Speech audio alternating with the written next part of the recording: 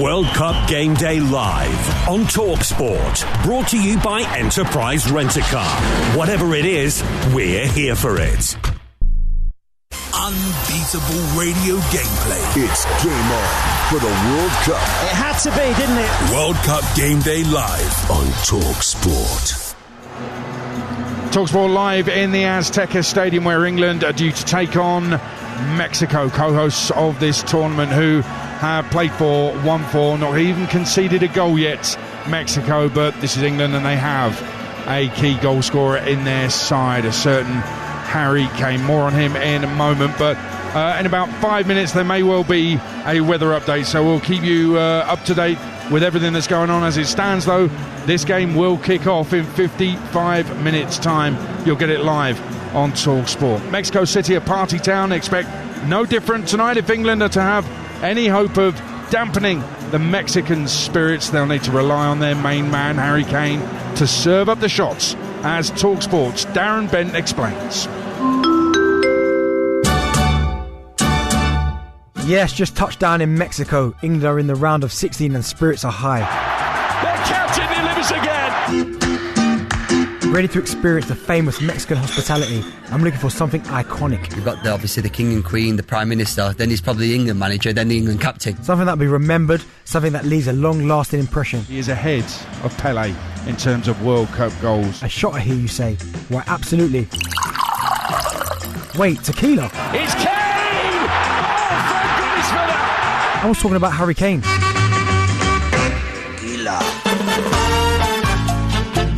Highly appreciated. He thrives in good company. Talk about Messi, Argentina. France with Mbappe, but they have other superstars also. We talk Haaland for Norway. But when it comes to England, it's all about Harry Kane. But being a striker isn't always smooth. Sometimes you have to wait and be patient. DR Congo scored in the first 5 minutes and just retreated, so there's no space for the likes of Harry Kane to get on the ball and get touches that he would have liked to. However, a strong-bodied presence like Kane is not only reliable, but he always delivers. Kane on the turn! Oh, what a goal! England's captain courageous, leading by example again. It's the consistency that he does it every day in training, every game. It's phenomenal. He plays at such a high level. It's an honour to play with him. For me, he's the best England player of all time. He's the one who showed up more than anyone, more than any England player. When you come away and you read some of the names that I'm among now, especially in England history, it's something that I'm extremely grateful for sure. Tequila. Once a bottle of tequila is opened, it will remain at peak quality for just 1 year. The same can't be said for Kane. And he's improved with age, so it makes sense. He still has a lot of football in him, and top clubs have always been after him. He just seems to be getting better with age. He's in a sweet spot of his career, quite late, but he is. He's just lean, he's sharp, he's fully focused, he's in top shape. The success he had and the influence he had with Bayern Munich, the intensity they played at Bayern, just helped him to reach this level. There's no doubt he's one of the best strikers in the world, and has been for the last decade. England will go to the Azteca. They know that they will have to improve every single facet of this game, with the exception of Harry Kane's finishing, because the captain has bailed them out of an enormous hole here. Without Harry Kane, England's chances of winning the World Cup are messy, to say the least. But with him leading the line, the nation can drink in optimism, and the captain can raise the bar. 72 goals so far, and then hopefully a few more to go. Is I think almost 20 more than I've ever reached in my career to date, and I've had some pretty good seasons up until now. So, my goodness, Jim, did we need him just then? Oh, go on, pour one out for me, please. Tequila. Well, we may well be relying on Harry Kane, but we're going to have to wait for it. There's been a weather update, a kick-off update. Here's Jim Proudfoot. And the match is delayed by at least an hour. So we've just been told in the last 90 seconds or so that the kickoff will be delayed because of the incoming severe weather. The expected kickoff time now, 7 p.m. local here in Mexico City. That's 2 a.m. back home. And we're waiting further information. There's no sign of anybody out on the pitch. Some of the cones have been put out there, but will be an hour's delay at least. And just to remind you of the situation, They've got to be careful of the incoming electrical storms. That is going to be stopping the warm-up, and that's why the kickoff is going to have to be delayed. Now at the new kickoff time, or the new proposed kickoff time of 7 p.m. local, that is when the severe rain is coming, and we're expecting 1.25 inches worth of rain in 2 hours from the new kickoff time. That won't necessarily be a problem, but they've got to wait for this heavy storm which is incoming to pass overhead. It's just not safe to kick off on time, so we're delayed by an hour. Yep, as Jim said, the match will kick off at this moment in time, scheduled to kick off at 7 p.m. local time here in Mexico City. That is 2 a.m. your time. And I know a lot of you were planning to maybe be in bed listening to us while the game's going on. We hope that continues. We absolutely don't mind being in bed with you all night while England are playing, and in the build-up to it as well. It means we get more chance to talk to you about football and about England and about this World Cup as well. But Stuart Pearce, it's important because the players are here already. There was talk that they were going to be delayed deliberately in getting here. They were going to be held back, but that didn't happen. They've arrived already.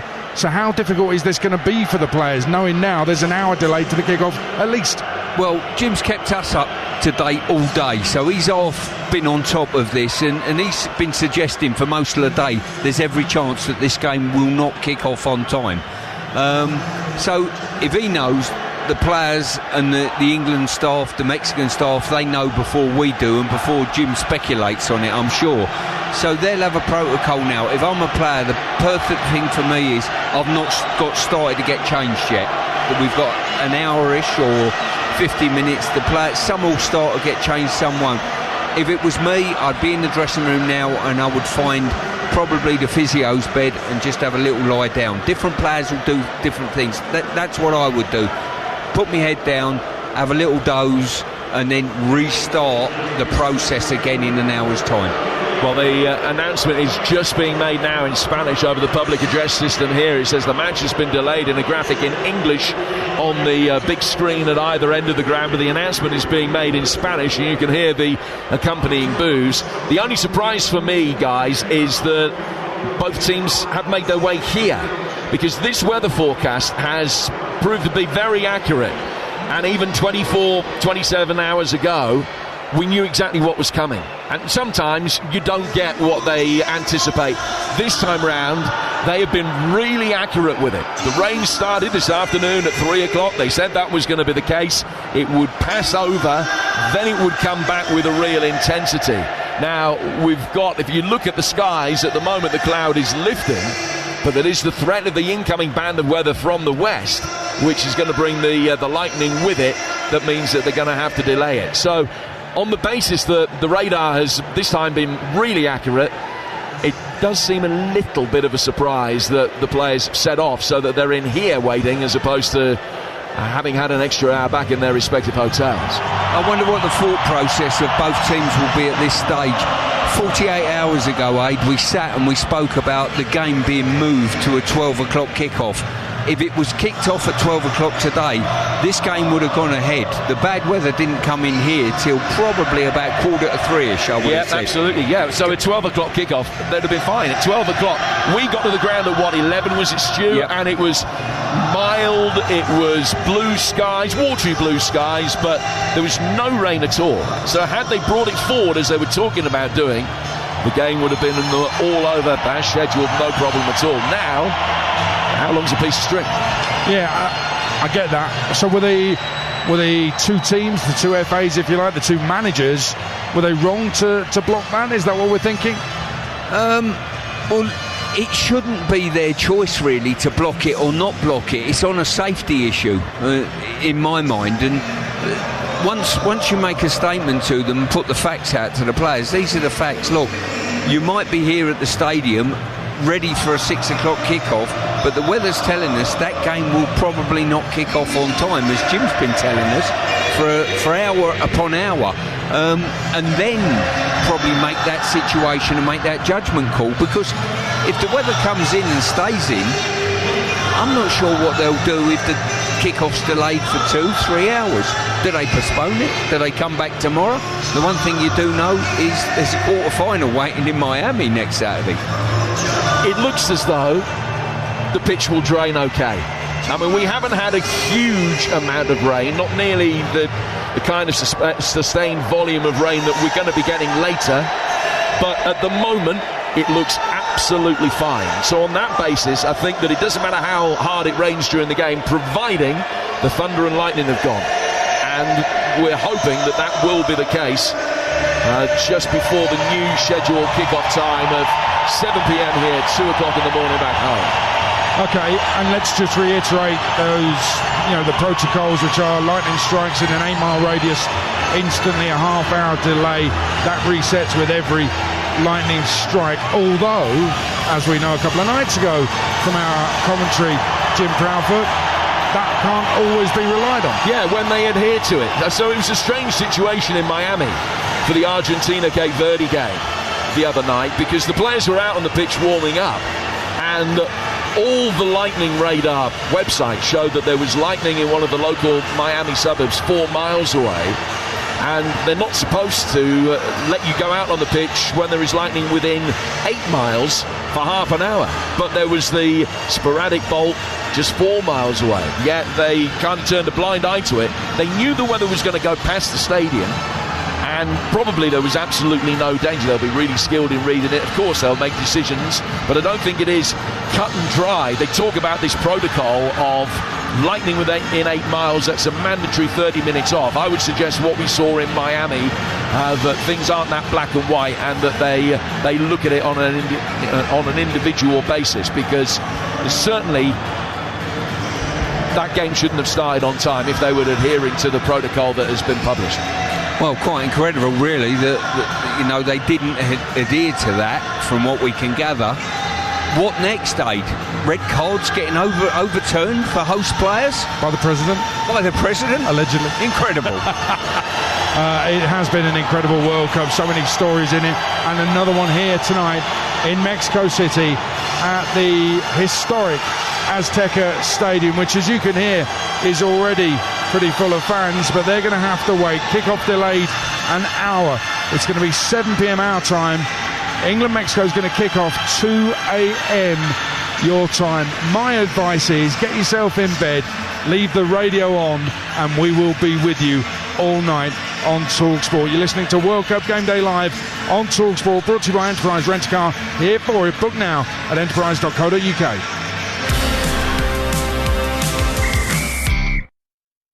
World Cup Game Day Live on TalkSport, brought to you by Enterprise Rent-A-Car. Whatever it is, we're here for it. The FIFA World Cup is here. We've been waiting for it, dreaming of it. Absolutely nothing could make it any better. Except getting a McDelivery. With delivery fee from 99p. Go on, bring it home. 18 plus, service fee and small order fee may apply. Participating restaurants, serving times and T's and C's apply. On game day, it has to be a lucky pants. And look, works every time. Not that you noticed, you're lost in another winning moment. Rich, thick ketchup, oozing onto a juicy burger. Back of the net. Because when it comes to the taste you love, it has to be Heinz. Bring me sunshine in a beer garden. The football on a giant screen. That first pint before kick-off, and something crisp and cold. Like Copperberg Crisp Apple Cider. Real apple cider. Cold and refreshing with a touch of Copperberg's famous sweetness. Ah, that's better. Copperberg Crisp Apple Cider. Bring me sunshine. 18 plus, always drink responsibly. Pay attention. The ferry leaves at 10 a.m. Roads are busy. Great. Dad, pack the boot. Suitcases, Tetris style. Yeah. Rosie, got your teddy? Uh-huh. No going back this time. Honey, how's the car? Windows clean, car wax, carpets. I meant the tyres. Oh, sorted them at Quick Fit last week. Brilliant. If things go to plan, it'll be smooth sailing. Planning the perfect getaway this summer? Make sure your tyres are up for the job. Book today at quickfit.com or your local centre. Quick Fit. Drive away happy every time. Bet365 are putting the power in your hands with their best ever bet builder. And now you've got more time to win. If the game goes to extra time, your player bets live on. But that's not all. Their incredible early payout and sub-on play-on offers come as standard. Download the app and see why it's never ordinary at Bet365. New and eligible customers only. Features apply on eligible player markets. Restrictions and T's and C's apply. 18 plus. Please play responsibly. Visit gambleaware.org. Scan your Tesco Club card and get match ready with sizzling deals. Get a 12-pack of Birra Moretti, now just £12, down from $18.25. Club card accepted. Because every little helps. Drink aware 18 plus, majority of larger stores, 330ml bottles, ends 13th of July. Club card or app required. World Cup Game Day Live on TalkSport, brought to you by Burger King Burger Buddies. Burger King has launched the perfect front three with the Whopper, Big King and Barbecue Steakhouse in snackable size. Enjoy Burger Buddies at Burger King this match day. 48 teams, 39 days, one summer of unbelievable, unbeatable sporting drama. World Cup Game Day Live on TalkSport. It's TalkSport Live in the Azteca, where the fans have already found out that this game kickoff will be delayed by an hour. 7 p.m. it will kick off, our time here in Mexico City. 2 a.m. kickoff, your time back home. Stick with TalkSport, we'll keep you company throughout. We've got the England team news. If you've only just joined us, 3 England changes from the win over Congo. Kwanzaa comes in at right back for Spence. Gordon and Saka start on the wings. Rashford and Madueke a drop to the subs bench. Well, whether it's home advantage, Mexico's form, or even the altitude, there's plenty for England boss Thomas Tuchel to consider ahead of this game. He's been speaking with our England reporter, Faker Others. I know you've literally just arrived, so have you been out on the pitch yet? Yeah, we've been in the stadium. And what is your first? Impressive. Iconic stadium, one of the iconic places in world football, with Wembley and Maracanã Stadium, and one of a kind. Very impressive and very grateful to have this experience. I enjoyed your comment about saying that England were owed some karma for that goal back in 1986. I think you were about 12 or 13 then. What do you remember of it? I remember the goal, of course. It was an iconic goal as well. And in the same match, Maradona scored another one, where he did it all on himself for 60 meters and dribbled around the goalkeeper and scored. So it was basically his World Cup. So I remember all that, and I remember sitting in front of the TV, and being here now feels a bit surreal. But like I said, it's iconic moment, and being part of it is very special. Do the players know much about it? They're obviously a little bit younger than we are. Yeah, they're younger, but they know, and they know what an iconic event that is to play in Azteca against Mexico. We feel on an international level that there are not many more iconic matches like that, like maybe Argentina in Argentina, Brazil in Maracanã. So yeah, we are aware of it. That it's a big challenge, and everyone, the players are very excited and looking forward to it. You've said that we've got lots of obstacles that we need to overcome to beat Mexico. What is the biggest one, do you think? I think the biggest one is, of course, the home advantage. It is a proper home advantage. We will play against 89,000, and we will play against the spirit of the whole country in the capital city. So that is the biggest advantage. It's just like it is, and of course the altitude, the adaptation physically to the altitude is in their favor, because we are not adapted and they are. So, but we will overcome that. I think we have to overcome it. We want to overcome it. We accept it. We will not complain about it. It's just what it is. Makes things difficult, but it's good. Yeah, it's another challenge, isn't it, to overcome. Do you feel, despite that an improved performance is on its way? Yeah, I feel that we're very close. If I see the matches yesterday, today, I just feel also just reassured. We saw today France needed a penalty. Maybe the best offensive team in the world at the moment needs a penalty to overcome a defensive block with Paraguay. So I think that puts our matches into perspective. I agree with you. We play against a very strong opponent on their home turf. They play a very good tournament. We need to put it together. I think we will put it together from performance-wise, offensively, defensively. We need to play more economically. We need to play more in sync. but it will come. I see very good things when I rewatch our match from a tactical and from a coach's point of view, and I feel from energy-wise that there's a moment where it will come together. But very clear, we also need to put it together because it's a big one, tough one. Thomas Tuchel speaking with TalkSport's England correspondent Faye Carruthers yesterday. Back in the Azteca, it's the rather unusual sound of England fans singing "Don't Look Back in Anger" by Oasis, but being drowned out by the Mexico fans. This is Mexico fans booing Oasis. Do you believe it? I cannot believe that they've put "Don't Look Back in Anger" over the tannoy in this place. It is volatile at the best of times. They've whacked it on. Credit to the England fans in the lower tier to our right and the upper tier to our right have been absolutely magnificent singing along to that. You see, this is a moment. This is a proper moment as a football supporter, that whatever happens over the rest of today, you'll never forget this day here in the Azteca. We don't know how long for. Oh, let's have a sing-song for 4 hours, beat Mexico on their own patch and go back to Miami. I mean, that's what it's all about as a travelling international supporter, isn't it? A lot of water to go under the bridge yet, of course. A lot of water to come down from the skies as well, I'm sure, in case you've just tuned in. Kickoff delayed an hour, 7 p.m. our time here in Mexico, 2 a.m. kickoff UK time. Stick TalkSport on, get yourself to bed. We will keep you awake, just doze off, we'll keep you awake. And when it kicks off, we'll talk you through it kick by kick. We are waiting to see if there's any more changes to that kickoff time. Interesting what Thomas Tuchel was saying there, Stuart Pearce, about how he referenced the hand of God and he's seeking karma for that. He's interested in that, and that's deep in our psyche as England fans, as English people, that we were cheated, and then 4 minutes later he does something absolutely magical. Maradona, it's deep in our psyche. Thomas Tuchel respects that, understands that. I quite like that. And I think you've got to do that. You've got to embrace the history of any football team, whether it be club or country, it doesn't matter.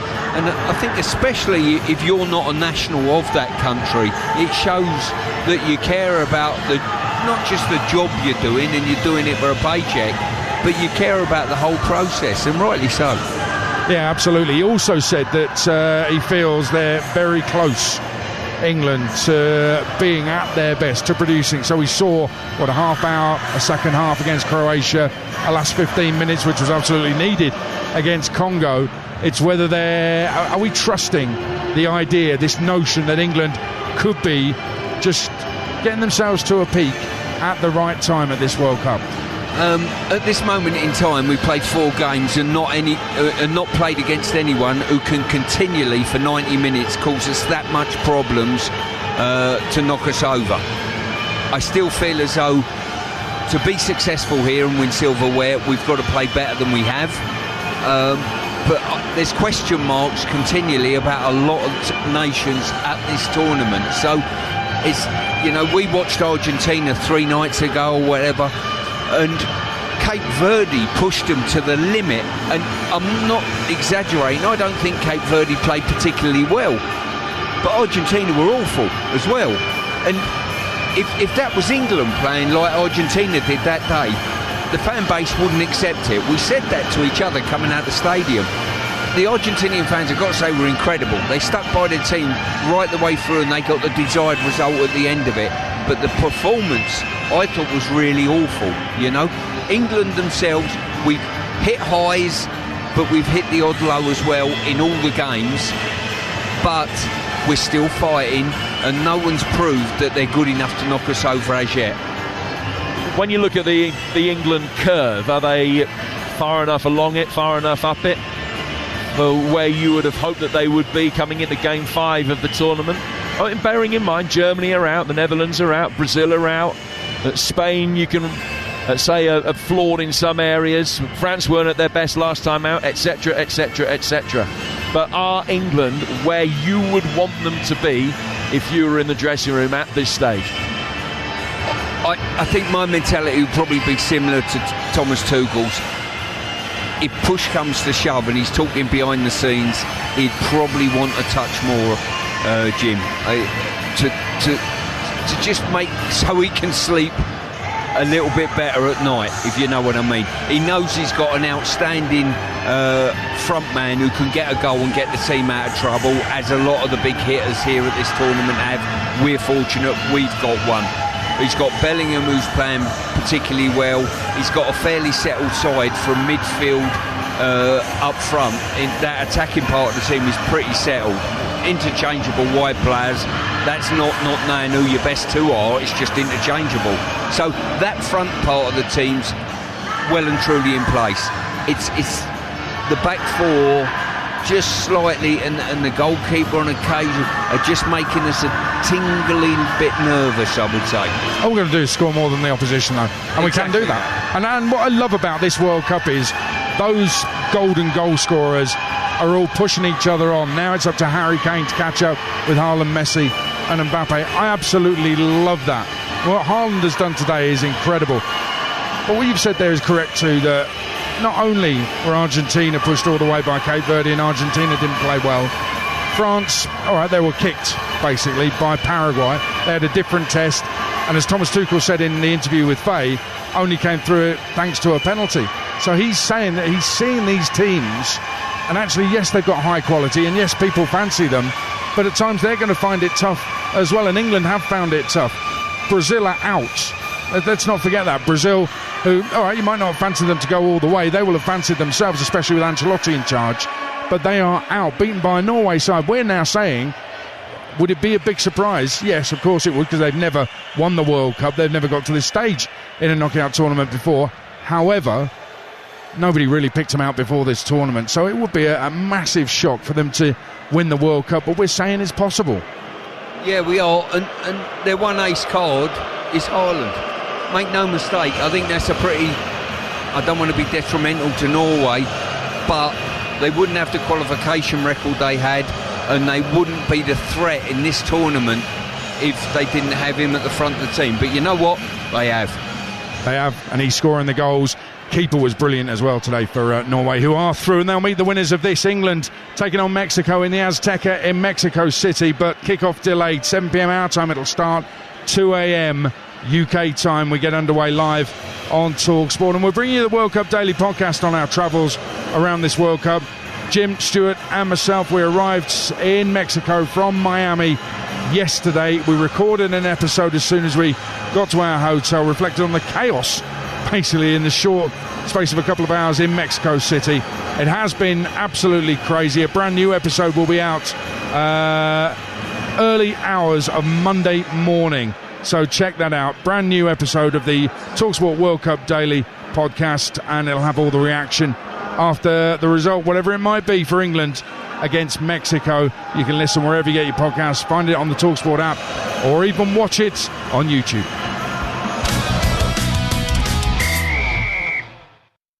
World Cup Game Day Live on TalkSport, brought to you by Burger King Burger Buddies. Iconic winners delivered in the box every time. Order now on the BK app. Pay attention. The ferry leaves at 10 a.m. Roads are busy. Great. Dad, pack the boot. Suitcases, Tetris style. Yeah. Rosie, got your teddy? No going back this time. Honey, how's the car? Windows clean, car wax, carpets. I meant the tyres. Oh, sorted them at Quick Fit last week. Brilliant. If things go to plan, it'll be smooth sailing. Planning the perfect getaway this summer? Make sure your tyres are up for the job. Book today at quickfit.com or your local centre. Quick Fit. Drive away happy every time. On game day, it has to be a lucky pants. And look, works every time. Not that you noticed, you're lost in another winning moment. Rich, thick ketchup oozing onto a juicy burger. Back of the net. Because when it comes to the taste you love, it has to be Heinz. Bring me sunshine in a beer garden. The football on a giant screen. That first pint before kick-off. And something crisp and cold. Like Copperberg Crisp Apple Cider. Real apple cider. Cold and refreshing with a touch of Copperberg's famous sweetness. Ah, that's better. Copperberg Crisp Apple Cider. Bring me sunshine. 18 plus, always drink responsibly. McDonald's Taste of the Tournament has arrived. Get the Sweet Carolina barbecue stack. 2 juicy patties and crispy bacon covered in sticky Carolina barbecue sauce. The Sweet Carolina barbecue stack. Bring it home with McDelivery. Until the 13th of July from 11 a.m. Fees apply to delivery orders. Price and participation may vary, subject to availability. Massive news from Bet365. The world's biggest football tournament is here. And to celebrate, Bet365 are bringing you more offers than ever before. We've got incredible offers every single day of this summer's tournament. There you have it. Download the app and see why it's never ordinary at Bet365. New and eligible customers only. T's and C's and restrictions apply. 18 plus. Please play responsibly. Visit gambleaware.org. Scan your Tesco Club card and get match ready with sizzling deals. Get a 12-pack of Birra Moretti, now just £12, down from $18.25. Club card accepted. Because every little helps. Drink aware 18 plus, majority of larger stores, 330ml bottles, ends 13th of July. Club card or app required. World Cup Game Day live on TalkSport. Brought to you by Enterprise Rent-A-Car. Whatever it is, we're here for it. Unrivaled kick-by-kick commentary of every single game across the entire tournament. World Cup Game Day live on TalkSport. And we're live in the Azteca Stadium, the historic, the iconic Azteca Stadium in Mexico City. This is where Pelé won the World Cup. It's where Maradona won the World Cup. It's where Maradona scored a great goal against England. Also, on that day, he cheated against England. Why didn't we have VAR back then? We're hoping to get underway at some point tonight. The plan is 2 a.m. UK time kickoff for England against Mexico here at the Azteca. But for now, let's take a look at the latest odds with Bet365. On the ball on TalkSport with Bet365. Get your money back in free bets if your bet builder doesn't come in on tonight's England game. Max free bet varies per customer. Bet restrictions and T's and C's apply. 18 plus, gambleaware.org. Steve Freeth from Bet365 joins us. Steve, it's going to be an all-nighter. We're pulling an all-nighter on TalkSport. Yes, good evening, Aid, or good afternoon where you are. Yeah, all the talk of the altitude and home records. It's England who will start favourites here at 8-5, just a bit bigger than 6-4. And Mexico, I know, do like to get at the traps early. They are 5-4 to score first, 2-1 to win the game. And their keeper, who hasn't conceded yet, Azzi Hangel, he's 2-1 to keep another clean sheet, and he's 80-1 into 10-1 to win the Golden Glove. Well, no goals conceded so far, as you say. He's got to be in with a shout. What about the other end then? Who's going to score the goals? Yeah, Kane needs to step up, doesn't he, after that brace from Haaland. Incidentally, Aid, we had 21,365 bets on Haaland to score 2 or more at 8-1. So fair play to those customers. Harry Kane is... Yeah, thank you, Aid. 9-2, Harry Kane to break the deadlock. 10-1 to score 2 or more, 50-1 for a hat-trick, and he's now out to 12-1 to be top goal scorer. Saka's 4-1 for an assist, 16-1 to score outside the box. Bellingham is a big old price to score a header. He's 28-1. Sorry, 28-1 to score from outside the box. Nico O'Reilly, I know I've backed him a couple of times before, but he's had 6 attempts, 5 headers. He's 18-1 to score a header. And Quansah, he's in the side, of course. He's 5-1 to be carded. Yeah, that O'Reilly head has got to be coming, hasn't it? I'm intrigued, the player of the match. I mean, we were at Argentina, Cape Verde. In this stadium, the official player of the match was given to Messi, which was a scandal. Really, I mean, it was extraordinary. So the player of the match market, I find absolutely fascinating. And I know a lot of punters are interested in it. They are, and in fact there are 3 players that have won it twice on show tonight, Aid. Kane has won it twice, he's 11-10 favourite. Bellingham, he's 5-1. Quinones, of course, who's had a great tournament, he's 7-1 to win it for a 3rd time. I mentioned the keepers, Pickford and Hangala, 8-1.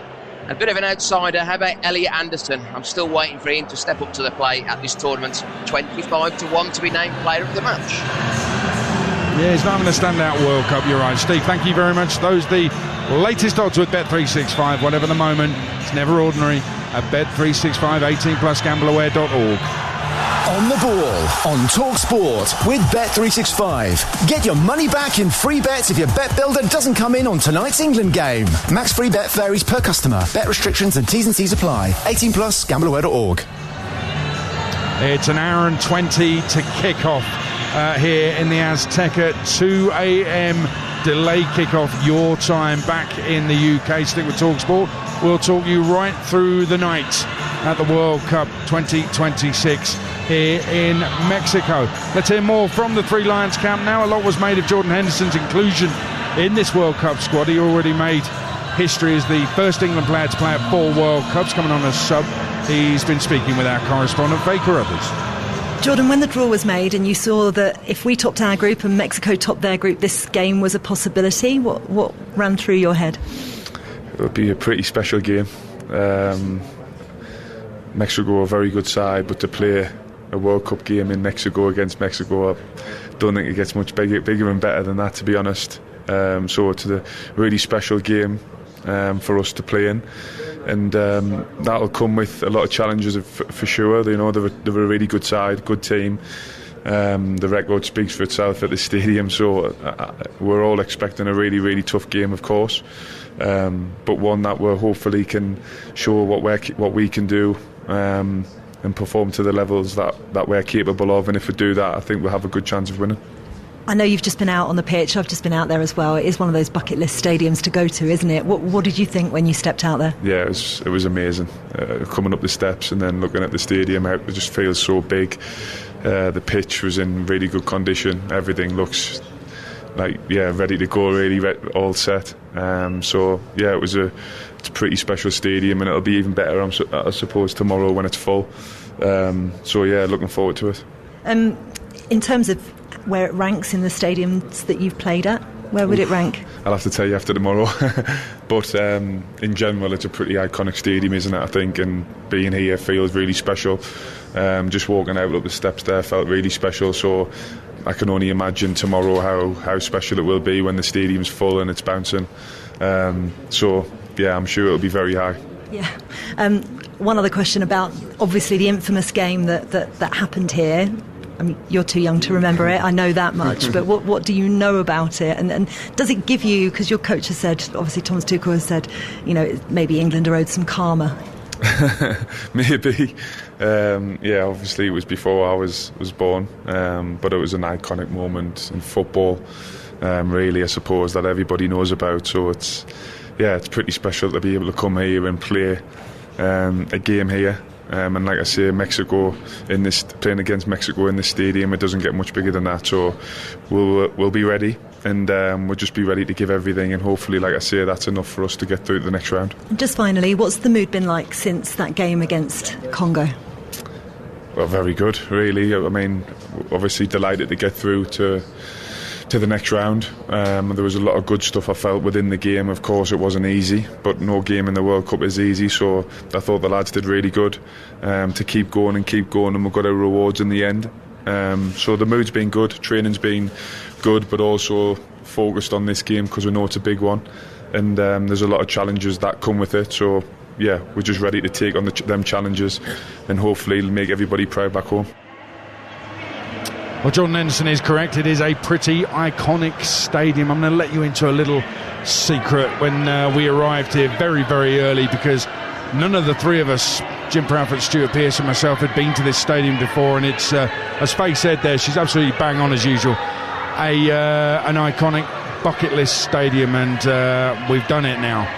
Wait and see a game here, but we've been to the stadium. I have to say, Jim Proudfoot, who's been to a lot of stadiums, not all of them as brilliant as this one, but you've been to many, many stadiums. You collect stadiums, really. And you had a little moment to yourself, a fully empty stadium, and you just had a little moment to yourself. I spotted it, and I thought, wonder what's going through his heart and mind right now. Yeah, you very kindly took a picture of me, which I will treasure. I must admit, it was...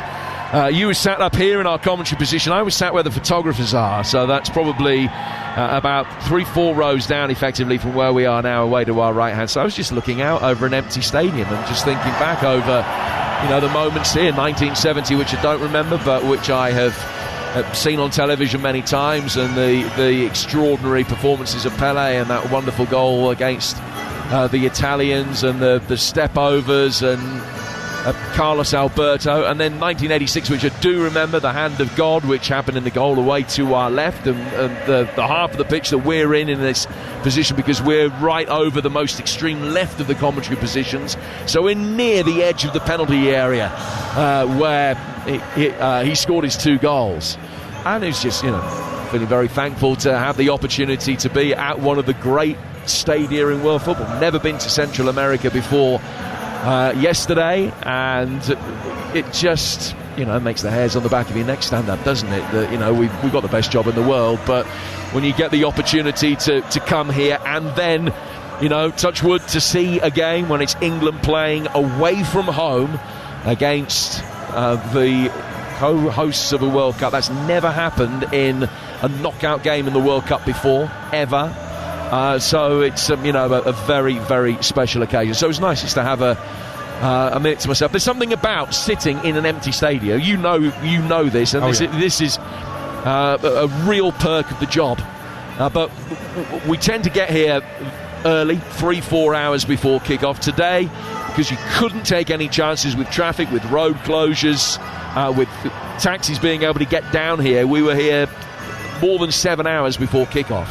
So we were the first in, and there's just something about it. When you look around thinking, this is going to be one of the days that we will always remember, and you don't know how it's going to unfold. You don't even know when it's going to start unfolding because of the Mexican standoff that we've got at the moment. And you just sit there, and there's something very special and almost reverential about being in an empty stadium. To get the chance to do that here, I must admit, was something that will live with me for a long time. Yeah, emotional moment, no doubt about it. And I think that it's added to it being here the last 24 hours. I've never been to Mexico before, so my first experience was what Stuart quite rightly called a very chaotic Mexico City, and it is absolute chaos in Mexico City. There is no other way to describe it. And then you come here, and we were in this great big bowl of an historic stadium, and I have to say that it's a cathedral. And a lot of empty stadiums are cathedrals, and this is definitely one of them. And it was, at that moment, it was a moment of peace within this football cathedral that kind of negated all the chaos that was going on outside and a few miles away in the city centre. So for me, it just added to the moment of it. It was always going to be a special moment. Stuart, you remember that 1970 World Cup. I mean, the big moments for England there were in Guadalajara. You remember the Gordon Banks save, etc. But that final, where Pelé picked up another World Cup winners' medal, when he nonchalantly, that fourth goal is sensational. He nonchalantly lays it off after most of the Brazil team have touched the ball, and it just pops up perfectly for Carlos Alberto to rocket it home. For me, it's got to be the greatest goal of all time, but that really was an iconic World Cup final. And then 86 with Maradona winning it, and that in itself, I mean, the hand of God kind of, and the great goal he scored, goal of the century against England, overshadows what was a brilliant World Cup final where Argentina looked absolutely set to win it comfortably. Germany came back, then Argentina found a winner. It was, again, Maradona winning that World Cup. Iconic moments, and both of them for Pelé and Maradona in this stadium. Yeah, I think that's the beauty of it. I mean, a few weeks ago, we all walked through. We went to the Mumford gig in Boston. And Mumford and Sons, Fenway Park. And we walked through Fenway Park, and it just reeked of history, the stadium. And the same applied here when we walked in here, because of the history that's gone before it, because of the memories on the pitch down there, because of the amount of people that have come and paid homage over the years to sort of superstar footballers that have graced that pitch. And listen, I remember watching Pelé just roll the ball to the side in probably one of the greatest finals there's ever been in world football. And I thought to myself at a young age, and didn't realise, if you're the best player, why don't you take everybody on? And Pelé rolled the simplest of balls at the right weight at the right time to a teammate. And I didn't realise until I become a coach or a player, maybe like in my latter days, about football's all about being a team sport and doing the right thing for the team. And that was why Pelé playing on this pitch that day caught my eye, and I thought to myself, well, that's why he's the best I've ever seen. Indeed, some amazing moments in this stadium. In fact, one fan has arrived at the stadium just holding a photograph, a blown-up photograph of Maradona handling the ball above the outstretched arm of Peter Shilton. If Shilton jumps, he's going to get that, but I can't go over that old ground again, can I? Well, if Mr. Trump can actually ring FIFA, maybe he can get the result overturned. It can be done. I think he should just give us the World Cup. Anything could happen. I'll take that, absolutely. We do have a bit of breaking news. Neymar has announced he has retired from international football, and his quote was, I tried, now it's over. We'll reflect on that shortly. The fans are in good form, actually, good voice as well, singing Status Quo, rocking all over the world. They were doing Don't Stop Me Now by Queen a moment ago, and I tell you that one fan has come to this stadium, a Mexico fan, dressed as a taco. That is some effort from him. We're getting ready, but it's still a way off. An hour and 10 minutes to go until the delayed kickoff, 2 a.m. UK time. England take on Mexico on TalkSport. World Cup Game Day live on TalkSport. Brought to you by Enterprise Rent-A-Car. Whatever it is, we're here for it. Bring me sunshine in a beer garden. The football on a giant screen. That first pint before kick-off. And something crisp and cold. Like Copperberg Crisp Apple Cider. Real apple cider. Cold and refreshing with a touch of Copperberg's famous sweetness. Ah, that's better. Copperberg Crisp Apple Cider. Bring me sunshine. 18 plus, always drink responsibly. The FIFA World Cup is here. We've been waiting for it, dreaming of it. Absolutely nothing could make it any better. Except getting a McDelivery. With delivery fee from 99p. Go on, bring it home. 18 plus, service fee and small order fee may apply. Participating restaurants, serving times and T's and C's apply. On game day, it has to be a lucky pants. And look, works every time. Not that you noticed. You're lost in another winning moment. Rich, thick ketchup oozing onto a juicy burger. Back of the net. Because when it comes to the taste you love, it has to be Heinz. Bet365 are putting the power in your hands with their best ever bet builder. And now you've got more time to win. If the game goes to extra time, your player bets live on. But that's not all. Their incredible early payout and sub-on play-on offers come as standard. Download the app and see why it's never ordinary at Bet365. New and eligible customers only. Features apply on eligible player markets. Restrictions and T's and C's apply. 18 plus. Please play responsibly. Visit gambleaware.org. Pay attention. The ferry leaves at 10 a.m. Roads are busy. Great. Dad, pack the boot. Suitcases, Tetris style. Yeah. Rosie, got your teddy? No going back this time. Honey, how's the car? Windows clean, car wax, carpets. I meant the tyres. Oh, sorted them at Quick Fit last week. Brilliant. If things go to plan, it'll be smooth sailing. Planning the perfect getaway this summer? Make sure your tyres are up for the job. Book today at quickfit.com or your local centre.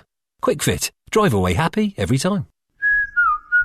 Scan your Tesco Club card and get match ready with sizzling deals. Get a 12-pack of Birra Moretti, now just £12, down from $18.25. Club card accepted.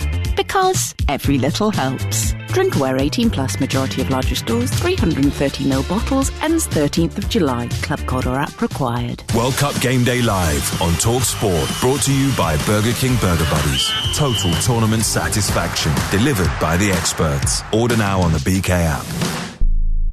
The only place to hear all 104 World Cup games live. This stadium is shaking! World Cup Game Day live on TalkSport. We've had some horrible weather in Mexico City this afternoon and into the evening here. We're 7 hours behind you. It's coming up to 6 p.m. our time in Mexico City, and kickoff should be in a few minutes, but it's been delayed by an hour. 7 p.m. it will kick off our time. UK time, that's 2 a.m. we get underway. There's been no change to that since it was announced a while ago. Fans seem to be doing okay. They're having a good time, listening to some great music and singing along as well. So far, so good, but we really can't wait for the action to get underway. We're approaching the business end of the tournament. We've already seen 91 games at this year's World Cup, and they've all been live on the TalkSport network, and this is how it's all sounded. It is the biggest World Cup ever. And the glancing header is in! Raul Jimenez strikes in Mexico's World Cup. That's the moment. We can just sit back, get the popcorn and enjoy it. World Cup just doesn't feel like it gets going until you see that yellow shirt. Brilliant goal! Absolutely brilliant goal! A moment of absolute genius!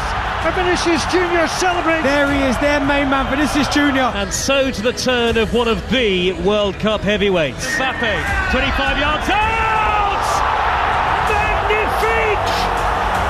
Arise, Kylian Mbappe! Oh my goodness, I just find these sporting moments, and to be here to see that is special. The greatest goal scorer in France history! And there's the inevitable goal from Erling Haaland to respond to Mbappe in the same group. There's the hat-trick for Lionel Messi! The maestro strikes again! Gift from God, that's what he is. As we turn the next page in England's story, hoping beyond hope that this is the one with a triumphant final paragraph. In he comes from Rashford, keeping his feet and winning the game for England! Final wants it pulled back. Yamal on the far post! There it is! Spain lead! Finally they hit the back of the net! And who else was going to get it? But the teenage sensation! Back-to-back clean sheets for the first time ever at the start of a World Cup for the Spaniards. They beat Saudi Arabia in Atlanta by 4-0. It's Somerville running at Lindelof, right-footed effort into the bottom left-hand corner. Now Mecha guns it into the area, and Dennis Undav may well have won it. And Medina, and here is Messi! And that's the moment they came for. Lionel Messi becomes the World Cup's all-time top goal scorer. His career is just beyond parallel. He's quite possibly the best player we've ever seen play football. Here's Mbappe again, right-hand corner of the area, shoots himself for a shot and blasts it left-footed. Kylian Mbappe says, take that!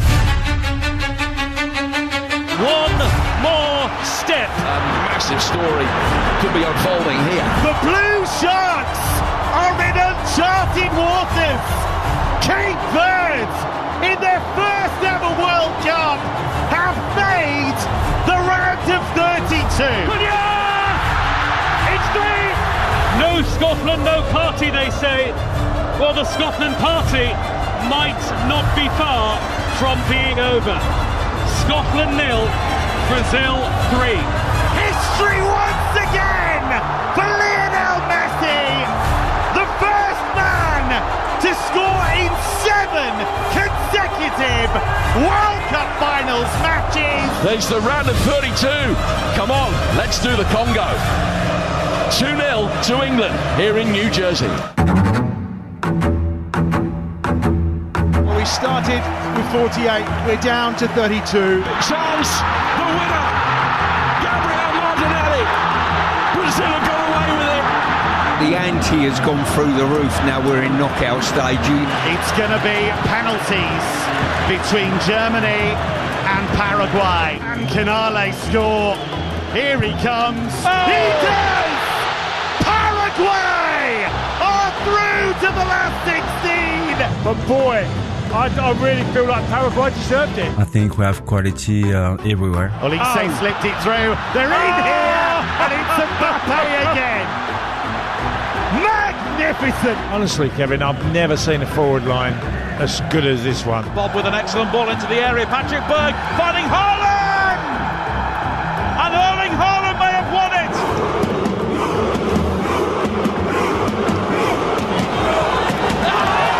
Raul Jimenez again! It's magnificent! It's a dream to be here, to be witness this and to seeing it and to be hearing it and to be enjoying it. The curse of the Quinto Partido is lifted and Mexico have done it, and perhaps the greatest World Cup venue of all. Tielemans to the rescue for Belgium. Belgium! Wow, what a game, and how hard is that on Senegal?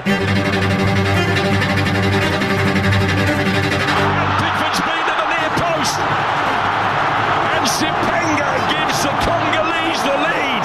I felt no fear of the players, and I felt no disbelief. It's Kane! Oh, thank goodness for that! We have hero moments, and for me it was the day. Ability to score a goal will get his team out of trouble time and time again. Kane on the turn! Oh, what a goal! The United States of America are through to the last 16 of the World Cup. Marble to finish it off. Another picture book Spanish goal. Cristiano Ronaldo, at 41 years of age, scores in a World Cup knockout game for the very first time. And it's Portugal who will face Spain in Dallas on Monday night. They beat Croatia by 2-1. Ball in towards Messi. Oh, how on earth has he squeezed that in? They'll come here to see Messi magic, and he has delivered. Verdi will bring it forward here with Sidney Cabral. Oh, brilliant! That is a stunning goal. You just couldn't comprehend it. I've just seen the best goal at this World Cup. 3-2 Argentina. Romero takes the acclaim. Argentina have won. A simply stunning game of football. One of the greatest that the World Cup has ever seen. Rahimi! There it is! Sends Morocco through to the quarter-finals. Mbappe stutters right-footed and scores! They're heading for the World Cup quarter-finals. He's trying to also win the country back by being at his best. And there can be no greater stage for Erling Haaland to further prove he's at the peak of his powers. Back to Erling Haaland, left-footed shot! He's picked up the corner! You beauty! It's Norway into the quarter-finals. Brazil are heading out. This is a dream. This is history unfolding itself in front of our very eyes.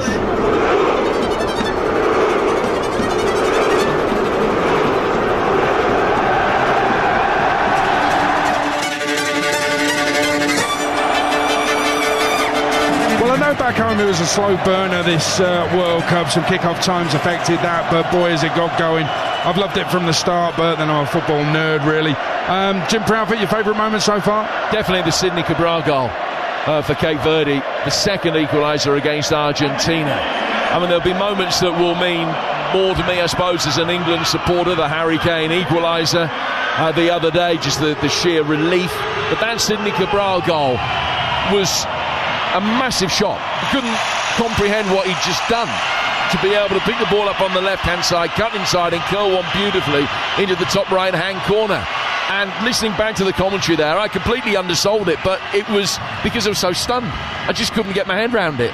It's not one of those moments where you see it coming. The Messi goal was a moment of brilliance from the best player that has ever played the game. Sidney Cabral to do that in that instance was such an extraordinary wow moment, and that is a goal I will never forget watching. But I think you actually reflected the moment, because we were all shocked by it. Quality goal that wasn't expected. They'd equalised once, surely weren't going to equalise again. Well, they did with an absolute worldie. That would probably be my moment as well. Stuart, what's yours? Yeah, if Jim hadn't have said it, I would have had to say that. The timing of it against who it was, what goalkeeper was in post. I said it was the best World Cup goal. I didn't mean so far, I meant overall World Cup. I will not see a better one leading into the tournament. But another thing, interaction with crowd. I really loved the Norwegians with the interaction with their players, especially at the end of the game. We saw it at the end of the Brazil game, and I think that's what the World Cup's all about.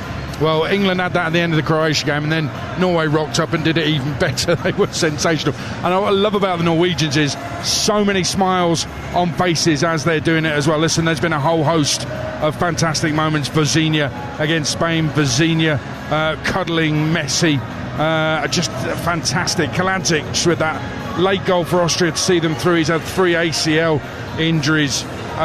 You've got to admire that. He deserved his moment. Haaland bullying Gabriel yet again. And Michael Olise has been rejected by so many clubs early in his career, backed himself to play for France, and here he is starring at a World Cup. Germany being so bad at penalties, and of course Scotland's long, slow, painful exit from this World Cup as an example of how brutal World Cup football can be. Just very quickly, we're looking down on the pitch, which is looking very green. it must be very wet. But we've just been watching, Jim Proudfoot, some balls being kicked on it. How true is the roll of the ball? Well, it's not great. It's not great by any stretch of the imagination. I mean, they did roll, I suppose, relatively true, but not as far as you would have anticipated. And they held up pretty quickly as though someone had put backspin on them. So it's going to take some watching, bearing in mind that the rain is coming down with more intensity. The weather, which is coming from the north, which is away to our right-hand side, is going to bring a lot of rain. And every time you look at the forecast, the amount of rain is more. So probably now 1.5 inches in a 2-hour spell once the game has started. Well, sorry, Stuart. I believe that the England players are making their way, the England goalkeepers rather, making their way out onto the pitch, led by Jordan Pickford. Which is a fantastic sign, because we're due to kick off in 55 minutes, delayed kick-off, 2 a.m. your time, and you can hear the booing, and that's because the England number 1, Jordan Pickford, has just emerged onto the pitch, just steps over the white line, and that's why the Mexicans are booing. But balls are out of bags, and it does look like we're going to get underway. Stuart, sorry, you were going to talk about the roll of the ball. Yeah, I think the panels on the ball make it look as though it's rolling slightly untrue as well. So I think the coloration on the ball don't help the visuals on that. It's a fair point. I hadn't thought of that. Well, that's what I'm here for. This is impressive. Oh, the big cheer. Mexican keepers on their way out to warm up. And that gives you some idea of what England will be up against tonight. I know England fans travel. There's always a load of them in the stadium. But this is different. This is Mexico's home. This is the Azteca, and they will be noisy tonight. You've just had a little flavour of it, but it's good news. It's just a relief to see players and balls and cones on the pitch, and in less than an hour we should be getting underway. Live on TalkSport, England taking on Mexico. The winners face a quarter-final in Miami against Norway. World Cup Game Day live on TalkSport. Brought to you by Enterprise Rent-A-Car. Whatever it is, we're here for it. Bring me sunshine in a beer garden, the football on a giant screen, that first pint before kick-off, and something crisp and cold. Like Copperberg Crisp Apple Cider. Real apple cider. Cold and refreshing with a touch of Copperberg's famous sweetness. That's better. Copperberg Crisp Apple Cider. Bring me sunshine. 18 plus, always drink responsibly. The FIFA World Cup is here. We've been waiting for it, dreaming of it. Absolutely nothing could make it any better. Except getting a McDelivery. With delivery fee from 99p. Go on! Bring it home! 18 plus, service fee and small order fee may apply. Participating restaurants, serving times and T's and C's apply. On game day, it has to be a lucky pants. And look, works every time. Not that you noticed, you're lost in another winning moment. Rich, thick ketchup, oozing onto a juicy burger. Back of the net. Because when it comes to the taste you love, it has to be Heinz. Bet365 are putting the power in your hands with their best ever bet builder. And now you've got more time to win. If the game goes to extra time, your player bets live on. But that's not all. Their incredible early payout and sub-on play-on offers come as standard. Download the app and see why it's never ordinary at Bet365. New and eligible customers only. Features apply on eligible player markets. Restrictions and T's and C's apply. 18 plus. Please play responsibly. Visit gambleaware.org. Pay attention. The ferry leaves at 10 a.m. Roads are busy. Great. Dad, pack the boot. Suitcases, Tetris style. Yeah. Rosie, got your teddy? Uh-huh. No going back this time. Honey, how's the car? Windows clean, car wax, carpets. I meant the tyres. Oh, sorted them at Quick Fit last week. Brilliant. If things go to plan, it'll be smooth sailing. Planning the perfect getaway this summer?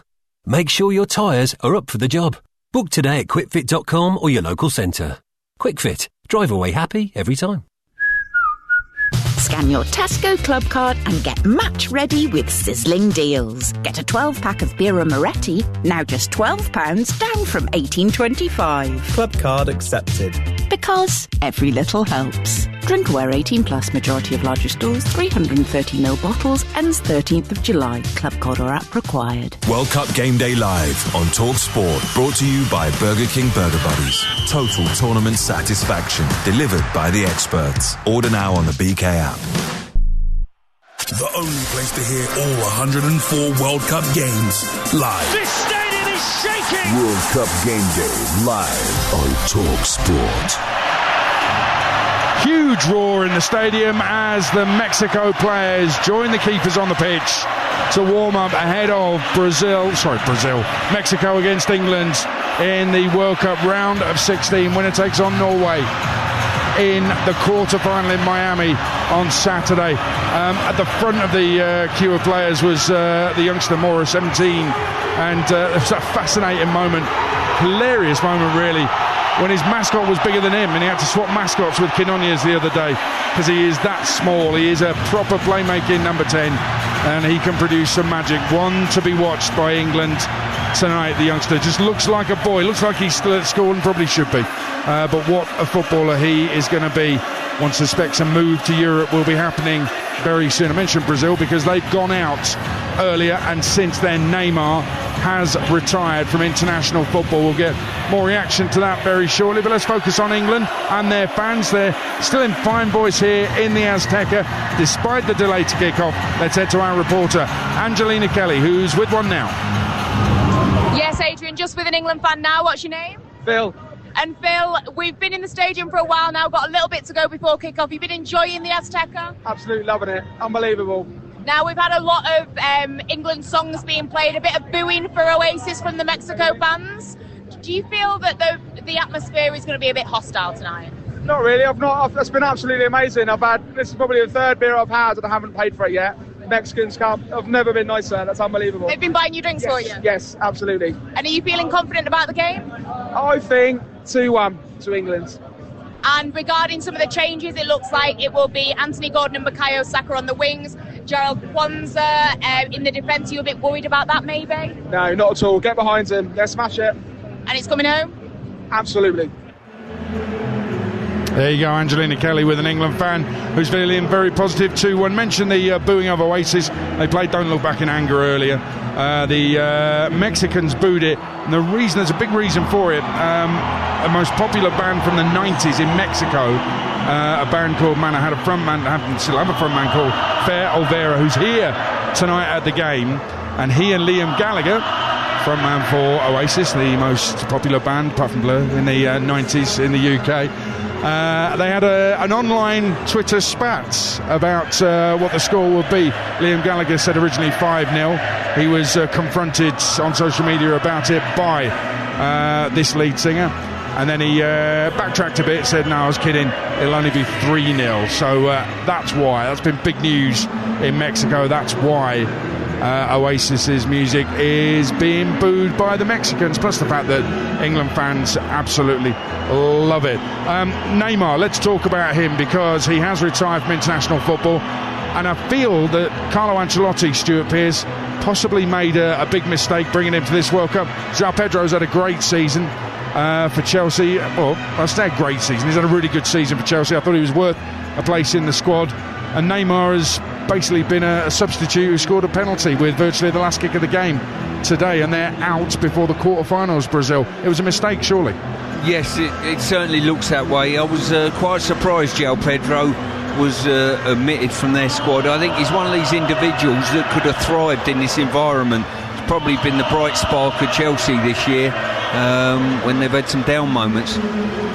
And Endrick hasn't pulled up any trees, and he's come on and he missed a one-on-one today, which would have made it 1-0 to Brazil. He was played in and never looked as though he had the conviction to beat the goalkeeper. João Pedro had taken that chance, I would have imagined, then it could have been extremely different. So I think Carlo Ancelotti might have a few regrets.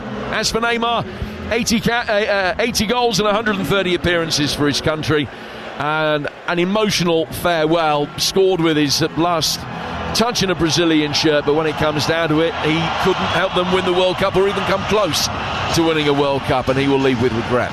Yeah, I've heard Jason Cundy talk about Neymar a lot and say he's a myth. I actually think he's been brilliant, but He hasn't had that World Cup to back it up. You'll hear the booing behind me, and that's because England's players, led by Harry Kane, are now out on the pitch preparing for their warm-up. They look bright, they look ready. There's a few sprints going on, a lot of dribbling of the ball going on. Harry Kane turns and jogs back across the pitch.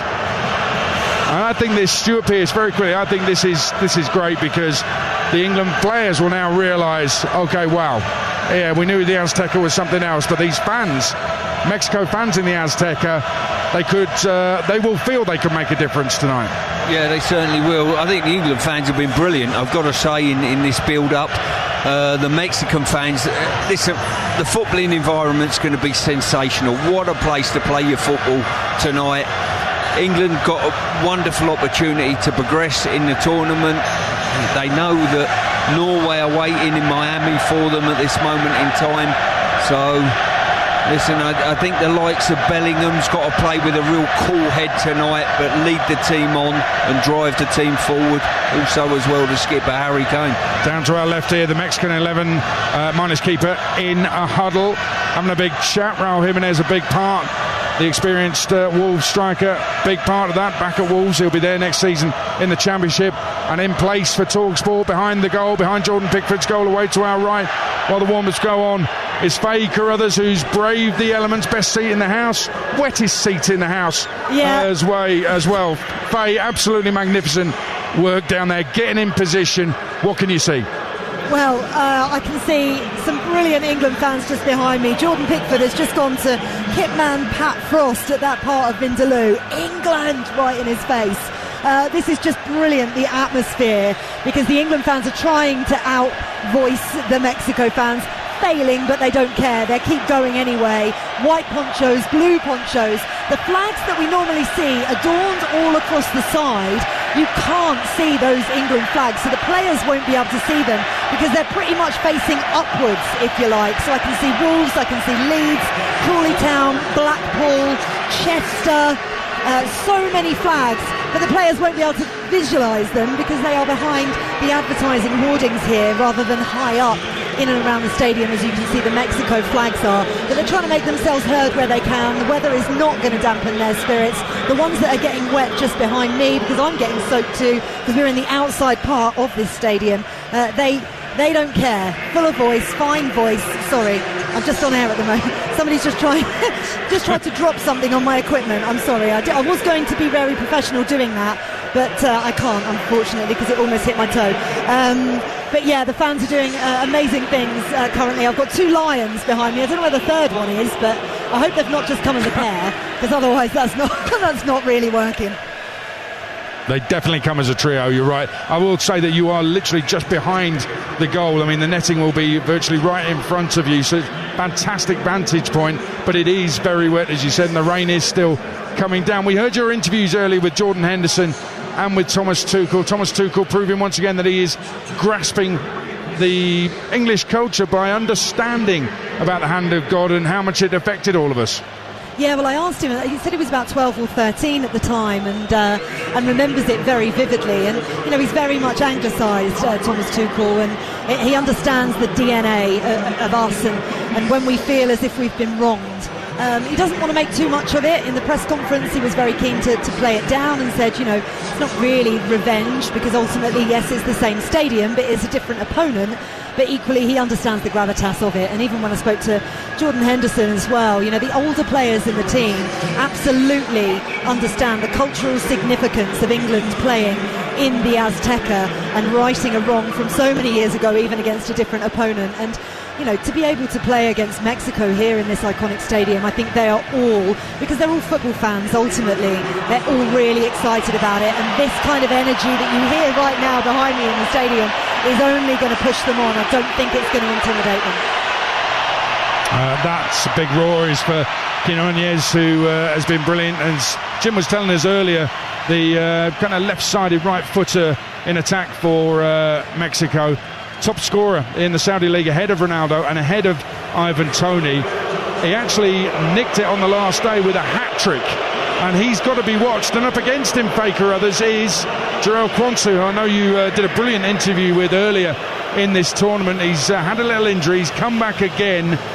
It's going to be a big one for him up against Mexico's top player of this tournament.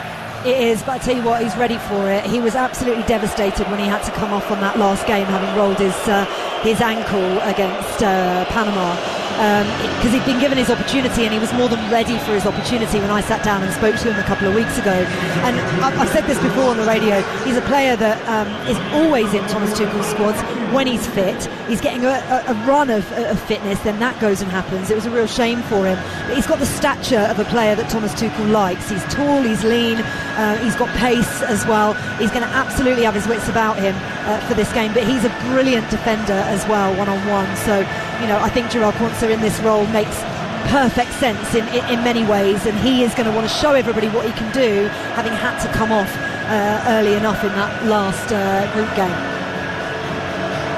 You are pitch level, so you're best placed right now. They're knocking the ball to each other, the England players, just in front of you.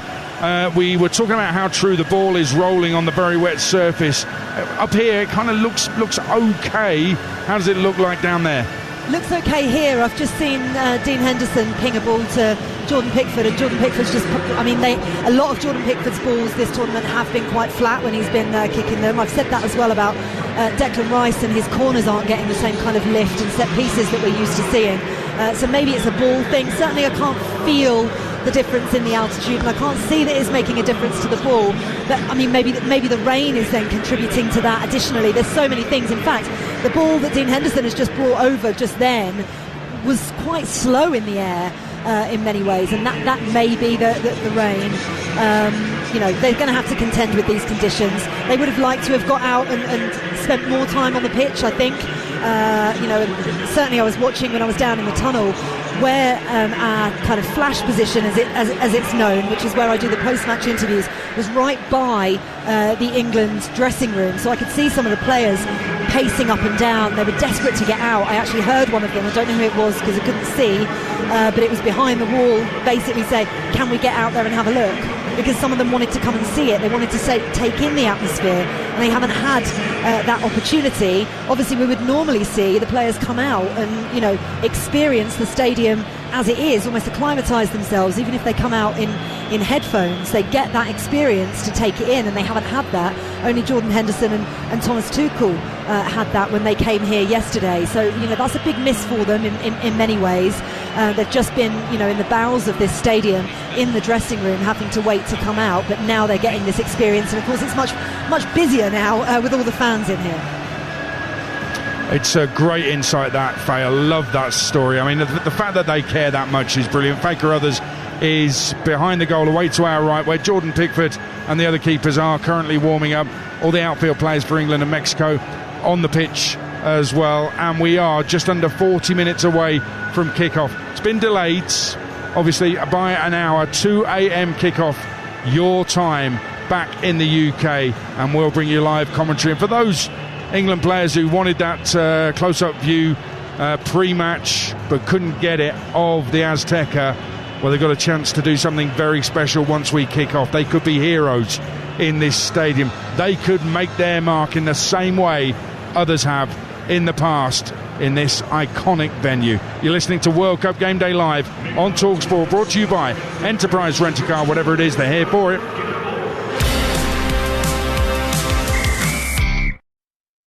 World Cup Game Day Live on TalkSport, brought to you by Enterprise Rent-A-Car. Whatever it is, we're here for it. The FIFA World Cup is here. We've been waiting for it, dreaming of it. Absolutely nothing could make it any better. Except getting a McDelivery. With delivery fee from 99p. Go on, bring it home. 18 plus, service fee and small order fee may apply. Participating restaurants, serving times and T's and C's apply. On game day, it has to be a lucky pants. And look, works every time. Not that you noticed, you're lost in another winning moment. Rich, thick ketchup, oozing onto a juicy burger. Back of the net. Because when it comes to the taste you love, it has to be Heinz. Bring me sunshine in a beer garden. The football on a giant screen.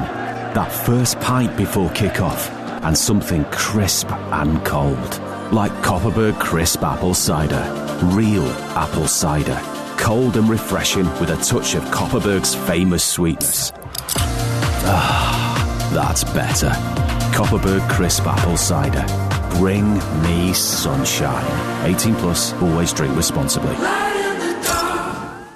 Pay attention. The ferry leaves at 10 a.m. Roads are busy. Great. Dad, pack the boot. Suitcases, Tetris style. Yeah. Rosie, got your teddy? No going back this time. Honey, how's the car? Windows clean, car wax, carpets. I meant the tyres. Oh, sorted them at Quick Fit last week. Brilliant. If things go to plan, it'll be smooth sailing.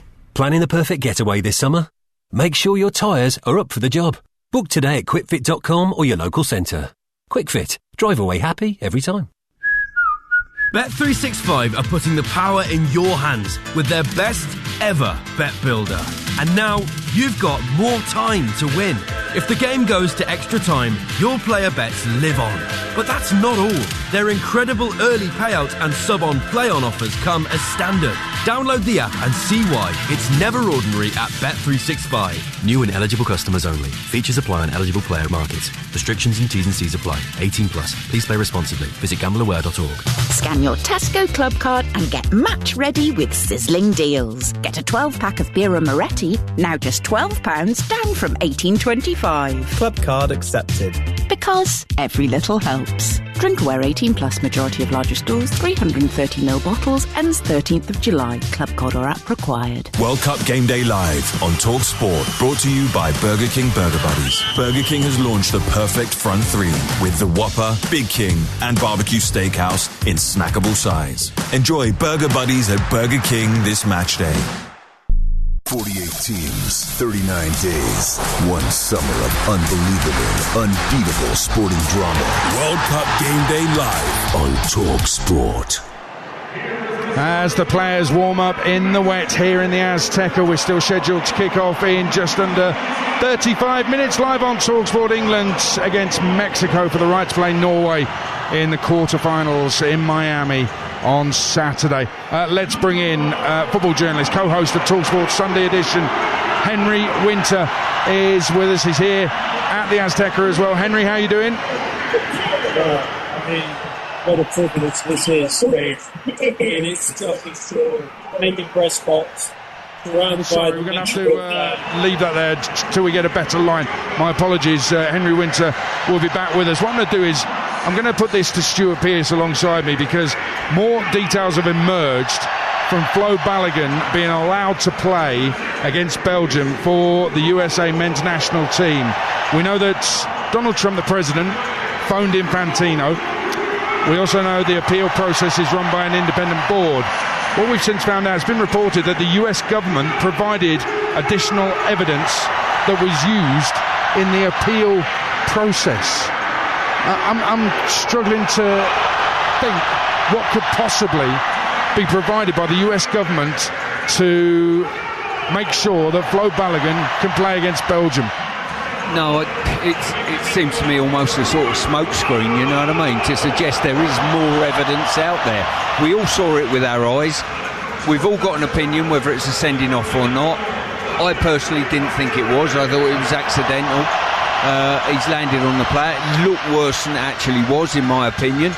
But once you've been sent off, I don't think there should be a comeback from that, because we all know if it wasn't the host nation, and it was a lesser light, if you like, if it was, you know, it would never ever get overturned. It's ridiculous.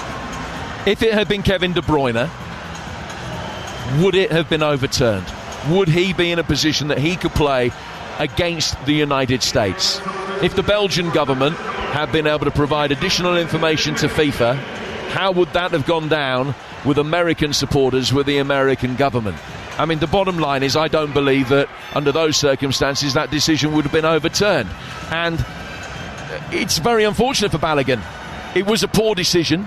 I think the VAR was implemented extremely badly, probably against protocol, because it was never shown to the referee in real time, and I think that is the crux of the argument against it. But to reiterate what we said earlier, FIFA need to come out and explain exactly how they've come to this decision that they are suspending the suspension, because it is utterly extraordinary. And I, like you, cannot get my head around what additional evidence from the US government What can that possibly be? Yeah, I find it absolutely baffling. The problem with Blatter's FIFA was there was no transparency. It's now becoming a problem with Infantino's FIFA that there is no transparency. I will add as well that Pochettino, the US men's national team manager, was called by Donald Trump after the decision was made. Donald Trump apparently wishing Pochettino good luck against Belgium. Let's see if we can reconnect with Henry Winter, co-host of TalkSport Sunday Edition. Henry, we've got you back on a better line. We've been talking about Flo Balogun and the fact that he's allowed to play against Belgium, and the fact that as we understand it now, it's being reported that the US government provided additional evidence that was used in the appeal process. That sounds extraordinary to me. What does it sound like to you? Well, it's a disgrace. I mean, I've been posting about it all afternoon. I haven't had actually anyone in the media centre or fans walking past, England fans, who've got any other take on it. I also think it's embarrassing for the US men's national team, because suddenly they go from a team who've actually, done pretty well in this tournament, and a lot of people are behind them, to a team that suddenly looked like teacher's pet. And FIFA always talk, and we had this debate during the regulator, that politics shouldn't interfere with sport, and it clearly has in this case. So it's embarrassing for FIFA, it clearly undermines them, and actually it casts a cloud over what I'm sure you'd agree, actually on the whole, has been a pretty sporting, pretty good tournament so far. I totally agree with that. I'd also like your view on Pochettino, because I think a lot of people will be feeling that he's in a difficult position, but others might be looking at it saying, why is he getting involved in this situation? Well, I guess if he's taking a phone call from the president, he's hardly going to block the call, is he? I mean, it is in a difficult position. But I just think it's embarrassing for FIFA. I spoke to FIFA earlier today. I couldn't get much sense out of it. And you could see, the Belgian FA, you've covered them down the years. We've had one or two incidents with them. They're a pretty balanced, measured group, the Royal Belgian Football Association. They don't go around throwing hand grenades and statements, but they have in this one. And actually, if you read the last paragraph, it's basically saying that what FIFA has done in overturning this and undermining their refereeing and their disciplinary structure is actually it's against the sort of the sporting pedigree and integrity of football, and they're supposed to be the governing body of it. So yeah, I think it's a total embarrassment. Yeah, do you think that it could lead to something major in terms of how football is run globally? Do you think that European bodies, maybe even South American bodies elsewhere in the world, might look at it and say, hang on a minute, FIFA have got this so badly wrong, we need to break away and do something else? Adrian, we would love that. You and me and all sane football fans who just want to watch football and just want the people in power to actually do it with a bit of integrity. But there's absolutely no chance of that. When the Football Association had a chance to stand up to FIFA at the start of Qatar, they bottled it. I don't think we're going to get anything. We might get something from the Norwegian FA, who are pretty strong and have got sort of, powerful people sort of with credibility and integrity in power. But I'm not expecting that from the Football Association. No chance. Henry, listen, stay there. We're going to be back with you soon to talk about England warming up ahead of this game against Mexico in the Azteca. You're listening to World Cup Game Day Live on TalkSport, brought to you by Burger King. Burger Buddies, iconic winners delivered in the box every time. Order now on the BK app. World Cup Game Day Live on TalkSport, brought to you by Burger King Burger Buddies. Iconic winners delivered in the box every time. Order now on the BK app. Pay attention. The ferry leaves at 10 a.m. Roads are busy. Great. Dad, pack the boot. Suitcases, Tetris style. Yeah. Rosie, got your teddy? Uh-huh. No going back this time. Honey, how's the car? Windows clean, car wax, carpets. I meant the tyres. Oh, sorted them at Quick Fit last week. Brilliant. If things go to plan, it'll be smooth sailing. Planning the perfect getaway this summer? Make sure your tyres are up for the job. Book today at quickfit.com or your local centre. Quick Fit. Drive away happy every time. On game day, it has to be a lucky pants. And look, works every time. Not that you noticed, you're lost in another winning moment. Rich, thick ketchup oozing onto a juicy burger. Back of the net. Because when it comes to the taste you love, it has to be Heinz. Bring me sunshine in a beer garden. The football on a giant screen. That first pint before kick-off. And something crisp and cold. Like Copperberg Crisp Apple Cider.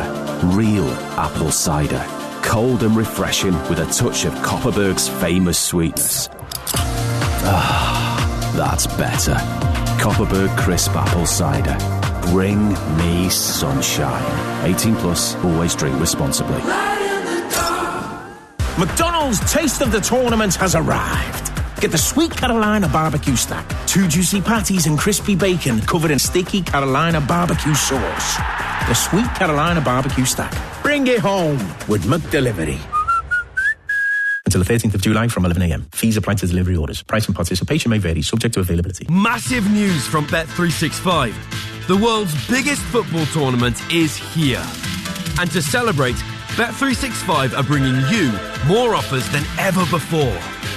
We've got incredible offers every single day of this summer's tournament. There you have it. Download the app and see why it's never ordinary at Bet365. New and eligible customers only. T's and C's and restrictions apply. 18 plus. Please play responsibly. Visit gambleaware.org. Scan your Tesco Club card and get match ready with sizzling deals. Get a 12-pack of Birra Moretti, now just £12, down from $18.25. Club card accepted. Because every little helps. Drinkware 18 plus, majority of larger stores, 330ml bottles, ends 13th of July. Club card or app required. World Cup Game Day live on TalkSport. Brought to you by Enterprise Rent-A-Car. Whatever it is, we're here for it. Unrivaled kick-by-kick commentary of every single game across the entire tournament. World Cup Game Day live on TalkSport. And here in the Azteca, they've just shown Gianni Infantino, FIFA president, on the big screen. And he got booed by the fans. Let's get a recap of the lineups here tonight. Mexico against England, all thanks to Bet365. On the ball, on TalkSport with Bet365. Get your money back in free bets if your bet builder doesn't come in on tonight's England game. Max free bet varies per customer. Bet restrictions and T's and C's apply. 18 plus, gambleaware.org. As Sweet Caroline rings out, let's bring you those teams. Here's Jim Proudfoot. 3 changes for England. Quansah starts again at right back barely a week after he rolled his ankle against Panama, while Saka and Gordon return on the wings. Spence, Madueke and Rashford all drop to the bench. Mexico are unchanged, naming the same side that beat Ecuador here on Tuesday. So England have Pickford in goal, equaling Peter Shilton's record of 17 World Cup games as an England keeper. Quansah, Konsa, Gahey and O'Reilly. Anderson with Bellingham and Rice ahead of him, and then Saka, Gane and Gordon. Rangel is in goal for Mexico. Sanchez, Montes, Vasquez and Gallardo. Mora, Lira and Romo. Alvarado, Jimenez and Quinones. And the referee, Alireza Fagani from Australia, who officiated England's third place playoff defeat at the 2018 World Cup. Scheduled kickoff 25 minutes away. Those the team lineups with Bet365, 18 plus, gambleaware.org. On the ball, on TalkSport with Bet365. Get your money back in free bets if your bet builder doesn't come in on tonight's England game. Max free bet varies per customer. Bet restrictions and T's and C's apply. 18 plus, gambleaware.org.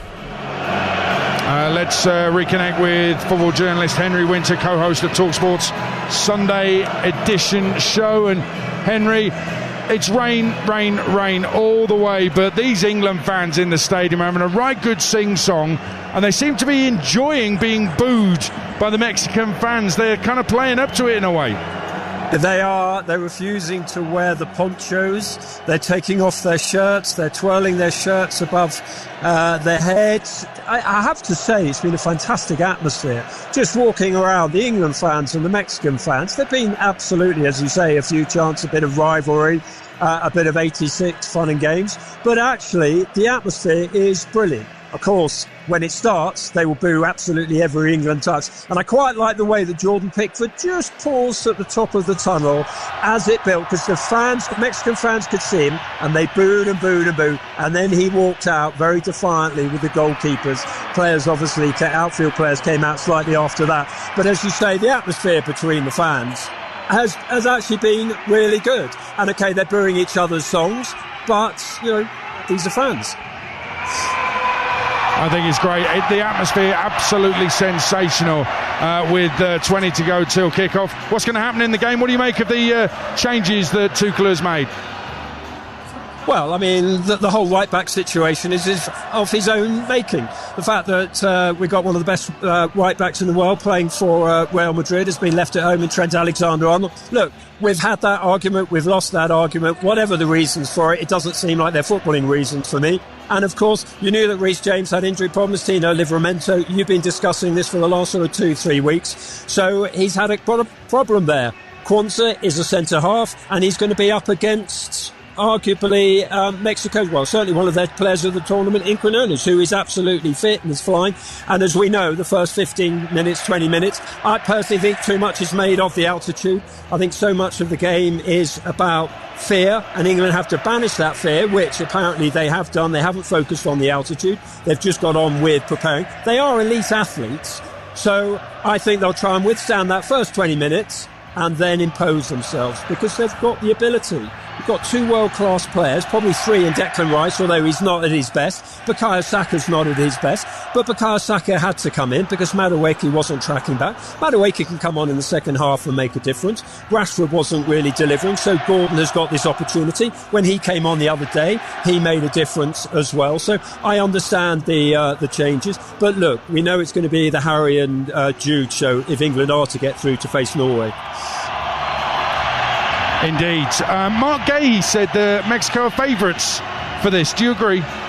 Yeah, I do. Absolutely, I agree. But I think partly because of, well, you've been here for the last few days. You've been in this amazing ground. I mean, look, I've been fortunate and we're incredibly privileged, Adrian, aren't we, to go to amazing grounds.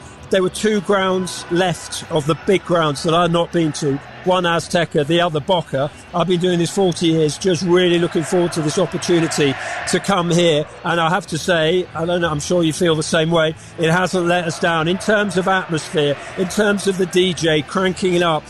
One or two English songs to wind the locals up, and then their own passion ballads, which they were absolutely pumping out. Brilliant atmosphere, great stadium. The final should really be here, but we know politics, you know, we touched on it earlier as the reason why it's not. But what an atmosphere already. And I tell you what, if the players can't get up for this, then they don't deserve to go through. Personally, I actually think they will do it. It's going to be edgy, it's going to be late, but they've got the players in Kane and Jude Bellingham to do it. Henry, great to talk to you. Thank you very much. Enjoy the game. I think we can only enjoy it if England win it, but with less than 20 to go, it's getting a little bit nervous. This delayed kickoff, 2 a.m. is going to kick off your time, and we're getting ready for it. And by the way, Faker Others earlier talked about 2 lions in the crowd.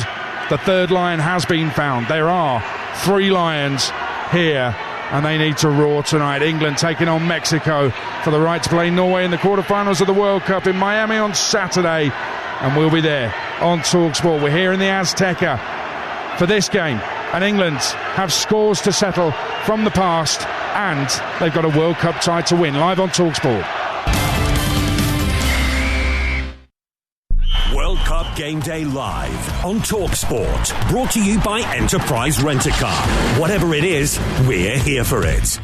Bring me sunshine in a beer garden, the football on a giant screen, that first pint before kick-off, and something crisp and cold. Like Copperberg Crisp Apple Cider.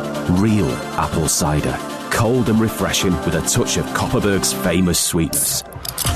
Ah, that's better. Copperberg Crisp Apple Cider. Bring me sunshine. 18 plus, always drink responsibly. The FIFA World Cup is here. We've been waiting for it, dreaming of it. Absolutely nothing could make it any better. Except getting a McDelivery. With delivery fee from 99p. Go on, bring it home. 18 plus, service fee and small order fee may apply. Participating restaurants, serving times and T's and C's apply. On game day, it has to be your lucky pants. And look, works every time. Not that you noticed, you're lost in another winning moment. Rich, thick ketchup, oozing onto a juicy burger. Back of the net. Because when it comes to the taste you love, it has to be Heinz. Bet365 are putting the power in your hands with their best ever bet builder. And now you've got more time to win. If the game goes to extra time, your player bets live on. But that's not all. Their incredible early payout and sub-on play-on offers come as standard. Download the app and see why it's never ordinary at Bet365. New and eligible customers only. Features apply on eligible player markets. Restrictions and T's and C's apply. 18 plus. Please play responsibly. Visit gambleaware.org.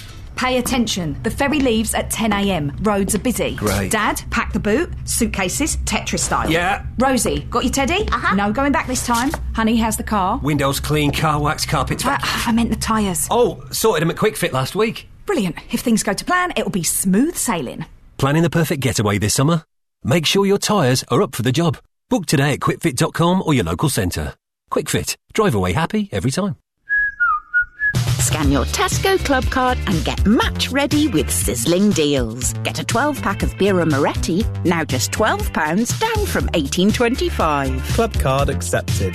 Because every little helps. Drink aware 18 plus, majority of larger stores, 330ml bottles, ends 13th of July. Club card or app required. World Cup Game Day Live on TalkSport, brought to you by Burger King Burger Buddies. Total tournament satisfaction, delivered by the experts. Order now on the BK app. The only place to hear all 104 World Cup games live. This stadium is shaking! World Cup Game Day live on TalkSport. Well, a reminder that TalkSport Breakfast with Jeff Stelling and Gabby Agbonlahor gets going from 6 a.m. So that's 4 hours, 15 minutes away. In fact, if this goes all the way, we might as well just go straight into the breakfast show. Jeff Stelling, Gabby Agbonlahor from 6 a.m. Tomorrow morning. And some big name guests are on to react to the action here at the Azteca, including former England winger Andros Townsend is going to be on. Former England keeper Jack Butland, who's back in the Premier League now with Hull City, will also be on the show. I think I'm going to be on as well. 6 a.m. Jeff and Gabby live on TalkSport. You're listening to World Cup Game Day live on TalkSport, brought to you by Burger King Burger Buddies.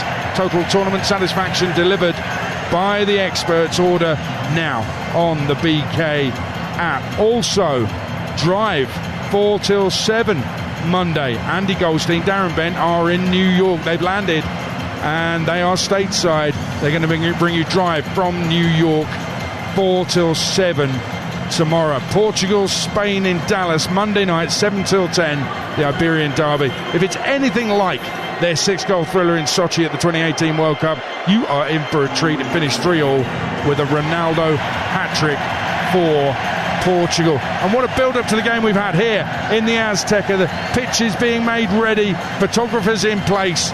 But Stuart Pearce, we have had drum dances, we've had music being played, we've had dance cam. If it had been dance cam on you about maybe 20 minutes or so ago, you were throwing all sorts of shapes behind me. I certainly was. Depeche Mode was on and I was just trying to lend a hand to the England fans behind the goal there, throwing my weight behind them. So the DJ's done a brilliant job in this place to keeping everyone entertained over 2 hours of waiting for this game to get going, and the Mexican fans have come to the party now. Everyone's in their seats. And I also know the look on your face when the wrestler came out just a few minutes ago. You are well into all that. Oh, incredible. I mean, I saw a video.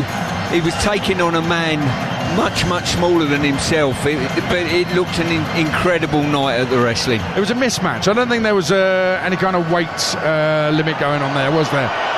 It didn't look like it for me. And the best man won, of course. I'm not sure we're going to have time to get you to the wrestling, but we'll give it a go. They are preparing the stage for the game. Yes, it's very wet, and yes, we've had a delay, but we're going to get it on in this iconic stadium where Pelé did his thing, Maradona did his, and that led to England feeling that sense of injustice. Of course they felt a sense of injustice. He handled the ball into the net, and now it's time to put right that wrong. And who knows, if England win here, could it eventually lead to a meet-up with Argentina? And that could be very, very satisfying indeed. To say that, I thought actually the hour's delay here might dampen the passion of the fans. If anything, it's worked in the reverse way. The Mexican fans are right up for this. The England fans are, you know, when you're in the away end at a game and you're losing 3 or 4-0 and you suddenly start doing the conga and everything's okay, everything's brilliant. You will have been in that situation. I know most of you will have been in that situation. You kind of don't, it doesn't really matter what's going on the pitch. You are having such a great time off the pitch. And as Jim Proudfoot told us earlier, these are the things that football memories are made of. And those England fans away to our right, who are trying desperately to out-sing their opponents away to our left and basically filling the rest of the stadium, the Mexican fans are having seemingly the time of their lives. Is the football about to get in the way of a fantastic evening in the Azteca for the England fans? We hope not. The quality is there, the goals are there. Can they put together a defensive performance and a 90-plus minute performance to see them through a very difficult tie against Mexico on the grounds where they just don't lose games? And yes, I know Jamie O'Hara's gone through those opponents, and actually those opponents are no great shakes really when they come up against, so there's a period where they came up against USA and Canada and got draws. Anybody half decent rocked up and they couldn't really beat them, and they got a draw with Portugal. You might think that's a great result, but Portugal didn't have a full side out in that warm-up friendly.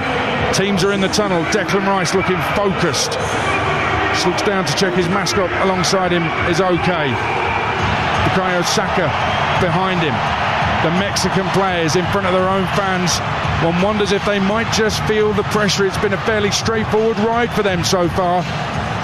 They've got the job done, you can't argue with that. They've scored the goals, they've not conceded any, and they find themselves here in the round of 16 against England as the officials lead the players out onto the pitch. The tunnel right in the middle, straight out across the white line, and the tunnel formed by the mascots and ball boys as England away to the right will peel off and the green of Mexico will go to the left. So many Mexico shirts in this city, Mexico City, over the last 24 hours or so since we've been here. It is unbelievable, the passionate, fervent support they have, unrivaled anywhere in the world. There's no better. You could say England's is a pure passion, Argentina's absolutely a pure passion. Mexico right up there with the most passionate fans you will find anywhere. And believe me, Mexico City will not sleep at all tonight if they get the victory that will take them through to the quarterfinals of the World Cup. As all the players file round in a line, whole squads out there around the FIFA crest in the middle. The George cross to the right, Mexican flag to the left. As we wait for the anthems.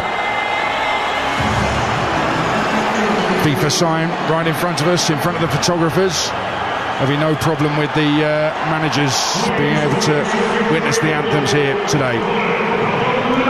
And as we start, let's observe the first anthem, the England anthem. Expected to be booed. It's God Save the King.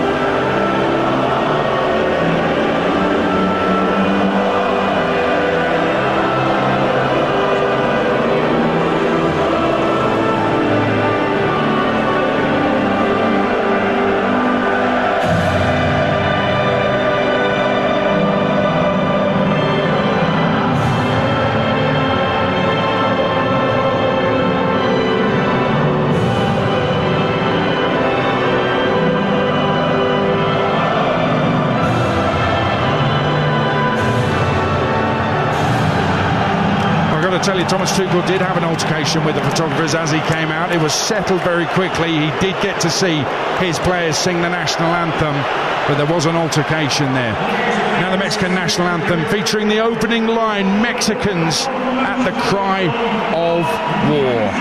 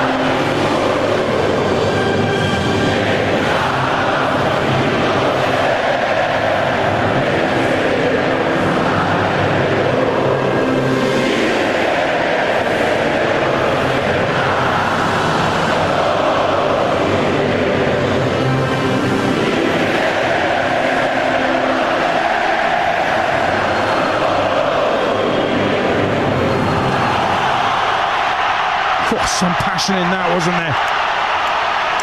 Time to write a new chapter of Azteca history. Pelé and Maradona have had their moments. England are about to have theirs in this stadium. If they don't, then World Cup hopes will literally vanish into thin air. Sorry to keep you waiting. It's England against Mexico. Here's your team. World Cup semi-finalist Stuart Pearce alongside TalkSport's England World Cup commentator Jim Proudfoot. Adrian, thank you, and a very good morning to you. Thanks for pushing through. Work or school later? Well, that can wait. We knew you'd be here to share this with us, whether you're on shift, on the road, pacing up and down, or tucked up in bed. This is one of those occasions we'll never forget. England, thousands of miles away, their World Cup journey on the line, and back here at the scene of the crime. The last time the Three Lions played at the Azteca brought two moments forever indelibly associated with England's World Cup history. The two sides of Maradona, the larceny and the legendary, a little under 4 minutes apart. Thomas Tuchel has spoken of making peace with this corner of Mexico City. Peace, not something you'd associate with the Azteca tonight. I've never heard a national anthem sung as loudly as that. 40 years on from the hand of God, this venue is febrile. The stadium a sea of green, a pulsating wall of heightened passion for the Mexican heroes to stand 90 minutes away from equaling their best ever World Cup performance. El Tri played 4, won 4, conceded none. Confidence has never been higher. This an occasion on a different plane from those that have preceded it for England, where the sheer numbers of travelling fans have built home advantage. But tonight, they face World Cup hosts in a one-off knockout tie for the very first time. An away fixture without parallel. You'll always remember where you were listening. You will always remember what you hear. What does this hallowed, iconic venue hold for us all this time? It is Mexico in the Azteca for the right to meet Norway in the quarterfinals. Mexico lining up with Raúl Rangel in goal, Sanchez, Montes, Vasquez and Gallardo the back four. The 17-year-old Mora, Lira and Romo in midfield. Alvarado, Raúl Jiménez of Wolves and Quinones, their star player, on the left of a front three. England, Jordan Pickford in goal. He's going through his last warm-up moments now. His 17th World Cup appearance, tying Peter Shilton's England record for a goalkeeper. Kwanzaa fit again. Konsa, Gahey and O'Reilly. Bellingham, Anderson and Rice. The wingers rotated, Saka and Gordon coming in.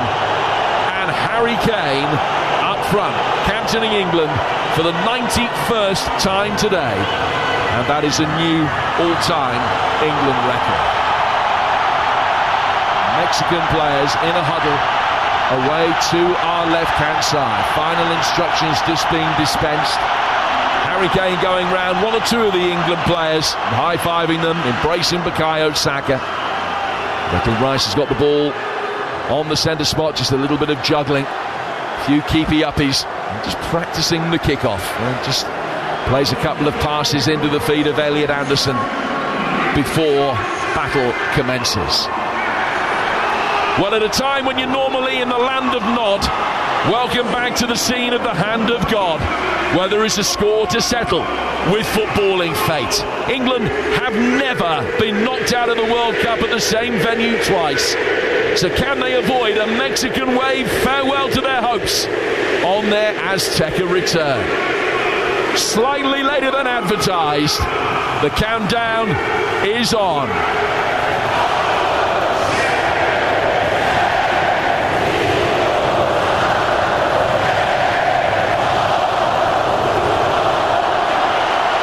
England, white shirts, dark blue shorts, kicking from right to left in the first half. Mexico in their traditional bottle green shirts with white shorts and red socks. And straight away, one of the Mexican players running forward got himself involved with Ezri Konsa off the ball. England punt it from one end of the field to the other. And this ball in this atmosphere absolutely flies. Pickford's got it again.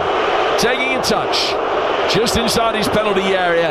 He rattles it forward left-footed. and through the thin air. That ball is really travelling. It's over here. That one's gone out of play for a throw that'll be taken on the Mexican left. Well, you and I, in the company of Stuart Pearce, the England legend tonight, for an extraordinary occasion. Yeah, it will certainly be in the memories of us for years and years to come. I hope the quality of the game matches that as well. The intensity of both sets of fans, magnificent respect from both sets of fans for each anthem, and we've just had a booking there for Declan Rice, I believe. Absolutely, Rice booked inside the opening 60 seconds for a challenge on the left-hand side of midfield. His boot was raised in towards the head of Romo, and Rice is in the book. Not a problem per se, apart from the fact, obviously, he's on a yellow card for 89 minutes of this game. Jude Bellingham, the only England player coming into this match who, were he to be booked, would miss any potential quarter-final through suspension. Yeah, I think Thomas Tuchel's just remonstrating with the fourth official, and basically what he's saying is there's a minute gone in the game and the players come in. Romo's come in from sort of blind side of Declan Rice, who had his foot up anyway, and I think he realises you don't want anything to go against you, and a booking after 1 minute isn't ideal. Now, Romo still down, receiving treatment, and nearly all of his teammates are around him. There's an interesting incident from the kickoff where England played the ball back, and one of the Mexican players just ran full pelt towards the two England centre-halves and got involved in a physical altercation with them. Romo's back on his feet. He has waved his finger around the side of his head as if to say Declan Rice was mad for making that challenge. He's on a yellow card then, still 0-0. The very early stages here on TalkSport. Alvarado dropping deep, played down to the Mexican right. Jimenez dropping deep, picks up possession, goes for goal. It's well blocked by Gahey. Loose ball spinning out towards Alvarado. Alvarado laying it back for the right back Sanchez. Sanchez down towards Alvarado again. Faced up by the England back line. He's not in a position to get across him past Nico O'Reilly. So plays it back through the midfield towards Lira. Lira to Montez. And now back for Lira again. Such an extraordinary, intense atmosphere here at the Azteca, in the southern suburbs of Mexico City. The Mexicans here en masse and all in fine voice.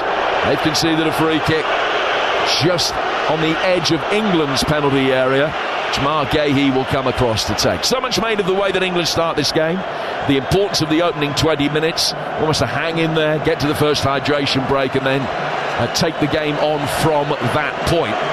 And Mexico with all the early possession here as we anticipated. 0-0. Yeah, Mexico, as you would expect, with the fan base behind them, the intensity of what they're trying to achieve early on. They're trying to set a tempo to the game. England have just got to, whilst match them physically, play with a calm head, just take the sting out of their start. Once works the ball for Bukayo Saka. Tried to keep it in, he couldn't quite. He got his right heel to it, flicked the ball back, but it goes straight out of play for a throw that'll be taken on the Mexican left. Mexico, as has been well documented, losing only 2 of 88 competitive games here. They've won nearly 70 of those 88. But very few have been against premium opposition. England, for their part, haven't beaten top 10 opposition in the last 8 attempts at the World Cup. Mexico, with the results that they've had here, have crept up to 9th in the ELO ratings. They're 5 places below that in the FIFA World List at the moment, which you'll be aware is only updated monthly. Montez plays the ball back for Rangel. Goalkeeper taking a couple of touches. He's in bright pink, able to play the ball out past England's midfield. A little bit of pressure coming from Elliot Anderson, but good quick feet from the prodigiously talented 17-year-old Mora. Working the ball to Alvarado, now out towards Quinones, and first opportunity for him. Just laid back by him, Gallardo. Back again for Lira, the most defensive of the 3 midfielders for Mexico. Just drops deep between the two centre halves. Now played forward again down the Mexico right. England able to cut out the latest attack. Gahey will get it forward in towards Jude Bellingham. Cacophony of boos whenever England have it. And a free kick is given England's way. They want to take it quickly, preventing from doing that. And Harry Kane and Elliot Anderson both getting heavily involved with Lira, who fell on the ball after his foul on Bellingham. He grasped the ball to stop England taking the free kick quickly. And both Anderson and Kane took real exception to that. This is very feisty inside the opening 5 minutes. Yeah, we've spoke about both teams got to play with a cool head. Probably the most coolest head in this stadium to make this game flow has got to be the referee. He can't get drawn into silly nonsense really from any of the players to slow the game down. There's no need. Just let the game flow. It's Ali Reza Fagani from Australia, who is the man taking charge today. Has refereed England in a World Cup before in a third place playoff 8 years ago. Here's Gahey after a free kick was taken short, and then he's then been caught by Mora. And the Mexicans complain about that. But this already, you can tell, is going to be a tough game for the officials to effectively police. It is, but I mean, I've got to say, Gay's received the ball there and he's just planted his feet and fell over. I don't think that's a foul. And you've got to be careful in what you're doing, because referees should just be playing on then. Gahey to O'Reilly. O'Reilly's ball down to the left-hand side of the midfield is into the feet of Jude Bellingham, who hits a pacey ball back for Jordan Pickford. Pickford in his customary yellow, coming out from the penalty area, slipping it forward into the feet of Ezri Konsa. Out of the right-hand side, Declan Rice had just dropped deep from his midfield position and receives it.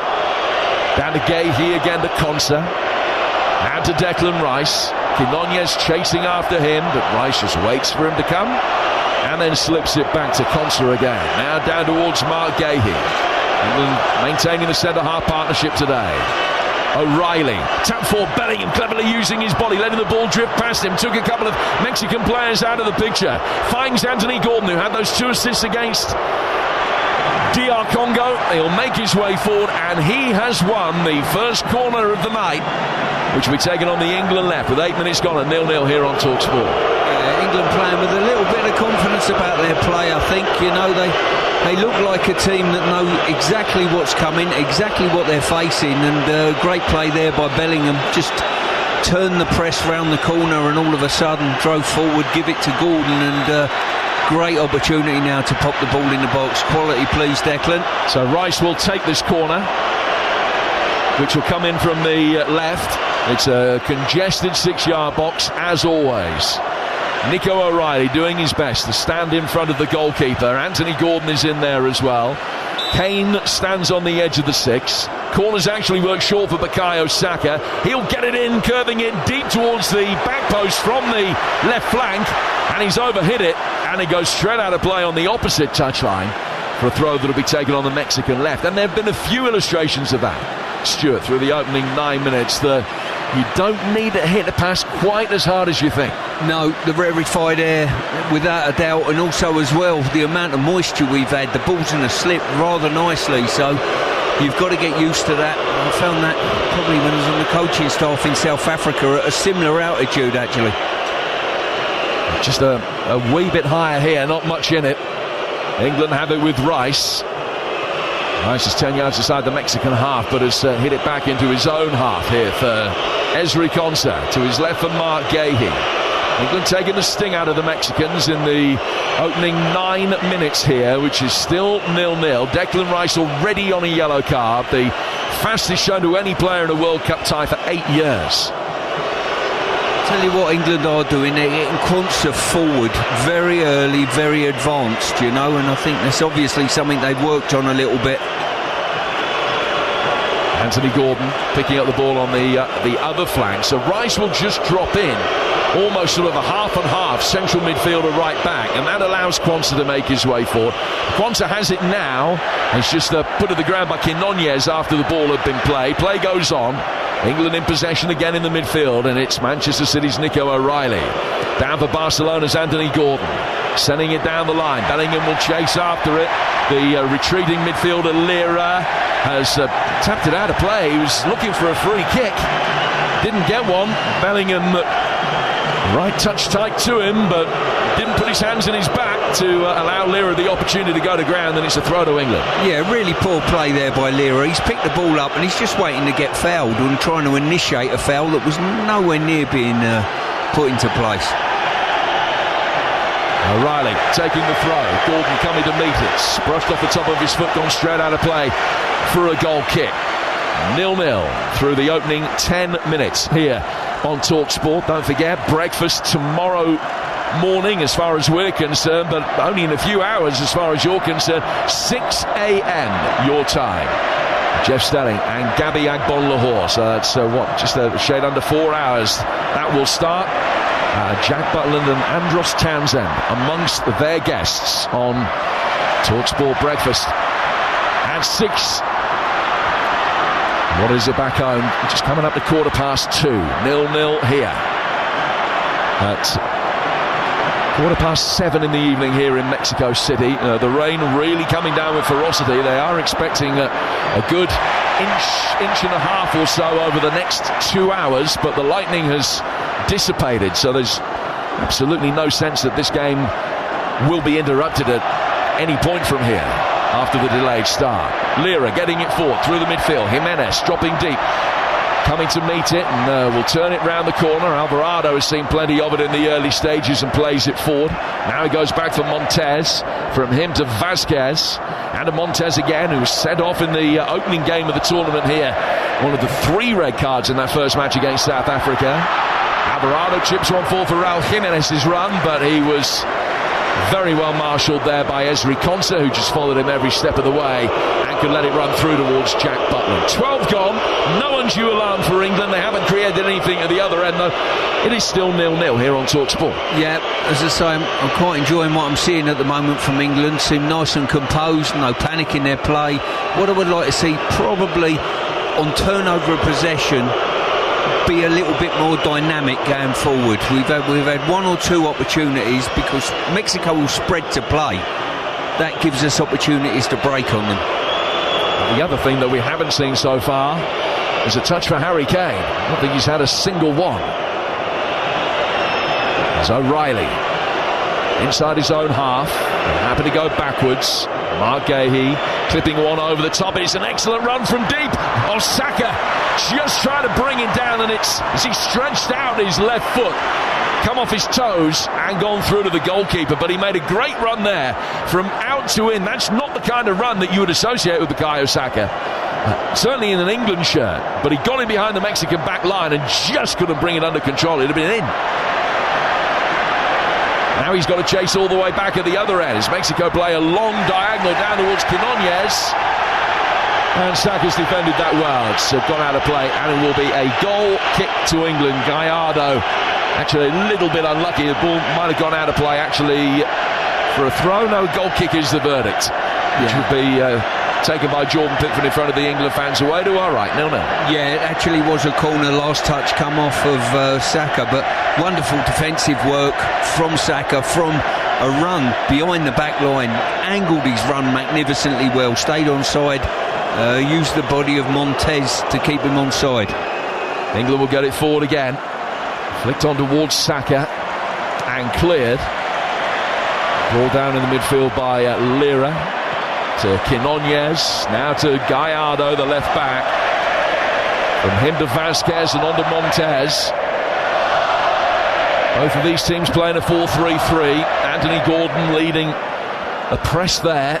The press has been a little bit erratic, but I would imagine intentionally so from England's perspective. There'll only be certain times in these conditions where they will really gamble and go for the press. They know that they've got to play within themselves to a certain extent because of the altitude. Certainly to start with. Sanchez on the Mexican right, down towards Alvarado. That's a good ball in, darling. Scooped away by Pickford. Fine stop to deny Raul Jimenez. First quality ball inside the penalty area. Jimenez was only about 1.5 feet off the ground as he powered that to the bottom right hand corner. And Pickford got down, good strong left hand to it, tips it away. Well, I've just seen some old fashioned centre forward play there. Brilliant diving header by Jimenez.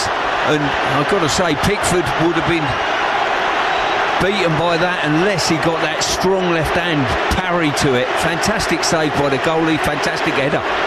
Great football all round. In comes Mexico's first corner towards the near post. It's an England head on it. They'll do it all again as it's come off the top of an England defender and gone straight behind Jordan Pickford's goal. So another corner to be taken on the Mexican right-hand side by Alvarado. That far and away the best chance of the game so far. It's 0-0. In towards the edge of the 6-yard box, Kane heads it away emphatically. Almost gets the ball towards halfway.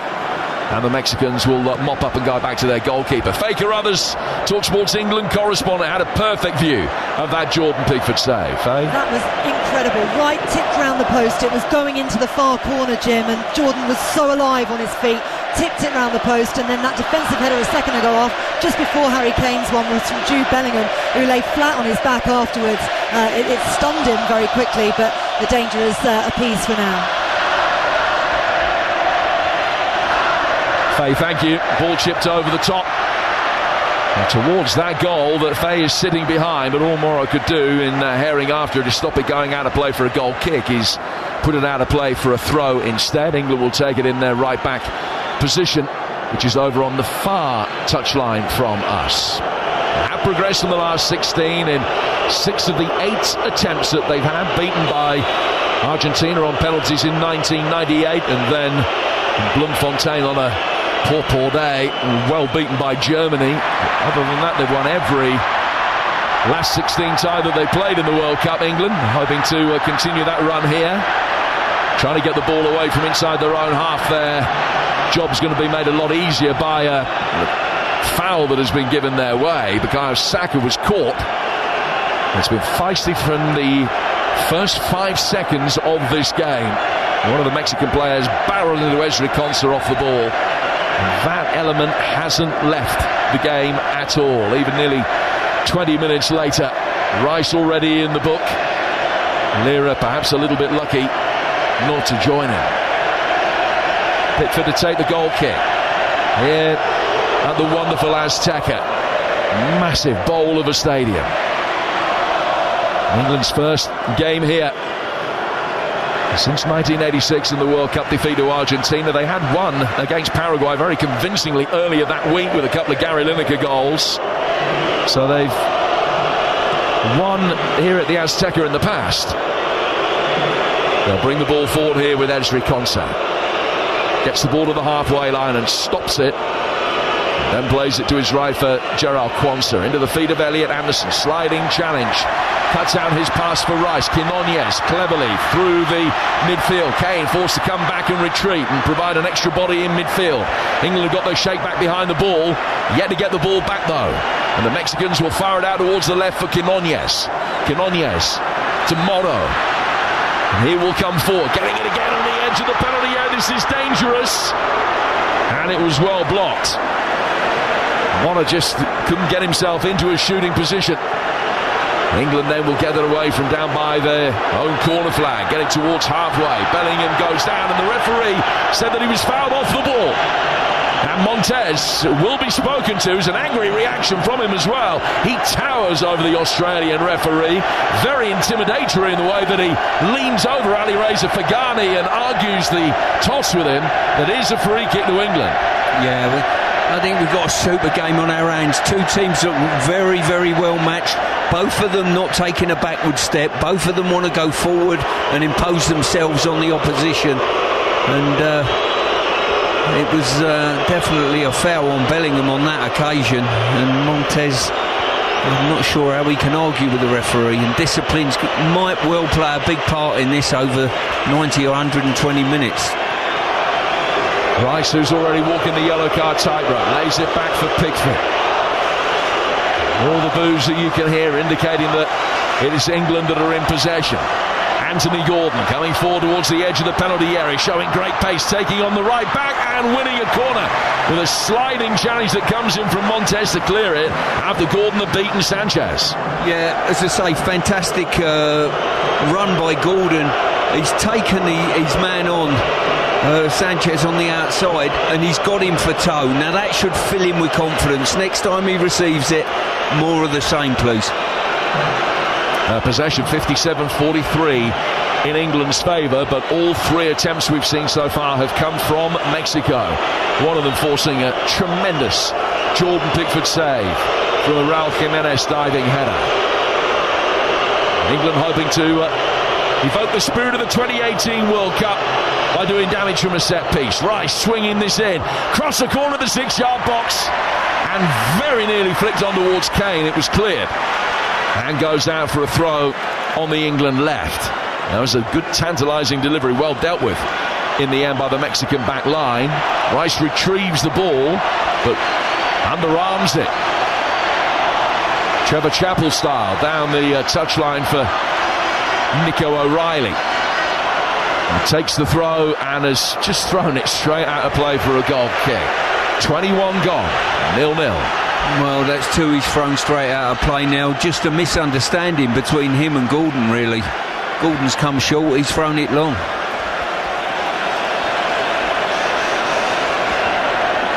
Mexico just looking to play out from a goal kick here, looking to play out. Goalkeepers took his time on balls, but played straight balls through the middle of the midfield. Montez with a long ball over the top. Esri Consta stretches, heads clear. Jude Bellingham able to bring the ball down in the midfield. It was slightly behind him, trying to scoop it with his right foot past Lira, who did well to recover. And Lira down towards Sanchez.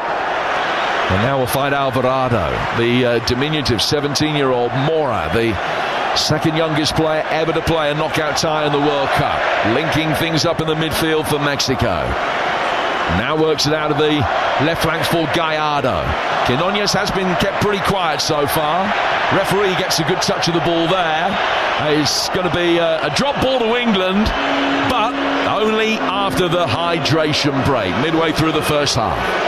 I'll tell you what, some really good play there. Just looking at Quansah.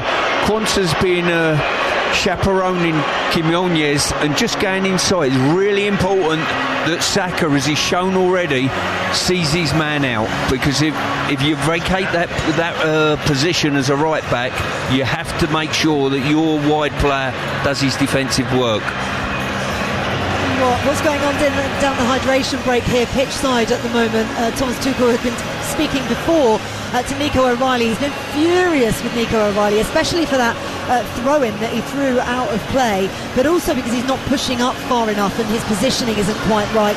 Early on in the game, he was really unhappy with Jarell Quansah and wanted him to be pushing forward a little bit more, but as you say, I think he's been marshalling his player really, really well. Watching Thomas Tuchel at the moment, he had been writing on his leg. He's got a little notepad and he was writing on that before. He's currently speaking, I think, to Elliot Anderson. In fact, it is Elliot Anderson, and telling him the spaces that he wants him to occupy at the moment and push up a little bit more, because defensively they've been decent, England, but as the shot just came up on screen a moment ago, Mexico have had far more chances than we have, 3-0 so far, so the players are having a bit of a debrief at the moment.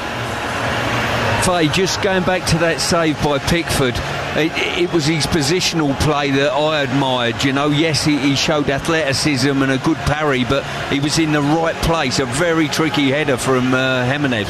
I mean, the header was incredible. It was aiming for the bottom corner, as I said, but the power from Jordan, the fact that he'd marshalled everybody in front of him, he saw the danger coming, and the power on his left hand to tip that around the post was absolutely brilliant. There's a bit of a conflab going on at the moment, Stu. Mark Gahey, who is not the most demonstrative of people, is really intensely speaking with Elliot Anderson currently and telling him where he wants people to do, and they're all now crowded around Thomas Tuchel, who's on his low down, crouched down, telling them exactly what he wants, and they're intently watching him. Jude Bellingham is who I can see right now. They're all trying to work out what they want. They've got through this 20 minutes that they were worried about. They are now adapted to the altitude, and they need to push on in this next 20 minutes and try and get themselves a goal. That's TalkSport's England correspondent Faye Carruthers with a great insight from her position behind the goal away to our right-hand side. The brief for England that in that first 20-minute period they would recognise that statistically it is tough playing in altitude in the opening quarter of a game. Control the game in that period as best they can with possession. After that, go and win the game. So that's the brief. Now, if you set your alarm for the kickoff of this game, you might not have heard the result earlier. Erling Haaland scored twice. Norway beat Brazil by 2-1. So the winners of this play Norway in Miami on Saturday. Tomorrow on TalkSport, the Iberian Derby in Dallas. Spain hoping to make it Ronaldo's World Cup swan song. And that game kicks off at 8 p.m. England in possession inside the penalty area. Anthony Gordon with a shot from a tight angle. Looked to me and to all the Mexicans as though the ball had gone out of play for a goal kick. So it might not have counted anyway had Gordon been able to beat the keeper from there. It is 0-0. We played 26 on TalkSport. Yeah, fantastic ball by Pickford, and that ball just flew and it caught the fullback Sanchez out. And now as Mexico try and play one over the top of the England back line, Raul Jimenez chasing after it. And the free kick has gone against him as he was trying to lean into Ezri Konsa to get past him. It's a free kick that England have taken from the wrong place. And Mark Gahey being told by referee Fagani that he has to take it again, and takes it, I would suggest, from pretty much exactly the same place. Here's Konsa, finding his centre-half partner again. Nico O'Reilly on the England left, chipping it forward. Anthony Gordon controls it, but as he tried to take it on the turn, he's run out of room and it's come off him and gone out of play for a throw. So Spain-Portugal tomorrow, and then attention will turn to Washington State, co-host USA, taking on Belgium, controversially with Folarin Balogun now available. The States looking for their first quarter-final in 24 years. It kicks off at 1 a.m. tomorrow. This one at 2 o'clock kickoff your time, an hour late because of the inclement weather. But the electrical storms have long since passed. The rain is coming down, not as heavily as had been predicted at the moment. Kane in possession, in the midfield, lays it back for Declan Rice. England still without a chance worthy of the name. It hasn't been a save for Rangel to make. Bellingham's just been caught in possession in the midfield. Mexico then work it forward, play round him towards Alvarado. Coming in off the right flank is Sanchez. Mora, such an intelligent player for one so young, just drops off and laces up the midfield brilliantly. Not dissimilar to Frankie de Jong, I suppose, in the way that he plays, although his starting position is always that little bit more advanced. England trying to bring it forward. Jude Bellingham's lost it. Run straight into Sanchez. Sanchez then making a run down the right-hand side of the box. But Mora didn't play the pass he was anticipating. Goes out of play. Goal kick to England. 28 gone on the mighty TalkSport. It's 0-0. Yeah, Bellingham was dispossessed in the centre circle, and all of a sudden his ego took a bit of a buffering. Then when his heckles were up, he's ended up turning the ball over and then almost tried to prove a point and overdone it and lost the ball himself. England will play out, try to draw the Mexican press. Bellingham, well challenged again by Sanchez. Gordon comes back, and the referee gives a throw to Mexico. Both Bellingham and Sanchez down after that challenge between them, and the referee didn't see anything wrong with it from either party. Bellingham's back on his feet, but Sanchez is still sitting down just about a yard in front of the England technical area. Helped back onto his feet now. Tell you what, we've got a super game on our hands here. There's a bit of niggle between both sides, a bit of aggression in the challenge. Referee's just got to keep it rolling. Just let them get on with it, you know. Anything really serious, then step in and flex your muscles. Apart from that, I think let this game flow. Yeah, almost let them police it themselves. Montez to Vazquez. Anastasia Montez again. 72nd cap for him. He's the more experienced of the two centre-halves, although Gallardo, the left-back, has played 50 times for Mexico, more than that, well into the hundreds. Saka lets the ball run out of play. Wasn't his intention, he slipped. And Mexico have it again with Quiñones coming in off the left flank, just trying to find a little bit of space alongside Raul Jimenez. Romo also making those runs, trying to give the England centre-half something to think about.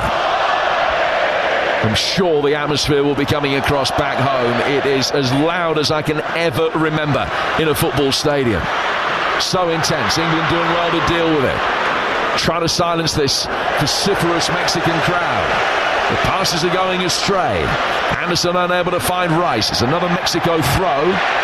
Quinones doing really well to win it back. England dropping into a shape inside their own half as Lira plays it to Montez.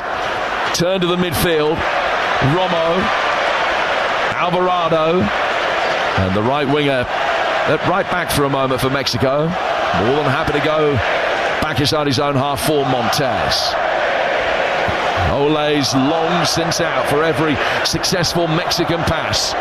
Confidence running high. They've won 7 in a row coming into this game. Unbeaten in 12, of which they've won 10. They haven't conceded a goal in the World Cup so far. Spain the only other nation that can say that. Here's Mora. Trying to bustle his way through. Left-hand side of the penalty area. Declan Rice comes across and he's able to clear that. England again struggling to get it away from the edge of their own box. Quinones linking up the play. Right-footed effort. High and wide. And as soon as Jordan Pickford saw that it had gone past his goal, and it did so by some way, he immediately comes out and remonstrates again with the England defenders and midfielders in front of him.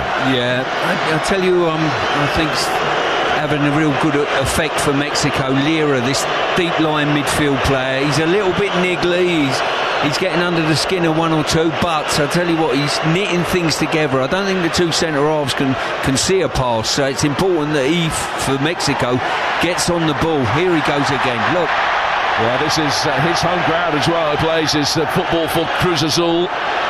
Looks $1 million at the moment. Certainly doesn't look $1 million Lira. Oh, that he did.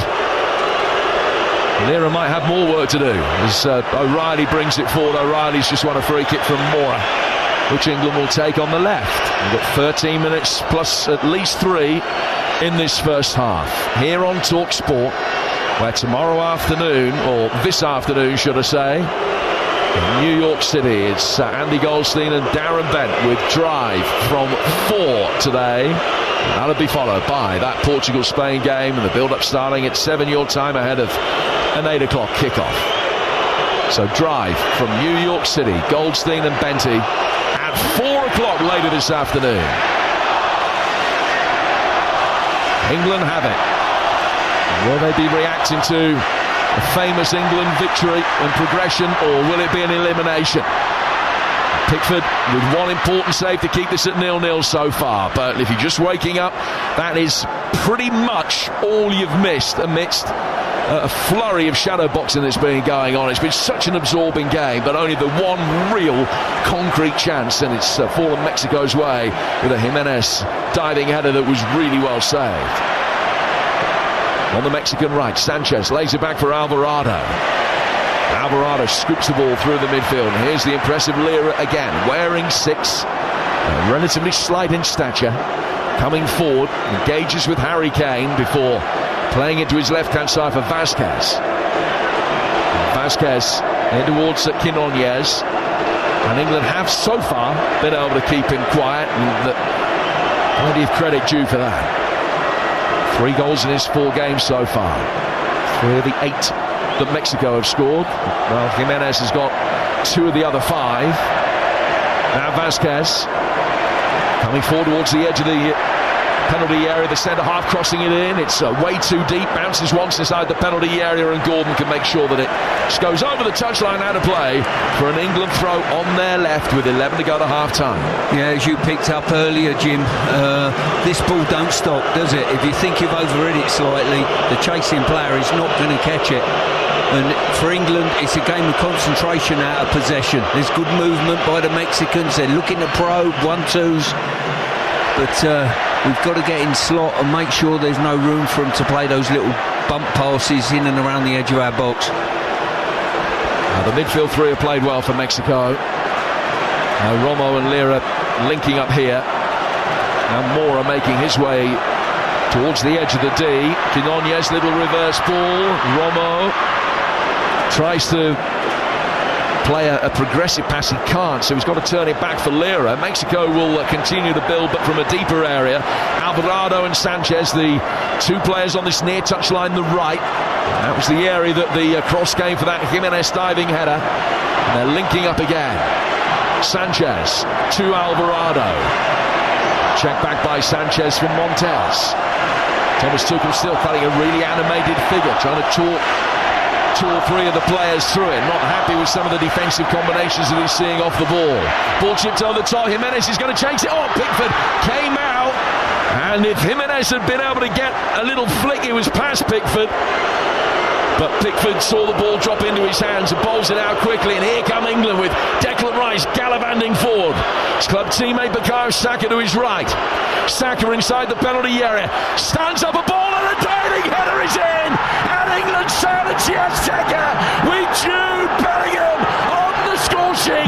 9 minutes before half-time.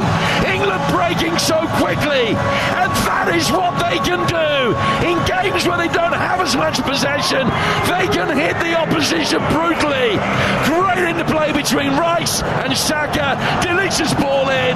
Bellingham's diving header. He stands, hands outstretched, takes the acclaim of a pocket of England fans. And England in the Azteca, in the goal where the hand of God did for them 40 years ago, lead by a goal to nil.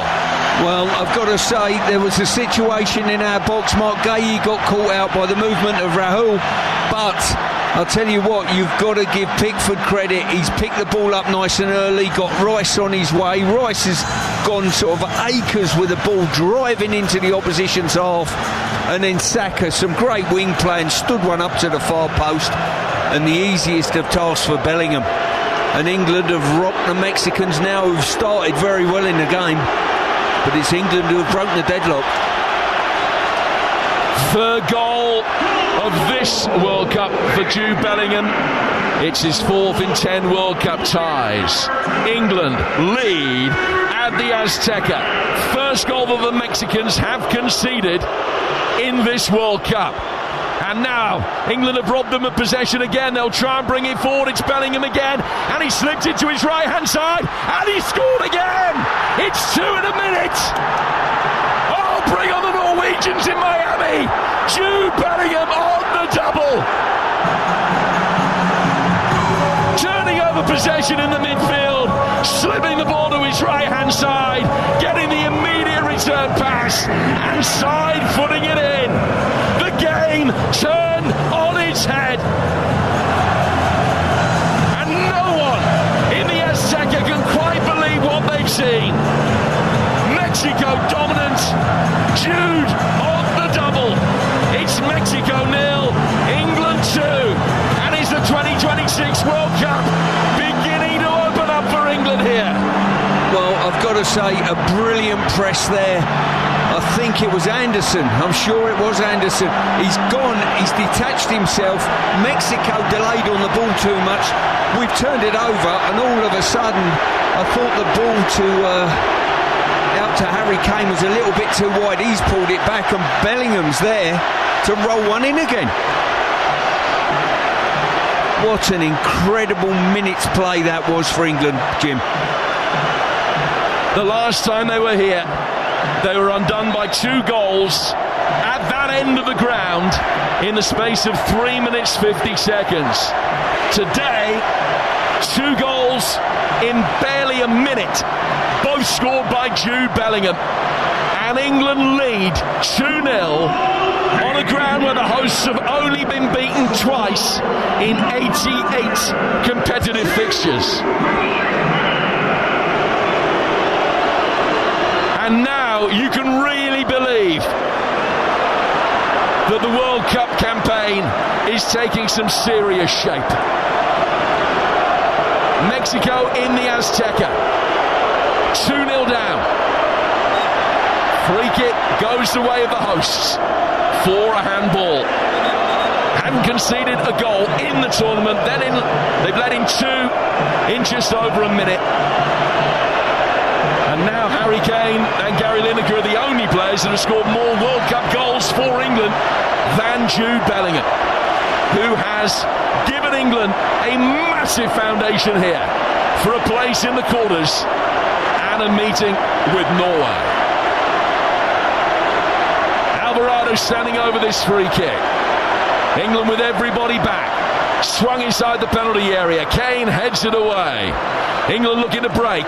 Bellingham taking the ball through the midfield. The hero of the hour. Can't be dispossessed. Flicks the ball with his right foot down to the left-hand side for Anthony Gordon. England end up conceding a throw. A quite stunning minute in England's history. Well, I've got to say, both Kane and Bellingham have not had much of the ball in this first half, but the impact now between the pair of them has been absolutely stark. England, well, to turn around a really tough defensive performance in the first half. Mexico probably slightly the better side potentially, but England have rocked them. Mexico coming back into the game, trying to work a ball in from the left-hand side. Saka is able to effect the block, but is judged to have brought his man down, and it's a free kick level with the edge of the box, midway between the left-hand side of the penalty area and the touchline. What England, having worked such a magnificent position of strength, can't afford to do is see the lead halved almost straight away. 2 England goals in 99 seconds, and they've got to make sure that they're not defensively flaky here. Mexico with plenty forward. Free kick swung in, taking a touch, right-footed volley in, and Mexico are back in it. Quinones on the edge of the penalty area as England couldn't clear it, and Quinones rifles it into the roof of the net from 16 yards. 3 goals in 4 minutes, and it's Mexico 1, England 2. Well, incredible. England needed to hang on to half-time. It would have flattened the Mexicans to go in 2-0 down, but the ball's come in. I think there was an effort at goal that was blocked, and it's fell to Quinones, and he's just lashed it into the roof of the net. Just looking at the replay, definitely onside. Oh, I tell you what, he's finished that so well. It was Konsa who just running back to his own goal was trying to hook it clear, Jim, and just left it just outside the 6-yard box. This is going to, well, quite an incredible game. Incredible. England have just got to keep composed, keep doing what they're good at. 4th goal in 5 games for Quinones at this World Cup. The timing will be brutal as far as England are concerned, and they've now conceded a corner. And the Mexicans have built up a huge head of steam. Back in the game, out of nothing. VAR has actually had a look at the award of the corner and has said that it was incorrect. And it is going to be a throw, which will be taken down by the corner flag over on the far touchline. It's just gone out of play before they thought the corner was won. Throw taken up the England right, headed down by Montes. Mexico looking for an equalising goal. Down towards Sanchez, challenged by O'Reilly, who's a poor one, and he then recovered well enough to allow the ball to run out of play for a goal kick. Faye Carruthers, our England correspondent, the perfect view of the Quinones goal, and the perfect view of the England fans behind you, who won't have been able to quite get their heads around what happened in the 3 or 4 minutes immediately prior to the Mexico goal. A quite stunning 10 minutes of World Cup football. I mean, it was just incredible. I have to say, Jim, I've barely been able to even hear your commentary for the last few minutes since Mexico scored. It is so loud in this stadium. A moment ago, Nico O'Reilly was a brilliant... I'm just going to let you go because we're attacking at the minute. Here is Bellingham. And England with Konsa work it back through the midfield. Now to Ezri Konsa, to Mark Gahey. Bellingham on 36 and 38, Quinones on 42. It's Mexico 1, England 2. Mexicans turning over possession as Konsa works it forward through the midfield. Now Lira to his right-hand side is Sanchez. Alvarado takes over, chips it inside the penalty area, it's headed away and then poked clear by Gerald Quansah. Good defending. England have got to make sure that they hold on till half-time here. At the very least, fourth official indicates 5 additional minutes, and we go into them now. England leading 2-1. Ball sent high inside the England penalty area. O'Reilly winning a good combative aerial battle with Raul Jimenez. Alvarado will pick it up. England on the back foot. Since they went 2-0 up, they haven't been able to get a kick of the ball. Mexico pulled one back and really had built up a head of steam. Sanchez taking a throw inside the England penalty area. The ball drops and Gordon can hammer it away. Here's Lira. Another high ball sent inside the England box. Headed out by Quinones, left-footed volley. Oh, just wide. England survived. Really well hit by Jimenez. Pickford at full stretch. Don't think it had got to it. And he's crept a foot wide of the post. Well, it was just a long-angled ball to the far post. You're thinking, Jimenez, if his heading ability, there'll be a problem. It wasn't him who kept it alive. It was Jimenez. It was... oh, my God, I've lost my track of thought here, but it fell back down to Jimenez, and he's just pulled his effort, Jim. Thankfully for England. What an incredible 10-15 minutes of football, and I think we've got two teams that will not take a backward step here. But this is the MO for England, because they know defensively they're not so strong with the injury problems that they've had recently. They've got to come out and attack. They will fancy their ability to be able to do that on the counter-attack against the best in the world. They've proved the ability to do that, scoring one on the counter and a second with the intensity of the Anderson press winning the ball back in the midfield. But the problem is they've also shown a defensive susceptibility.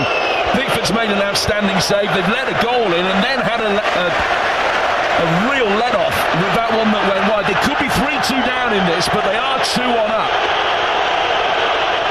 Harry Kane is speaking to the Australian referee here, because one of the England contingent is down over on the far touchline, Bukayo Saka. Yeah, Saka, he's received the ball and he's just gone to ground. He's had a little nibble on the back of his Achilles. The referee wasn't having it, though. Alvarado. Now down to Sanchez. To Alvarado again. Left-footed ball inside the area. Flick header. Oh, Pickford forced to turn it over the bar. And again they've come close to an equalising goal. And again it's Jimenez who's denied. Ball swung inside the box, almost a free header for him. Great climb. Coulson didn't know where on earth he was. And Pickford gets a top hand to it and flicks it over the bar. Well, if you think that Jimenez is an old man in footballing terms, any ball's coming in the box now. Pickford's made 2 outstanding saves. Another corner to Mexico.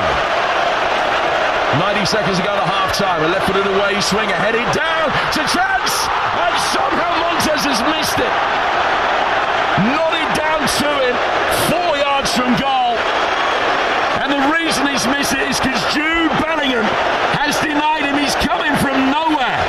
All Montes had to do was steady himself. It's come off his thigh, and Jude's come from nowhere, stuck out a right foot, and sent it behind for a corner. Well, that interaction was as good as any of the goals he scored in this game, without a doubt. Great recovery. He was 2 yards out, just needed to poke the ball in the roof of the net. Bellingham come from nowhere. England are really hanging on to this lead. 2-1 up. In comes the corner, headed away by Mark Gahey. Let's go down pitch side. Faker others. Oh, the players all jumped on Jude Bellingham right then as he rescued England again. Just keep an eye on Bukayo Saka though, Jim, because he's not happy after that tackle down there. He's been limping around the 18-yard area. He's still not comfortable. Great spot fade. Well, England only have 40 seconds in theory to get to half-time, and then they can make a more measured medical prognosis on Bukayo Saka during the interval. Thomas Tuchel, so animated, conducting immediate post-mortems with anybody that will listen on the bench behind him as England again lose possession. They've got to hang on here. Crucial that they do and get through to the break, and a chance for a team talk and a reset. It's been, I would say just about the game of the tournament so far. Montez very nearly equalised. Lays the ball back for Lira. Referee puts his whistle to his mouth. Blow it any time you like, Mr. Fagani. In comes a high ball, and England can't clear it from inside their own penalty area. Gordon should be able to. And as soon as he goes down and is fouled, that will be an England free kick. Is it going to be half-time yet? No, he's still going to allow a few more seconds, I think. Or is he? No, the half-time whistle blows, and we can take a collective breath after 15 minutes of the most extraordinary World Cup football you could ever wish to see. 0-0, England far from the better side, sprung an opportunity on the counter-attack and scored again almost directly from the kick-off, and then Mexico pulled one back and they could have had another two, and that all came in a 10-minute period leading up to half-time. It is a quite extraordinary encounter at an extraordinary stadium.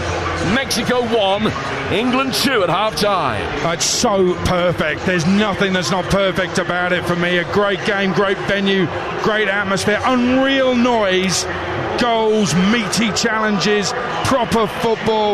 We've had some remarkable saves from Jordan Pickford, and Bellingham getting two, and then he saves a certain equaliser just before the break, and I think I'm going to give him a hat-trick. He's getting the match ball for me, Jude Bellingham, Stuart Pearce. What a half, or what a close to the half he has had, Jude Bellingham. 2 goals, and he saved a certain goal. Stunning stuff. It certainly was. I mean, I can only echo, we're in an iconic stadium, and this has been an iconic match. This has been absolutely everything you want to see. We saw Argentina versus Cape Verde, which was an incredible game, but it doesn't hold a candle to what we've seen there. The intensity of both teams, the aggression of both teams, chances on each goal, both teams coming out trying to win the game. England 2 up. The response from Mexico's been quite incredible. This is a never-say-die team, and I'll tell you what, so are England, and we've got an incredible game on our hands. We've got our nose in front. We would take this scoreline all day long at half-time, but so much football to be played in the next 45 plus minutes. Yeah, absolutely incredible what's been going on the pitch in front of us. And let's talk about those England goals. I mean, Jordan Pickford, for me, there's a lot of people saying that he should be dropped and let's bring in Dean Henderson or James Trafford. I was asked a question on Extra Time by Ben Fletcher last night. I said no, his tournament experience, yes, he's been a bit fragile, there's been some problems. He's just proved what a great goalkeeper he is. Some brilliant saves, and he's been getting us going the other way as well. He got us going for one of the goals. Well, what I like, I'm seeing a composed performance by the goalkeeper. He's made 2 outstanding saves, but he's been very composed, and he played a big part in one of the goals, getting rid of the ball nice and quickly. They've nearly scored at one end against us. He's got the ball, he had presence of mind to free up Declan Rice, and off we go to get the second. Yeah, Declan Rice surging forward. I've been asking for him to do that for a long while. He did it. Let's see more of that. He fed Saka on the right. He's showing Madueke what to do. If Saka has got an injury, Madueke will come on, get to your byline, take your man on, and then deliver a cross. Don't take him on again. Cross comes in, headed home by Jude Bellingham for 1-0. He's in the right place at the right time, and then 1 minute 39 seconds later, it is 2-0. You were right, great spot. Elliot Anderson winning the ball in the middle. The pass wasn't great, as you said as well, but Kane squares it. Instead of always going for goal, he squares it, and there's Jude Bellingham again. These are terrific goals from England, but they've got to keep going forward, haven't they? They've got to trust that policy of scoring more than the opposition, because we can't defend. Well, listen, I think we've been doing okay, and you've got to give credit to the Mexicans. They've created some great chances, and probably 2 of their best chances have come from Jimenez, who's been brilliant with his head. Let's be quite honest with you. He is a handful. They put a couple of good balls into the box. He's got his head on them. One was an incredible diving header. I thought it was 1972 for a minute with that diving header. It was incredible centre-forward play, and all of a sudden our goalkeeper's pulled off a wonderful save. It is just everything you want in a football match. Yeah, he's suddenly become Jordan Banks, hasn't he? Absolutely incredible from Pickford. in nets for England. He's had probably the best first half I've ever seen him have. Nothing he could do about the goal. It's kind of ropey defending a little bit. Quinones is so clever, just hangs back. He's expecting it and he lashes it in. Terrific finish. Yeah, it was. As I say, England had dropped on the light, dropped back collectively together, which you've got to do. But we just didn't get the clearance away. Conta sort of more half-cocked trying to get rid of a clearance, and he's just left it in the danger zone. I've got to say, he's finished it brilliantly, just slashed it into the roof of the net. 2-1 and more to come. But what I will say, we have to tell our listeners, we were warned, Mexico score, we're getting drenched in beer. We got drenched in beer, didn't we? We certainly have. Loves, who sat next to us there, I can't see him, our engineer, he's just covered right up. Fortunately, myself and Jim had just tucked down the line slightly and just missing it. Yeah, it's the only time he's had 6 pints and still wants more, can cope with more. And still standing up. Incredible. And what an incredible first half in an incredible stadium. It's just got everything. I know it's the middle of the night where you are. Hopefully you're just lying in bed listening to TalkSport, because this is going to be keeping you awake at night. Sensational stuff. And as it stands, England leads. They will have work to do to maintain that lead, no doubt about it, because Mexico finished the second half the stronger. England leading Mexico by 2-1 as it stands. They're in the quarterfinals of the World Cup. You're listening to World Cup Game Day Live on TalkSport, brought to you by Burger King, Burger Buddies. Iconic winners delivered in the box every time. Order now on the BK app.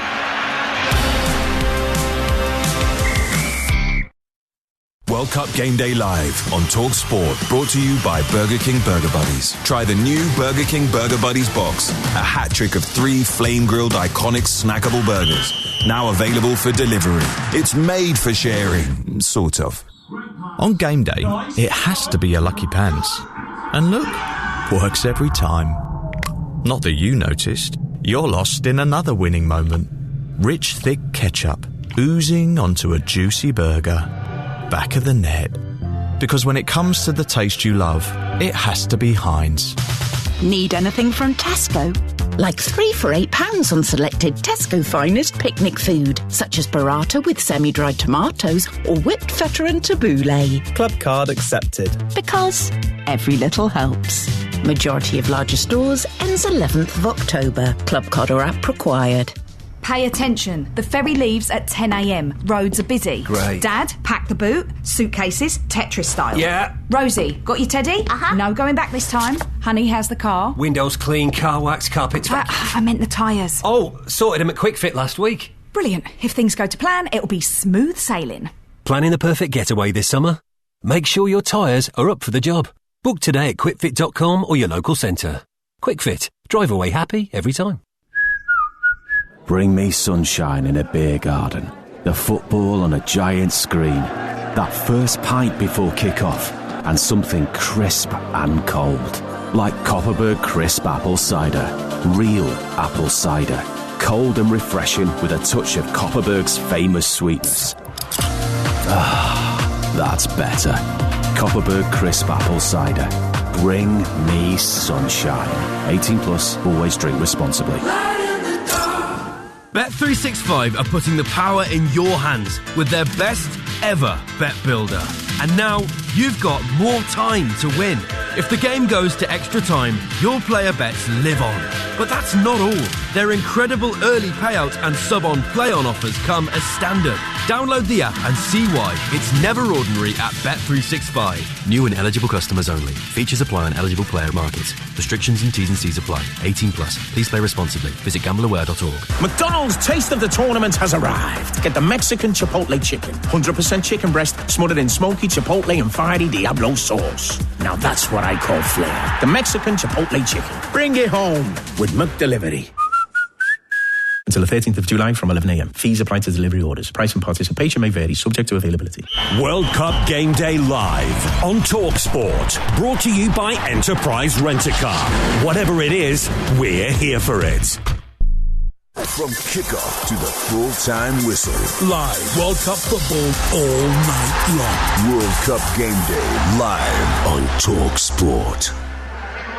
Don't fall asleep. Whatever you do, do not fall asleep. Keep it on TalkSport. Second half to come as England lead by 2-1 in the Azteca against Mexico. What a game. Let's take a look at the halftime odds with Bet365. On the ball on TalkSport with Bet365. Get your money back in free bets if your bet builder doesn't come in on tonight's England game. Max free bet varies per customer. Bet restrictions and T's and C's apply. 18+, gambleware.org. Well, if you fancy England to hold on and beat Mexico in normal time, you can get that at 8-13 for Mexico to win in normal time. That's 6-1, and the draw at the end of 90 minutes you can get priced at 9-4. Now, in terms of goal scorers, if you fancy Harry Kane to get his name on the score sheet, 13-5. Raul Jimenez has gone close, had a couple of good chances. If you fancy him to score any time, that's 3-1. Those were the halftime odds with Bet365, bringing you more offers than ever before this summer. 18+, gambleaware.org. On the ball on TalkSport with Bet365. Get your money back in free bets if your bet builder doesn't come in on tonight's England game. Max free bet varies per customer. Bet restrictions and T's and C's apply. 18+, gambleaware.org. Catch your breath, make yourself a coffee, stay up with us on TalkSport. Earlier on, we were joined by TalkSport reporter Ben Jacobs, who's had a busy day with the US national team after the news broke that striker Flo Balogun will be in fact allowed to play in the USA's round of 16 tie with Belgium after his one-game ban was suspended. This was the reaction of Team USA captain Christian Pulisic to the news. Well, I mean, obviously we've played with him all tournaments, so I mean, it changes as far as like just having him as a presence out there. He does so much. He runs off the ball. He always gives an option. He's constantly a threat and behind and to score. And obviously, as a team, it's really helpful. He's obviously super happy, man. This is what exactly you want to be able to play in games like this. It's you know, it was just a big smile on his face, and all of ours for him. He deserves it. These people live in the real world. That's the USA captain saying that. Does he not realise what's gone on here? The US government helping to provide some evidence to help the decision along and overturn the suspension, or bring in the suspension of the ban. Donald Trump phoning Infantino, who's here tonight at the Azteca, and then Donald Trump phoning Pochettino to wish him all the best against Belgium and tell him that his striker is back available. Infantino, I'm sorry, this could well be and should well be your last World Cup. USA-Belgium, early hours of tomorrow morning, 1 a.m. kickoff is live on TalkSport. Let's now hear then from the England assistant coach, Anthony Barry. He's been speaking in the last few moments. No frustration, a full throttle match. Every minute feels like the 90th minute. We prepared our players that up until the first water break it would be a difficult game. We would have to suffer here. Mexico always start the game fast. We expected it. We knew at the water break that 0-0 would be a good result for us, and it was. From there we had the quality to come into the game. Our two biggest moments and one of our biggest players scores. Jude does what he does. And then from there it's disappointing to concede a goal from a set piece. You would like to make it to half time at 2-0. But we never. The opponent's playing well. It's a good game, and now we have 45 minutes to go. Anthony Barry with the England assistant with the understatement there. It's a good game. Fireworks are going off already, red and green above the stands, the top of the stands where the floodlights are here at the Azteca. They're putting on a half-time show. That is some display. There's pyro on the sideline as well. This is all usually pre-match, but they've been letting it go. You can hear in the background the fireworks and the rockets going off. Sensational stuff. Tell you what, that was brilliant, but none of it tops what happened in that first half. Just a wonderful occasion. Something that you're just so privileged to be at. And that's how we all feel here on TalkSport. Everybody in this ground probably feels exactly the same. Let's not forget, England have got a job to do. They lead by 2-1 in Mexico's house, and they've got to see the job through. But the way that first half ended, this is not going to be easy. Mexico are back out for the second half. You're listening to World Cup Game Day Live on TalkSport, brought to you by Enterprise Rent-A-Car. Here for it. Book now at enterprise.co.uk as smoke from the fireworks just comes back into the stadium. makes visibility very, very difficult. We still haven't had the return of the England players for the second half. The Mexico players just going through a little drill in a circle with one of their trainers. Let me tell you that Portugal-Spain later on today, your time, an 8 o'clock kickoff on TalkSport. That should be sensational. Could be Ronaldo's last ever World Cup match for Portugal. And then USA-Belgium, as I said. After that, Argentina-Egypt, Switzerland against Colombia, and with Norway beating Brazil, knocking them out 2-1 earlier.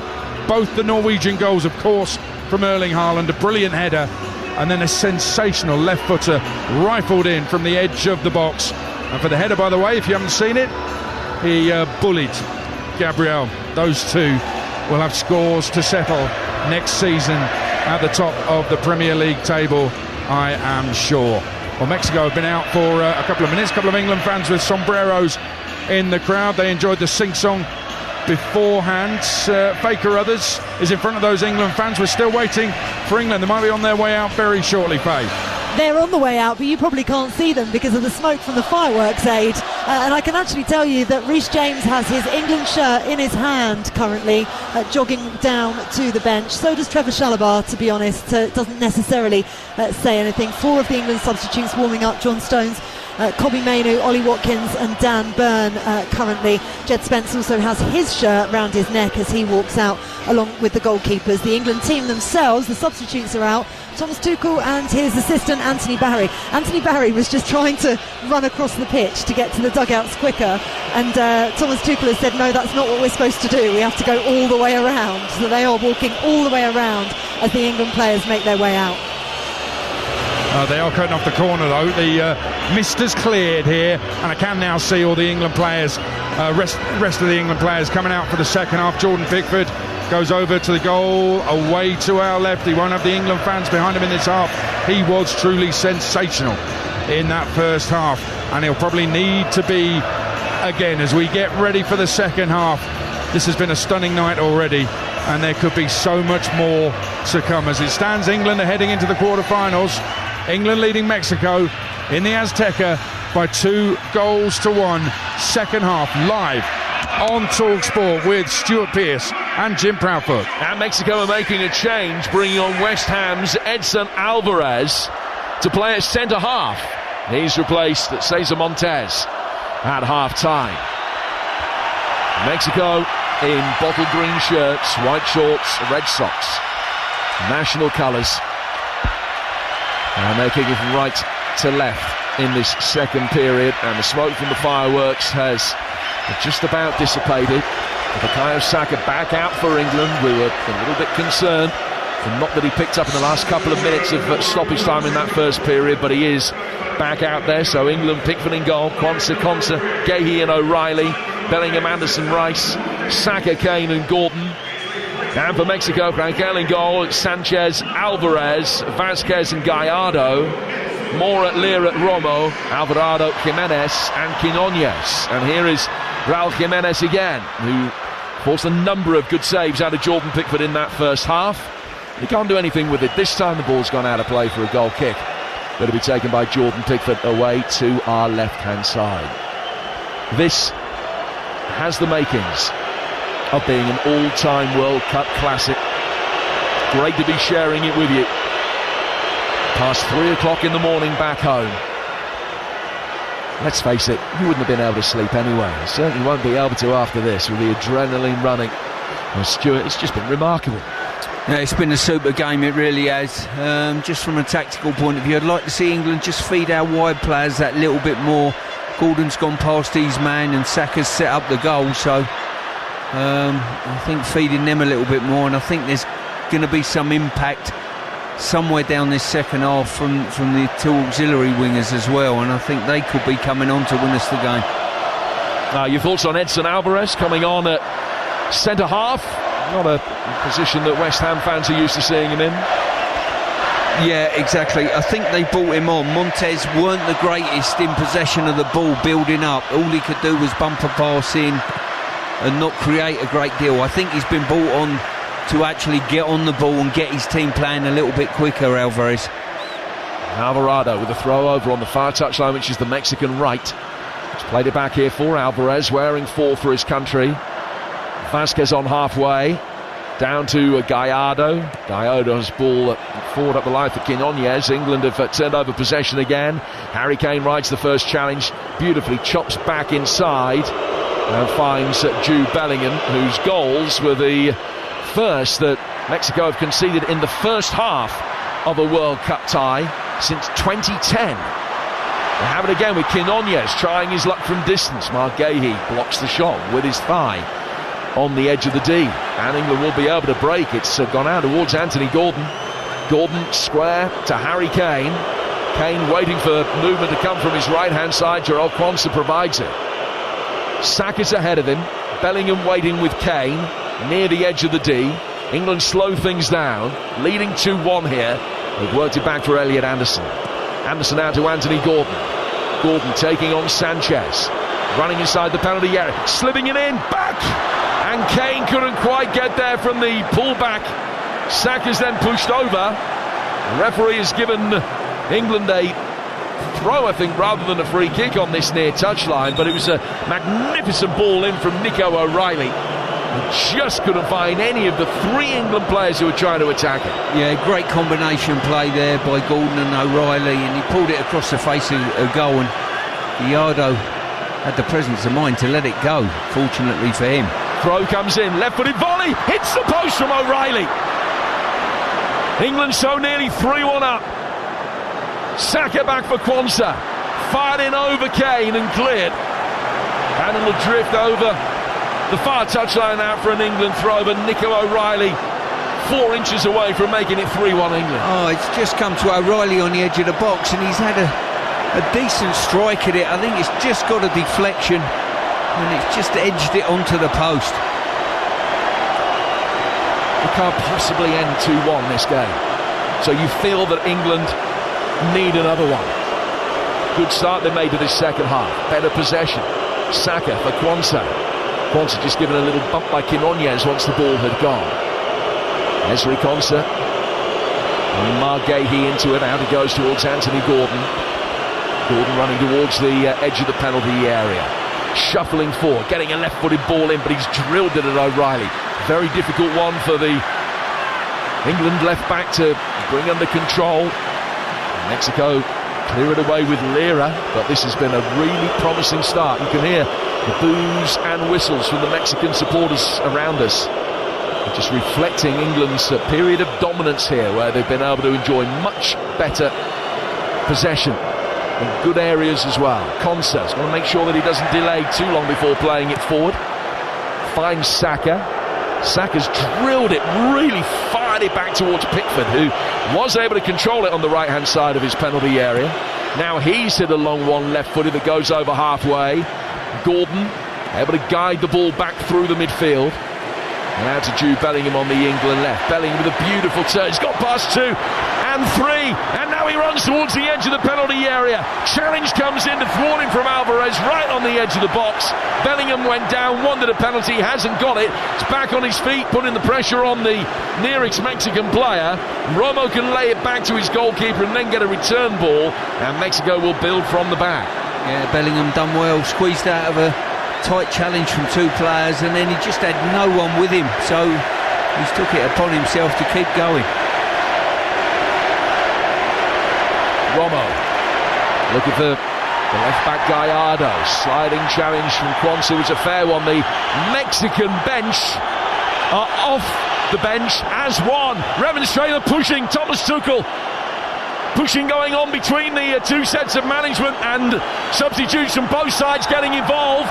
Play continues on the left-hand side of the area where an England player goes down, but a real skirmish. It's a 30-man skirmish right in front of the 4th official.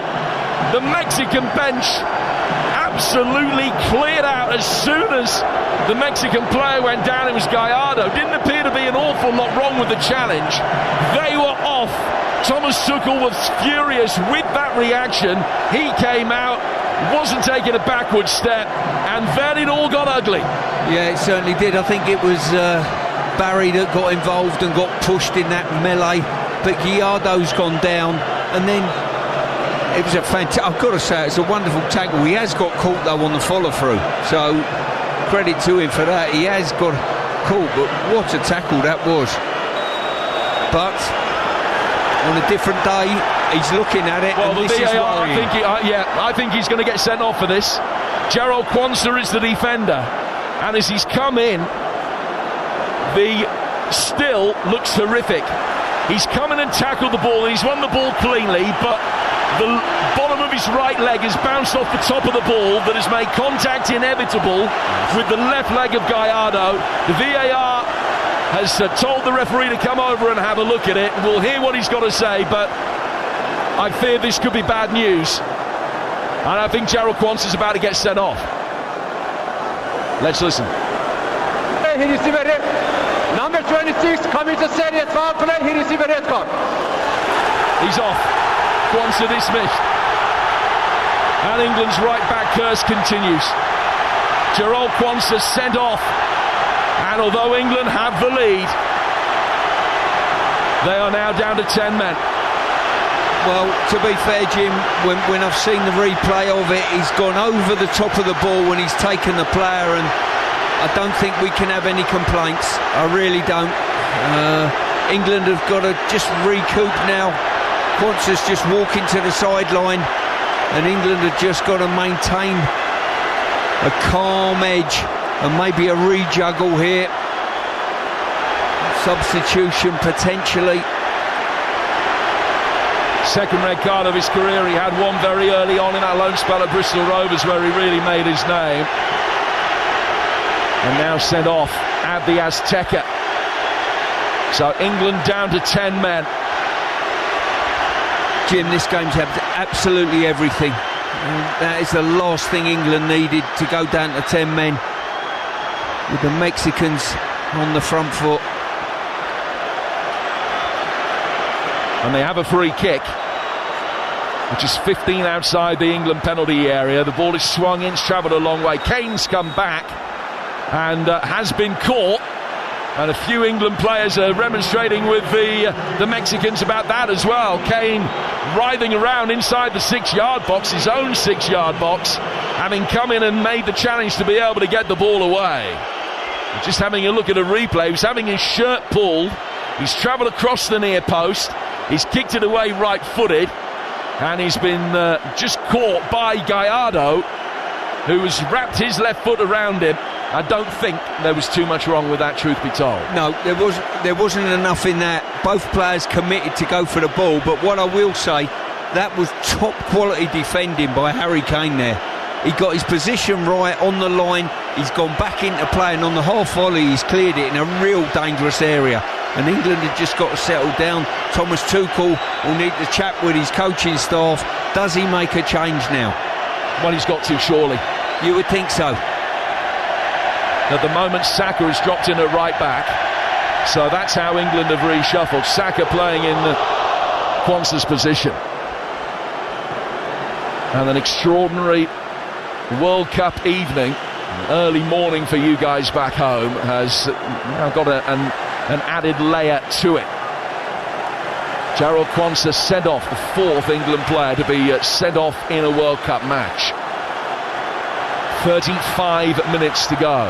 Faye Carruthers, our England correspondent, pitch side tells me that John Stones is going to be coming on, and I can now see him making his way to the edge of the technical area. So Stones will be on very shortly. You would imagine that that will put Quansah to right back, and England will play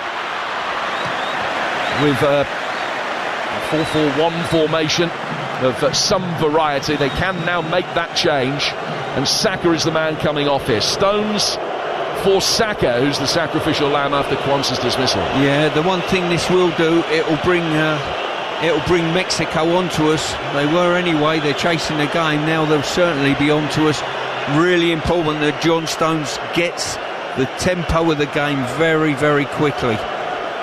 And all we can hope for, Jim, is that Keir Starmer gets the Quansah sending off overturned. I'm sure he will in the oncoming days, to free him up, hopefully for a quarter-final next weekend. Oh, definitely, without a shadow of a doubt. Not that that sort of thing ever happens. The ball played forward, flicked on by Harry Kane. How comes the goalkeeper? Could be a penalty to England. It is! Penalty to England! Kane flicking the ball on. And the run in behind him from Anthony Gordon. He got past the goalkeeper, nudged it past Rangel, wins a penalty. And England, down to 10 men, have the chance from the spot to go 3-1 up. Well, incredible. I think they'll be just looking, making sure Harry Kane's not strayed offside slightly in his little touch on. But the pace of Gordon was magnificent. And they'll be checking this. Alvarez really poor there with his attempt, but they'll look at a potential offside for Harry Kane, and that will be tight. Well, the offside call will be tight. The ball also hit Kane's arm, but that was unintentional. Now, if it's come off his arm and he's turned and scored, it gets disallowed. But in those circumstances, I think he'll be fine. It's clearly an accidental touch off his arm. I think it's hit his head and then flicked off his arm into Gordon's run. The Australian referee is telling all of the Mexican players around him. Remember the days when they said that only one player could come and engage with the referee? Do you remember that? Well, that's being ignored summarily here. I've never seen so many people stood around the penalty spot of both teams, if truth be known. And it's Bellingham who's got the ball under his arm. And I wonder whether he's just going to hand it over to Harry Kane. I'm sure he will. Yes, he has. Thomas Tuchel was tempers fray on the bench, absolutely furious, and he has been absolutely laying into the fourth official. Well, this is a monumental moment. And our mind goes back to the tent in the desert 4 years ago in Qatar, and a big penalty for Harry Kane in a knockout game against France that he couldn't convert. But he has the chance here to put this one away for England and give them a 3-1 lead. 2 goals up and a man down with half an hour to go. Might have taken that before a ball was kicked today. Goalkeeper Rangel is coming out. He's being told by the referee to get back on his line. And he's reluctant to do. He's standing on the edge of the 6-yard box. I mean, all of the housery tactics are coming out here. And now he's standing almost near his post. He's showing Kane one side of the goal. Will it be a stuttering run-up from Kane? Harry, your country needs you here. You've got to put this away. Right-footed, he has! He sent the keeper the right way, but he's blasted it past him with pace. Into the bottom left-hand corner. England lead by 3 goals to 1. And the 2-goal cushion is back intact. Now can the 10 hang on? England needed a lift. They needed something after that sending off, and almost immediately they got it. The flick on by Kane, the reading of the play by Gordon. He's taken the ball past the goalie, inducing the penalty, and then Kane just slammed it into the net. 3-1. There's still a lot of work to do to get over the line here. There's no doubt Mexico will come on. They've got nothing to lose, making the odd substitution down there to try and get their team on the front foot. But possession of the ball is absolutely key from England's point of view. So they brought on Santi Jimenez and Gutierrez, the Guadalajara midfielder, who actually has won a couple of international caps for the United States as well. He's also come on. So Jimenez on for the youngster Mora, and Gutierrez has replaced Luis Romo. 61 on the clock. 3-1 to England. And what's the decision here? It should be a Mexican kickoff. He's suggesting the Mexican's done something wrong at the kickoff. But he's touched it twice. It must be. That's all it can be. And he's given an indirect free kick to England on the centre spot. I've never seen that, ever. Just when you think you've seen everything in a game, and this game's been unbelievable, something else comes up. And England will work it forward again. Oh, strong change. Alvarez straight into the back of Harry Kane. And it's a free kick to England. So Kane up to 6 goals in this tournament now. That penalty, absolutely crucial, because all the momentum would have been with Mexico had he not been able to put it away. But it's his 14th World Cup goal. Brilliant penalty, that. There's one against Croatia, went into the bottom right-hand corner. That one goes into the bottom left. 3-1. Loose ball in the midfield. Rice didn't know whether to stick or twist it, went past him. Now Mexico play down towards Quinones. Mexico with the numerical advantage, trailing 3-1. John Stones comes across, great first contribution from him, low 5 from Harry Kane. Ball's gone out of play for a throw. Quinones taking it short, chipped in by Lira. Out comes Pickford's punched it clear. He's got to get back quickly. Loose ball goes to the right-hand side of the penalty area. Little reverse ball in. Alvarado, they're claiming a penalty off an England arm. Nothing given, and Pickford is able to block the cross. 3-1 to the 10 men of England. Yeah, at this moment, the Mexicans will be claiming absolutely everything. It's important that England keep a lid on their emotions, keep moving the ball, starve the Mexicans of the ball if they can, and work tirelessly as a man. This is built up, this is character building, this will serve us well if we get over the line today. Anderson to Kane, to Rice, and out to the left, and Gordon has made his way forward here. The flag has stayed down against him.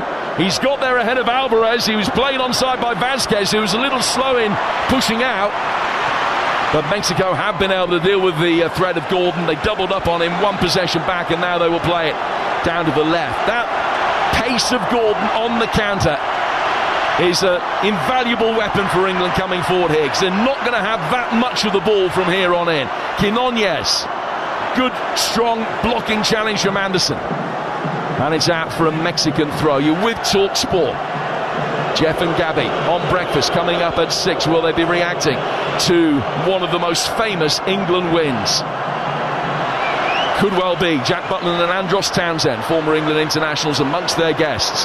Gallardo's ball inside the penalty area, sliced away by Stones, out of play for a corner. So Jeff and Gabby coming up at 6 o'clock, and then from 4 p.m. this afternoon up in New York City, it's Goldstein and Bendy on drive time before Portugal-Spain later tonight. And if it's a tenth as good as this, you won't be able to take your ears away from it. Mexico with their first corner of the second half. Alvarado's going to take it. Swung towards the edge of the 6-yard box and headed away. Comes back out to Alvarado again. Got himself back onside easily enough. Knocks the ball square across the edge of the penalty area for Quinones. Kane defending from the front. Quinones works it out to the right-hand side of the penalty area. High ball in. Taking a little flick. Montes goes up for it. Was beaten. Vasquez is in there. England player goes down. A Mexican player's gone down and they want a penalty for it. Then Quinones turns into trouble and gets a free kick from Bellingham. The Mexicans are really angry. They're not at all happy with the way that the Australian team have officiated this. They're doing everything they can to get into the head of Ali Reza Fagani. They're claiming everything, as you would want your team to do, I guess, under the circumstances in which they find themselves. But they were claiming a penalty there, but nothing given. Kane's just kicked the back of the heel as both feet were up. Referee not getting seduced by that in any way, shape or form. It's really important for me that Rice and Anderson just sit in front of those two centre-halves, make a box of 4 and keep the play in front of them. Well, they are having a look at that incident. VAR is checking for a possible penalty. Kane on Gutierrez. Well, he's definitely kicked his heel, but I'm not sure. He's coming over. He's going to have a look. And Harry Kane's got his hands outstretched, protesting his innocence. But the VAR, who's Nicolas Gallo from Colombia, has called the Australian referee over to have a look at the incident. Now the ball comes down. The first passage of play that they're looking at is Kane coming up, bringing his right foot up, trying to play the ball, but he's kicked the underside of Gutierrez's foot, and I think this is going to be given as a penalty. Well, in this cauldron, I definitely think he'll end up giving it as a penalty. Do I think it's a penalty? It's ludicrously soft. But this game, Jim, it's the game that just keeps giving and giving and giving. Well, he's had a look. He's made his way back onto the pitch. He's drawn the box with his fingers. And let's listen again to referee Fagani. Couldn't hear what he said, but the reaction of the crowd tells you everything you need to know. Penalty to Mexico. And a chance to halve the deficit and get it back to 3-2. I'll tell you what, Jim, if you want any goalkeeper in goal for you at this stage, it's Jordan Pickford. Now, if he pulls one out now, it's our night.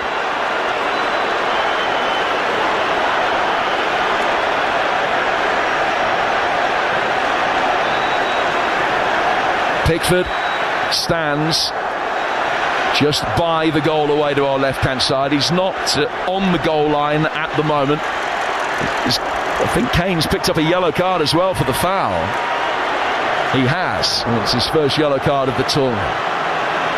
Raul Jimenez is the player that is taking the responsibility here for Mexico. This is a pressure penalty for them, because I think if he doesn't net this, it could flatten them. Come on, Jordan. Pickford bobbing up and down on his line, trying to make the goal look as small as possible. Dancing to his left, quick step to his right. Jimenez with a curvy run. He's going to run up and hit it right-footed. The crowd will tell you he scored.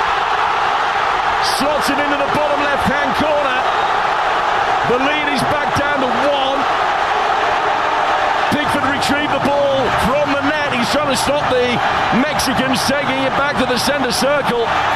But it is 3-2 now to England, still with a numerical disadvantage. Gerald Quansah sent off, and in 30 minutes of knockout football, we've seen England hit the post, score 3, concede 2, have a player sent off. 2 remarkable saves from Jordan Pickford. It is one of the most stunning World Cup games of all time. But if you've got some emotional investment in it, you're biting your fingernails down to the quick.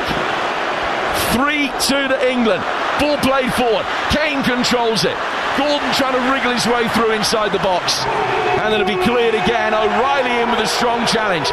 Play goes on. Kane brought down. Referee waves him back to his feet. 2 England players down hurt at the moment. Now play will stop, so that the man stricken over on the far touchline thinks O'Reilly is going to be able to receive whatever treatment is necessary. We've got 20 minutes to go. There'll be a lot of stoppage time to be added. It's 3-2 to England, and you kind of sense, for the fact that it's been a remarkable game, we barely even got started yet. Yeah, O'Reilly's just got 6 of the best in his face. Both players went down, nothing in it in any way, but he's just taken studs to the face. He's still flat out. He'll be okay. Jimenez held his nerve there. Pickford doing his best to unnerve him. He's gone the right way, I've got to say, but left himself too much to do. Well, the cards are mounting up for England, because Mark Gahey has been booked, and I must confess I didn't see what that was for. Now a Mexican player is shown a yellow card. Yeah, he's pointing to his mouth, saying that he's been struck, and has waved an imaginary yellow card. What's going on there, Stu? Yeah, I think exactly that. He's suggesting that he's been elbowed by O'Reilly, I think. But listen, I just wish the players would just settle down and stop trying to kidology. It's hydration break now, and it's probably, I don't know, I wouldn't call this a hydration break. This is time out for both players, both sets of players. And Tuchel's got to earn his money down there now. He really has. Let's go pitch side and speak to Faye Carruthers. Nico O'Reilly just shown a yellow card as he makes his way over to get some more instruction from Thomas Tuchel and co. Faye, it's just remarkable. I mean, I literally don't know which way to look, Jim, half the time, because there's stuff going off the ball repeatedly in different areas of the pitch, just over there. And the referee, I also did not see what Mark Gahey got the yellow card for, but Nico O'Reilly just being given the yellow card a second ago, he was saying and showing the England staff, well, he hit me first. he got me in the face. And what they need right now is really cool heads. And Thomas Tuchel has them round in a huddle, and he's trying to get them calmed down whilst giving them instruction as to what to do, because the Mexican players know exactly what they are trying to do. They are trying to rile and get under the skin. They're even managing to get under Harry Kane's skin. That does not happen very often. He went over there with that Nico O'Reilly incident to try and say what happened there, and they were baiting him. So they need to be really careful, especially because he's also on a yellow card. Yeah, that's a great point. I mean, Kane can't get himself sent off. Having received the yellow card for giving the penalty away, Stu, he's got to make sure that he's not deemed to be diving or for any retribution, get himself involved in anything that ends up being a yellow card to a player from both sides, and Kane, as a result of that, gets a second yellow and gets sent off. This is such an extraordinary test of character for England here, with 17 minutes left to play when they restart. England leading 3-2, but down to 10 men. Yeah, I think whenever you come to this part of the world, you're up for a stern test, both physically and mentally. And England certainly are going through that at present. If they can come through this and get out the other side, the power that would do to this team in belief would be incredible. I don't know whether is that Dan Burn I'm seeing back there? Yeah. About to come on. The substitutions have got to be right. Spence as well, stripped off, ready to go. And England, well, what are the substitutions? Well, what are you thinking, that they'll go to a 5 here? Well, it probably looks like it, but that will bring the Mexicans onto us even more. I almost think that it might even bizarrely be a game for Rashford, that counter-attack pace and threat to come on and just stay up the pitch while let the others defend. So Spence is on for O'Reilly, and he's going to come on at left back, and you can understand the logic behind taking O'Reilly off. Youngest man in the team, most inexperienced, and as a consequence, on a yellow card, they've decided to take him off and replace him with Jed Spence. Elliot Anderson makes way for Dan Burn. So it is going to be a 5, with the counter-attacking threat of the pace of Anthony Gordon, and we'll see when Marcus Rashford makes his entrance. So Burn comes on and will play on the left of the 3 centre-halves. Gahey at the moment in the middle, with Stones on the right of them, Konsa at right back, and it's a 5-3-1 for England as we restart. 15 minutes plus probably already 7. There's a long way to go for England to hold on here. 3-2 up in a World Cup classic, but England down to 10 men after Kwanzaa's red card. Gallardo plays the ball back towards Gutierrez. Incidentally, the Gahey yellow card was for dissent. Lira had a very impressive first half. Down towards Gallardo. Gallardo for Raul Jimenez. The Wolves man clipping it right-footed across the edge of the penalty area. It's brought down but whacked away by Jed Spence, getting it to halfway, and England will push out. I think these substitutions now, I would say it's a bit of a gamble, but he's almost gone, we're playing attack v defence now. We're just going to sit in here and we're going to say we've got enough in here, limiting the spaces. We've got the physical power now of Dan Burn in there to hopefully deal with Jimenez. Oh, another ball comes in, and Burn and Pickford both go for the same one. Burn was able to get it away. But what this does, Jim, it makes, we've got no out at the moment, you know. He's left Gordon on the pitch as that outlet. He's left Kane on to hold it up and hopefully free him up. Gallardo's ball inside the penalty area. Kane flicks it back inside his own penalty area deliberately for England to be able to clear. Again, they hammer it away, but inevitably it's going to come straight back. And you can kind of understand the logic behind Thomas Tuchel's thinking, but this feels like a risky game. In the first minute that we've seen of it since the hydration break, 5-3-1, and England are getting hemmed in, and they are on the ropes. Gallardo for the Mexicans as they look for an equaliser. Ball played inside the box. England should be able to get it away. Gordon's got time to take a touch, hammers it away straight through to the goalkeeper Rangel. And the way things are going, it's passage of play after passage of play for Mexico, attacking the England back line. And England, you feel, just won't be able to withstand this for long enough. Another ball high inside the penalty area. Konsa heads it away. It's going to be a properly famous victory for England. They can see this through from here. Quinones outside the penalty area. He's laid it back now for the centre-half Vasquez. Edson Alvarez to his right-hand side for Lira. Another ball chipped in. They've worked it wide to the left-hand side of the area for Brian Gutierrez. Works the angle for a shot. Great block, Esri Konsa, who's playing it right back in the fight. So England have got 4 centre-halves on the field. Another ball in from Gutierrez. Nice shape on that. Diving header away was brilliant from Byrne. And he's got it to halfway. England again push forward, trying to condense the play in the midfield, and again it's going to come back. Thomas Tuchel is just suggesting we've got 5 at the back now. Your wing backs don't have to be so tucked in, because if you do, the wide players get it too comfortably. They certainly are at the moment. Gallardo, high ball inside the penalty area, good defensive header away from Spence. It's a Mexico corner. 3-2 to England. They're down to 10 men. The lead is decidedly precarious. Mexico, before the corner is taken, are going to be making another change. Fidalgo will come on for them. Konsa here, just in this right back position, just stretching off, got cramp at the moment, and he's got to just grit his teeth and get through this for the team. You don't need another change. So they're bringing on a central midfielder Fidalgo for a full-back Sanchez. So Mexico changing their shape. They simply don't need to have 4 at the back anymore. They can make do with 2. In comes this corner. And Pickford, did he get fingers on that? He did. So it's going to be another corner, this one on the left. And the clock is ticking now so slowly. 11 plus loads of stoppage time to go. Yeah, just give clarity to Tuchel's information there. He's basically saying to his 2 wing-backs, don't narrow in and get too tight. You're not full-backs anymore. You can afford to give a little bit of width. Otherwise the ball will keep going to wide areas, and the wide players will get the ball out of their feet and keep tonking it in the box.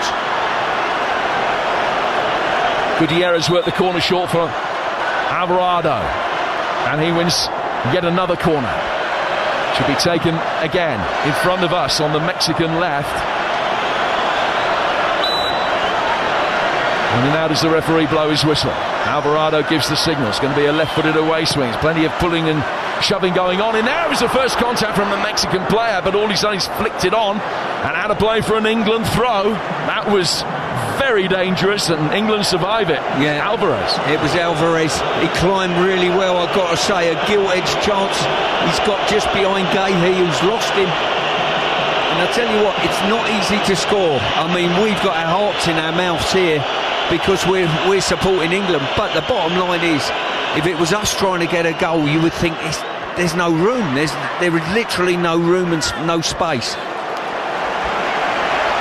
10 minutes to go. Mexico 2, England 3. Doesn't begin to tell the story. Mexicans with Fidalgo play it out of the right-hand side. It is just attack against defence with England down to 10.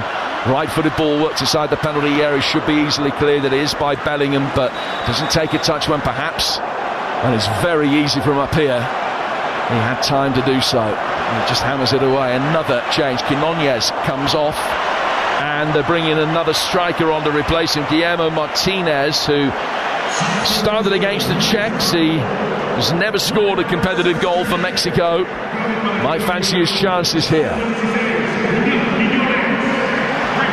Fidalgo down to the Mexican left. Gets it back. Fidalgo back outside the penalty area. They've pretty much only got one defender playing now, Mexico. Fidalgo curving the ball inside the area. Left-footed volley goes over the bar. Pickford at full stretch. Probably sensed that he had that one covered. Wasn't met particularly cleanly. It's a goal kick to England. In no hurry to take it with 81 gone. Yeah, got really fortunate there. He's tried to help it on first time. If he'd have took a touch, I think the half volley hitch kick would have been on. And England need to get us up the pitch and put our foot on it and attempt to play our way up the pitch if humanly possible. Pickford whacking it forward long. Kane goes up for it. He's contrived a situation where 2 Mexican players have collided with each other, but the ball went straight through to the goalkeeper. Rangel bowls it out quickly. 4 from him to Vasquez. Vasquez to Gallardo. Down to It comes through the midfield now for Lima. Lima's ball out to the Mexican right. 8 minutes to go. 3-2 to England. Pickford can catch that one and collapses onto the floor in making the save. The 8 seconds will start. Bowls it out here for Dan Burn on his World Cup debut. What a situation to just be brought into. Spence to Rice, back for Burn. It's the first time for probably 10 minutes that England have strung 4 passes together. They couldn't make it 5 as the ball goes way over the head of Kane. He hung his head in disappointment and now drops back to aid the defensive cause. As Gallardo's on the front foot again. Another ball through the penalty area. He's taken a touch. Sliding challenge was a good one. Had to be. Spence got his body in the way. And England clear. Alvarez runs round it. Picks it up inside his own half. Yeah, England have got to try and clear that box if they can, because this ball is just being horseshoed, recycled into wide areas and tossed in the box. Gallardo again for the Mexicans. Consa blocks the cross, goes out of play. It's another corner to Mexico. Pickford comes out and has a word with the referee. So too Harry Kane. Well, they're claiming that wasn't a corner. When it comes down to it, it will be checked by the VAR. And so if it is a goal kick, then it will be given. And indeed, Pickford was right. So that's actually run just a few seconds off the clock. Pickford will put the ball down. Takes 3, 4, 5, 6, 7, 8 steps back. Right to the byline, runs forward, hits it left-footed, clatters it upfield into the Mexico City sky. Flicked on towards Kane. What England would give for a 4th. Bellingham on a hat-trick, trying to find his way through. But he couldn't get through. Consa battling with Raul Jimenez, wins a free kick. And that shrill blast of the referee's whistle is music to England's ears. They are in a proper fight here. It would be an epic victory. They led 2-0. They would have sensed at that stage after 2 goals in less than 2 minutes that this was going to be their night. I think we all did. Mexico's comeback was admirable. Got it back to 2-1, then Quansah was sent off, then England scored. Kane put in the penalty away, then conceding one of his own. Jimenez converted that, and that's where we stand now. 10-man England, 3-2 up, and we've got 5.5 plus probably 7 to be added. Declan Rice chips the ball forward into the Mexican penalty area where the ball has hardly been. Mexico will be able to clear. Picked up again well by Bellingham. Bellingham maintaining possession. Works it to his left-hand side for Jed Spence. Oh, Spence just put too much on the ball for Kane as he tried to feather it inside the penalty area for his captain's run. And goalkeeper Rangel bowls it out quickly. Gallardo side-footing it through the midfield. Alvarez out of the Mexican right. England's back 5 getting back in position. It's swung inside the penalty area. It was a Mexican player hauled to the ground. That's the claim. Play goes on. Rice brings it away. He's poked it back. Gahey just chips it out of harm's way.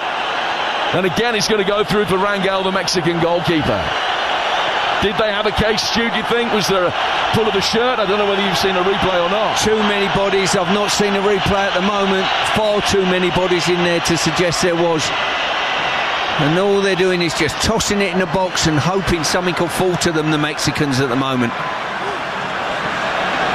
Another ball inside the penalty area. Out comes Pickford, punches it clear. Got to get back on your feet, Jordan. And he's done that. It's knocked square to the left-hand side again. Fidalgo's been heavily involved since he's come on. And he curves the ball down to the Mexican right. Back for Alvarez. Right-footed ball in from him. Brought down. Jimenez couldn't turn. Well defended by Stones. And the offside flag is up anyway. And England are in the 87th minute with this most precarious lead. Just having a look at what the referees... That was absolutely outstanding defending by Gahey, I think. Really good defending. He's just got his feet around and hooked it away from a danger zone. We've got to make sure we don't drop on into the 6-yard box and deeper. Keep the line up. When we do get a foot on the ball, play up the pitch. Easier said than done.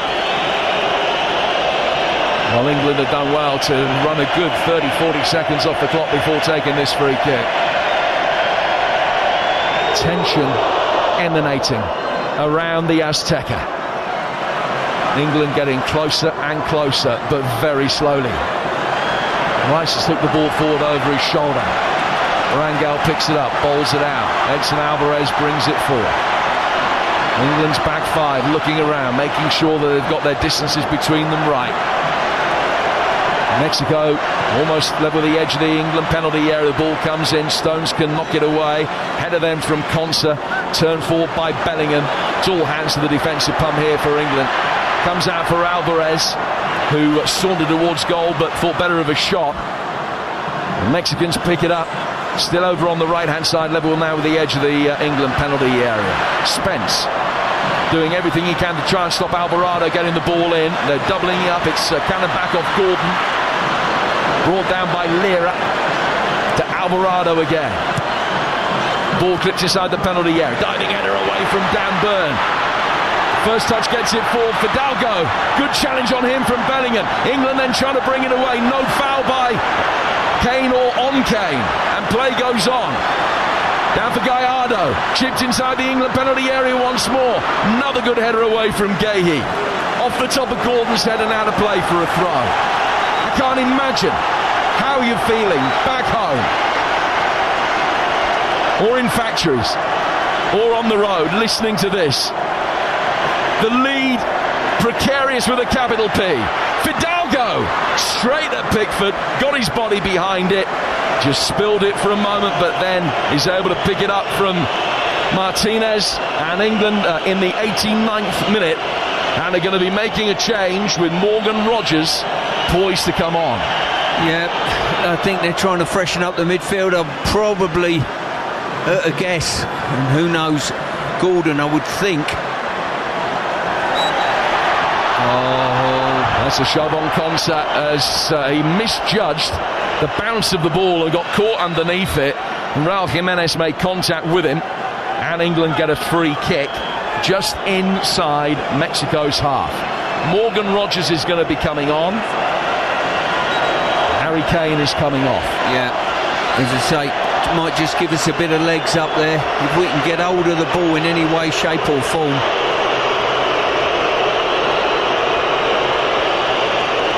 Kane off. At the moment, he's the match winner. At the moment.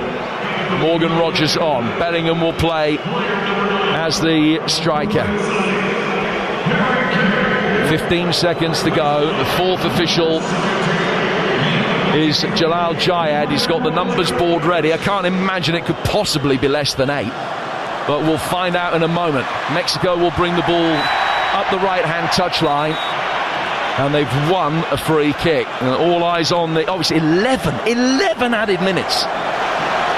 That is ridiculous. Where have they got 11 from? Well, another astounding thing that's come out of this match. You can't judge anything. There's nothing you can predict in this game, including those 11 minutes. The only thing you can put your hat on, well done, Jordan Pickford. The only thing you can put your hat on is at full time, Jim, there'll be a skirmish between both sets of players and the bench. Oh yes, Pickford, long goal kick, almost like a rugby union kick for touch. He's put it out of play down by the opposition corner flag. Mexico taking a throw in a deep position. So 10 minutes of added time left to play. England 3-2 up. I think I'd have been tempted to put Rashford on instead of Rodgers, you know, and just leave him up the pitch and say, look, we're going to hook everything clear. You've got to get on the end of it. This is a long last 10 minutes on a sense that we will never forget, and whatever happens, the potential for heartbreak or euphoria. England have got another corner to defend as Gallardo hits an across that's come back off Ezri Konsa. Mexico attacking the end of the ground where England were undone on their last visit by the cheating and then brilliance of Diego Maradona. In comes this latest Mexican corner. Pickford's come a long way out and has done well. He's back on his feet, having punched it clear. Comes out for Fidalgo again. So much going through him as he sits deep in midfield. Cross comes in from Gutierrez, overhit and out of play for a goal kick. And there are 9 minutes to go. 3-2 to the 10 men of England. I've got to say, Pickford has been magnificent coming for the odd cross. I think he's come for free now to help his back line out and got really solid punches on him. Couple that with a couple of saves in the first half as well.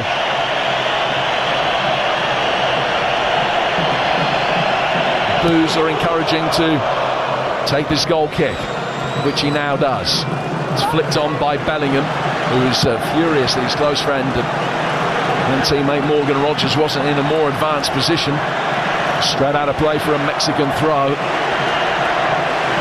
Yeah, he's got to, whoever's the furthest man up the pitch has got to attempt to hold the ball rather than flick it on, because there is nothing to flick on to. Spencer's nutmegged, and England get it away with Gordon. Gordon playing it forward. Awkward control from Bellingham, but legitimate. He's seen the goalkeeper off his line and has tried his luck from 60 yards. It was on target but easily caught by Rangel, who bowls it out again for Fidalgo to bring it forward.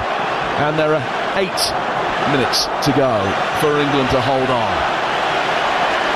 Once the player sent off for a challenge. He was very unfortunate, but I think the decision was correct, as his foot making a challenge bounced off his leg bounced off the top of the ball. Here's Gallardo, and that's another wasted ball in the England penalty area.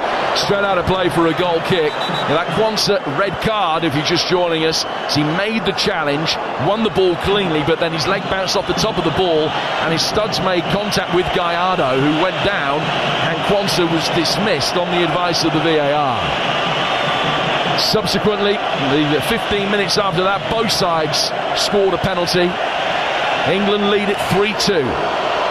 Pickford getting the ball forward. Jude Bellingham, who scored the first 2 England goals, flicking the ball on. It's gone out of play for a throw. If you're just waking up now, you have missed an extraordinary game.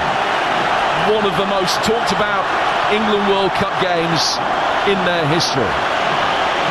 And who will be going through to play Norway, who beat Brazil earlier? Fidalgo, out of the Mexican right. They're level with the edge of the penalty area as again they work it forward. Lima to Fidalgo. Another left-footed ball swung in. Leave it. They have done. Pickford gave the shout to Stones, and it's gone past everybody. And it's a goal kick.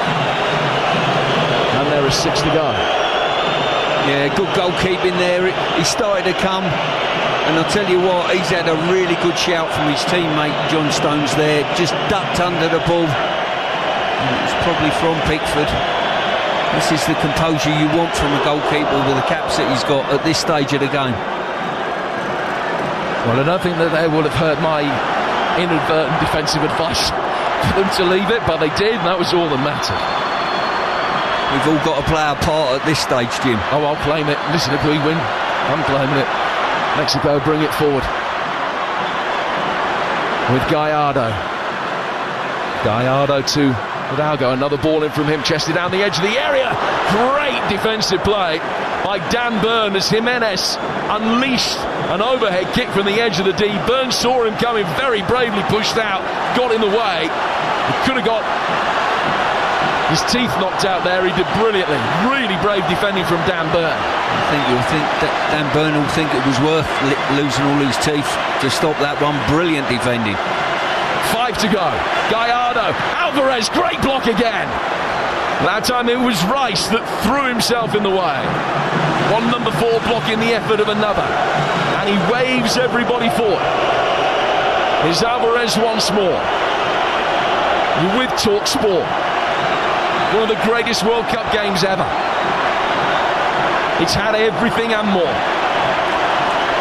Just hope it hasn't got a sting in the tail from an England perspective.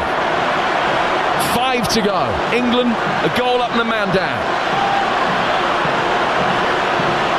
Alvarado out on the Mexican right. Dangerous, the number 25, but he's been well marshalled there by Gordon. That stopped him getting across, and he has been able to find a teammate in Hidalgo. Long right-footed crossfield ball comes down for Gallardo on the Mexican left. Gallardo, left-hand side of the penalty. Cross takes a deflection. Snapshot goes over the bar. And England are edging, inching, ever closer. Yeah, they certainly are. As I say, it was a good ball in there. About waist height. Jimenez has just rotated his body and tried to get it on target and guide it with pace. Just too high. We're in the 98th minute of this epic contest. Rodgers winning a throw.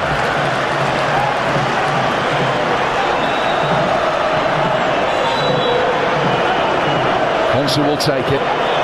Javier Aguirre is complaining that England are delaying a little bit too long and that the throw should have been turned over and given to Mexico. It wasn't. He's thrown it down the line. Bellingham trying to take it down towards the corner flag. It's not really well. He's won another throw and he's just trying to urge the England fans to cheer them over the line here.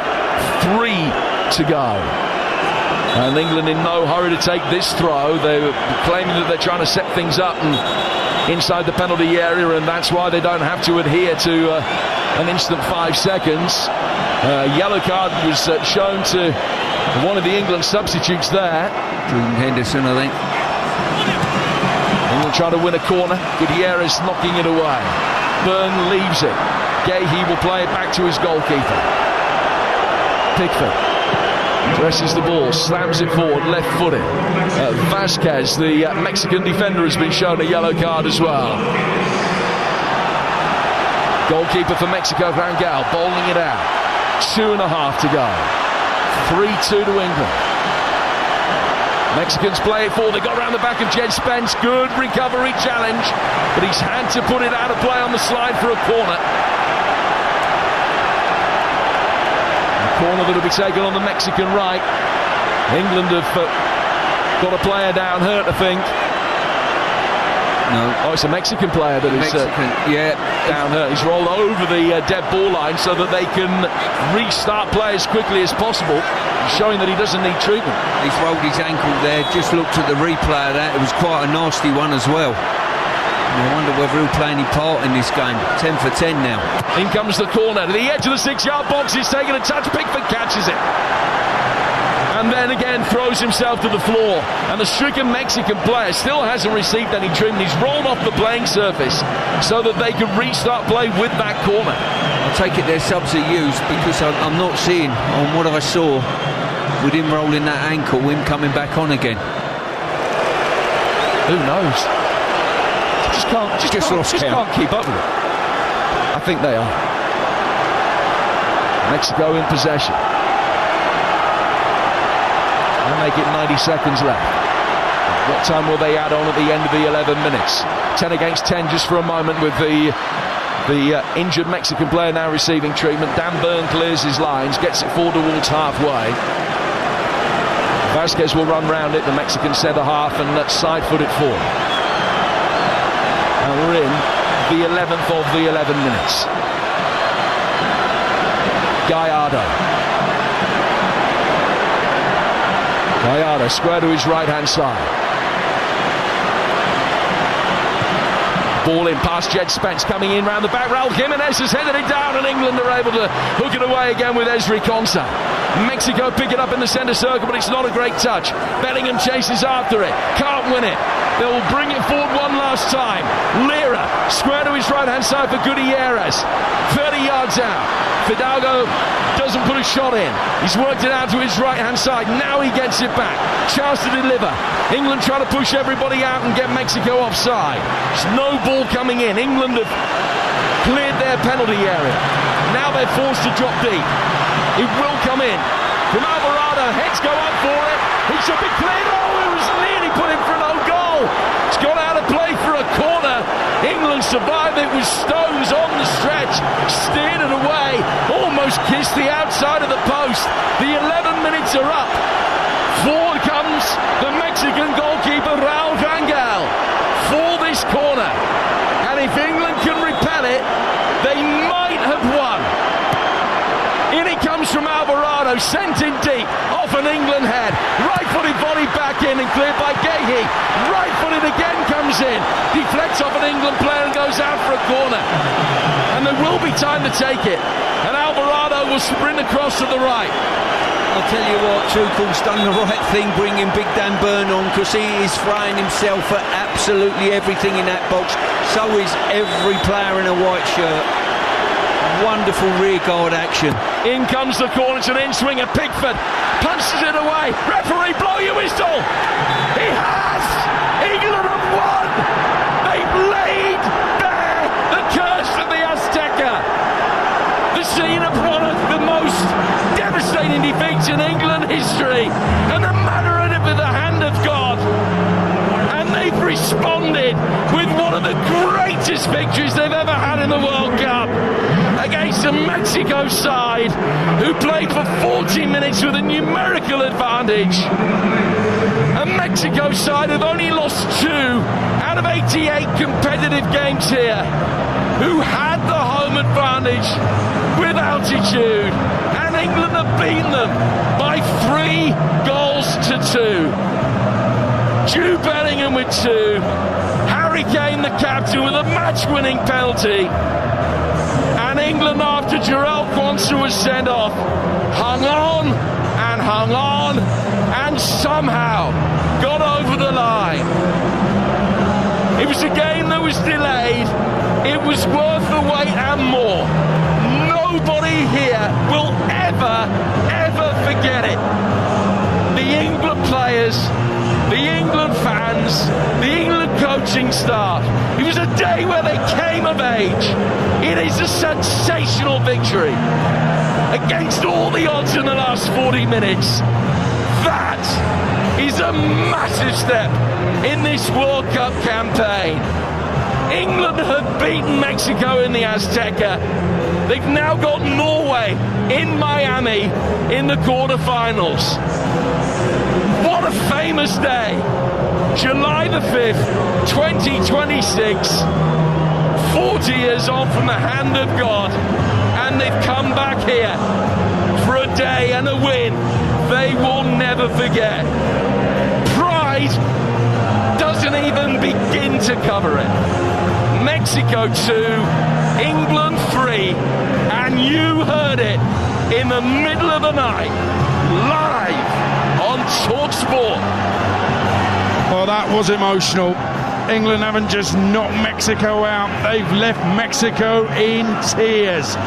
Those players in green shirts crying their eyes out on the pitch. They can't believe they've been done in the Azteca by England. 10-man England as well. And you know what that was? That was proper England. Quality football and goals. Patriotic passion. Graft. Hard work. You've earned your money. Fantastic. You've filled your nation with pride. You are all heroes. Life passes you by, you know. There's landmarks along the way, some big moments. You get married once or twice, you have kids. Some beautiful moments that will never be forgotten. And then there's this, tonight, in the Azteca, live on TalkSport. Just sensational. You'll never, ever forget it. It's just one of those glorious moments in your life that will stay with you forever. The night England held heads high, strode into the historic Azteca and gave their all for the World Cup cause. You Lions, you beautiful, big, bold, brave Lions. And there they go, over to the fans, away to our right. Mexico, they may well have been noisier. They even had more men on the pitch. And England are going over to reconnect with their fans. And it's a connection that's been building, but this is a night when it's reciprocated, both sides. The fans gave their all, but those players have given their all as well. And they're all interlocking arms, surging towards the fans, jumping in the air, and you can hear the cheers. England on top now. England making the noise. They leap over the hoardings to connect with their fans. It's magnificent to see. And Anthony Gordon ran his heart out. He's burst up towards those fans. Harry Kane brought off after giving away a penalty and scoring 2 goals. What a night he's had. Jude Bellingham, sensational. Stayed on for the whole thing. Meantime, other half of the pitch, Mexico players need consoling. Arms around each other, cuddling each other. They've been done by Thomas Tuchel's New England. How far can they go? Well, they've got Erling Haaland to deal with in Miami on Saturday. That ain't going to be easy. There's a right-back crisis. It's a full-blown crisis at right-back now after another one was sent off. But here we go with Oasis not being booed this time and Wonderwall. And take a listen to this. England players and fans together.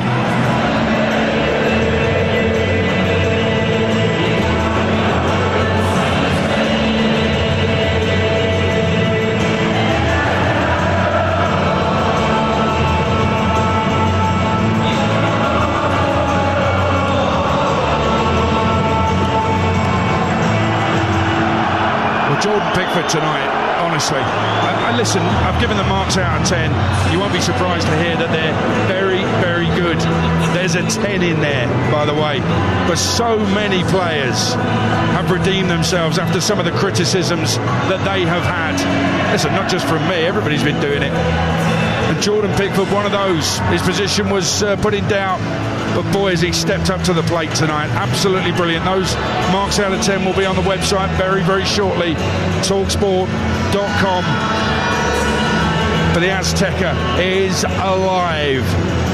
We're going to get reaction from Thomas Tuchel. We will get reaction from England players as well, as some of those England players make their way around to other parts of the crowd to thank the England fans. Stuart Pearce, an incredible night to be in the Azteca, an incredible night to stay up listening to it on TalkSport. There's been some brilliant performances by England over the history of English football, but that performance tonight stands alongside anything I've seen. I'm so proud of the group, the subs that come on, the coaching staff, everyone connected with this performance tonight was magnificent. It really was. We had a bit of everything. Mexico played their part in this game, but that was probably, for excitement, the best game this World Cup has ever seen. And England, I think, have come of age at this World Cup and put a statement down with that and said, we've got ability, we've got guts, and collectively, you never know, they've sort of give us a shake up here in the press box as well and said, hey, we might have the tools to go and win this, you know. It was emotional. It wasn't just me, was it? This was emotional watching that performance, wasn't it? It certainly was. It was an incredible performance, and then we had to defend, you know, those last 15, 20 minutes, whatever it was, defending our box, ball after ball coming.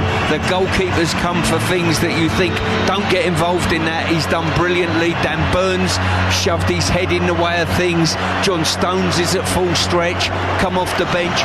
I'll tell you what, Tuchel's made substitutions there and gone to a back five. I'm hearing people say defensive substitutions. Gareth Southgate, Tuchel's done it and got away with it tonight. I wouldn't say got away with it.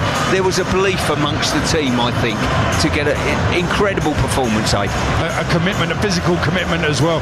I mean, the Dan Burn block when a shot was about to be rifled in on the edge of the box, I mean, that could have taken his eye out. I mean, he could have done some serious damage there, couldn't he? Listen, there's an incident going on at the end where the England fans are, right next to the goal. I think the England players are all around there. They went rushing around there. I thought at first there might be some sort of altercation, but it looks like there's some sort of medical incident, and a stretcher is being taken over there, and it's being dealt with. It just hoping everything is going to be okay there with regard to why a stretcher has been taken over. Yeah, there's people around it, and what is this spider cam, is it, that just elevates above, and I think they've just turned around and they're just, everyone around it over there is just shooing the cameras away, and the spider cam, believe it or not, as well. So something quite serious has gone on over there, I believe.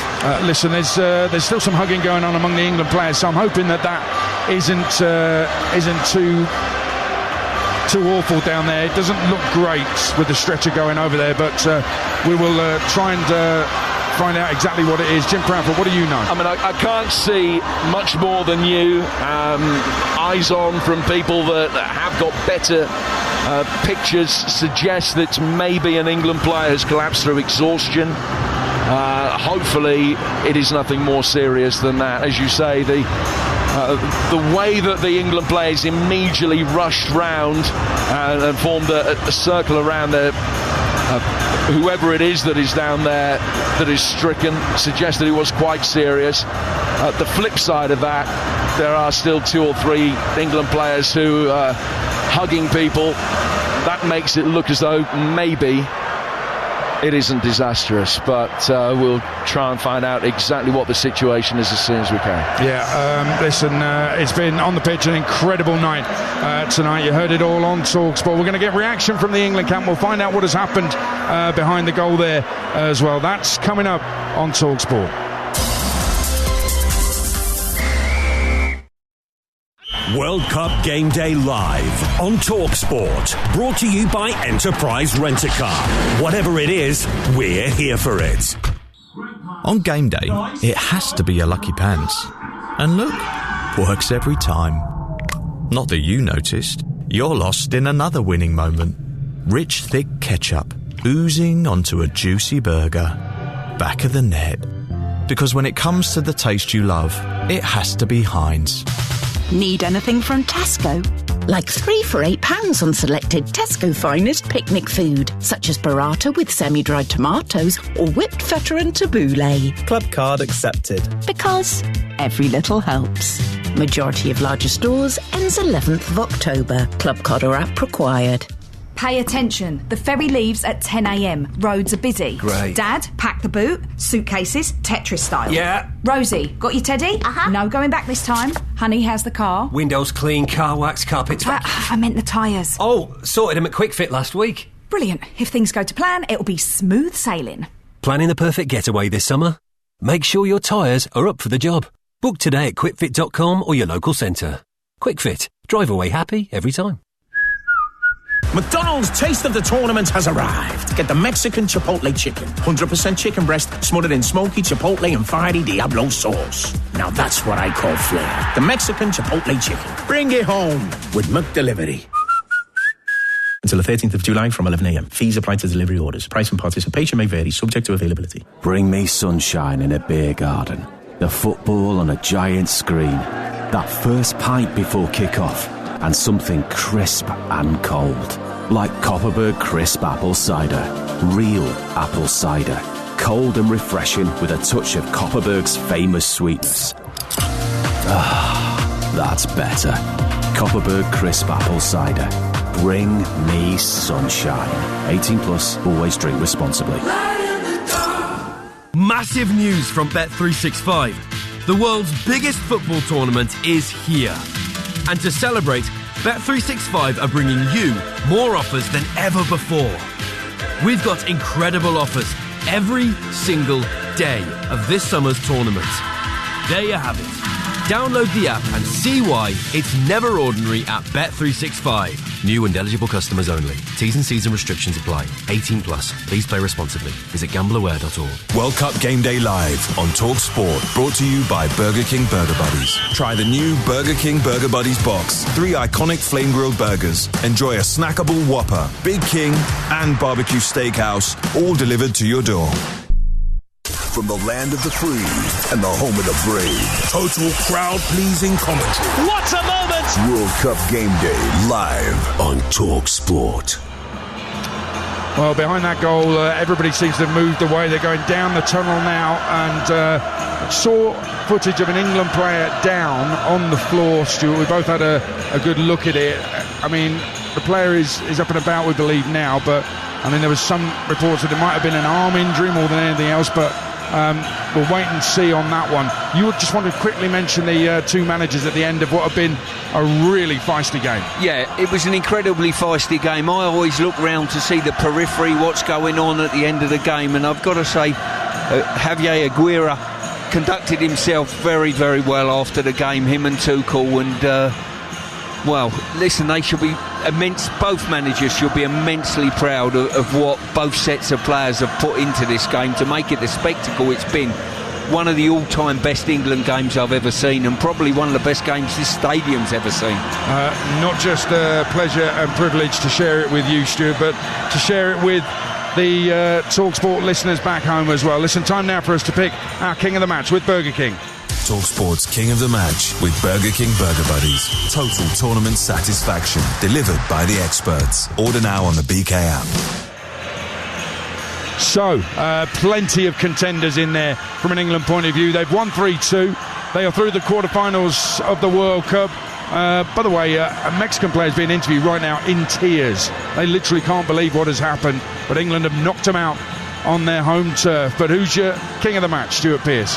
Well, I've got to say, Pickford was magnificent. I thought Bellingham was brilliant, but I'm going to go for Gordon. He kept Gordon on right to the end. I thought he was a threat to them. He worked tirelessly for the team. I thought he was incredible, and I almost begrudgingly pick him because Pickford was so good for so long. I tell you what, I'm changing it. I'm going with Pickford. He was magnificent. 2 wonderful saves, and coming when his team needed him for 20 minutes at the end of that game. He was there, coming off his line, catching things, punching things, incredible. But I've got to give a big mention to Gordon and Bellingham. I thought they were outstanding as well. Yeah, I thought Bellingham was superb. But, I mean, Jordan Pickford, the saves in the first half were truly remarkable. He was so commanding as well. He was absolutely fantastic. Jim Proudfoot, what have you got for us? Just a bit of clarification as to what has happened. It looks as though it is a wrist injury for Jordan Henderson, that he slipped during the celebrations, fell on his wrist. So that is what we're led to believe the problem is, a wrist injury for Jordan Henderson. He was given oxygen to relieve the pain, stretch it off. We'll get a medical update. Clearly Faker Others, our England correspondent, will get to the bottom of exactly what's happened and the state of play, but that appears to be what's happened, a wrist injury for Jordan Henderson. So that's kind of cleared that up, but we'll get the update. We hope he is okay. Jordan Henderson, who didn't get on the pitch but got a booking remarkably. In terms of King of the Match, it was Anthony Gordon, but he's just been edged down by Jordan Pickford, our King of the Match, all thanks to Burger King. TalkSport's King of the Match with Burger King Burger Buddies. Iconic winners delivered in the box every time. Order now on the BK app. Wow, just take a breath for a moment. I don't know about you, but when you have been to a game or you've seen a game or listened to a game that's so exhilarating, you can't sleep. And I can't actually imagine how people back home are feeling it's daylight now back home, and some people may well be wanting to go to bed, but how you sleep after something like that, I don't know. I mean, from a player's point of view, they have put in, Stuart Pearce, monumental effort. You mentioned Bellingham there. I mean, the amount of running he does, he's saving a goal at one end after scoring at the other end.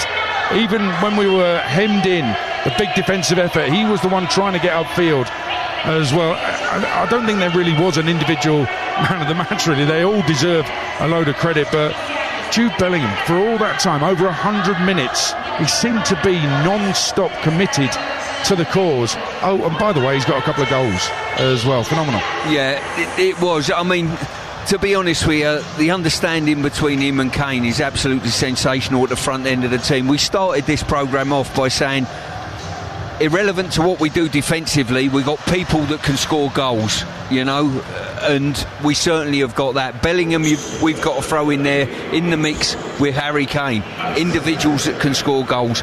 But tonight, I thought England, to a man, showed we've got desire, spirit, and I waxed lyrical about Ecuador a couple of weeks ago, about their energy, their desire and whatever, and I've seen the same tonight from my fellow countrymen. I'm so proud of them. Yeah, it's a great comparison, because we saw playing for your country, playing with pride for your country from Ecuador when they beat Germany to get through, and England have done that tonight. There was clear pride, and I think that's grown as well, and no matter how small a percentage it is, that connection with the fans that they've had since game one at this World Cup, even after a tricky result against Ghana, poor performance against Ghana, they still have the connection with the fans, and here tonight it's kind of come of age again and grown again, and maybe that sweeps you through a tournament. Or maybe, I don't know, maybe getting over optimistic here because Erling Haaland scores goals, and we have to pick apart some of the things that weren't so great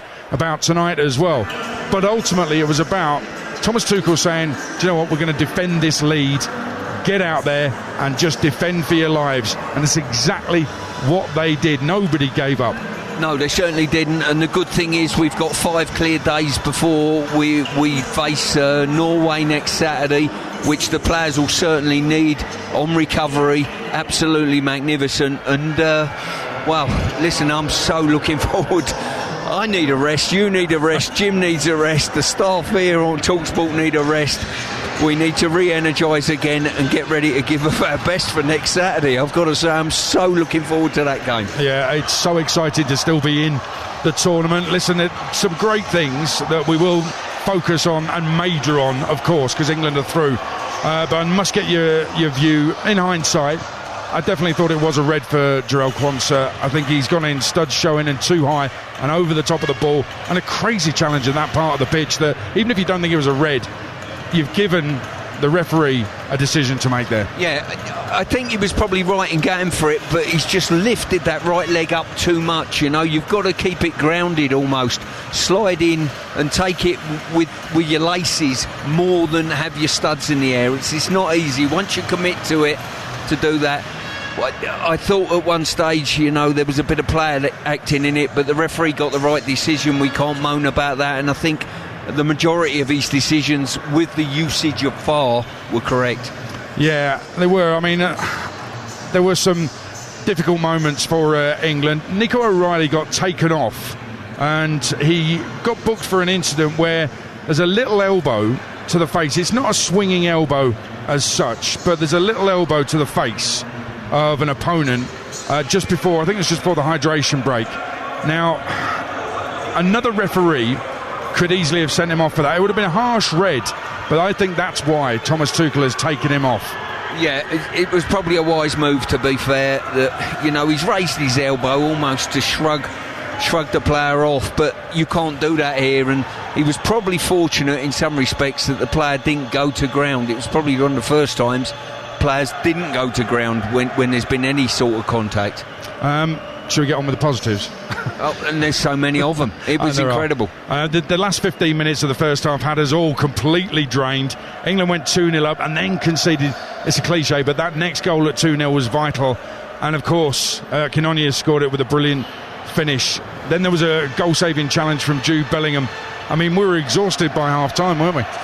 It was an incredible spell of football. I've got to say, the game swung from end to end. You didn't know what was coming next. We were worn out up here commentating on it, let alone the action on the pitch. It was incredible. You never knew what was coming next from any team. You said at half-time that he deserves the match ball, that he's got a hat-trick, Jude Bellingham, for the 2 goals, and that challenge to get the ball away from Montez has won this game for England. Yeah, I've got a little plan I'll tell you all about in a private moment. We'll reveal on TalkSport in due course, but for me that is a hat-trick because it is as good as a goal. They were about to score and Jude Bellingham has launched himself to get in the way of the effort. So it isn't a hat-trick, but is it effectively a hat-trick?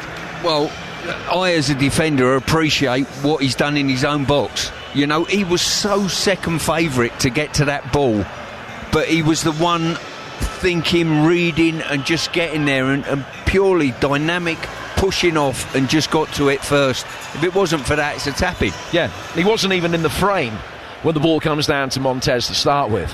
But he's made his way in from nowhere in a position where if he gets it wrong in any shape or form, he could get himself sent off potentially. He could certainly give a penalty away.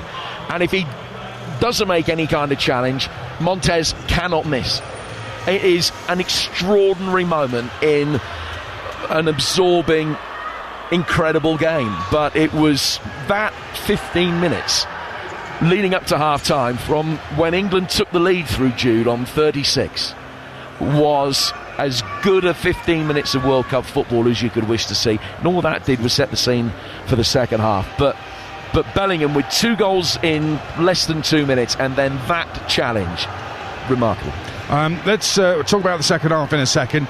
Let's go down to Faye Carruthers. She's in the tunnel, has more on the Jordan Henderson incident. Yeah, I certainly do. He was being administered oxygen on a stretcher just outside the players' tunnel, which is right by where we are. And the players are starting to come in now for their post-match interviews. So we'll be getting to hear from some of them and find out an update on Jordan shortly. Faye, thank you very much. Listen, obviously we hope that Jordan Henderson is okay, but it looked like he would be. But, you know, he's obviously got an injury, and one wonders how serious the injury is. Being given oxygen, never great. So let's find out a little bit more when Faye interviews England manager Thomas Tuchel and some of the players as well. What's interesting about the second half is that Jarell Quansah gets himself sent off. We've spoken about that. Anthony Gordon then goes flying through, is brought down. Harry Kane scores the penalty, and that's exactly what we've been looking for from Anthony Gordon, isn't it? I think if it wasn't for that quick turnaround after the sending off and us going to go, literally went up the other end and got the penalty and got the goal, that give us morally and mentally a massive lift when we really needed it, because you know full well at 2-1 you think to yourself, well, with the amount of time on the clock, and as it appeared 11 minutes overtime as well on top of that, you think, how are we going to hang on to this? But that extra cushion just got us over the line. And a word on the wingers generally. Saka far more attacking in that first half than I think we've seen at the World Cup, and obviously a big part to playing one of the goals. And Anthony Gordon, I thought he was close to, as you said, he was close to winning man of the match. This is what we want our wingers to do. We said the four we've got are interchangeable, but those two really stood up tonight. Yeah, they certainly did, and it's interesting that he didn't see fit to bring Madueke or Rashford on. I don't know what you can read into that or what you can't read into it, but everyone in this squad is playing a part now. You know, it was good to see John Stones coming on there. He using his experience at the back when we needed it, and obviously we touched on Dan Burn as well, who we didn't think might feature in this tournament, but there's always a place for somebody at a certain place in a certain game, and Dan Burn come on and proved his worth. Yeah, Jed Spence as well, because he's had a lot of criticism, noticeably from his own manager, but he's kind of taken that on the chin, and I thought he worked so hard and put in some good defensive blocks and tackles as well. Well, he did. You can almost leave him out there one-on-one, and you had to, because you couldn't afford to double up, because all of a sudden you're a man down anyway. You go and double up in the wide areas and you're in real trouble then, because you've got your two men down in and around the penalty area. I've got a stat for you on Dan Burn. Came on in the 75th minute. He made the joint most clearances in this game. It's the most clearances made by a player subbed on that late into a World Cup game on record since 1966. He was a contender for man of the match, wasn't he? Everyone was. Dan Burn, some effort, and that's his World Cup debut in a game like that, and he puts in a performance like that, exactly what his manager needed from him. I mean, all credit to him for the journey in his career, but all credit to him. What a performance tonight. Well, if you go back to making his England debut, everyone was pleased as punch. He was the underdog that come good, you know, and got an England cap, and then from there he's gone on and made his World Cup debut in the Maracanã in a 3-2 victory. In the Azteca. Sorry, I don't know where I am. I'm all lost. I've been in this stadium for about 15 hours. Let's go down to the tunnel. Faye Carruthers, who you got with you, Faye? I am alongside Jordan Pickford, a very relaxed looking Jordan Pickford, and a big smile on your face as well. What an incredible game to be part of. Talk me through it from your point of view. Unreal. You won't get much better than that. You know, we were, the manager talked about us pounding the rock, knocking the rock down and they'll crack. We were the rock tonight and we didn't crack. I think that's the sum up of it all. And what a performance. It wasn't pretty, but it was resilient, and it was a top level. We know we dug in, we're in the Azteca, 80,000. If that doesn't get your hairs on the back of your neck, nothing will. That is high level stuff what we've just achieved there. Does this feel like liftoff? Yeah, it was unreal. It was an all round top performance. We started off with Jude with two amazing goals. We're comfortable. Mexico, they're never going to give in. They're going to keep fighting till the end, and they get a goal back before half time. We reset, we go again, then we score another goal. Skipper again, top level, and they get a penalty. We just rode it out. It was unreal. And, well, your 2 saves kept us in it as well. I was behind the goal for both of them. Absolutely incredible. But from your perspective, try and even describe what was going through your head, particularly the one that you tipped round the post. Yeah, there was 2 high-level moments, and it's just about being in that moment, being ready. They're going to keep coming, being in the right position, being ready for action. We know what a threat Jimenez is in the air, and he showed it tonight, and I had to be ready to make saves because, like the skipper next to us here and the lads up top, we're going to have to make saves, we're going to have to make blocks. Lads coming on, Stonesy, Dan Byrne. It was an all-round performance. It's Bernie's World Cup debut tonight, and he's blocked an overhead kick from point blank from Jimenez, heading stuff. It was just like a feeling that you'll never forget, but that's the standard we set ourselves, and that's the togetherness we have, and we go again. And you could tell that because the substitutes as well were getting involved. I just want to talk about Jarell Quansah's red card. I was down the other end, but you had a good view of it. Was it a red in your opinion? Well, you know what, I thought it was an unreal tackle. So did I. Yeah, I thought it was. That's what VAR is all about. You get them, you don't get them, you can't complain. You can look at it and be gutted, but that just shows our character. As Tekka, they get sending off. Jarell gets sent off. We give a penalty away. That's football, and it's about keeping our heads, keeping calm in high pressure situations. Everyone says I'm a madman, but I think everyone knows I showed calmness tonight in every moment and every action I did, and that's the standard I set myself. You absolutely did. You played a blinder, Jordan. Congratulations. One last question, because we're literally going to swap over. I think you're going to go next door, and we're going to get Harry Kane. So let me just ask you one question. And it's about the fans and what message you have for them ahead of Miami. Look at the smile on your face. Yeah, it means an incredible lot of us, the fans. They come out to spend hard-earned money. They put a lot of passion in. They enjoy the journey as much as us. And we love the fans. It gives us that added edge, and that it is special. And we'll look back, but it's unreal, and hopefully we'll have more coming out of Miami now for the Norway game, and hopefully everyone at home's feeling a bit rough in the morning after a few pints. See you later. Well done, Jordan. Thank you very much. He's actually been taken somewhere else, and Harry Kane will be joining us in a second, Aid, so you can come back down to me in a minute. Will do, Faye. What a great interview with Jordan Pickford. He said it wasn't pretty. It looked pretty beautiful from where I was sitting. I haven't got a problem with that at all. One thing I loved was when he said, people say I'm a madman, but they'll say I was really calm tonight.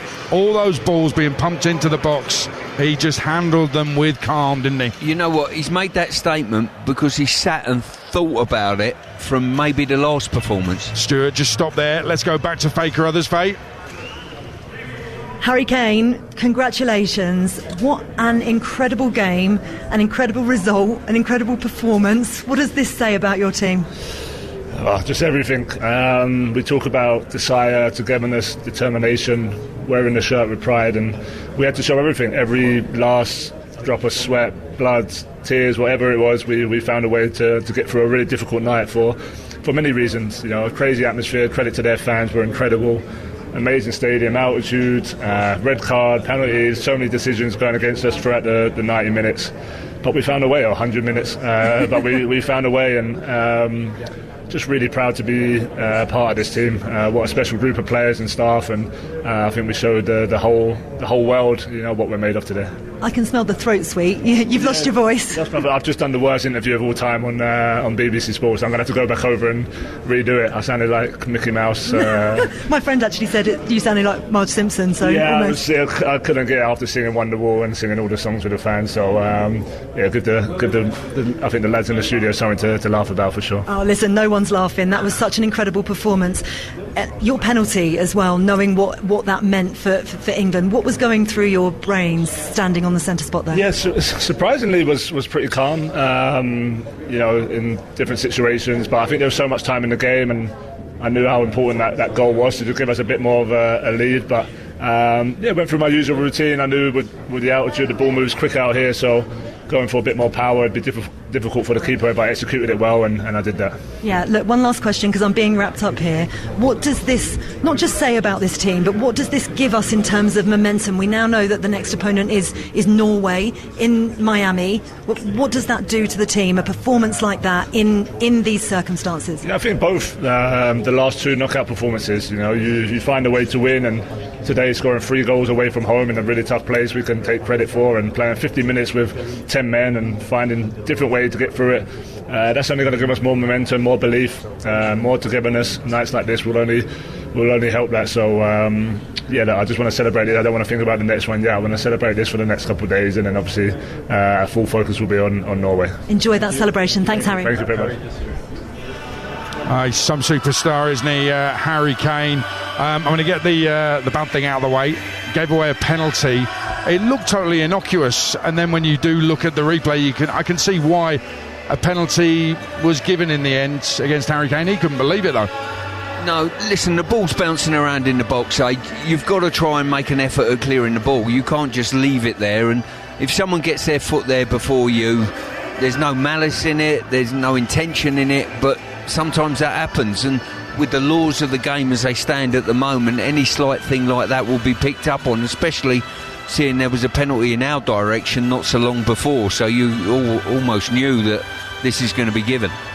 Well, we all know that Donald Trump doesn't like Mexicans, so maybe he'll intervene and everybody's red card will be rescinded and all the yellows will be rescinded. Let's see if that happens. Never mind Trump, we've got Starmer on our side. If he's still in post, I don't know whether he is or whether someone else is, but they need to pull their weight now to get Quansah off of this sending off. I'm not sure we've got anybody in place. I'm not sure we've had anybody in place for years. But I'll have to do it myself then.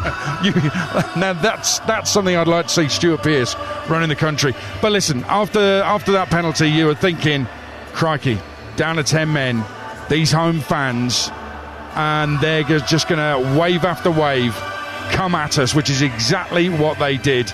But as we've been talking about, the defensive effort was phenomenal. And Harry Kane said 3 words in that interview with Faye: desire, togetherness and determination.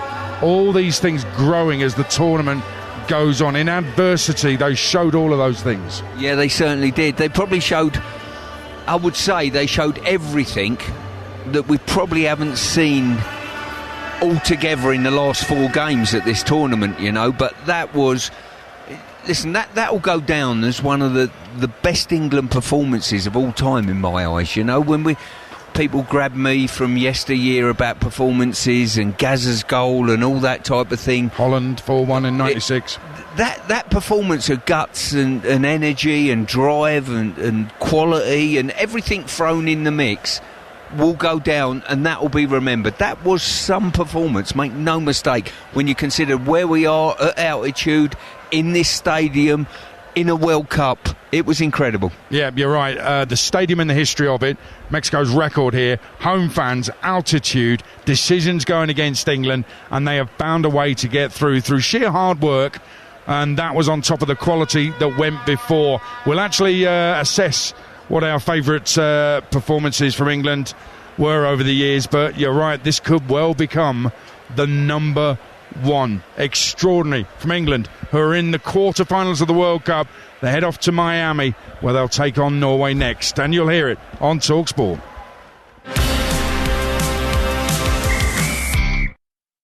World Cup Game Day Live on TalkSport, brought to you by Burger King Burger Buddies. Try the new Burger King Burger Buddies box, an unbeatable lineup of 3 or 9 iconic snackable burgers, perfect for any watch-along with friends and family. Order now on the Burger King app. You've done the business. Bathroom plumbed, kitchen plastered.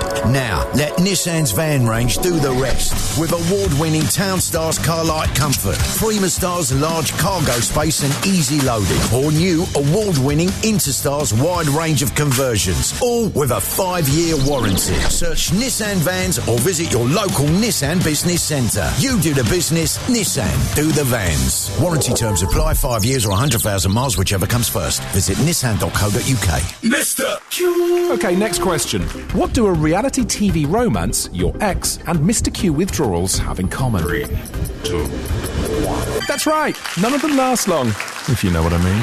Because 99% of Mr. Q withdrawals are instant. If yours isn't, you get a tenner. Hate us for losing, not for waiting. Mr. Q, the casino you love to hate. Withdrawals processed within 60 seconds of request. £1 £10 credit per player per day, paid next working day. Eligibility, exclusions and T's and C's apply. 18 plus. UK customers only. Please play responsibly. With over 50 years experience, at Fidelity, we know the difference between investing and being invested. Investing is a transaction. Being invested is about the future you want to build. With our guidance, expert insights and wealth of investment options, you can feel confident about your long-term goals. For ISAs, pensions or advice, be invested with Fidelity. Go to fidelity.co.uk. Your capital is at risk. Terms apply. Vodafone is backing the UK with an £11 billion investment to make the nation's biggest network even better. Fair play. That's a big commitment. So you can launch that business. So I can start selling my model trains in Pwllheli. Multitask in a haze of glory. I could stream Wimbledon whilst on a video call. Start doing more of what you love from more places. Opportunity awaits. Switch to Vodafone today on the Nations Network. Nations Network means UK's biggest network through Vodafone 3 merger based on mobile sites versus major providers. Network improvements by 2034. See vodafone.co.uk/TNN, subject to coverage. Toothpaste ordered and arriving today with Amazon Prime. Phew, now that's off your mind. You can think about something else. Like the actual age of your toothbrush. Is it a few weeks? A month? A year? It could be a year. Better get a new one. Maybe 2. Same day delivery. It's on Prime. Geographic restrictions, cut-off times and T's and C's apply. Details on product page. World Cup Game Day live on TalkSport. Brought to you by Enterprise Rent-A-Car. Whatever it is, we're here for it. Experience the biggest global football tournament ever. All out World Cup football. What a goal. World Cup Game Day live on TalkSport. It's TalkSport live in the Azteca, where we're all just trying to process what has happened. England winning by 3-2, and that's a very basic version of the story, because this was an incredible game of football that I think literally had everything, including a massive brawl on the touchline between the two benches that we haven't even really touched on in the post-match. Already the England fans calling in, and early breakfast coming up, and then breakfast with Jeff Stelling and Gabby Agbon-Lahore. They will be taking your calls. 03717 223344. Myself, Adrian Durham, Stuart Pearce, Jim Proudfoot still here in place in the commentary position after bringing you the game live on TalkSport. Let's hear from Raf, who's called in. What do you want to say, Raf? You're on TalkSport.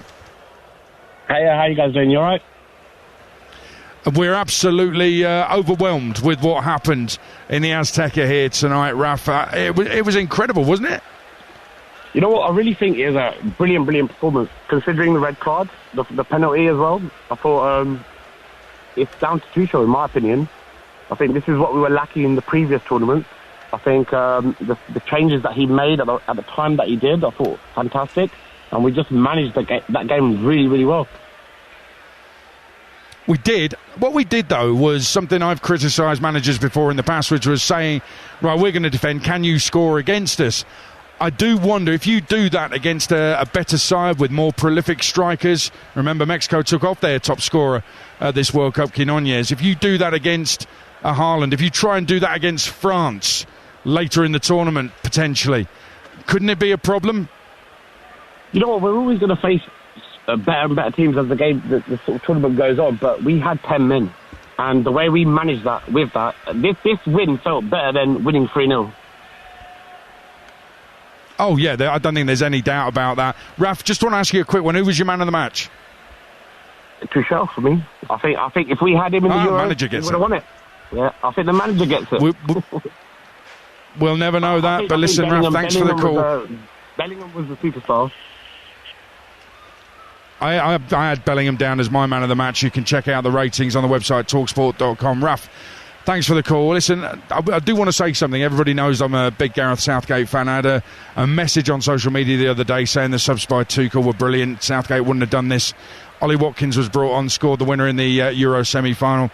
Cole Palmer came on and scored the equaliser in the Euro final. Those were subs that absolutely worked. So I think it's a bit of a cheap shot. What you can't argue with, Stuart Pearce, is that what Tuchel wanted tonight with those substitutions absolutely worked. Yeah, he did. At the end of the game, the only time you know whether your substitutes have worked is the result. And we got over the line with that result. John Stones coming on, Dan Burn coming on, Spence coming on, just to shore things up at the back. And listen, collectively, and I mean from the technical area onto the pitch, collectively, England were magnificent tonight. They were. I've got a question for you, and it is about the right-back crisis. I wonder who is going to play at right-back. Reece James didn't come on tonight, even though a defensive effort was needed. Jarell Quansah is going to be suspended, obviously, unless Trump rescinds it for us. So who does play right-back in Miami against Norway on Saturday, live on TalkSport? Ezri Quansah. Because I think that the way that England played with the back five, with Quansah playing at right back, Gahey and Stones at centre half, and Dan Burn was a massive part of that. But they'll go back to a back four, and I would imagine that it will now be that it will be Quansah at right back, and there will be Stones alongside Mark Gahey at centre half. I can't really see that it could be anything else. Stuart, would you agree with that? Stones at centre-half, Quansah at right-back? Well, he might slide Spence across there if you think he's done well when he's come on at left-back. But I think that he did brilliantly tonight in a game where all he had to think about was defending. Don't worry about getting the ball forward, don't worry about running forward, just defend one-on-one situations, and he did brilliantly. Norway won't be like that, so I don't know. Well, we'll wait and see. There are options there. And Reece James, who knows how much fitness he might regain in the 5 days in between. TalkSport understands, by the way, Jordan Henderson has been taken to hospital and has broken his wrist.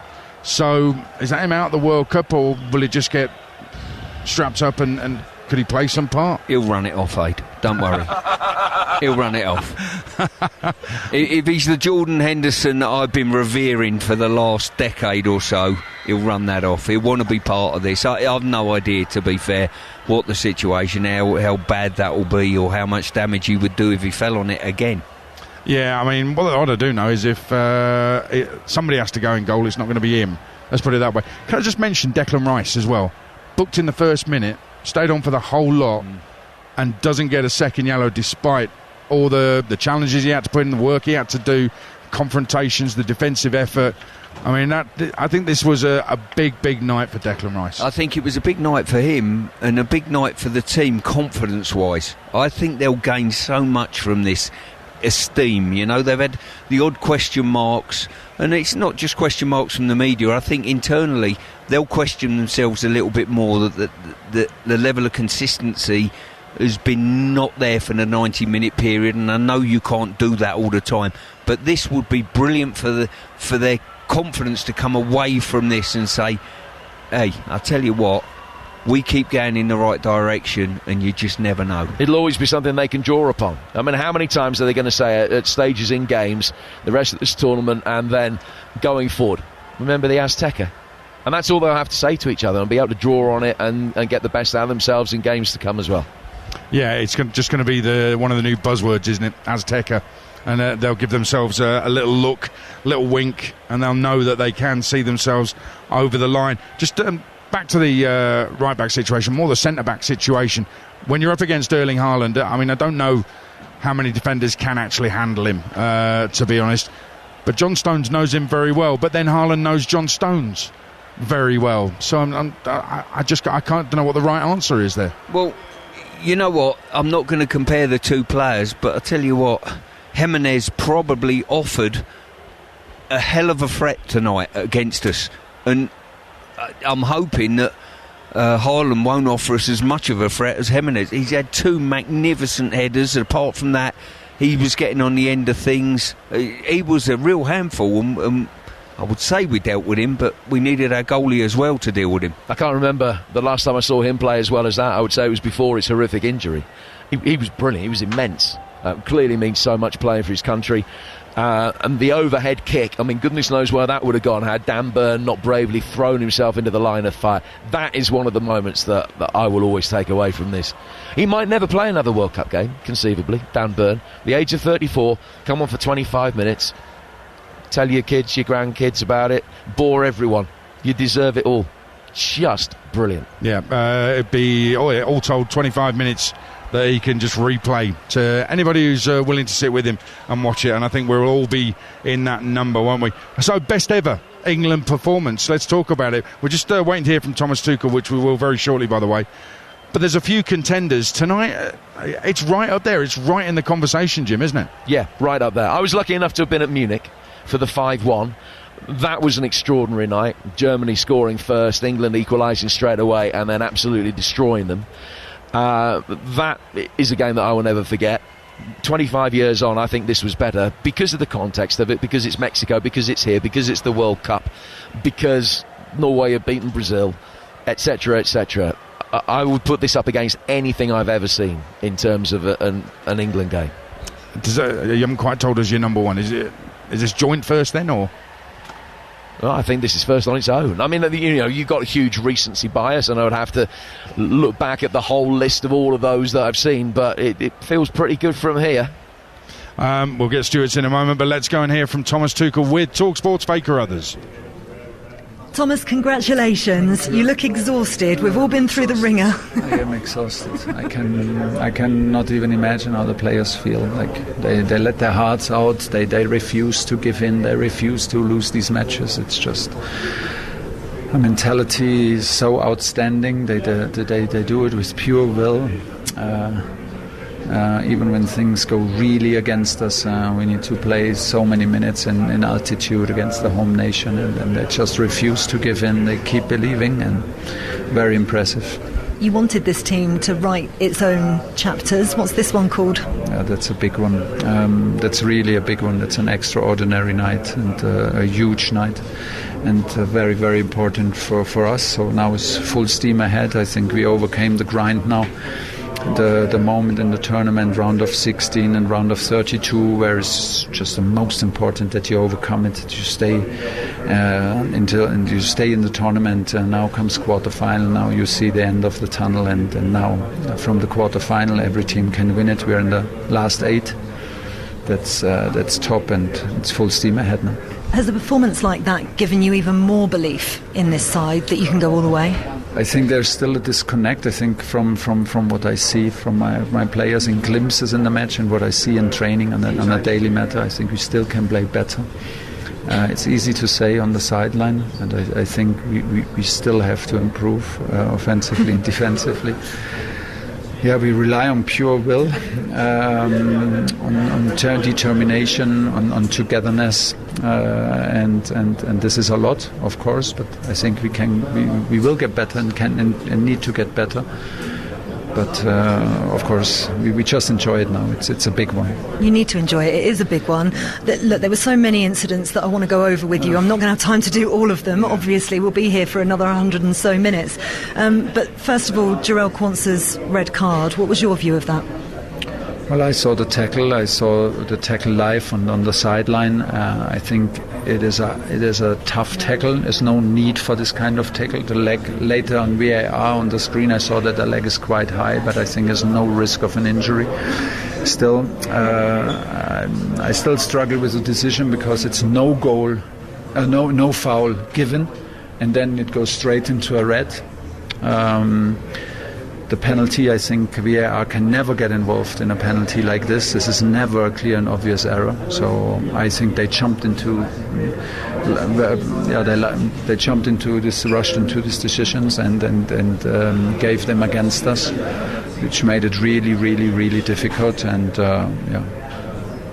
that's my view on it. I think in general the referee was not good enough today, and fourth officials just not good enough. I saw it get very feisty around the dugout area between the two sides and with the fourth official as well. What words have been exchanged? We have 2 fourth officials now, and they cannot control benches. So, and everything they do is scream at me if I'm 1 foot out of my coaching zone. So this is now the main concern of everyone here, instead of taking care of the game. It's just not good enough. But okay, it's what it is.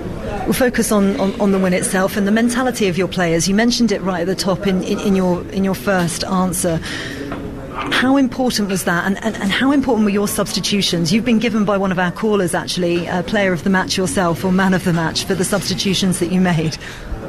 Okay. So I got the starting lineup wrong. No, I'm just joking. Thank you for mentioning me. But I think the subs are just, through the whole tournament, the substitutes are just, they just sum it up. Like the way John Stones comes in here, the way Dan Burn comes in here and headers these balls away, the mentality. Chad Spence shows up today. Morgan Rogers digs in the last 15 minutes. It's just one of a kind. There's so much to love about this team.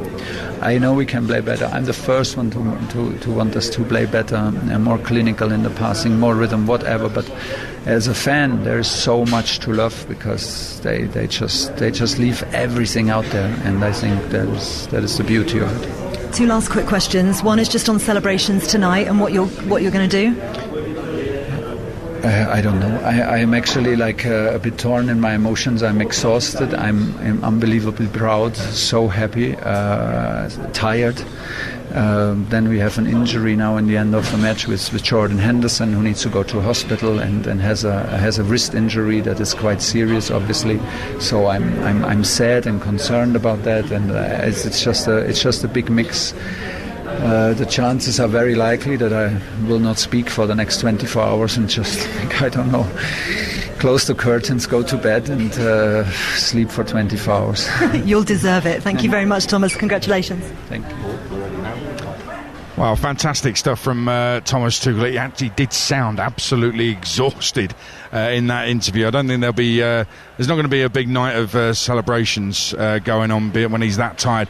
But Stuart, he went in on the officials there, the ref and the fourth official, not good enough, he said. There's now 2 fourth officials, can't control benches. I was watching him actually midway through the second half where he was literally 1 foot over the line in his technical area, and he was being ordered back in like it was the biggest priority.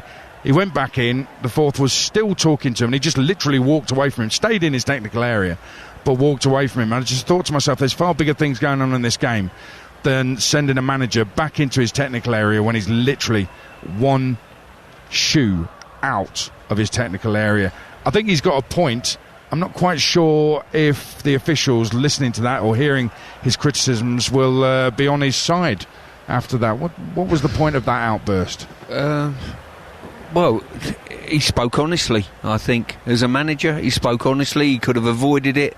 He's got the victory on his side and in his pocket tonight, and the adulation and everything. But he spoke from the heart and just said, look, I was disappointed with the referee's performance and the officials' performance. And I think there's a general frustration in the game with that. But there's a little bit of me as well saying there's a lot of play acting by players going to the floor. You don't know whether they're injured, whether they're not injured this day and age as well, which makes it very, very difficult. And whilst, sometimes I'm not levelling that at the England players per se, but on occasion you do see people go to the floor too cheaply. And if we're going to clean the game up in any way, shape or form, which I don't think we will be able to, because I think the horse is bolted on that front, Aid, maybe the players have to play their part as well as the officials.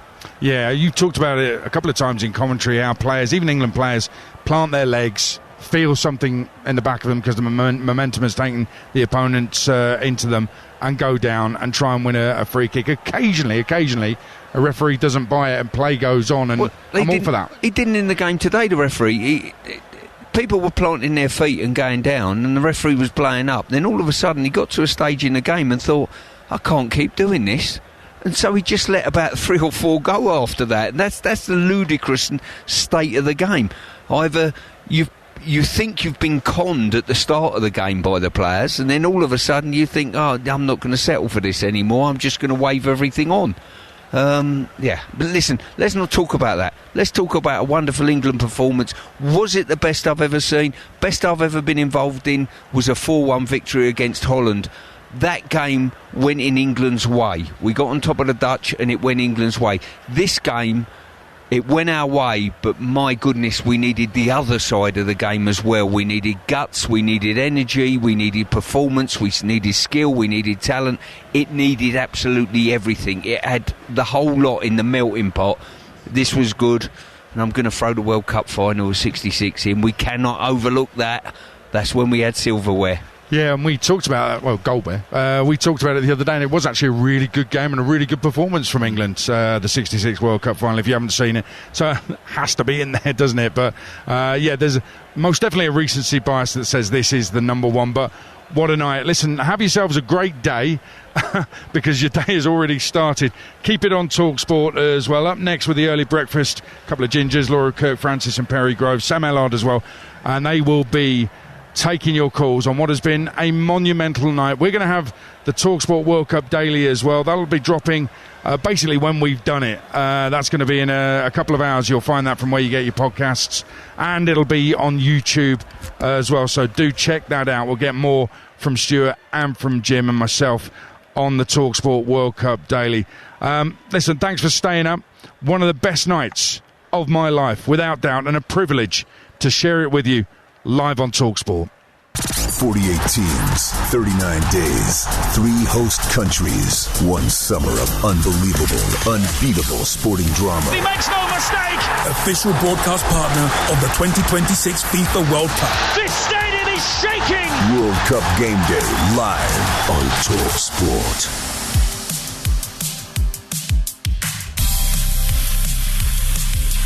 Well, it's Monday morning's go.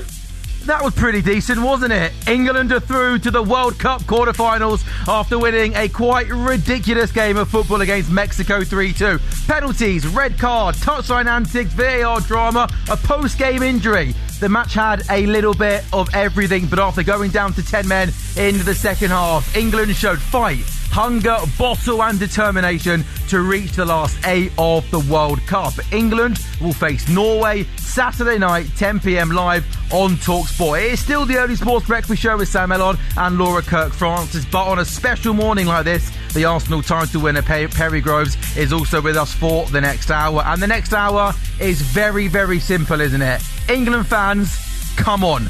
World Cup quarter-final. Here we go. 03717 223344. Pick up that phone whether you're still out, coming home, and get involved this morning. It is the Early Sports Breakfast Show, and we are live on TalkSport. Laura, Perry, what on earth are we going to talk about for the next 15 minutes?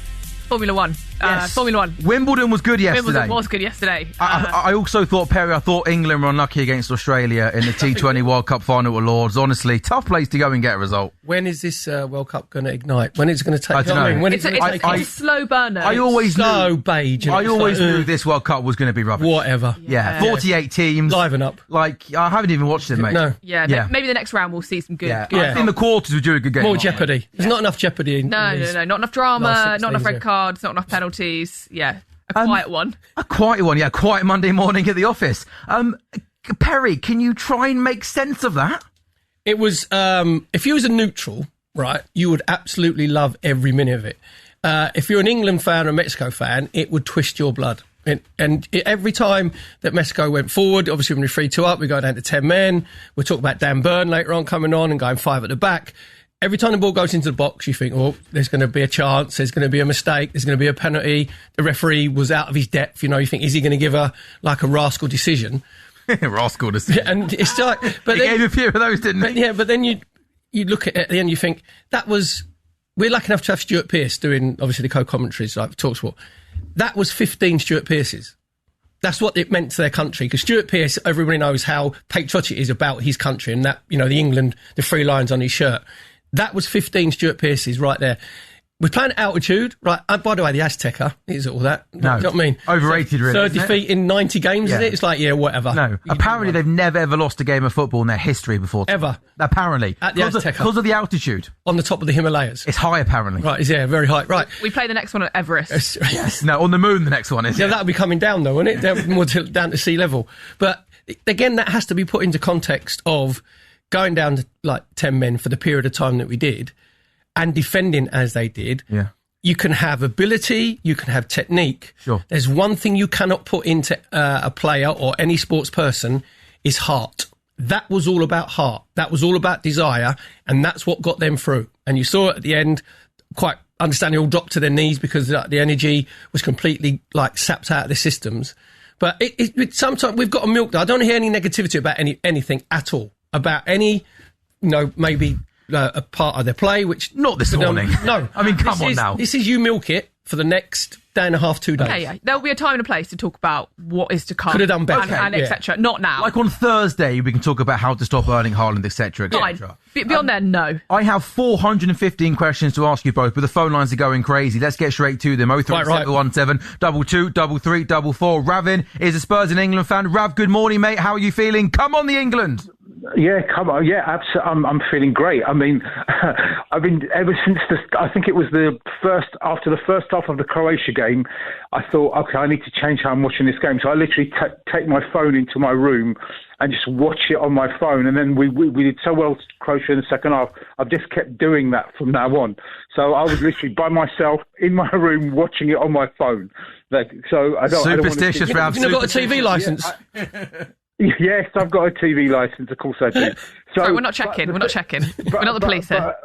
But the thing is, I think what you said earlier, yes, we can talk about skill, we can talk about all that, but it was the grit and determination. Going down to 10 men in that atmosphere of the Azteca was a brilliant performance. I've got to give big props to Jordan Pickford and the defence, because the defence was the thing that we were all worried about, but the defence absolutely... You know, they were like a wall. They were absolutely fantastic. And obviously, Jude Bellingham and Harry Kane turned up as normal. But I was actually hoping that you were going to get Jamie O'Hara. I was going to get to speak to Jamie O'Hara because I've got many problems with that guy.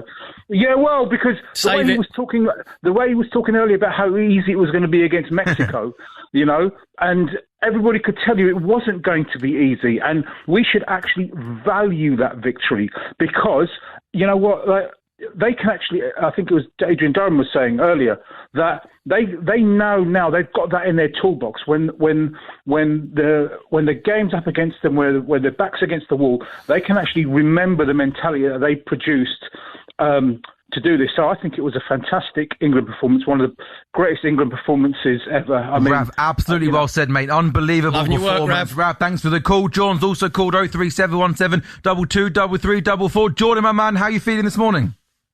Yeah, absolutely unbelievable. Yeah, just to echo what Rav said there, it was an absolutely unbelievable performance. I mean, forget about the first half. Obviously, we turned up, but I mean, defensively, second half, absolutely incredible. I mean, I do think Konsa solves all our problems at right back. I couldn't believe how well he played. Would you start him then? Would you start him in the next game? We said we were not going to talk about the next game, but we're going to allow it for the next little bit. Would you start Konsa at right back for the next game? Well, yeah, I heard you talking about Haaland. I don't want to talk about him for now. But, leave him till Thursday. I think Konsa just... Yeah, well, just the way he got out, I thought he was absolutely brilliant. I mean, 5 at the back, I wouldn't mind it, but I think we're going to have to stick with a 4. But Konsa at right back solves a lot of problems for me. Just a defender who can actually is only focused about defending. The lads at the top can do all the rest of it. He was unbelievable. Jordan's quite simple. Erling Haaland, just put Dan Burn on him man to man.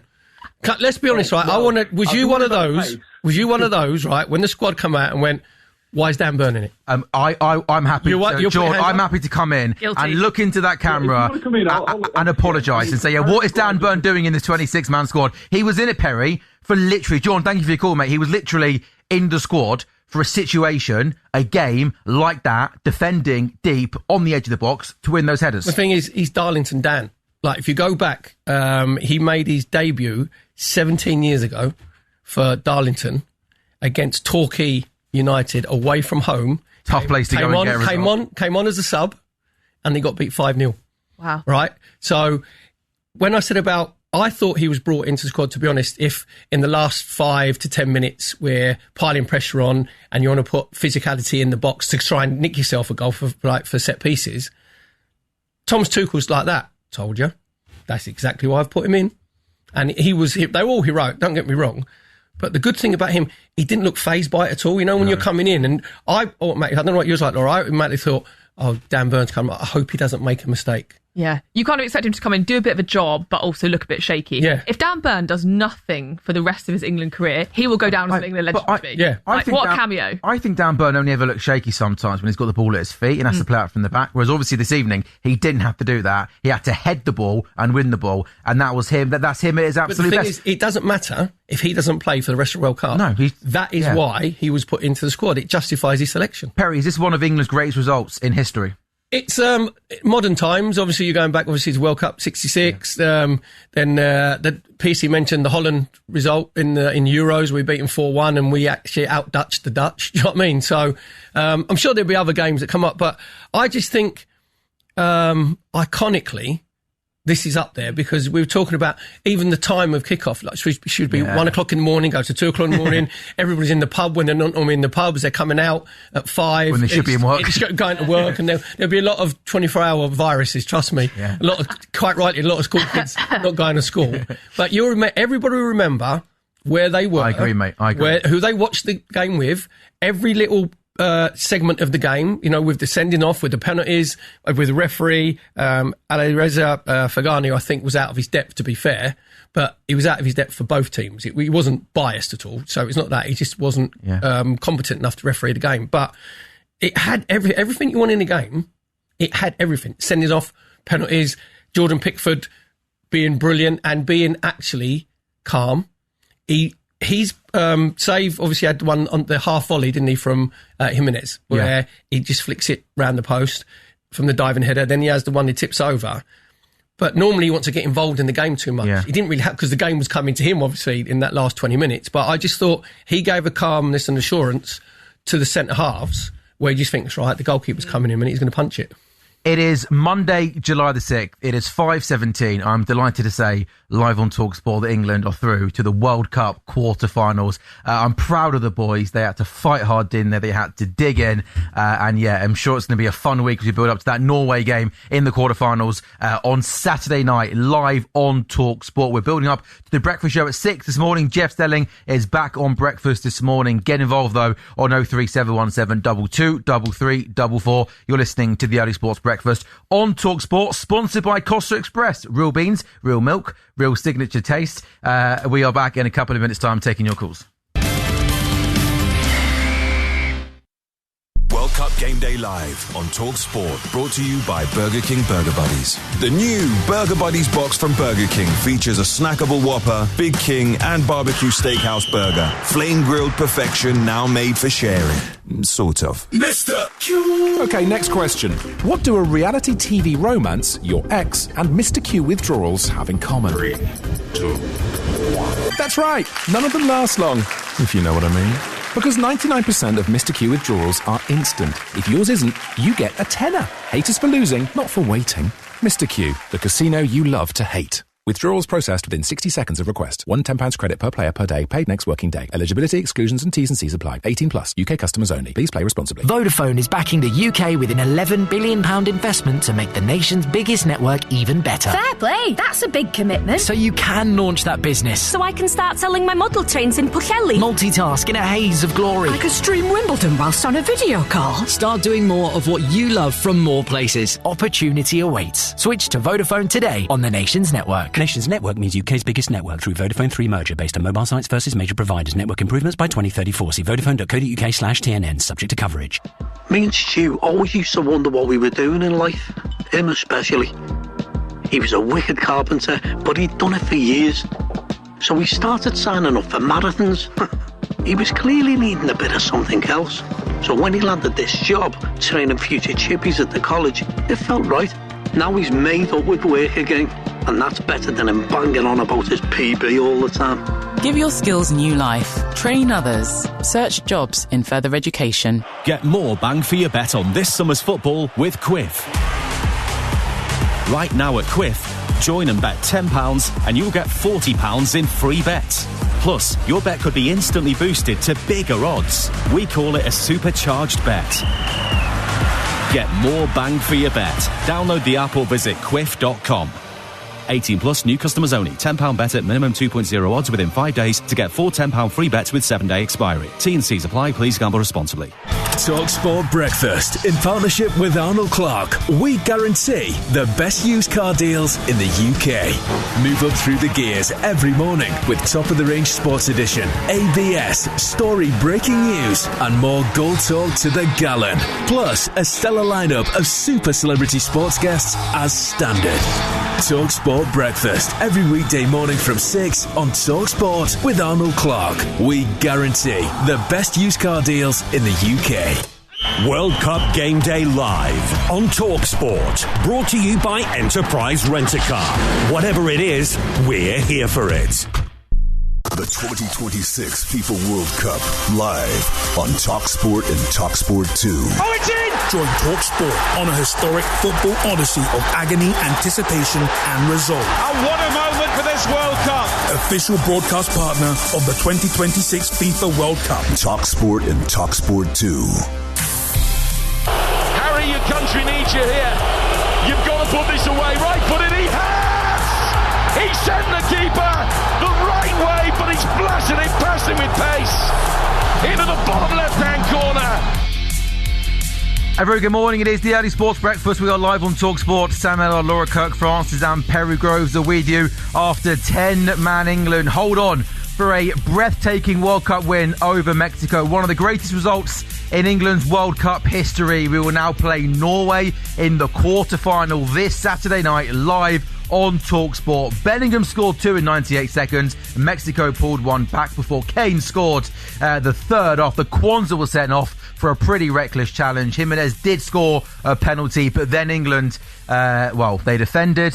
They did everything they had to do to pick up an incredible victory. We're going to go straight back to the phone lines right now. You know the number, 03717 22 33 44. Katrina is an England fan. Katrina, good morning. You're live on TalkSport.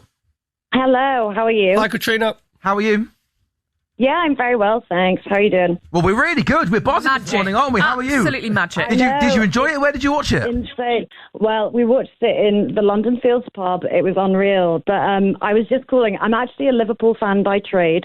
But I just feel like Anthony Gordon needs, his time. Like, it was an absolutely sensational performance by him. I feel like he's really shown his value. Like, it was just unbelievable. I feel like we talk about Bellingham, we talk about Kane, but I think tonight it was Anthony Gordon, I couldn't agree more. And I think especially in that first half, him providing all of that width just gave us that little threat that we needed. Katrina, how are you going to survive the rest of the day? Are you going back to sleep, or are we just buzzing for the rest of today off the back of this unbelievable performance? I think Anthony Gordon's going to keep me going. He's fueling me Katrina. today. Do you know what? I'm doing it for Anthony. Do it for Anthony. Katrina, you know what I think the difference is? He's lost the headband. Yeah.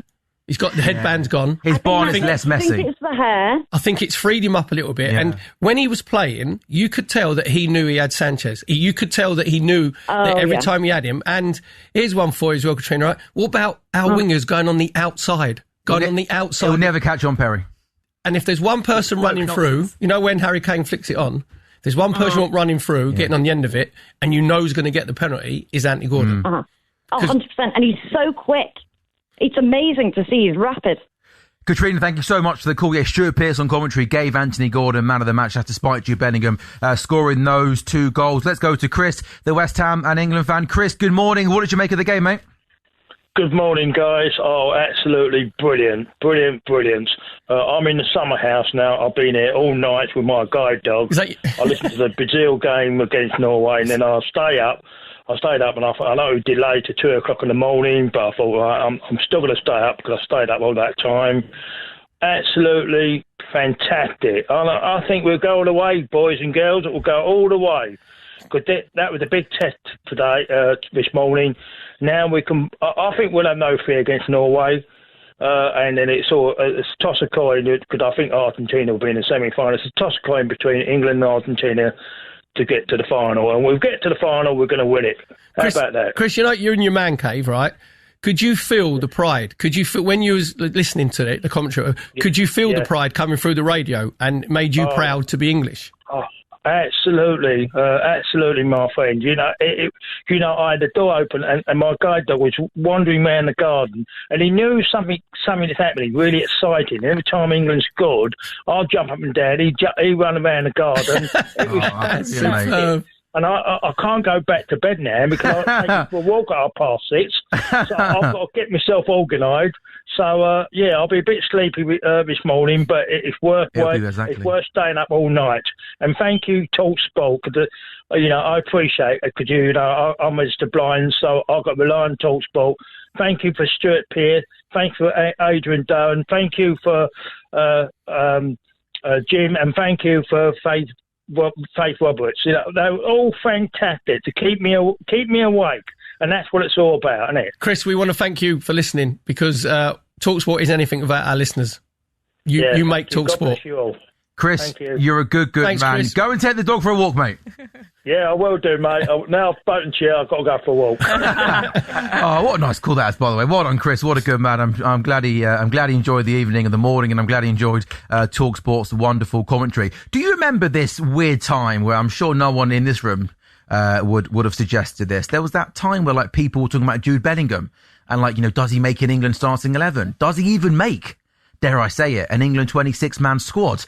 What a load of absolute nonsense. Why in this country do we find ourselves with a wonderful, wonderful talent who's really good at football? He's doing really well for himself. We big him up, build him up, and rightly so. And yet we want to tear him down sometimes. Laura, Jude Bellingham looks like a man who is single-handedly on a mission to drag England to World Cup glory. He's been an absolute machine this tournament, not just for his 2 goals, his all-round play, his defensive work. I love Jude Bellingham. Sam, you were very, very close to veering into negative there. You were very close to going, what have we, we I feel like I'm doing the complete opposite. No, you started off with Bellingham. it. You started off with it, but I'll let you have it. I think he was absolutely unbelievable tonight, both from a attacking point of view, but also defensively. That block that he made. That was as good as the goal, wasn't it? That was hat trick. Yeah, that basically counts as a hat trick for me. And I'll indulge you it. I have no idea why in this country we ever had any doubt over Bellingham. You hear from other fan bases, from other countries who go, "What are you on about? He's your best player, maybe just behind Kane. Why was there ever a doubt that not only would he not start, but as you said, be in the squad? He is dragging us towards World Cup glory." Any pundit that said that Jude Bellingham shouldn't be in the squad and shouldn't be in as the number 10. And he should be behind Morgan Rogers. He should never be able to be a pundit again because seriously. No, we can get some receipts because it means that you don't know your football. Morgan Rogers is a brilliant footballer.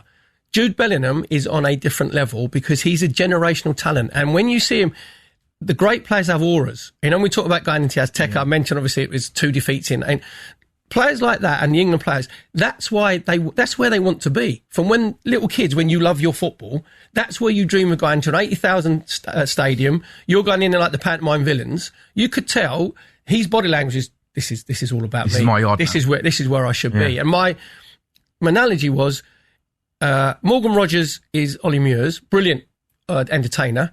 Jude Bellingham is Robbie Williams. Do you know what I mean? That's a bit. I think Morgan Rogers is better than Ollie Murs, isn't he? No, I'm talking about. With all due respect to Ollie Murs, I like Murs. Ollie Murs is a very good entertainer. I think Jude Bellingham. Sorry, Jude Bellingham's better than Robbie Williams. Yeah, I was going to say. Apart from that, Perry, you've nailed the analogy. Come on now. I'm talking about that's the analogy. Compare. Yeah. I've just got Ollie Murs in my mind now, Perry, at 5:30 on a Monday morning, which I'm not sure I want. He's not on Robbie Williams' level. No. Jude Bellingham is Freddie Mercury. Yeah. If we're going to do this properly. And Morgan Rogers. Robbie Williams entertainer. He's the best entertainer. It is 5:30. We're taking a break. When we come back, we're taking more of your calls on 03717 22 33 44. England fans, let's hear from you. World Cup Game Day live on TalkSport. Brought to you by Enterprise Rent-A-Car. Whatever it is, we're here for it. There are 2 teams guaranteed to bring home a world-class result this summer. Toolstation and Ryobi Power Tools. Over 200 tools powered by one interchangeable battery for all those DIY, gardening, cleaning and automotive jobs you should be doing when you're watching the football. Get in. Save 20% on Ryobi body-only tools and batteries from Toolstation branches nationwide or online at toolstation.com. Offer ends Sunday, 12th of July. Best results this summer. Ryobi Tools now available from Toolstation. The wall chart is up, the retro shirt is out, and the car flags are ready for duty. The familiar roller coaster of supporting England is here again. At Virgin Bet, we're strapped in for the ride with you, and we're adding to the excitement. Get a bet builder on every single England World Cup game. Virgin Bet, a good bet. Bet value £1 to £20. Min 3 selections. Odds, evens. Min £10 cash bet in June to qualify. Full terms apply. Gamcare.org.uk. 18 plus. There are businesses who can join the client video call from a train, or the ones saying, "Can you hear me now?" Give your business the edge with EE's 5G Plus and iPhone 17 Pro Max. Pro-level performance on the UK's best network. And now save £288 on iPhone 17 Pro Max on a 36-month contract. Search EE Business, BT and EE. Better for business. Excludes 20% VAT. Ends 30th of July. Terms apply. Verify claims at ee.co.uk/claims. You've done the business. Bathroom plumbed. Kitchen plastered. Now, let Nissan's van range do the rest. With award-winning Townstars car light comfort, Freemastars large cargo space and easy loading, or new award-winning Interstars wide range of conversions, all with a 5-year warranty. Search Nissan vans or visit your local Nissan business centre. You do the business, Nissan do the vans. Warranty terms apply. 5 years or 100,000 miles, whichever comes first. Visit nissan.co.uk. With a Travis Perkins trade account, you open the door to big trade deals every single month. And we've gone big on landscaping. Right through July, get 18mm Indian sandstone paving packs in selected colours from just £19 per square metre. Join the club and get this and other big landscaping trade deals this July with your trade account. Travis Perkins, doing what matters for the trade. All prices exclude VAT at 20%. Terms and conditions apply. When you're facing a serious parenting dilemma, Tesco Whoosh has you covered. Babe, we're running low on nappies. We hear your cries, Sarah. And theirs. Your Whoosh driver is already on it, delivering anything you need from Tesco from as little as 20 minutes. Because no new parent should have to face a poonami without backup. Tesco Whoosh, for when you seriously need groceries fast. Fees apply. Delivery times range from 20 to 60 minutes. Selected areas only. Pricing specific to Whoosh. See tesco.com/whoosh. World Cup Game Day Live on TalkSport. Brought to you by Burger King Burger Buddies. The Whopper, Big King and Barbecue Steakhouse burgers are now available in a snackable 3 and 9 box at Burger King. Don't be the one to miss out and order now. TalkSport News.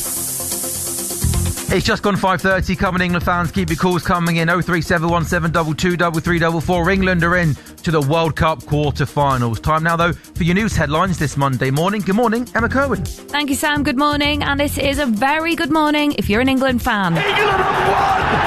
They've laid bare the curse of the Azteca! Thomas Tuchel's men have beaten Mexico 3-2 to book their place in the quarter-finals. It's been called one of the greatest results in England's World Cup history.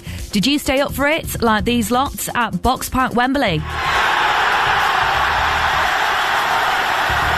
Fan zone's been packed out overnight, erupting into song and huge cheers on the final whistle, thanks to the government allowing pubs to stay up until 5 a.m. Prince William and even Donald Trump have congratulated the Three Lions. In other news this morning, allergy pens will be stocked in every UK school from September. It's named after 5-year-old Benedict Blythe, who died from a reaction to cow's milk at his primary school in 2021. Here's his mum, Helen. There'll be children out there who we have never met, who will never know us, but whose lives will be saved as a result of this law. Teachers are also getting training on the allergy pens, and a weight loss pill's now available to buy from UK pharmacies for the first time. Wegovy is an alternative to injections. Experts say patients should avoid cheap offers online though. And in sports, altitude, more like altitude. And Jordan Henderson's in hospital after a failed attempt to jump the advertising board. Sorry, unbelievable. Yeah. Altitude. It was mission accomplished in Mexico. Referee, blow your whistle! He has! England have won! England march on. Next up, Norway in the quarter-finals. Fantastic. You built a nation with pride. This Saturday night, Norway versus England. Live from the Miami Stadium. Hey, Cholo, say hello to my little friend. Harry, your country needs you here. You've got to put this away. Right foot in, he has! Build-up begins at 8 with full match commentary from 10. This Saturday, live on TalkSport. The 2026 FIFA World Cup, North America. It's a Yankee Doodle dandy of live football. That's sensational! World Cup Game Day Live on TalkSport. In comes the corner to the in-swinger. Pickford punches it away. Referee, blow your whistle! He has! England have won! They've laid bare the curse of the Lions, you beautiful, big, bold, brave Lions. Well said, Adrian Durham, you absolute beauty. This is the Early Sports Breakfast on TalkSport. Sam Elon, Laura Kirk-Francis and Perry Groves. We haven't been to sleep. We're probably not going to sleep. Who needs sleep? England are through to the World Cup quarterfinals, beating Mexico 3-2. I don't even remember what happened in the game. It feels like a lot happened in the game. I don't remember what. But, Laura, though, an important question I need to ask you. Do we have an altitude update, please? Because, obviously, Mexico, Azteca, altitude, so is the altitude maybe not as deep as we thought, or do we have an altitude update, please? We are too good for altitude. We're too good for altitude. Yeah. It tried its best. Yeah, it really did. But we are way too good for altitude. I don't want to hear the word ever again. No, I know. I've heard it so much, Perry. Yeah, but the thing is, I still don't know what it means. We didn't even take a second breath. Didn't take a second breath. We didn't need to, did we? You know, Jim. Brilliant commentator. Oh, he nailed that, didn't he, by the way? When he says, referee, blow your whistle, right? We're all saying that, aren't we? But he had a bit earlier on. There was about 5 minutes to go and the ball got lobbed into the box. And obviously he's commentating and he actually went, leave it! So he actually went into... There's a brilliant Harry Carpenter commentary when Mike Tyson fought Frank Bruno. And he actually says... Get it in, Frank. Do you know what I mean? So that's that leave it was Jim. That was Jim. You know when the fan. That's the England fan, not the TalkSport commentator. Just leave it. Yeah. We'll let Jim off. Given the magnitude of the game. They'll allow that. No, he actually said what we was all thinking. Yeah. Do you know what I mean? Yeah. It was brilliant. Oh, that's fantastic. Get involved this morning on 03717223344. Liam has called TalkSport. Liam, good morning, mate. You're not going to sleep, are you? Of course, I'm not. Talk me through it, mate. What did you make of it? Oh, it's just an amazing performance. I think it was like just everyone played a part in that. Like Gordon pressing throughout the whole game. Bellingham was just brilliant. Pickford saving the Titanic like always. Liam, did you think that we would hold on, or were you like me? I had my head in my hands for the last 20 minutes. I think I sunk to my knees when we nearly scored that own goal. Did you believe when we went down to 10 men that we would hold on? I had so much faith. There was just like no doubt in my mind that we was going to win that game because we was just like we overcome so much like people talking about like all this altitude stuff. It's just a bunch of nonsense. There it is again. Yeah. Every time someone says that, if you don't mind. Oh, altitude. Altitude. I mean, we love Emma Cohen to bits, but Emma, that was genius. No, I'm not sure. No, altitude. No, that's brilliant. Liam, thanks for the call. Let's go to Alex, another England fan. Morning, Alex. How are your nerves holding after that one? Oh, man, what a night. Like, do you know what? You dream of them sort of nights for England, don't you? And then to have one like that is just so special, isn't it? We've been waiting for them, and it just, I don't know, I'm just walking now with my dogs, and the sun's rising, and you think, oh, my God, this could be our year. What a wonderful world. Life's a song in there somewhere. World. Where did you watch it? Do you know what? So we went to the pub, and the atmosphere was incredible, and it, you know, singing till whatever time it was, and I've lost my voice, but I just them sort of nights, you just remember, don't you? I said to my mates, this is it. Like, these nights you genuinely remember for such a long time. And it just, oh, man, I'm just so happy. Alex, be honest, right? When Thomas Tuchel brought Dan Burn on and we went 5-3-1, did you think, oh, no, don't just try and hang on? Yeah. No, I did, to be fair. I think everybody did, didn't they? Absolutely. But he just wore the shirt, didn't he? And it just, I think I heard you guys saying earlier, it didn't weigh heavy on him. He looked so at peace with it, didn't he? And everything, man. He just, all of them, every single player, just so proud of them. I think that's the word, isn't it? We're proud this morning. Alex, thank you for the call. We're going to go to Phil in a second. Just before we go to Phil, just a good question for you both, really.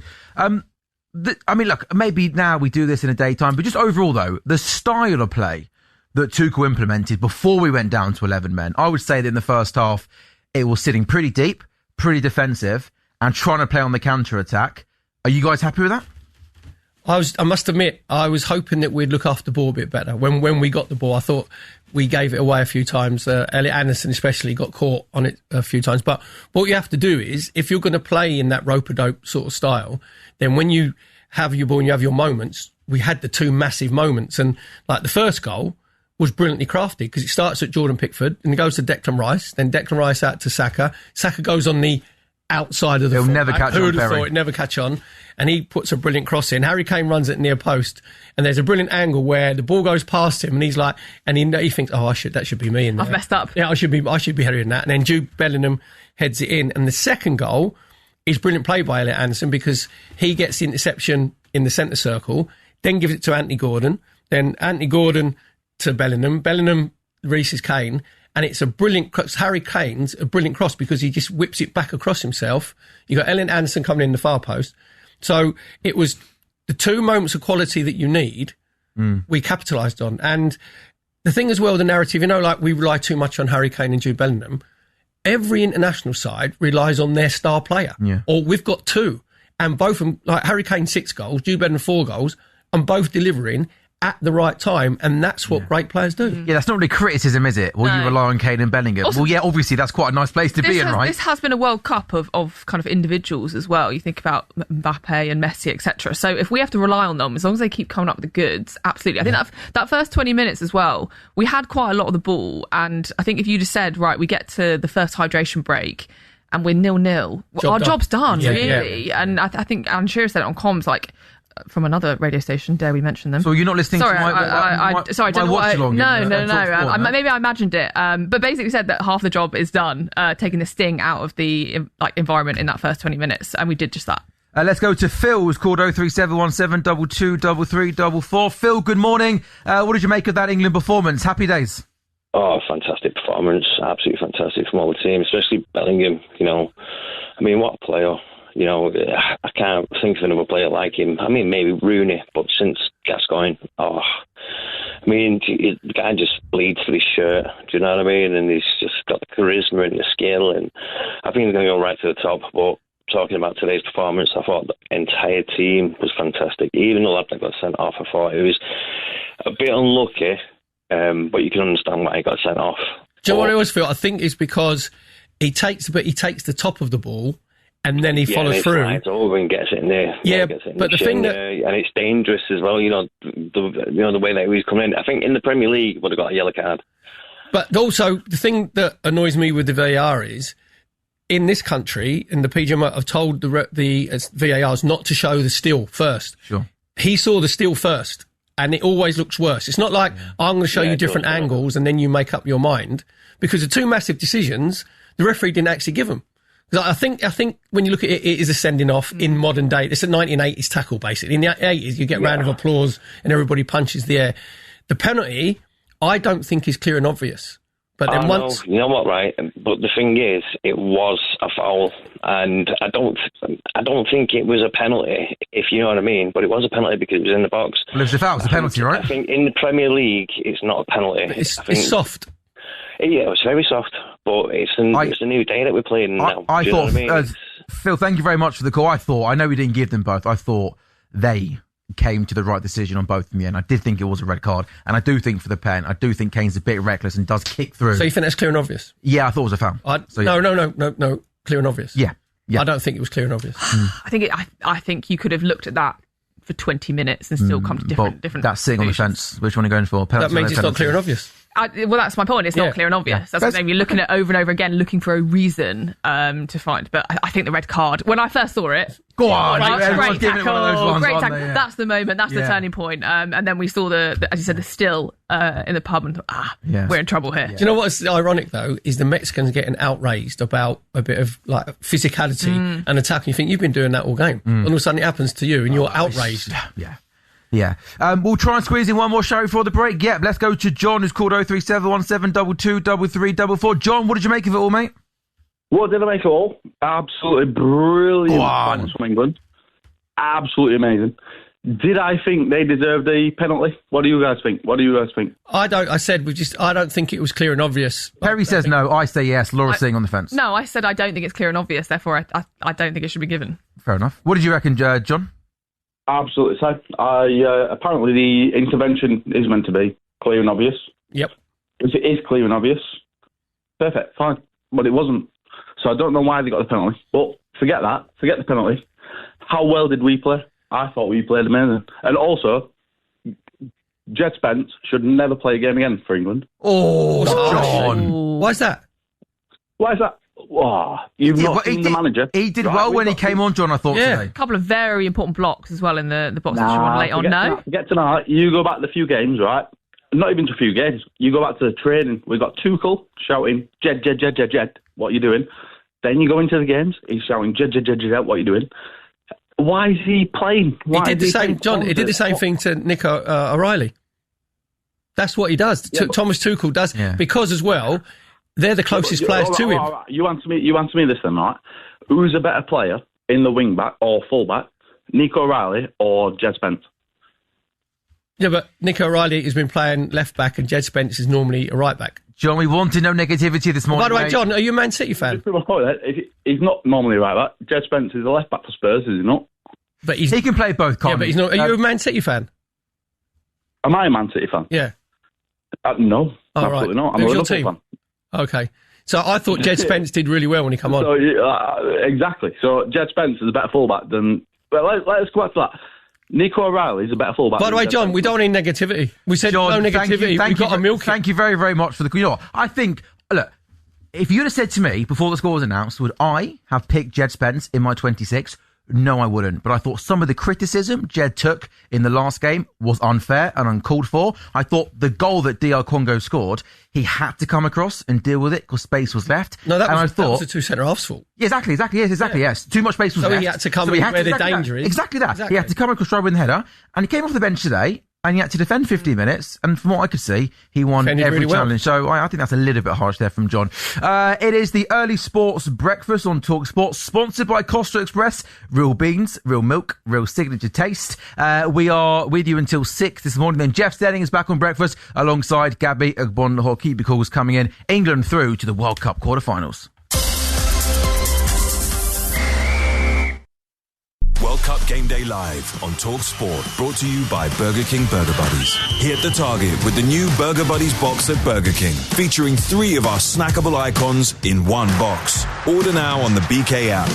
Mr. Q. Okay, next question. What do a reality TV romance, your ex, and Mr. Q withdrawals have in common? 3, 2, 1. That's right. None of them last long, if you know what I mean. Because 99% of Mr. Q withdrawals are instant. If yours isn't, you get a tenner. Hate us for losing, not for waiting. Mr. Q, the casino you love to hate. Withdrawals processed within 60 seconds of request. £1 credit per player per day, paid next working day. Eligibility, exclusions and T's and C's apply. 18 plus, UK customers only. Please play responsibly. Get all the different types of tradespeople on Trusted Trader into one ad? Impossible. But what if you think of a job in your home or garden and I'll say whether you could find someone on trustedtrader.com to do it? Go. Yes. Yes. Yes, they do. And them. Absolutely not. For everything else, find tried, tested and truly top-notch tradespeople at trustedtrader.com. When you're growing a small business, whether you've built a team of 20 or you're a one-man band, you need someone who understands the ins and outs. With an HSBC small business banking account, you'll have access to our business specialists, in person and virtually, as well as no monthly account fee, because whatever your small business looks like, we're proud to support you. Search HSBC Small Business Banking Account to get started. Subject to eligibility, credit checks and T's and C's. Visit business.hsbc.co.uk for details. When you're watching the match in bed, when you're streaming a game on your commute, when you just have to catch all the action. Come on. Oh, oops, sorry. Who cares? What's a spilt coffee after a goal like that? Nothing brings us together like great TV. And a TV licence covers you to watch all TV channels, including live TV on streaming services, so you can cheer along no matter what time you're watching the football. Search TV licence together. Get more bang for your bet with Quiff. Whatever the horse, wicket, set, or score. Any bet you place with Quiff could be instantly boosted to bigger odds. Any market, any sport. We call it a supercharged bet. And it's only available at Quiff. Download the app or visit quiff.com today. 18 plus, T's and C's apply. Please gamble responsibly. World Cup Game Day Live on TalkSport. Brought to you by Enterprise Rent-A-Car. Whatever it is, we're here for it. Unrivaled kick-by-kick commentary of every single game across the entire tournament. World Cup Game Day Live on TalkSport. TalkSport Express Sports Update, sponsored by Costa Express. Kick off your day with a quality coffee on the go from Costa Express. It is the Early Sports Breakfast on TalkSport. Sam Edard, Laura Kirk, Francis and Perry Groves with you until 6. Then Jeff Stelling and Gabby Abonlahor bring you the breakfast show after 10-man England hold on for a breathtaking World Cup win over Mexico. The England phone-in is now going to carry on TalkSport with Costa Express. We can go to Brett. Brett, a very good morning, mate. How are you feeling this morning? What did you make of all that? I am absolutely honoured to be on the show this morning. Thanks for coming on, Brett. Great work to you boys and girls. And I just want to give a special mention to Perry. I used to have the pleasure of serving him and his fine lady at Pizza Express, Colchester, back in 2010. The pleasure's all mine. What was his pizza order? What did he have? What did he order? I don't know. I always remember him coming in shorts with a voucher. I don't know. Dough balls. You're dough balls, man. Do vouchers. Dough balls and then vegetarian. Oh, I thought you were pepperoni. And Brett always left a tip. I'm sure you did. Oh, there's hesitation there, Perry. No, not at all. Him and his lovely lady in shorts, fine legs, always made me fancy a KFC. What about my wife? Serving pizza. Get your legs out, Perry. Let's have a look at them. And I've shaved them as well. This time of year, it's never too early to get your legs out, is it? I'm sure. Brett, where'd you watch it? I watched it in Toronto, just with my godson and my bosom buddy in Toronto. And I thought England were immaculate. You know, they couldn't have done more than they did. I think most experts said start slow, start defensive, conserve the energy, hopefully rattle the crowd. And on the counter-attack, England got 2 goals. To be honest, you know what? They didn't have the right side of the referee, you know, and even with 10 men against 12, I think, you know, you couldn't have asked more from England that day. Jesus. You know what it was, Brett? I think it was Bulldogs against Chihuahuas. Wasn't it? That's what it was. Yeah. Bulldogs against Chihuahuas. Yeah. Brett, thank you very much for the call. I want to see your legs now, Perry. Is that weird? What's that? I want to see your legs now. Is that? I mean, he mentioned your legs not once. He mentioned them twice. They were talking about my wife, shorts and lovely legs. I think he was talking about you, wasn't he? I don't go in Peaks Express in shorts. I was gonna say, apparently I've got more respect. I mean, he called me Brett a liar. Bang out of order, Socks Perry. and Crocs.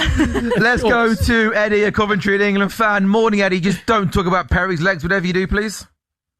No chance of that. The bigger fish to fry to talk about. Absolutely buzzing. One thing this World Cup's got right was that just sat there, that game at the beginning of the game, that stadium, that atmosphere, and to go there against those odds and to play like that, I cannot remember a game where I've come out of it still shaking and so proud. Absolutely brilliant performance all over the pitch against all those odds. And we did that on the world stage against how many billions of fans watching. Well done, England. Great performance. Couldn't agree more. Who particularly impressed you? You said the entire team. Was there a standout performance from you? It feels like we could pick from so many. All of them really outstanding. Gordon, Pickford, Bellingham, Kane. Is there anyone who stood out particularly to you? I mean, there were so many brave performances, but we've got to shout out Bellingham, haven't we? Especially that first half performance. Pickford at the back. There were so many good performances. I don't think Mexico actually offered that much. If it was 11v11, I think we would have scored more, and the goal differential would have been even with the contested decisions, etc. Because I think their final product wasn't that good. But at the same time, it only took, one decent ball in because that ball moved. I don't know if it's just me. I'm thinking that's what people tell me, that ball moves like that. But one dangerous ball in, I think that's when Mexico kept playing out to the wide. Everybody, well done. Like that back line, some of the tackles that went in, it was nerve-wracking.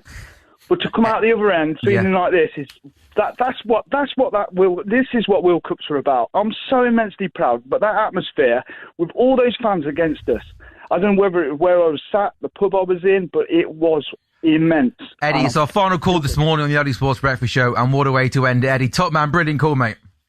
All right, thank you. All the best. Cheers, Eddie. I'll leave the last word then for you guys before we hand over to Jeff and Gabby. I think the overriding feeling this morning and throughout the course of the week is we're proud of the brave England performance. You have to be, because when you go down to 10 men in that environment, you know, you can almost see the headline of like brave England fall at the last hurdle. They just came up short because they went down to 10 men. But to go there, to put on the performance that they did in the first half, and then to hang on for that last half an hour, basically, it's pride. I'm kind of in a bit of shock as well. I'm still, it hasn't quite sunk in for me, but it has to be pride this week. Yeah, the thing is, with all the like rubbish that's going on in the world, there's a lot of rubbish in the world at the minute. We need a lift. Everybody needs a lift, don't they? They need to get something to be happy about and be proud about. This will last for a good 2 days, 2 or 3 days. Because said we don't want any negativity, especially now, which is Monday. I lose my days. It is Monday morning, yeah. Can you believe it? But again, we're allowed to be proud as a nation. Proud, yeah. And they played like we feel. That's what you want. You want that connection between the fans and the players. And the other thing that's refreshing is no stutter from a penalty. No, seriously. Well done, Harry Kane. Harry Kane, he actually said, no, I'm going to put my foot through it, like side foot, like good technique. So, yeah, everything we said, we want no negativity at all about anything to do with England now, because we've had enough early on in the tournament. Now it's everything has got to be positive. It was short, it was sweet, but I enjoyed It's been emotional. 50 minutes with you guys. It's emotional. I will see you tomorrow morning at 5 o'clock. I will hear you tomorrow at 5 o'clock. Maybe just come, let's make it a trio. I've got a Winnebago. I just like circle round TalkSport anyway, just in case they need someone. You know what I mean? Maybe see you tomorrow morning at 5 o'clock. Guys, thank you so much. Keep the calls coming in on 03717 22 33 44. What a night. What a performance. England beat Mexico in an incredible game at the World Cup through to the quarterfinals. Jeff and Gabby are next, and I think it's fair to say we're all going to have a wonderful, wonderful Monday. World Cup Game Day live on TalkSport. Brought to you by Enterprise Rent-A-Car. Whatever it is, we're here for it.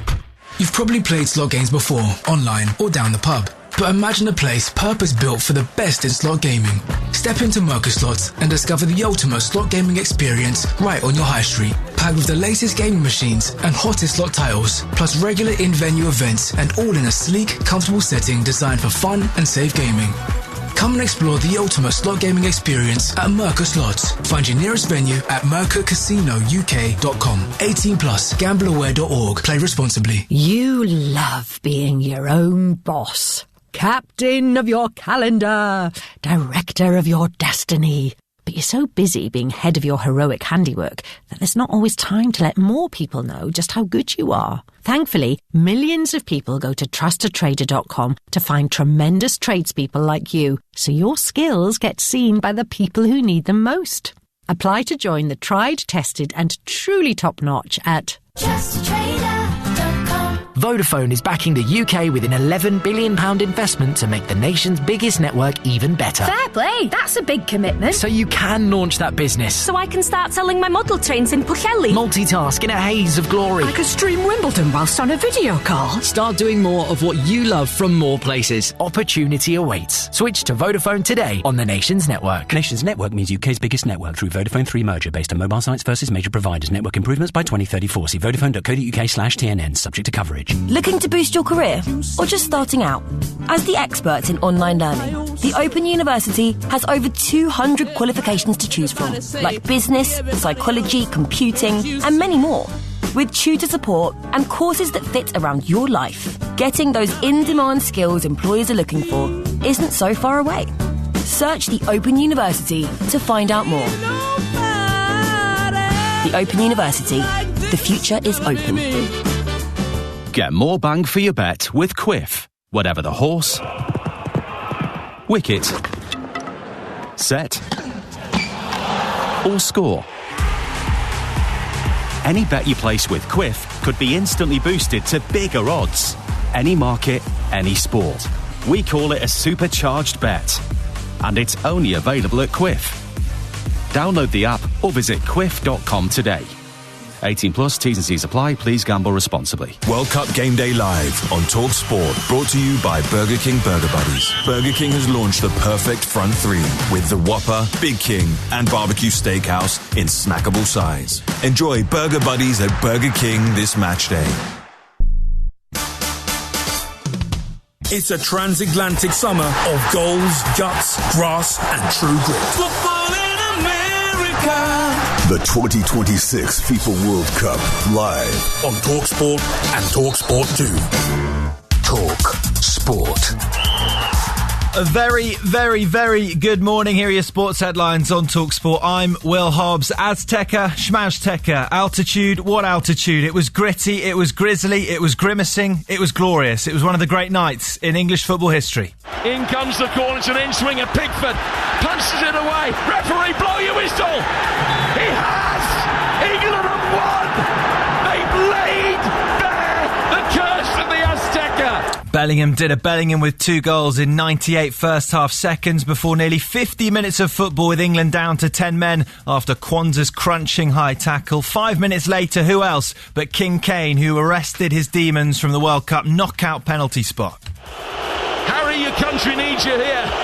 You've got to put this away. Right footed, he has! He sent the keeper the right way, but he's blasted it past him with pace. Raul Jimenez's penalty forced the Tuchel changes, and they all worked. Dan Burn, John Stones and Jed Spence each made goal-saving interventions, and Jordan Pickford was magnificent. Everyone says I'm a madman, but I think everyone knows I showed calmness tonight in every moment and every action I did, and that's the standard I set myself. It was very much a Stuart Pearce-like display, and Stuart Pearce himself said it was one of the greatest England displays there's ever been. That performance of guts and energy and drive and quality and everything thrown in the mix will go down, and that will be remembered. That was some performance, make no mistake. No one can send to report Jordan Henderson, who didn't even play, needed to be stretchered away after injuring his wrist, hurdling the advertising boards at full time. Next for Thomas Tuchel's men is a quarter-final against Norway in Miami, 10 p.m. on Saturday night, live on TalkSport. TalkSport News. Allergy pens will be stocked in every school from September, and the first weight loss pill is now available to buy from pharmacies for the very first time. More with Emma at past. TalkSport weather with QuickFit. Heat wave outside, oven inside. Stay cool this summer with a free aircon check. Book online or visit your local QuickFit today. Rain easing across northern and northwestern Scotland. Cloudy with patchy drizzle at first in Northern Ireland and Northern England. Dry elsewhere with sunny spells, breezy conditions and very warm temperatures in the south. Get unrivaled coverage of the FIFA World Cup 2026 on TalkSport. A 64-ounce Slurpee cup of live World Cup football. And we may have a game on. TalkSport World Cup Superstar Breakfast with Jeff Stelling and Gabby Agbonlahor on TalkSport. Because maybe you're gonna be the one that saves me. Good morning, this is World Cup Breakfast with me, Jeff Stelling, Gabby Agbonlahor and Arnold Clark. It's the perfect time to upgrade your car. Get 2 years free servicing when you buy a used car in the upgrade event. Check it out online. I'm sure if you're going to work this morning, you're going with a smile on your face. If you're not going to work, lucky you. If you're just waking up, you need reminding. It wasn't a dream. England down to 10. Overcame the altitude, they overcame the atmosphere, they overcame Mexico and reached a World Cup quarter-final against Norway with one of the most thrilling World Cup games that I can remember involving England in a long time. Wow. And teams don't go to the Azteca, do they? And win, generally speaking. But England did. And by the end, Mexico, they just run out of ideas. And the 10 men, dare I say it, look pretty comfortable for the last 15 or 20 minutes. Gabby. Wow. What did you make of it? First of all, I'll say to anybody waking up, if you've seen the score and you've not watched the game, go back and watch it. Yeah, from the start. Yeah. Watch it from the start. Don't fast forward. Watch every single minute. The 11 minutes of extra time as well. That is a performance that will give everyone who's English across the world belief that we can win the World Cup. They fought like lions. They went to the Coliseum and they stood up against the intimidating fan base. 87,000 attendants, probably 82,000 Mexicans. The altitude, no problem. Yeah. Heroes, all of them, every single player. And I agree. You know, watch every minute of it, because within that, you've got goals, penalties, woodwork being hit, red cards, all sorts of other things going on around the pitch. Incredible, Jeff. Well, I think at the end, I saw somebody tweet that it was a Tuchel tactical masterclass. Now, I disagree with that. Okay. Because I think that, certainly second half, this was down to willpower, determination, and grit. Yes. And every single England player showed that. And I mean, I've got players that I want to single out, but what about you, Gabby? Who would you single out? I think Jordan Pickford was fantastic. Yeah. I mean, Troy Deeney saying that we can't win the World Cup with Pickford. I'm sure he'll take those comments back, knowing Troy is a good guy. I thought Anthony Gordon was fantastic, did everything that was needed. And I thought Jude Bellingham was a standout player.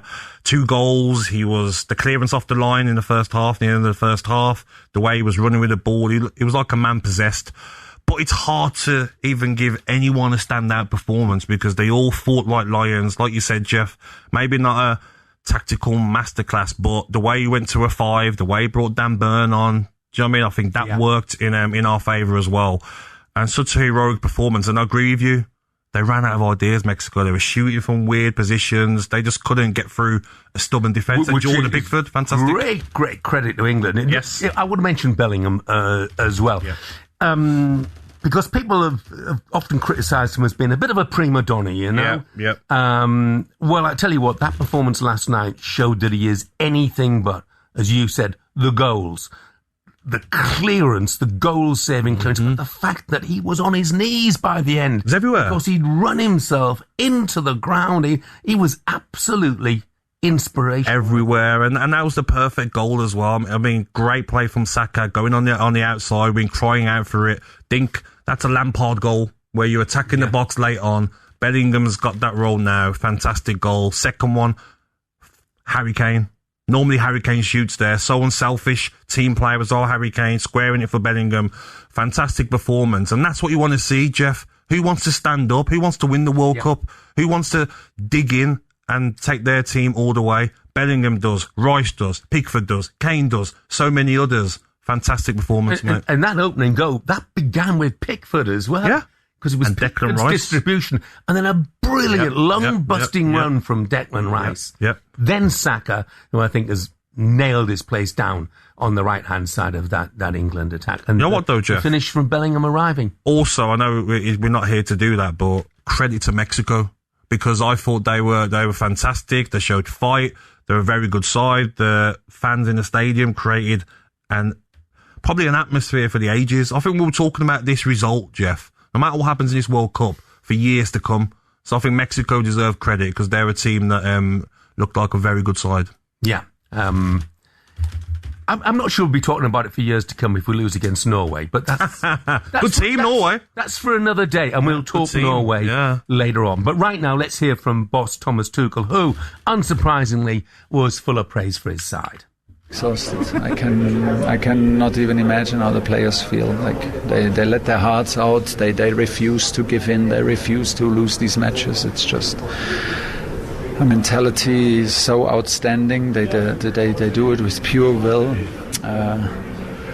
Even when things go really against us, we need to play so many minutes in altitude against the home nation, and they just refuse to give in. They keep believing, and very impressive. Well, he's spot on there.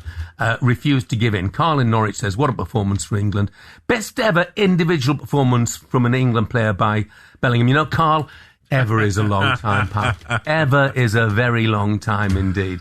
It was a fantastic performance. I don't think you need to compare it. Don't compare, from different eras. I agree. Don't compare, Such like. But just every Englishman, Englishwoman, whoever, Jeff, will be so proud of that performance. Yeah. I was just proud watching because 55 minutes, was it, the red card? Plus 10 minutes extra. You're talking 45 minutes with 10 men. And to dig in, everyone working hard, making the right subs at the right time, even taking Harry Kane off when he did was the right decision to get Rodgers on, some more legs. But I thought they were unbelievable. Done the country proud. Norway next in Miami this coming Saturday, live on TalkSport. Norway beat Brazil yesterday. We'll be taking your calls all morning on a special night in Mexico City. 03717223344. Jamie is an Everton fan. Morning, Jamie. Morning, Jamie. Morning, lads. So, Jamie, what did you make of it all? You know what? You look at that England 11, the squad, and on paper, amazing players, amazing team. Last night, or early this morning, they hit it on the button. Sometimes you'll have the odd individual that might stand out more than others.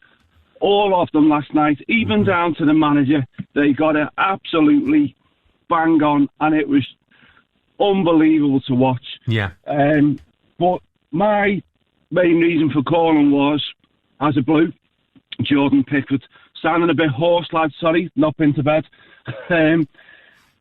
Pickford last night was just from his distribution, obviously starting off the goal with Rice going down that wing like a steam train.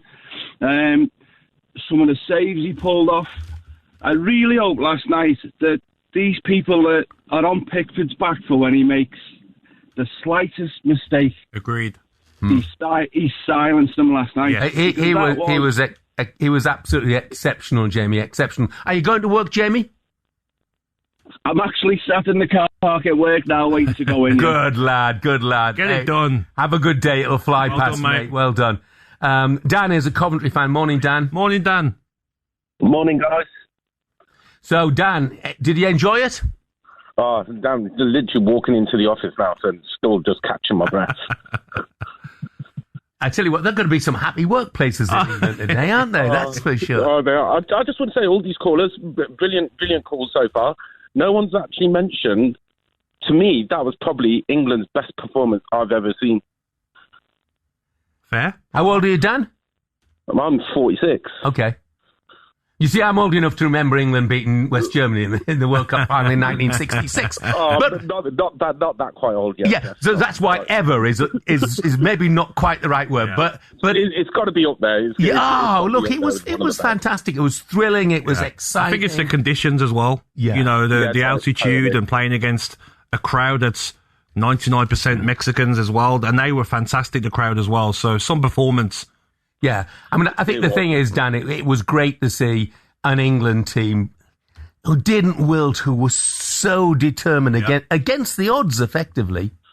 Yeah, it just depends on how quiet they can keep Haaland in the next game. Well, it does indeed. That's another one. Dan, have a good day in the office. Thank you, guys. Well done, mate. Yes. As well, Jeff, we've seen teams like Germany, soft, Brazil, soft, and to put in that performance, you're not going to bully us. That's what I liked about it. We played fantastic stuff. But also, you know what? If you want to get balls in the box and try and rough us up, we'll fight you. Yeah. That's what I was happy with. Well, we will have an issue. Thomas Tuchel referred to it after the game. Obviously, an issue at right back. Once again, we'll come round to that a bit later on. Guy in Worcester doesn't share the enthusiasm. Here we go again, lads. Getting carried away over one good performance. I have to admit, I haven't watched it yet, as I've got a long day at work delivering medical oxygen. Guy, when you've done your deliveries, watch it. I think that you will change your opinion. You said I just can't get on the England bandwagon. Oh. Well, this morning, I think we're all on the England bandwagon. Have to be, mate. Have to be. Positivity, definitely. I think they were fantastic. Let's take one more quick call. Gabby's an Arsenal fan. Morning, Gabby. No, not him. Morning, Jeff. Not you. Show. That is why you are the GOAT, sir, because you nailed everything in that opening speech, sir. You always do, Jeff. You always do. Thank you, mate. Thank you very much indeed. So I take it you enjoyed it then? Oh, listen, you're not an England fan if you didn't stay up for that game this evening, this morning. You weren't an England fan. Every England fan should have been glued to that TV watching it. My father-in-law is gravely ill, and I'm so glad I'm sending that result out to him in Colchester Hospital, fighting cancer, and that result is for him. He's a Tottenham fan, so you don't see many good results in the white kit, but he's seen one tonight, Jack. Fantastic, mate. And we had every single factor was against us for last night, and I bet we all had a few doubts, and the lads turned up like they did against Croatia second half. They played it about. Pickford world-class, probably his best game he's ever played for England. There was 2 world-class saves there. One was the first shot on target of the whole match. He doesn't save that. It's a different animal altogether. He tipped another one over from Roll. And just every other player. Nobody left a stone unturned. Gabby, That's all we want. 2 things can happen in a game like that. You either crumble with the atmosphere and the occasion, or you meet your head on and you come out victorious. That's what our players did. Didn't affect them. The altitude everyone was going on about didn't affect them.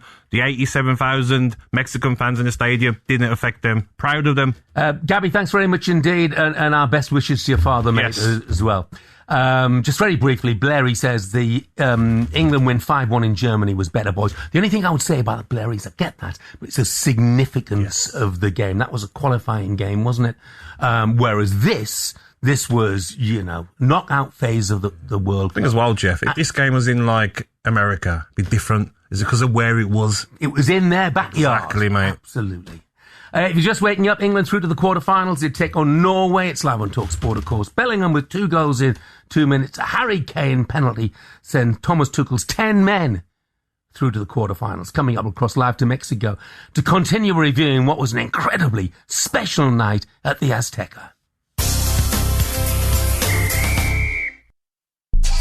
TalkSport Breakfast with Arnold Clark. Get a discounted home charger from just £549 when you buy an electric car today. The new Burger Buddies box from Burger King features 3 snackable icons: the Whopper, Big King and Barbecue Steakhouse burgers. Perfect for you and 2 best friends. As for your 3rd best friend, the one who lent you their season ticket when they moved abroad, when they could have given it to their own dad, the man who clothed them, bathed them, gave them life, but no, they chose you. Well, try to break it to them gently. The new Burger Buddies box from Burger King, made for sharing. Sort of. And it's 20 minutes till next kick-off. Go, go, go! Feed the gang! Hop to Co-op. Co-op members get 2 pizzas and 4 Budweisers for a £5. Co-op, owned by you, right by you. Ends 21st of July. Selected products subject to availability. Co-op group membership required. £1 joining fee. 18+. Please drink responsibly. See co-op.co.uk/summer. At Bet365, we want to help you make every moment extraordinary. That's why we make it easy to change things up. You can take a time out, set up reality checks, and set your limits. Because when you make the most of the moments without us, it means you can enjoy the moments with us. When you play safe with Bet365. 18+. Please play responsibly. Visit gambleaware.org. Take summer by storm with Kia. Introducing the new Kia Sportage Storm, a unique limited edition of the UK's favourite family SUV. Test drive the award-winning Kia Sportage today and order yours by the 31st of August to get 5.9% APR representative and up to £3,000 PCP finance deposit contribution. Search Kia Take Summer by Storm. Kia. Movement that inspires. T's and C's apply. Kia Finance. To verify, visit kia.com/UK/favourite. The people of Britain have bought loads of noise-cancelling headphones. With a Barclaycard Rewards credit card, you could get cash back on eligible purchases and no fees on spending overseas. What you buy is your business. Rewarding you is ours. Subject to financial status, T's and C's apply. Check if you're eligible at barclaycard.co.uk. Representative example, 28.9% APR representative variable and 28.9% purchase rate per annum based on a £1,200 credit limit. White and Jordan on TalkSport with Toolstation. Tools, supplies and more for your building project. First stop, Toolstation. Expert big match prediction, analysis and debate. That'll be TalkSport. Unbeatable support for a faff-free 5 p.m. finish. First stop, Toolstation. White and Jordan, this afternoon from 1 on TalkSport with Toolstation. Support for the fans and the trade this summer. TalkSport, traffic and travel with Subway. This summer, footlong's coming home. And whatever team you support, there's always time for a sub. Bombs in Cambridgeshire this morning in Peterborough as the A1 is closed southbound following a serious accident between junction 17 for the Great North Road at Oundle to junction 16 for Norman Cross and Yaxley. So that's already causing slow traffic. And in London in Enfield, a section of the Hertford Road is blocked following an accident there between Eastfield Road and Albany Park Road. It's slow southbound on the M1 in Leicestershire, although the carriageway is open around around the M69 at junction 21, and all lanes reopened eastbound on the M62 following repair works around junction 28 for Tingley. Nothing beats a freshly cooked breakfast, crunchy toast, baked beans and a fried tomato. When you wanted your egg sunny side up, but your tummy has let the side down, think Pepto-Bismol. When you have nausea, heartburn, indigestion, upset stomach, diarrhea. Pepto-Bismol coats and soothes your stomach for effective 5-symptom relief. Pepto-Bismol oral suspension contains bismuth subsalicylate. Always read the label. The 2026 FIFA World Cup live on TalkSport and TalkSport 2. A left-footed hit into the bottom corner. Every pass, every penalty, every impossible dream. Goodness sake, what are they doing to us? Official broadcast partner of the 2026 FIFA World Cup. TalkSport and TalkSport 2. In comes the corner, it's an in-swinger. Pickford punches it away. Referee, blow your whistle. He has! England have won! They've laid bare the curse of the Azteca. The scene of one of the most devastating defeats in England history. Very good morning to you. It's 6:21, Monday, July the 6th. Date that will stick in the mind for a long time. It's the World Cup Breakfast Show with me, Jeff Stelling, and Gabby Agbonhor. What a night, what a morning. Have we recovered yet? England into the quarterfinals of the World Cup, ending Mexico's hopes on their own patch at the Azteca Stadium. Lee, the Liverpool fan, says, by the way, morning lads, what a performance. The boys were monsters on that pitch. He says, I'm at work after 2 hours sleep and I'm buzzing. Lee, how did you get 2 hours sleep? I know. How much did you get, Gabs? Zero, absolutely. Yeah. Join the 0 hours club. So 2 hours, Lee. Glad you loved it, mate. That is an absolute luxury amongst England fans this morning. Look, let's head out, shall we, to Mexico, and let's get joined by a man who was inside the Azteca last night. He can tell us exactly where that game ranks in the 4,000 or so matches that he's watched. It's TalkSport's voice of live football, Adrian Durham. Morning, Aid. Morning, Aid. Morning, Gabby. Morning, Jeff. How you doing? Yeah, good, thanks, mate. Can you sort of encapsulate, the whole event, the whole occasion, and what you made of it?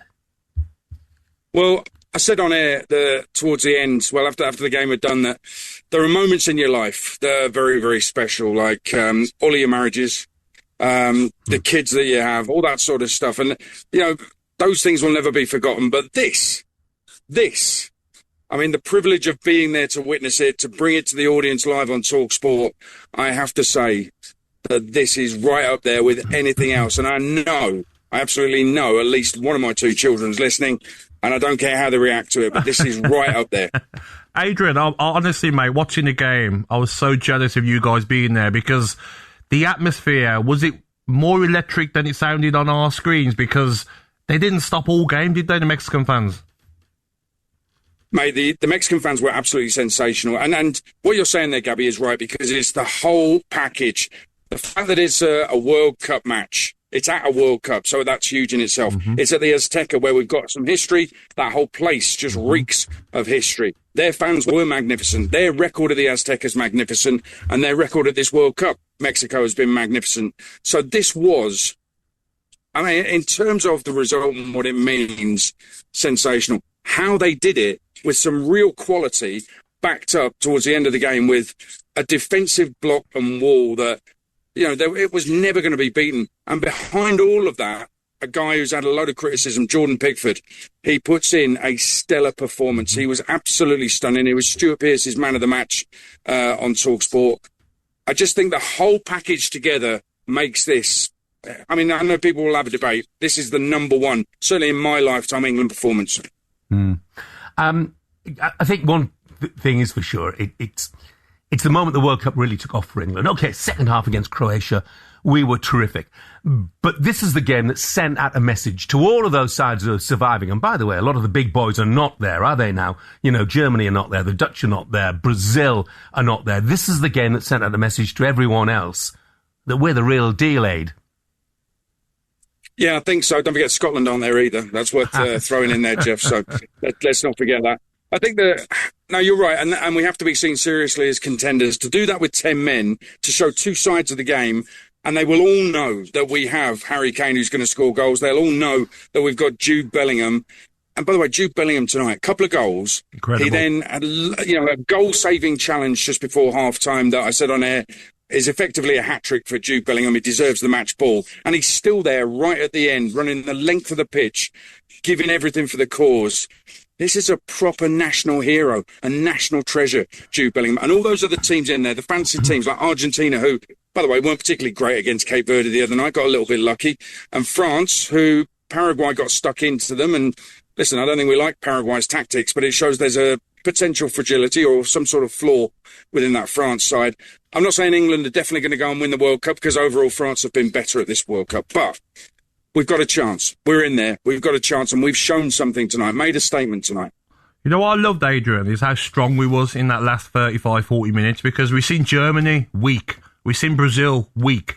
And to see those group of players that fantastic during the game, the chances they created, the goals they scored, but to show that fight and desire, we're going to hang on. We're going to hang on. We don't care where we're playing. It's the Coliseum, but we're going to hang on for our country. I was so proud, mate, watching.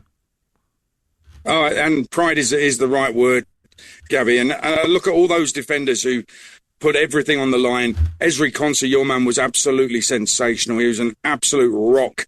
Mark Gay alongside him was superb. But look at the subs as well. When you look at Jed Spence, who's had so much criticism, notably from his own manager, he put in a great performance coming on as sub. John Stones as well. And Dan Burn, I mean, the block at the edge of the box with his face. I mean, this is Dan Burn's best 25 minutes of football in his career. And as Jim Prelfer, our commentator, said on air, it might even be the only World Cup appearance he ever makes. But wow, what an appearance from Dan Burn. All those guys deserve medals. They were sensational. And a word for Declan Rice as well. Yes. Got booked in the first minute, stayed on for the whole game, committed to the cause, putting in challenges, working hard, getting forward when he could. One of his best performances in an England shirt. Aid, thanks very much indeed. Enjoy it, Aid. Cheers. What's up, man? TalkSport's voice of live football, Adrian Durham, who was inside the Azteca. More of Adrian, Jim Proud, former England captain Stuart Pearce, as they react to that epic win over Mexico on the World Cup Daily podcast, which will be available wherever you get your podcast from. Let's take one more quick call. Danny's an England fan, aren't we all? Morning, Danny. Morning, Dan. Danny, good morning. Jeff. How are you? Yeah, we're really good, thanks, mate. So you obviously enjoyed it then? Absolutely incredible, mate. To be honest with you, Jeff, I didn't really want to call about the performance. The performance talks about itself, mate. Right. Arguably one of the best performances I've ever seen, mate. I follow England all the time, mate. I've been home and away. Was lucky to be in Germany in the Euros. The performance talks for itself, mate, and it's, without doubt, it's the best performance since the Holland game for me when we beat them 4-1. What I wanted to talk about, mate, tonight was something else, mate, what means so much to me. And to be honest with you, mate, I'm getting upset now talking about it.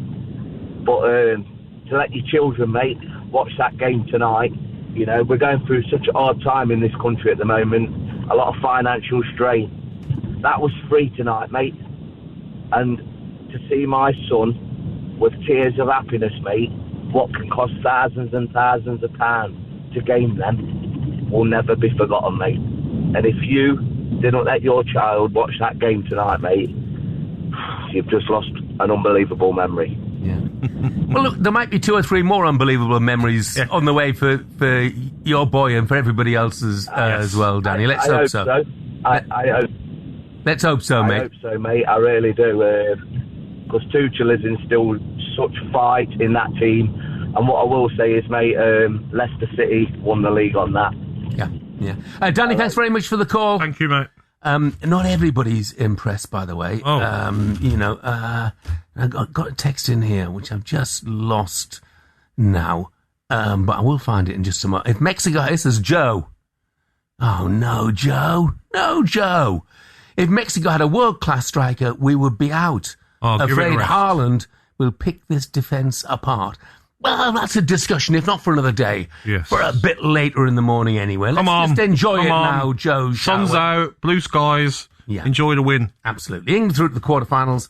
They play Norway and Miami this Saturday. I think it's a 10 o'clock kickoff. It's live on TalkSport. Coming up, we're bringing more from bizarre story last night. Jordan Henderson was booked and stretchered off without kicking a ball. More on that next as we react to a huge night for English football.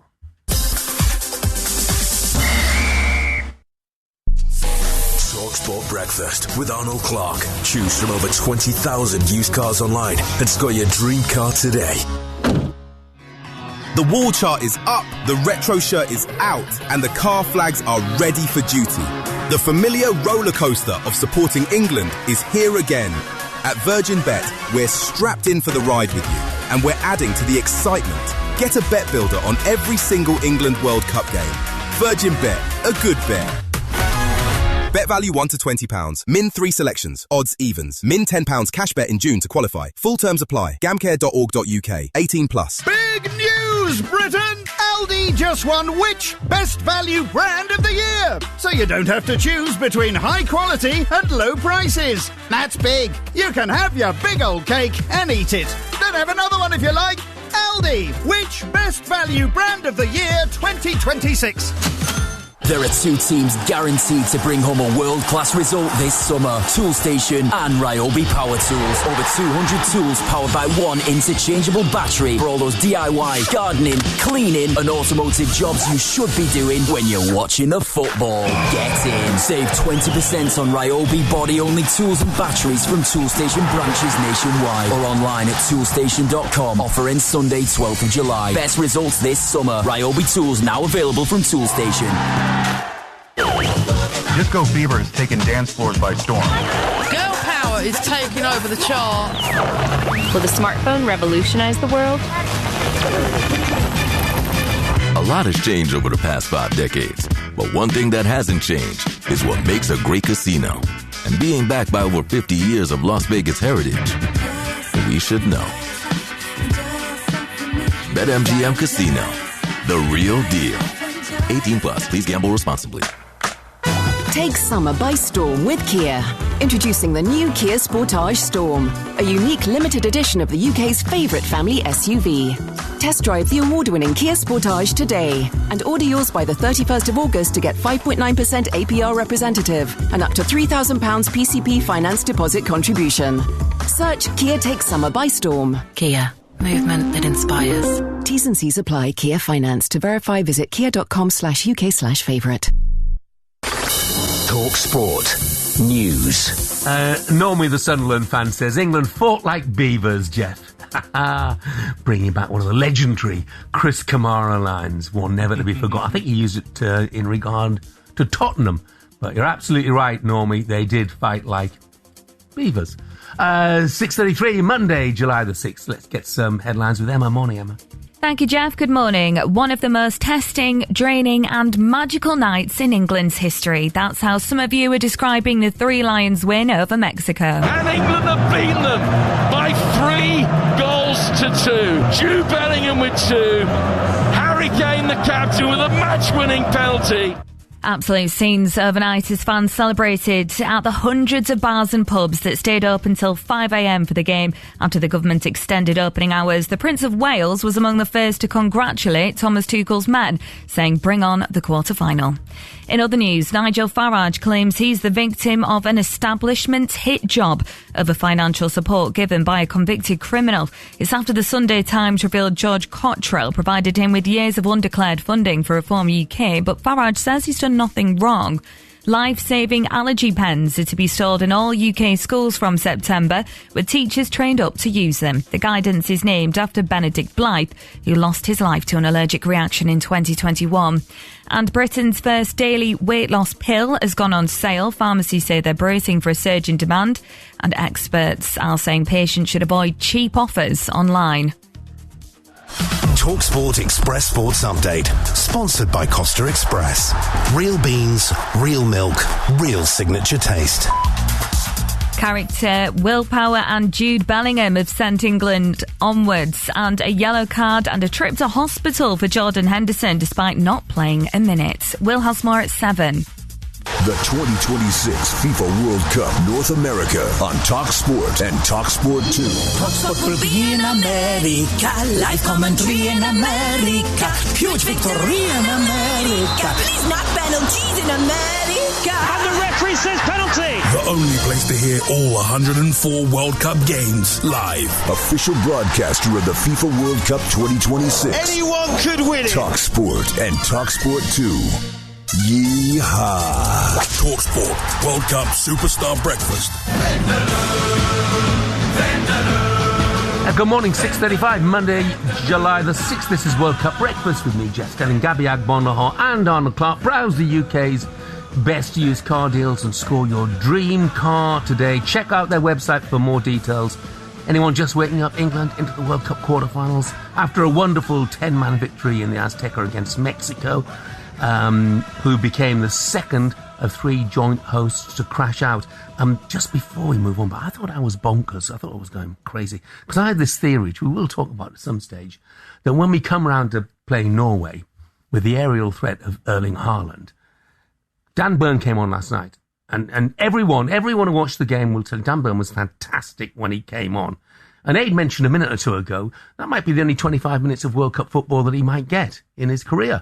Well, I think he might play against Norway because he has the physicality to play against Erling Haaland. And James has texted to say just the same thing. Haaland's nothing to worry about in the next round. Burn always pockets him and never scores against Newcastle. I bet Gabriel thought that yesterday as well. Yeah. Anyway, thanks, James, because you made me think that it's not just the lack of sleep, or it's not that I'm going crazy, that somebody else actually thinks I might be right. Anyway, look, wild celebrations at full time. Not just in England, by the way, but also in Mexico. And some news surrounding Jordan Henderson. TalkSport's Max Scott is in the studio with more. Max? Yes, good morning, boys. As we know, Wonderwall's become the customary sort of anthem after the game for this World Cup. And in case you missed this, in case you had to rush home or rush to work, the players moved over the advertising boards to sing Wonderwall to get closer to the fans. At the end of the song, video footage shows that Dan Burn just skips back over the advertising boards with his long legs. And Jordan Henderson tries to do the same. He slips, falls, immediately writhes in pain. Dan Burn turns around to come to his aid. The medical staff are seen giving him oxygen, and Thomas Tuchel is concerned that he suffered a wrist injury.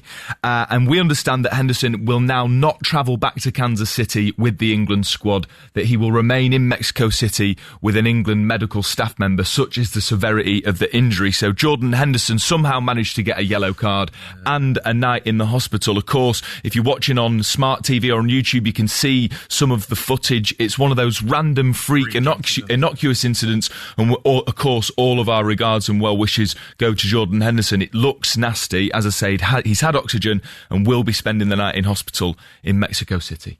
Yeah. I was going to say the one downside for England, one of 2 downsides, obviously the other one was the red card. Max, thanks very much indeed. Pleasure. So that's what happened after the game, but if you're just waking up, you missed quite the night. A new chapter of Azteca history. Pele and Maradona have had their moments. England are about to have theirs. Saka inside the penalty area. Stands up a ball and a diving header is in. And England silence the Azteca with Jude Bellingham. And now England have robbed them of possession again. They'll try and bring it forward. It's Bellingham again. And he slipped it to his right-hand side. And he scored again. It's 2 in a minute. Oh, bring on the Norwegians in Miami. Jude Bellingham on the double. What an incredible minutes play that was for England. Free kick swung in, taking a touch, right footed volley in. And Mexico are back in it. Quinones, he's off. Once to dismiss. This game's have absolutely everything. That is the last thing England needed to go down to 10 men. How comes the goalkeeper? Could be a penalty to England. It is! Penalty to England. Harry, your country needs you here. You've got to put this away. Right footed, he has! England lead by 3 goals to 1. Penalty to Mexico. Jimenez with a curvy run. He's got to run up and hit it right footed. The crowd will tell you he scored. Tuchel's got to earn his money down there now. England have won! They've laid bare the curse of the Azteca. That is a massive step in this World Cup campaign. You're my just had Stuart Pearce saying that Tuchel's got to earn his money now. Peter in Newcastle said after everything went against us, what discipline by Rice after the first-minute yellow card. But those substitutions by Tuchel showed the difference between him and Southgate. When Gareth just sat, Thomas was active. I don't want to criticise Gareth Southgate in any way, shape or form, but for sure, Tuchel was decisive, wasn't he? Totally agree. I was quite shocked, to be honest, when you took Anderson off. And when he went to 4, I thought, has he done it too early? I did too. That's what I thought, but that's why we're not managers. Right, let's get the Mexico side of things for the final time in this tournament. We can bring in a good friend of the show, Mexican football expert Lalo Lopez. Morning, Lalo. Morning, Lalo. Morning, guys. Thank you so much for having me. Congratulations on a fantastic, massive victory at our fortress, the Azteca Stadium. What a thriller, what a game, a legendary game. I was writing in my article for Diario AS that it was like a game of the century 2.0, having this reference from Italy and Germany in the 70s. So it was a really fantastic game, and congratulations for you guys. Well, thank you very much indeed, Lalo. Is that how it's being received in Mexico? A defeat, but people are just happy that it was a brilliant game? Well, people are kind of a little bit disappointed, but let's take it from where it goes. Mexico had an awful process. We have 3 managers in this whole process since Qatar. Javier Aguirre took the team when we were absolutely devastated, and we accomplished something that we couldn't imagine at the beginning of the year. This Mexican team reached its highest level at the World Cup. I think that Javier Aguirre took water out of stones. He had absolutely nothing. He built a strong team, a confident team that kind of overperformed in the World Cup and took England over to the ropes and to its limits. Lalo, after the game on the TV, it showed the fans. Some of the fans looked shocked. Some of the fans had tears coming out their face. But surely they've made their country proud, and the future of Mexican football is on the up. Yeah, I think so. We have 3-4 players, very young players that are meant to be our references for the future. I think Mexico has a pretty solid basis to come over, to overcome this defeat. Yeah. Javier Aguirre himself said that in the press conference, that he managed to build something out of nothing. And we have kind of strange basis to come over to the next World Cup. We have Gilberto Mora, which is a young star, which is a gem ready to take over the world. We have Eric Lira, which he will be joining maybe Serie A in Italy, maybe Spain. There are some teams interested in him. Brian Gutierrez, he also is put in some teams in Europe.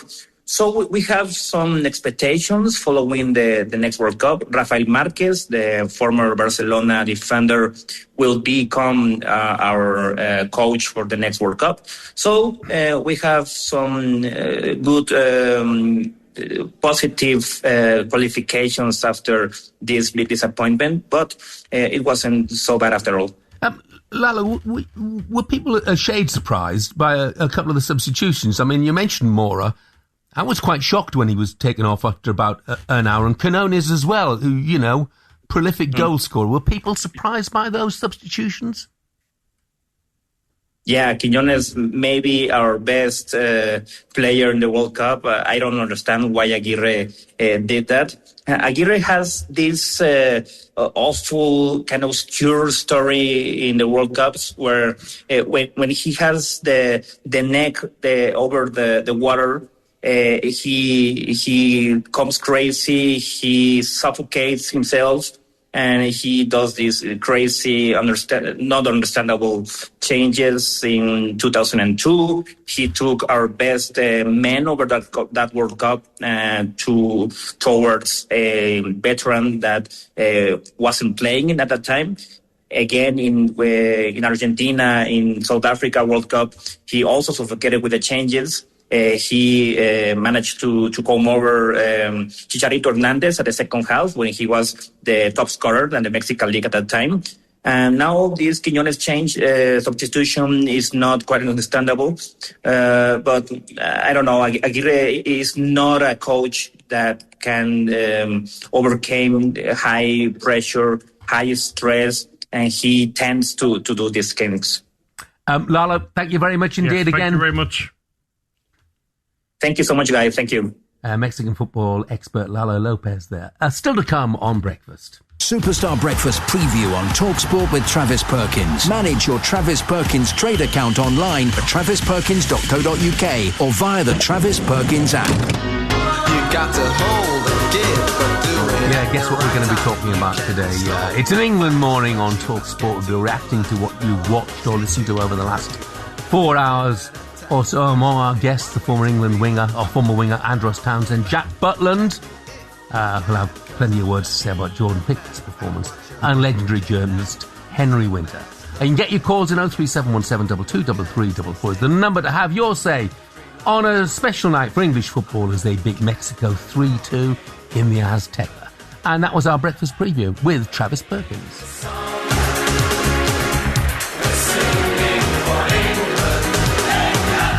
Superstar Breakfast preview on TalkSport with Travis Perkins. Get free next day track delivery. Head to travisperkins.co.uk or download the app.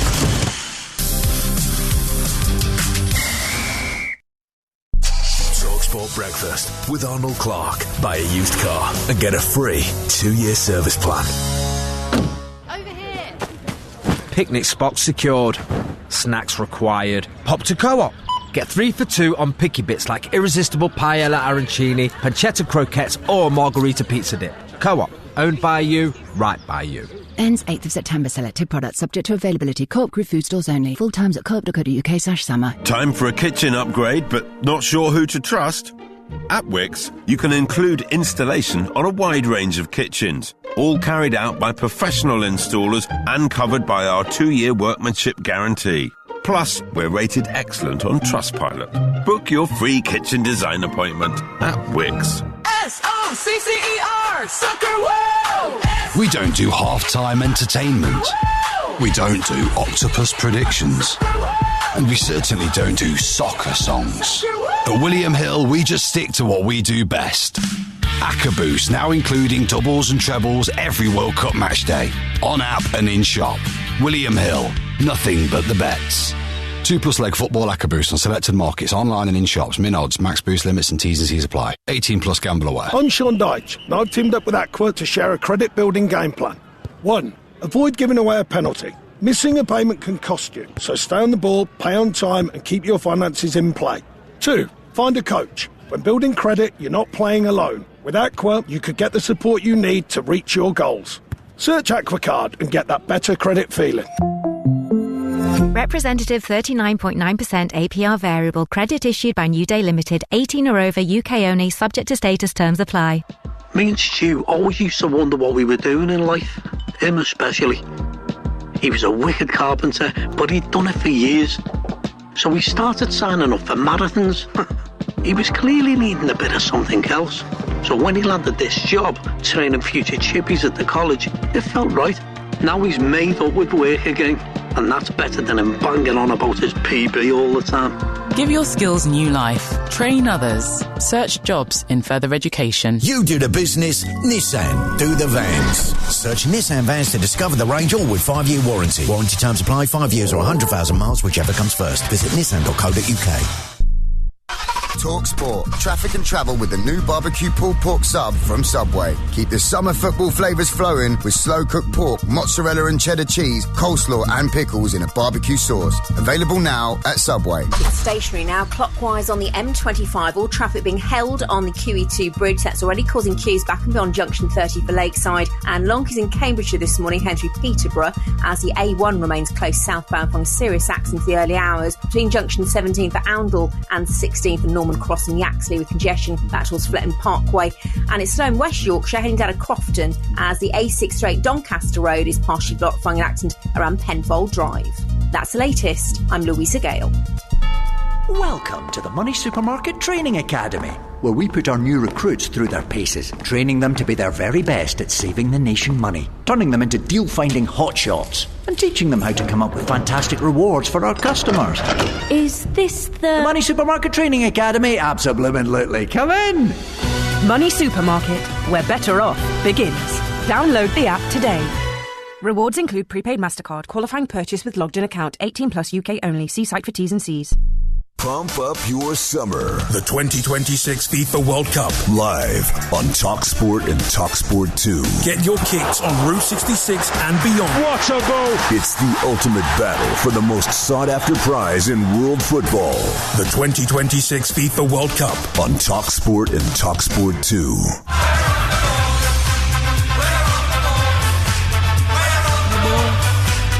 Good morning, this is World Cup Breakfast with me, Jeff Stelling and Gabby Agbonaho. 6:51, Monday, July the 6th. Roger from Mansfield said, I want Liverpool to buy that 17-year-old Mexican Gilberto Mora. He looks amazing. I completely concur, Roger, which is why I was really surprised and relieved and happy that he was taken off when he was taken off. England overcoming, altitude, atmosphere, an hour's weather delay, and Jarrell Quance's 54th minute red card to beat Mexico 3-2 at the Azteca. So, what next? Well, Norway this Saturday at 10 p.m. They reached their first ever World Cup quarter-final courtesy of 2 Erling Haaland goals against Brazil. It finished 2-1 to Norway, and don't read too much into that scoreline. You know, Norway were very comfortable winners. Yes. Right, we can hear now from England's winning goal scorer, Harry Kane. He told TalkSport that fear or pressure never really came into it when taking his penalty. Surprisingly, was pretty calm, in different situations. But I think there was so much time in the game, and I knew how important that goal was to give us a bit more of a lead. But went through my usual routine. I knew with the altitude, the ball moves quick out here, so going for a bit more power would be difficult for the keeper, but I executed it well, and I did that. The way he whips that ball, no chance. The ball's in the back of the net before the keeper dived. Incredible. Absolutely brilliant. Absolutely whipped it. Yeah. Unlike the one where he needed 2 opportunities to do it in the opening game. But look, it was created by Anthony Gordon. He's not everybody's favourite, is he, Anthony Gordon? I thought he was absolutely fantastic. 100%. Earlier on in the tournament, he wasn't, and he got dropped for Rashford. Rashford comes in, he doesn't do anything, so Gordon gets another chance. And what does Gordon do? He takes the players on the outside. Created so many chances, didn't stop running, clever runs in behind, giving options, especially with Harry Kane coming short. You need someone running in behind. For his fantastic Saka as well for the first goal on the outside. Use your weaker foot, dink into the box. Fantastic from both wingers. Yeah, and I think we'll see both of those wingers. I don't think there'll be any speculation. No. Both of those wingers, if fit, will start against Norway. No question about that. For more on England's victory, check out TalkSport.com and the World Cup Daily Podcast. Time for a quick coffee break now and a look at the back pages with Costa Express. The Costa Coffee Break on TalkSport, sponsored by Costa Express. Score a quality morning coffee for the day ahead. And Laura Kirk-Francis is with us. Hey, Laura. Morning, Laura. Morning. Now, obviously, the England game finished far too late for lots of the papers. But I've done a quick whip round of what's happening online. So The Guardian says England's 10 men hang on after Kane penalty. The Times' Jonathan Norcroft, 10-man England walk through fire to beat Mexico in all-time classic. They also praise English gladiators in the Azteca Colosseum. I'm sure you said Colosseum earlier, Gabby.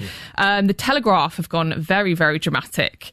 England's triumph. England produced greatest World Cup victory since 1966. They've gone very, very hard on that one. And they also pick up Jude Bellingham saying that England of the past would have crumbled.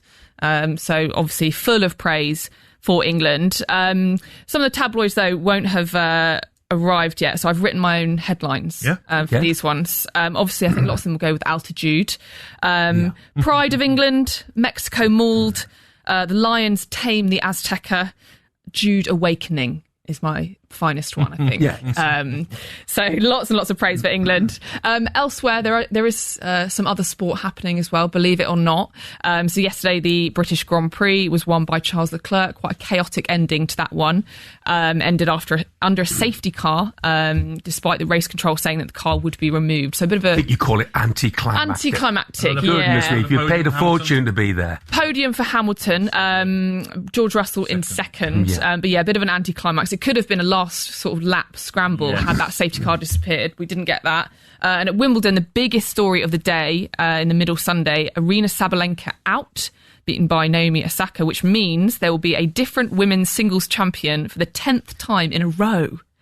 And Djokovic, of course, absolutely fantastic once again. Ian, I know he's playing a guy who'd come through qualifying, but there's something about him. And I know he's not universally popular, but just watching his interview afterwards with Annabelle Croft, let alone the tennis, fantastic athlete. He's a brilliant athlete, but he's got something that's often missing from top sportsmen: personality. Yes. He has got it in abundance. He'll see the likes of Ronaldo still doing it and Messi still doing it. Weirdly, still be like, I want to carry on. But the physicality of a tennis player, like he could play 5 sets, that's 5 hours on court in the heat as well at his age, would be a phenomenal achievement. Back to the World Cup though, lots and lots of fallout from Balogun. So obviously this is FIFA suspending his one-match ban. Jeff, if you're Belgium in this situation and you see a player like this being fielded against you, maybe even scoring, how aggrieved do you feel? What do you do as a It's a disgrace. It's an absolute disgrace, and people are missing the point when they say, it may not have been a red card. That's irrelevant, isn't it? It's irrelevant. It's how the authorities have gone about this. And for me, Gianni Infantino needs to resign. He needs to resign today. He's the man who came up with the great idea of the FIFA Peace Prize and gave it to his mate, Donald Trump. And of course, his mate is the one who then tries to influence this decision and have this suspension overturned. I mean, seriously, his position's untenable. The smell of corruption allegations is particularly unpleasant. I mean, he so lacks self-awareness, for goodness sake. He wants to be in the middle of every single shot of champions, cup winners. Who's that in the middle? It's Gianni Infantino. He needs to stand down, but he won't, of course. You look at the Club World Cup and Donald Trump was there in front of the Chelsea players, like, get out the pizza, Donald. It just shows Trump has phoned him and he's probably said, Infantino, no problem, Donald, leave it with me. Suspended sentence. Like, it's basically a suspension of a suspended sentence. I will say Donald Trump has given some praise to England this morning. He says Harry Kane of England is a great player in the way that he can type. Of course. You know what he's doing now? Can Keir Starmer phone Infantino and get Kwanzaa's red card rescinded? I think we're better than that, though. Do you think Donald Trump can recognise great footballers? I mean, look, he's probably thinks Kane's a defender. He has no idea, does he? But he's at the centre of attention, which is exactly as you said. What if this was us though, and Balogun scores or creates an assist or anything, like, you'd be losing your mind. If Belgium must be thinking, listen, we're going to win this because of this decision. Disgraceful. Couldn't believe it.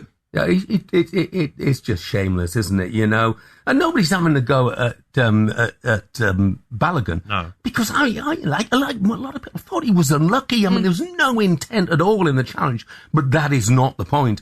It's the way they've gone about trying to get this ban overturned or suspended, if you like. And goodness knows what Mauricio Pochettino really believes. Maybe it was a president for Independence Day. Yeah, a gift, a gift from one pal to another. Yeah, exactly. See, for me, Poch is one of the game's good guys. Definitely one of the game's good guys. yet there's nothing he can say in the position he is in. No comment. You know, as this has come from so far above him, you know. He's not been, he said he's not been involved in it at all, so. It started with the Ronaldo one, isn't it? It did. That was the precedent. First game. Yeah, it's this ruling that they're Article 27 or something that they are hiding behind. But as you said, Jeff, this is essentially, can I get on the phone to my friend who I've been very, very buddy with, and can I get a favour? And it's worked. Unfortunately, it's worked. Like you wouldn't believe. This is the game that we have today, unfortunately. Yeah, when the FIFA Peace Prize comes round, he'll probably win it again. Laura, thank you very much indeed. That was thanks to our friends at Costa Express. We'll hear Thomas Tuchel's thoughts on that Balogun situation shortly. Coming up next, though, we'll cross back to Mexico and speak to a man who's covered hundreds of England internationals and believes last night was one of the very best. Henry Winter is with us next. The Costa Coffee Break on TalkSport, sponsored by Costa Express. Score a quality morning coffee for the day ahead.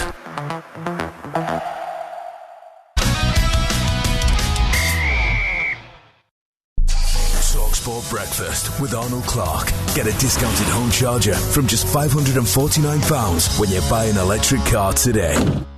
We have come from the future to bring mankind a gift when you buy Unibond sealants. The next generation of sealant cartridges from Unibond has landed. And right now, when you buy a Unibond silicone cartridge, you could discover a golden ticket inside worth £1,000. You are welcome, humans. Please also enjoy a 15-year guarantee. And for mould, resistance is futile. Unibond's next generation of sealant cartridges, available now at leading DIY retailers nationwide. T's and C's apply. The wall chart is up, the retro shirt is out, and the car flags are ready for duty. The familiar roller coaster of supporting England is here again. At Virgin Bet, we're strapped in for the ride with you, and we're adding to the excitement. Get a bet builder on every single England World Cup game. Virgin Bet, a good bet. Bet value £1 to £20. Min 3 selections. Odds evens. Min £10 cash bet in June to qualify. Full terms apply. Gamcare.org.uk. 18 plus. Reinforcements. Army definition. Extra troops or supplies deployed to strengthen an existing force. Football definition. Bringing 3 world-class players off the bench at 60 minutes. You're already speaking our language. You belong here. Search Army Jobs. Want to get away this autumn? With the Sun's holds from £9.50, your next adventure is closer than you think. Choose from over 200 holiday parks across the UK and Europe. Collect codes in the paper or join Sun Club to book. Get your holes from £9.50 today. It's the daily feature where game-changing moments meet expert post-match analysis. Duracell's Extra Mile on TalkSport. Join Hawksby and Jacobs as they break down the performances that went the extra mile on the world's biggest football stage. From longer-lasting stamina and unstoppable strikes to blistering pace and stunning saves. And it's cleared off the line! It's a spotlight on the players who were unstoppable. Duracell's Extra Mile on TalkSport. Different, better, unstoppable. Life, liberty, and lashings of World Cup football.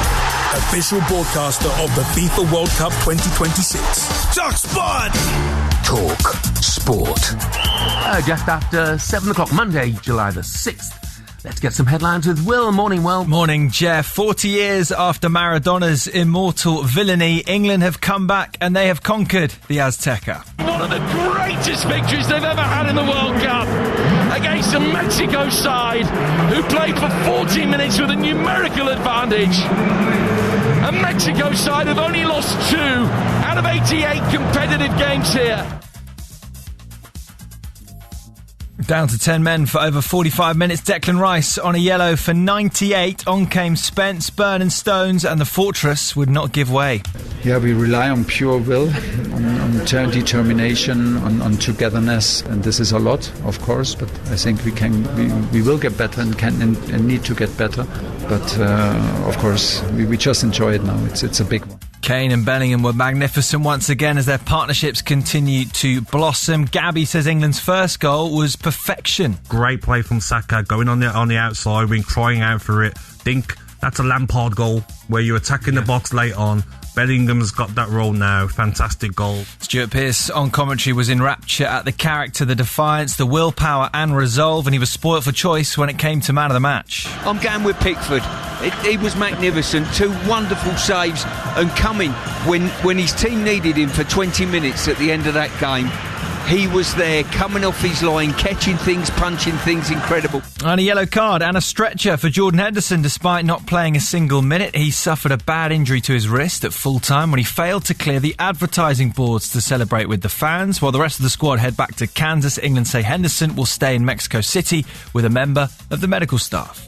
TalkSport News. Nigel Farage claims he's the victim of an establishment hit job, and life-saving allergy pens are to be stored in all UK schools from September. More of them are at 5:30.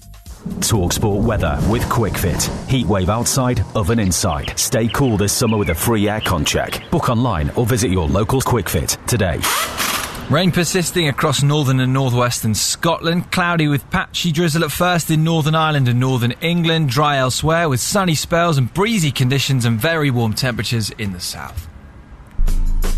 The future is unpredictable at times, but the Open University are the experts in online learning, allowing you to fit study around your life. What's more, you'll have support from dedicated tutors every step of the way. Now, suddenly your possibilities are open. Search the Open University to find out more. The Open University. The future is open. Get unrivaled coverage of the FIFA World Cup 2026 on TalkSport. A 64-ounce Slurpee cup of live World Cup football. And we may have a game on. TalkSport World Cup Superstar Breakfast with Jeff Stelling and Gabby Agbonlahor on TalkSport. Very good morning to you, and I really mean that. 6 minutes past 7, Monday, July the 6th. This is World Cup Breakfast with me, Jeff Stelling, Gabby Agbonlahor and Arnold Clark. It's the perfect time to upgrade your car. Get 2 years free servicing when you buy a used car in the upgrade event. Check it out online. On the way for you this morning, former England internationals Andros Townsend and Jack Butland will join us to break down an extraordinary night for the Three Lions at the Azteca as they banish the demons of 86. Well, after a fashion anyway, because it wasn't Mexico in 86, but there we go. Let's review it now in partnership with Burger King. The Breakfast Briefing on TalkSport with Burger King Burger Buddies. Total tournament satisfaction delivered by the experts. Order now on the BK app. 5-goal thriller, red card, penalties, 10 men. What a night at the Azteca. England edging Mexico 3-2, and they were carried over the line by the brilliance of this man. Hey Jude. Saka inside the penalty area. Stands up a ball and a diving header is in. And England silence the Azteca with Jude Bellingham on the score sheet. And now England have robbed them of possession again. They'll try and bring it forward. It's Bellingham again. And he slipped it to his right hand side. And he scored again. It's 2 in a minute. Oh, bring on the Norwegians in Miami. Jude Bellingham on the double. 90 seconds to go to half-time. A left-footed away swinger headed down to chance. And somehow Montez has missed it. It's come off his thigh. And Jude's come from nowhere. Stuck out a right foot. And send it behind for a corner. Well, that interaction was as good as any of the goals he scored in this game, without a doubt. And anytime you feel the pain. Oh, look, it wasn't just his goals. It was just a phenomenal performance from Bellingham, including one incredible clearance in the second half. And he was inspirational with his work rate, his tracking back, his challenges. I mean, it was just a performance and everything, Yes. didn't it? Sometimes, Jeff, the big players turn up in the bigger games. You know, the bigger the game, the bigger Jude Bellingham's performance is. Fantastic. Talking of big games, we're going to be joined from Mexico City now by a man who has seen just about every big game that has been to see in recent years. It's broadcaster and co-host of the Sunday edition, Henry Winter. Morning, Henry. Morning, Henry. Good morning, and what a fantastic morning. Hi, Jeff. Hi, Gabby. How are we? We're very good, mate. I mean, look, I said there, you've been to,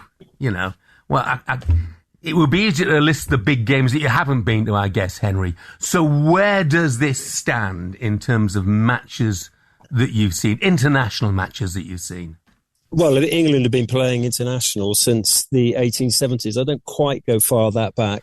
But I tell you what, I've been doing this for 35, almost 40 years watching England, and I will put that absolutely up as the very greatest. Because of the occasion, as you've been alluding to, to get through to the quarter-final in the Azteca, where, as you say, Mexico basically don't lose against a fired-up Mexican team running on the fans' adrenaline. Jimenez, obviously, has been playing well. Everyone talking about the altitude and all those issues, the fans outside the hotel with the fireworks. All the odds were stacked up against England. And then to go down to 10 men and then just to sort of perform like that lines all over the pitch, starters, finishers, subs, everyone. Henry, how much credit does the manager take as well? Because, picking the team, bringing on the likes of Dan Burn, Spence, Stones and changing to 5 at the back, he deserves a lot of credit, doesn't he? Well, he does. And also, I think behind the scenes, Jordan Pickford's been getting a bit of criticism, but because of Tuchel's sort of man management element, Pickford came out and gave one of his greatest ever performances. I mean, it was like a green forest in the England box for the last half an hour there, with all the Mexicans piling in there. And then Jordan Pickford coming through and just making that huge connection with those big mitts of his and punching the ball away and relieving the pressure. But as you say, but Tuchel, with his substitutions, was absolutely key. We've debated why Dan Burn is out here, but he actually sort of deserved his place and his place out here with his defiance. That header, he came on and made that header. Jed Spence as well has taken some criticism after the last game. He made some important clearances. And Johnny Stones, I just walked past a bar outside the Azteca and the England fans were in there mixing with the Mexican fans. Fantastic sporting occasion, by the way. And they were singing Johnny Stones because they love him. And actually one of his most important interceptions is when he didn't actually head the ball. He ducked underneath it and caught out one of the Mexican attackers. And it was such a clever Rolls-Royce piece of defending from the great Johnny Stones. Look, Henry, it was wonderful to watch. It was wonderful to watch the grit and determination, particularly when they were down to 10 men. It was wonderful to watch Bellingham as well. Do we need to temper our enthusiasm in any way by the fact that this was not France, this wasn't Spain, this was not Argentina, this was Mexico, and a Mexican side whose main striker plays now for a championship team, whose wonder kid is 17 years of age? I don't want to dampen anybody's enthusiasm this morning, but maybe do we just need to temper the greatness of this performance by looking at the opposition as well? Well, I think we're allowed to get a little bit carried away because we've had so many years of hurt. But, but the players won't get carried away. Tuchel certainly won't get carried away. The players are actually sort of slightly cocooned from this. We can talk to them about the hand of God, and they're also saying, well, that's kind of your generation and your issues. And but look, it is a significant result against Mexico in their backyard, in the Azteca. I mean, sort of other teams have fallen here. But you're quite right. I mean, if you look at the tournaments as a whole, France are fantastic. You could probably put the French B team in, and they would probably get to the quarterfinals or the semi-finals.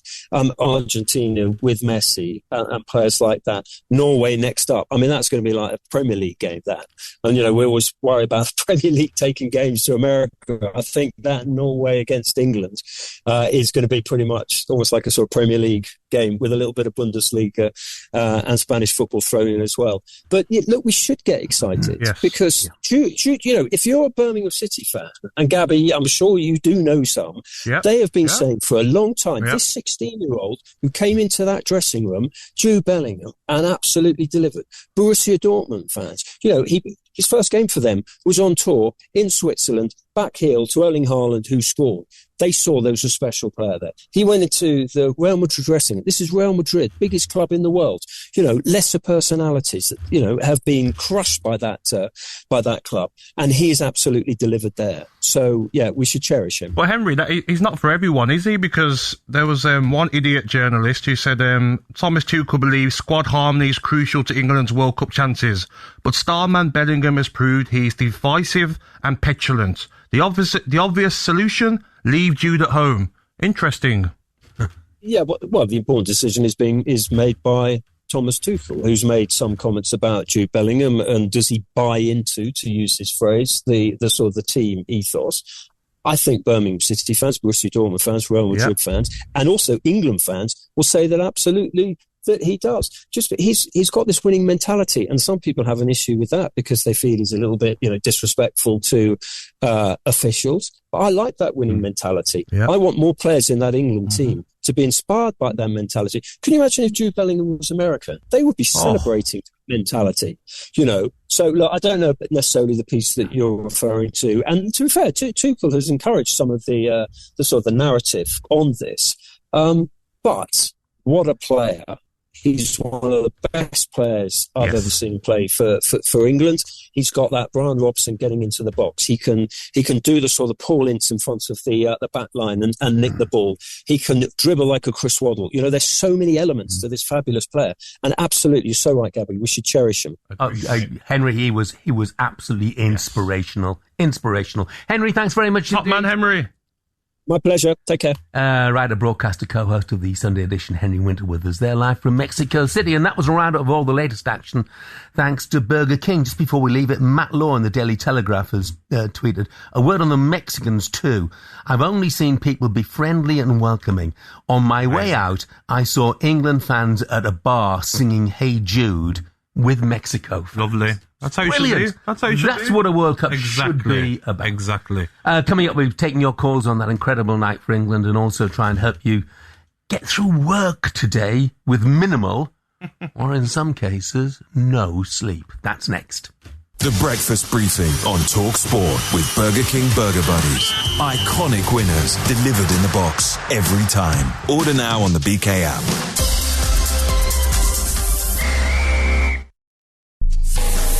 TalkSport Breakfast with Arnold Clark. Choose from over 20,000 used cars online and score your dream car today. Looking to boost your career or just starting out? As the experts in online learning, the Open University has over 200 qualifications to choose from, like business, psychology, computing, and many more. With tutor support and courses that fit around your life, getting those in-demand skills employers are looking for isn't so far away. Search the Open University to find out more. The Open University. The future is open. We got gaming fans covered with tables and slots. Get free spins, bonus wins, and daily jackpots. Play blackjack and poker from the comfort of home. Hit a Vegas casino with one tap of your phone. Sign up is easy on all your devices. Exclusive promotions and bet-boosted prices. In the no punters are sharing this tip. Get the king of the app pack. TalkSport Bet is a hit. 18 plus. GambleAware.org. There are two teams guaranteed to bring home a world-class result this summer. Toolstation and Ryobi Power Tools. Over 200 tools powered by one interchangeable battery for all those DIY, gardening, cleaning and automotive jobs you should be doing when you're watching the football. Get in. Save 20% on Ryobi body-only tools and batteries from Toolstation branches nationwide or online at toolstation.com. Offer ends Sunday, 12th of July. Best results this summer. Ryobi Tools now available from Toolstation. At the third stroke, the time from BT will be 11 o'clock. Today, BT will protect UK businesses and homes from 4 million cyber threats. So UK businesses can send 11 million order updates, pour 34 million lattes, and come off mute 200 million times without disruption. At the third stroke, the time from BT will be brilliant. BT Business, protecting more businesses than any other network. Point topic data to Q4 2025. To verify, see bt.com/claims. Investing. It's a beautiful game. And like that other beautiful game, it pays to keep your eyes on the goal and not just chase every ball. That's why I chose F&C Investment Trust, to build my long-term goals with dividends that have increased every year for 55 years. Now that's a result. Find F&C on all major investment platforms. It's smart to start with F&C. Capital at risk. Future dividend increases are not guaranteed. This F&C Investment Trust advert is approved for distribution by Columbia Threadneedle Management Limited, May 2026. Take summer by storm with Kia. Introducing the new Kia Sportage Storm, a unique limited edition of the UK's favourite family SUV. Test drive the award-winning Kia Sportage today and order yours by the 31st of August to get 5.9% APR representative and up to £3,000 PCP finance deposit contribution. Search Kia Take Summer by Storm. Kia. Movement that inspires. T's and C's apply. Kia Finance. To verify, visit kia.com/UK/favourite. TalkSport, traffic and travel with Subway. Whether they're coming on to try and score the winner or satisfying your cravings, there's always time for a sub. Queues now of over 3 miles as you're clockwise on the M25. All traffic being held again on the QE2 bridge with congestion back and beyond junction 30 for Lakeside, and that in turn affecting traffic heading into Purfleet towards the M25 with long queues on the A13 heading from Orsett and the Baker Street interchange. As the long delays in Cambridgeshire, however, the A1 is now open southbound from this morning's serious accident between junction 17 for Peterborough and 16 for Norman Cross. Still very busy back towards Fletton Parkway. Get ready for even bigger savings in the Hillary Summer Sale with an extra 10% off absolutely everything. That's on top of up to 50% off hundreds of made-to-measure blinds, curtains and shutters. Plus, right now, grab our introductory offer of up to 50% off selected brand new roller and vertical blinds. And don't forget, with Hillary's, measuring and fitting is always included. So get window-wise and book your free in-home appointment today at hillarys.co.uk. Conditions apply. TalkSport and TalkSport 2. Official broadcaster of the FIFA World Cup 2026. Hear full uninterrupted commentary of tonight's football on TalkSport. Portugal versus Spain. Kickoff 8 p.m. The 2026 FIFA World Cup live on TalkSport and TalkSport 2. Comes the ball, it's an in-swing at Pickford. Punches it away. Referee, blow your whistle. He has! England have won! They've laid bare the curse of the Azteca. The scene of one of the most devastating defeats in England history. And the matter of it with the hand of God. And they've responded with one of the greatest victories they've ever had in the World Cup. That was proper England. Quality football and goals. Patriotic passion. Graft. Hard work. You've earned your money. Fantastic. You filled your nation with pride. You are all heroes. They certainly filled the nation with pride, that is for sure. There'll be some sore heads this morning. Because if you're just getting up, this is World Cup Breakfast, by the way, on TalkSport with me, Jeff Sellinger and Gabby Agbon. Oh, you're just getting up. The action actually finished at, around 4 a.m? Yes. The kickoff was delayed by an hour. If you didn't stay up to watch it, well, you missed one heck of a night. England into the quarterfinals of the World Cup. Jude Bellingham scoring twice in 90 seconds midway through the first half. England go 2-0 up. Quinones pulled one back just before half-time for Mexico. Had other chances. Jordan Pickford made a couple of sensational saves. Jarrell Quansah was sent off for a tackle early in the second half. Anthony Gordon then won a penalty for England, which Harry Kane converted to make it 3-1. Raul Jimenez scored from the spot as well after Harry Kane was judged to have fouled Mexican. But England held on pretty comfortably in the end for a 3-2 win. Let's head to the phone line, shall we? 03717 223344 is the number. Let's speak to Sam. Morning, Sam. Morning, Sam. Morning, Jeff. Morning, Gabby. How are you feeling, Sam? Oh, do you know what, Jeff? From the 4:30 time going to bed to the 6 a.m. alarm call this morning to my poor wife, Jenny, telling me off during that added time, which was absolutely torturous. It was all worth it, mate. Yeah. Were you shouting at the telly? Were you keeping her awake with your shouting? I was bringing the house down, mate. It was horrific, wasn't it? That 11 minutes. It seems to just go on forever. I said to Jeff, anybody who's woken up this morning and hasn't watched it, watch it from start to finish. We've got the replay on here in front of us as well. Some game it was. 100%, it was so good. And do you know what, guys? How often, because I tell you what, I was worried at that red card for Quansah, because how often has an England World Cup game decided on a penalty shootout, a red card? And I was thinking this is happening all over again. So for the boys to stand up like that and dig deep like they have to, yeah, excellent. Hey, have a great day, Sam. Yes, well done, mate. Thanks so much, guys. See you later. Let's take another quick one. Kai is an England fan. Morning, Kai. Morning, Kai. Morning. How are you guys? Yeah, we're very good. You sound very bright and breezy. Did you stay up and watch it? It's the start of my birthday week, so now I've got something to look forward to over the weekend. Brilliant. So I just can't believe it. When you're a massive football supporter and your birthday's in July, you really rarely get yourself your game. So hopefully we'll win to the semi-finals by 20 minutes into my birthday day. So I'm just buzzing now. All right. Who did you think were the standout performers? I'm not going to lie. I've been alive since the Argentina night in 98, and it literally was heartbreaking. I think they all were just bloody brilliant tonight. I'm not going to lie. Excuse me if I said the wrong word there. I've just not been able to sleep. I've had too much caffeine due to the whole extra hour. I planned the whole alcohol consumption and the caffeine subscription down to a T. No, Kai, brilliant was exactly the right word to use. Well done, mate. Have a good day. And I just can't wait for my birthday. But boys, enjoy the rest of your week and come on England for the quarterfinals.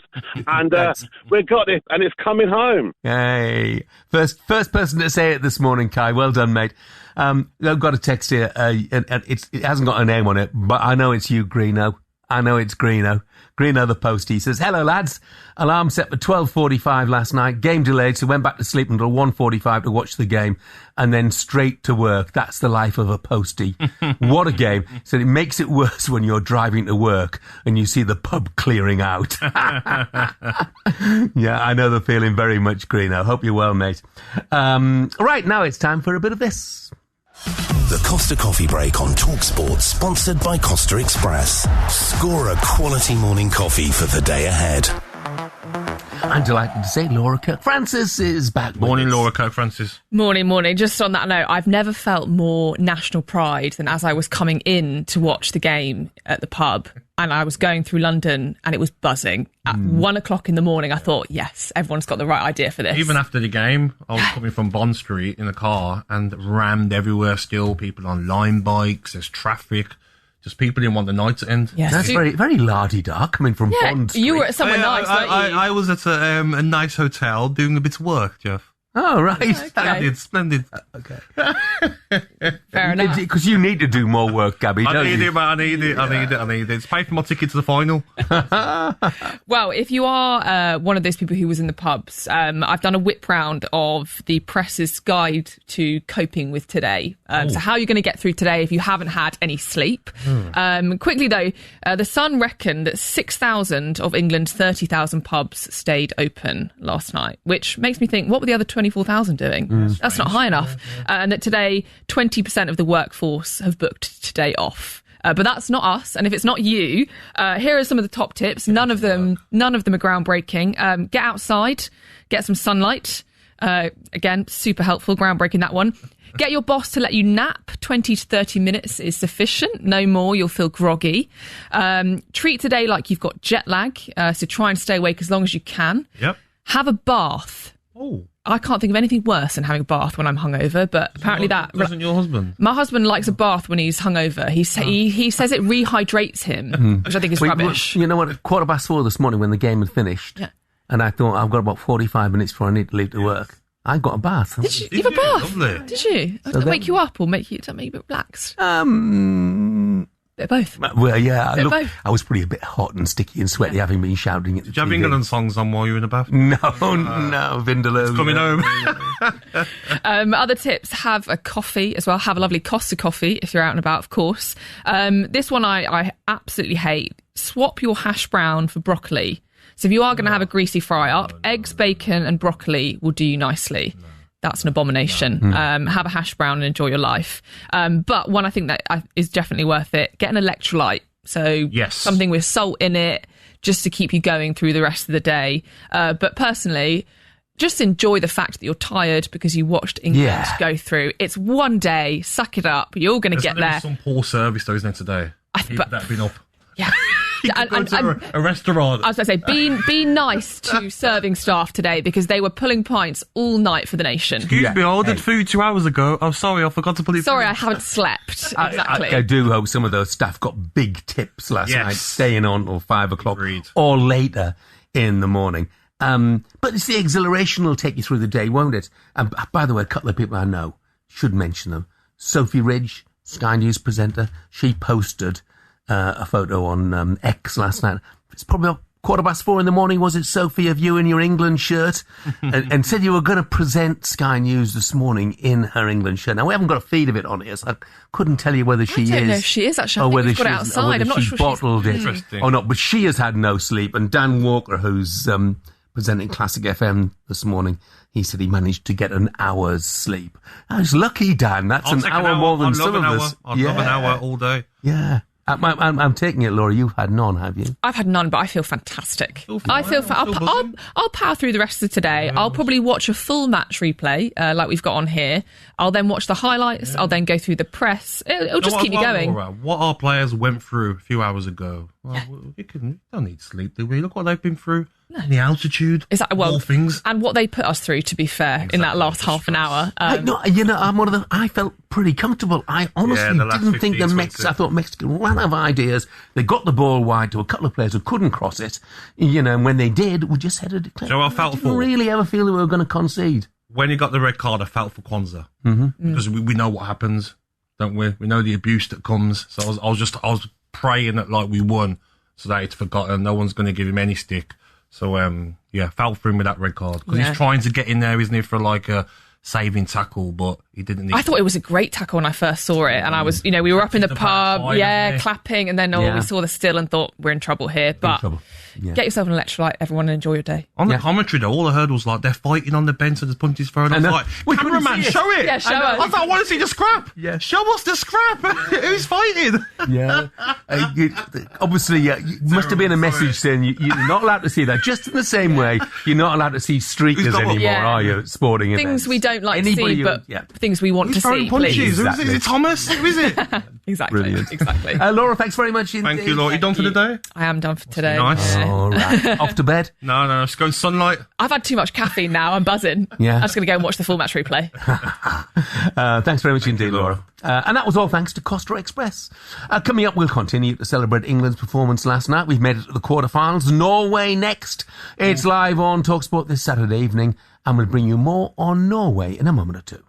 The Costa Coffee Break on TalkSport, sponsored by Costa Express. Score a quality morning coffee for the day ahead.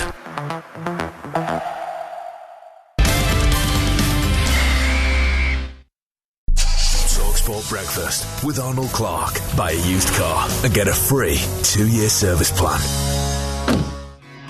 The wall chart is up, the retro shirt is out, and the car flags are ready for duty. The familiar roller coaster of supporting England is here again. At Virgin Bet, we're strapped in for the ride with you, and we're adding to the excitement. Get a bet builder on every single England World Cup game. Virgin Bet, a good bet.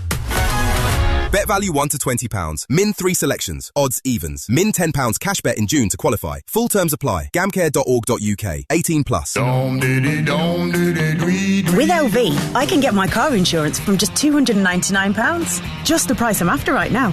And if I'm hit by an uninsured driver, I won't lose my no-claim discount, because insurance is simple when it's me and LV. No wonder we're rated excellent on Trustpilot. Get your quote today at lv.com.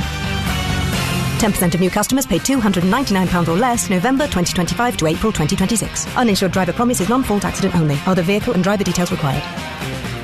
With a Travis Perkins trade account, you open the door to big trade deals every single month. And we've gone big on landscaping. Right through July, get 18mm Indian sandstone paving packs in selected colours from just £19 per square metre. Join the club and get this and other big landscaping trade deals this July with your trade account. Travis Perkins, doing what matters for the trade. All prices exclude VAT at 20%. Terms and conditions apply. We have come from the future to bring mankind a gift when you buy Unibond sealants. The next generation of sealant cartridges from Unibond has landed. And right now, when you buy a Unibond silicone cartridge, you could discover a golden ticket inside worth £1,000. You are welcome, humans. Please also enjoy a 15-year guarantee. And for mould, resistance is futile. Unibond's next generation of sealant cartridges, available now at leading DIY retailers nationwide. T's and C's apply. Football gives us all something to believe in. We the believers. Betfred. Please gamble responsibly. TalkSport News.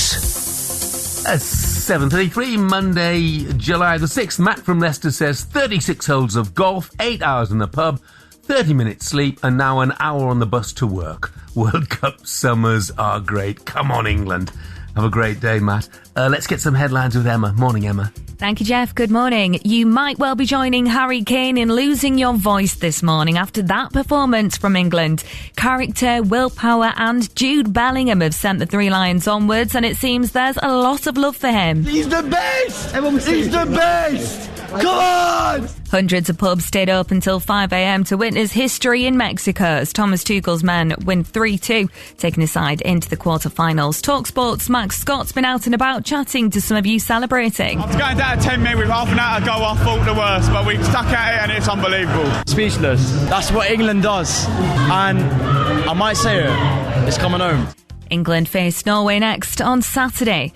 In other news, Nigel Farage claims he's the victim of an establishment hit job. He's facing calls for an investigation over reports financial support given to him by convicted criminal George Cottrell.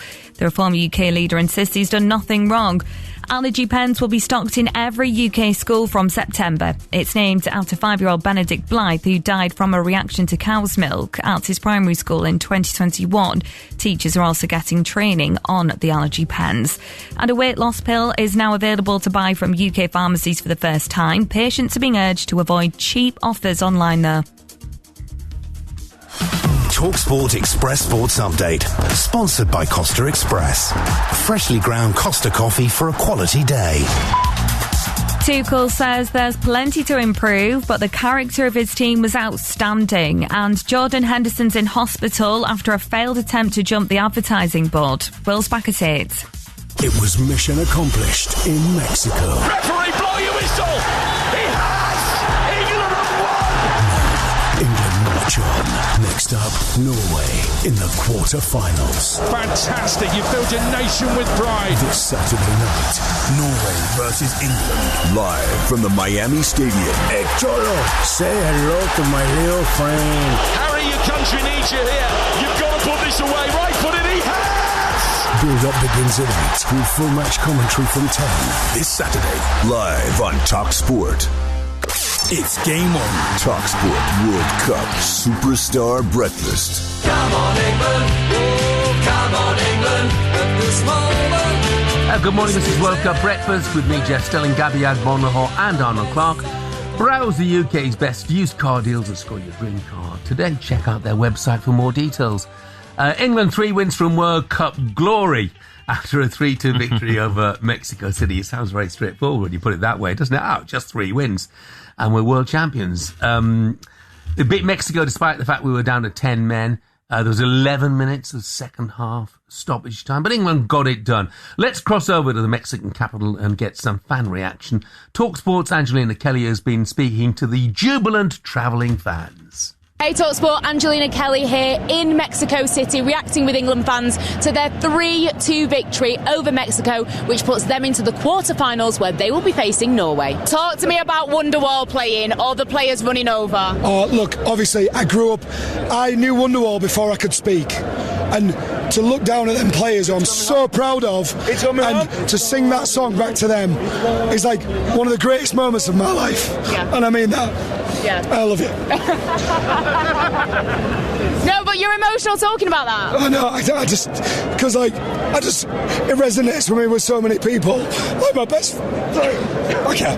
You're all right, you're all right. My family, my best friend, and to just be there in that moment, it means everything. It means everything. Just goosebumps, yeah. All the hairs, the back of your neck goes up, and oh dear. We were on the Mexican side. Yeah. The last 5 minutes, we ran over to the British side. So yeah, thank we got God involved, we did. The crowd. It was good. They stood firm for the first 25-30 minutes, and the rest, well, I mean, 1986 Ghost is done, Maradona is done. And we'll beat Norway. Absolutely. And Erling Haaland. I'm not worried about. I love. I'm a Gooner, so I love Odegaard, and Haaland's a fantastic player. But on Saturday, you're an England fan, not an Arsenal fan. I mean, these are world class. They absolutely stood up today. Yeah. We were all over the place in the first 25 minutes, and these guys stood up. Yeah. Fair play to them. It's my first ever World Cup game, and wow. I mean, just wow. England fans with Angelina Kelly there outside the Azteca Stadium. No rest for the wicked, though, because on Saturday, England have to contend with this fella. The Viking, the conqueror. When he gets in front of goal, he's just ice cold. He's a cyborg. Left-footed shot is in. That's the one he wanted. A top-flight Centurion and the quickest player to have scored 100 Premier League goals. He is the best in the business. Into the path of Erling Haaland, who strike finds the top corner. Erling Haaland with another goal at the World Cup. Come on, with all the respect I have for Norway, they will need more than that, more than Haaland, to do something, Swept in towards Haaland! That is the moment he was waiting for! I feel quite good after scoring 2 goals against Brazil and winning 2-1 against them. Left-footed shot! He's picked up the corner! Erling Haaland! You beauty! Brazil 0, Norway 2! 2 more for Erling Haaland. It means he is on 7 World Cup goals this tournament, level with Kylian Mbappe and Lionel Messi. Are Norway fearing England as much as England are fearing their star striker? I'm not so sure. Let's ask someone who's worked with Erling close up. Norwegian football coach Alf Ingvar Bertsen. Good morning to you. Morning, Alf. Good morning from Norway. Which you must be very happy, Norway, because that was probably the greatest result in Norwegian football history, I would imagine, in many respects, Alf. But look, let's talk about Erling for a moment. He seems to revel in playing against Gabriel. Yeah, he's doing what he's done the last years. He's scoring a lot of goals. He's waiting for his possibilities, and he is really. The first one was power and determination, and the second was smartness. So I think I'm not now in here where he trained all the years. So we are proud of Erling and the team. We know how Haaland can be in and out of games, and I thought yesterday he wasn't really getting the service until he has his 2 chances. But I've just seen a stat about Haaland that he scored in 14 straight games for Norway. And in those games, he scored 27 goals. He's actually a phenomenon, isn't he? Yeah. I think he is now have 62 goals in the national team in 53 games. Incredible. So he's done that in Salzburg, in Dortmund, and in City. So he's just keep doing what he normally does, and we are glad to have Erling in Norway squad. I bet you're glad to have him. And of course, Erling gets all the headlines, but I watched the game yesterday, and Norway I thought thoroughly deserved to win. And then it's a proper team, not just individuals. I looked through the players who I thought the goalkeeper was excellent, Odegaard was excellent, Berg, Schaldrup when he came on, Ayer. I thought it was a fantastic team performance.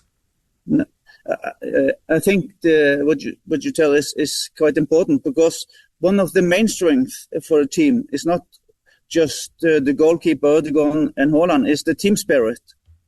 They really, it's 28 years since Norway was in the World Cup. So the coach Solbakken and his team has created a really good atmosphere, and the whole group of 26 players are at least one big group that are doing this together. No fears, no bad feelings. They all want to do the best for the country. We said earlier off air that when we play Norway now on Saturday, we have to stop Odegaard. We have to find a solution. If it's Declan Rice to stop him, because yesterday I thought he ran the game. He ran the game that much that Neymar wanted to fight him. Gabriel was pointing at him, his teammate at Arsenal. I thought he was outstanding. Yeah, sorry, I didn't know. What is it, Schildrup or? No, Odegaard. I said Odegaard was that good that when we play Norway on Saturday, we have to find a solution to stop him playing. Yeah, remember, Odegaard is a very good player, but he has suffered many injuries. Now he's back on top. So him and Erling, that's is a quite good combination for Norway. So if they will find each other, it will be hard for England.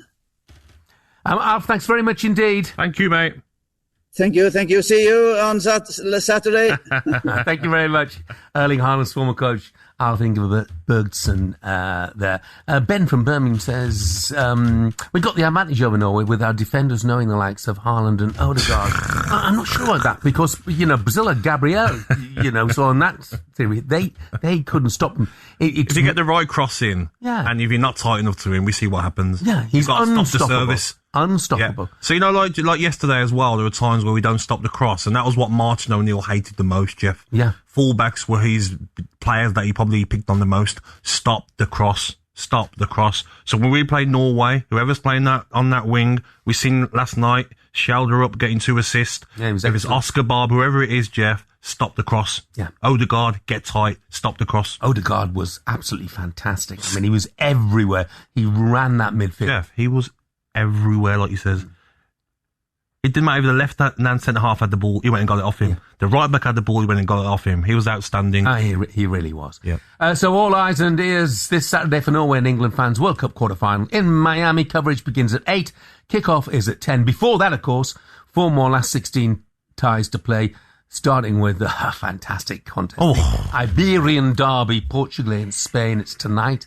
It's live on TalkSport. Please. Kick-off at 8 o'clock. Ooh. Yeah. Yes, please. And the trucker from Hull, Morning Ant, says, morning, fellas, what an emotional night. I nearly didn't stay up to watch it, but my 8-year-old talked me into it.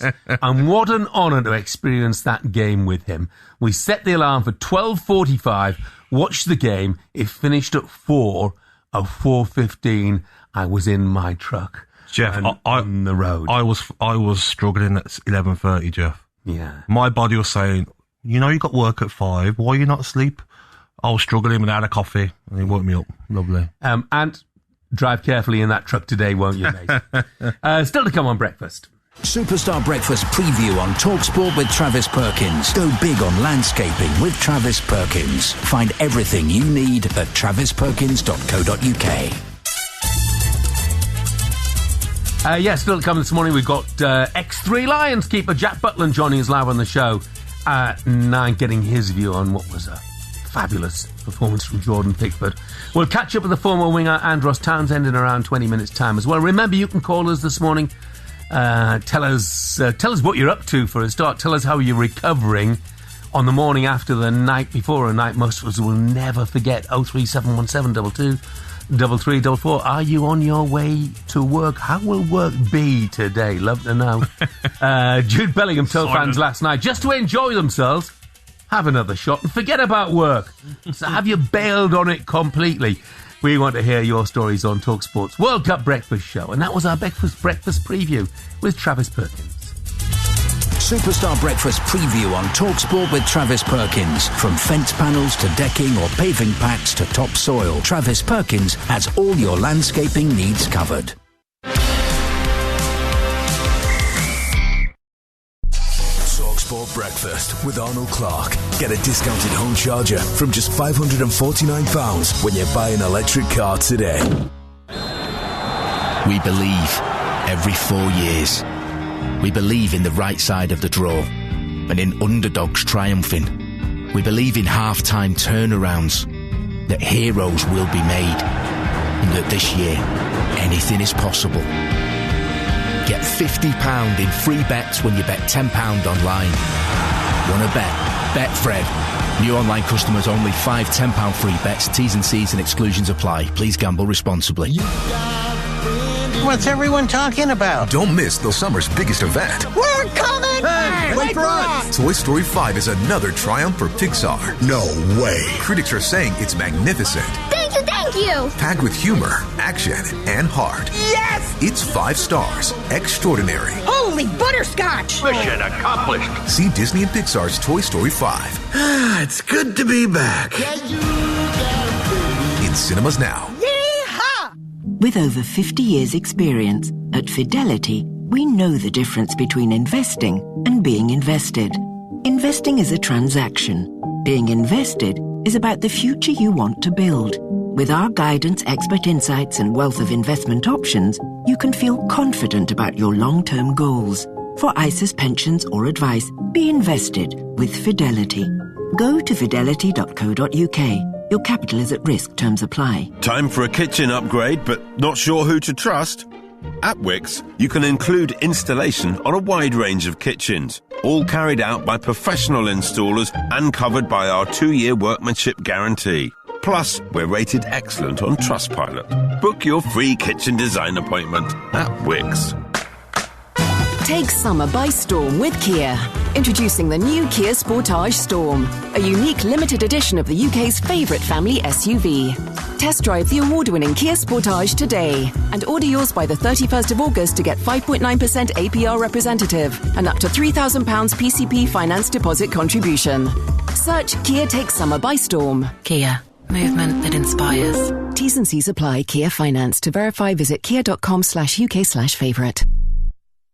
TalkSport. Traffic and travel from motorway to cookie way at Subway. Share the and finish off any sub with a delicious cookie baked fresh in store at Subway. Queues now anti-clockwise on the M25 from the M11 at junction 27 in the Bell Common Tunnel towards a breakdown closing lane 1 just after junction 25 for Enfield, and then you've got a half an hour travel time between junction 17 for Maple Cross and the M40-16.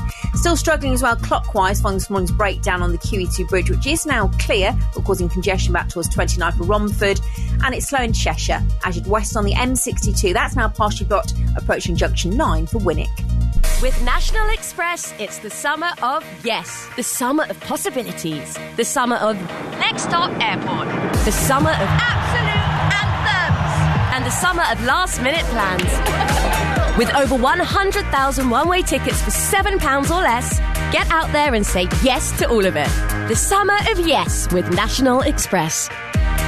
Includes booking fee online only. Travel before 30th of September 2026. Selected routes subject to availability. Terms online. FIFA World Cup 2026 on TalkSport. Get your kicks and World Cup 26. TalkSport, the only place to hear all 104 World Cup games live. So get your kicks and World Cup 26. Sheer quality. TalkSport.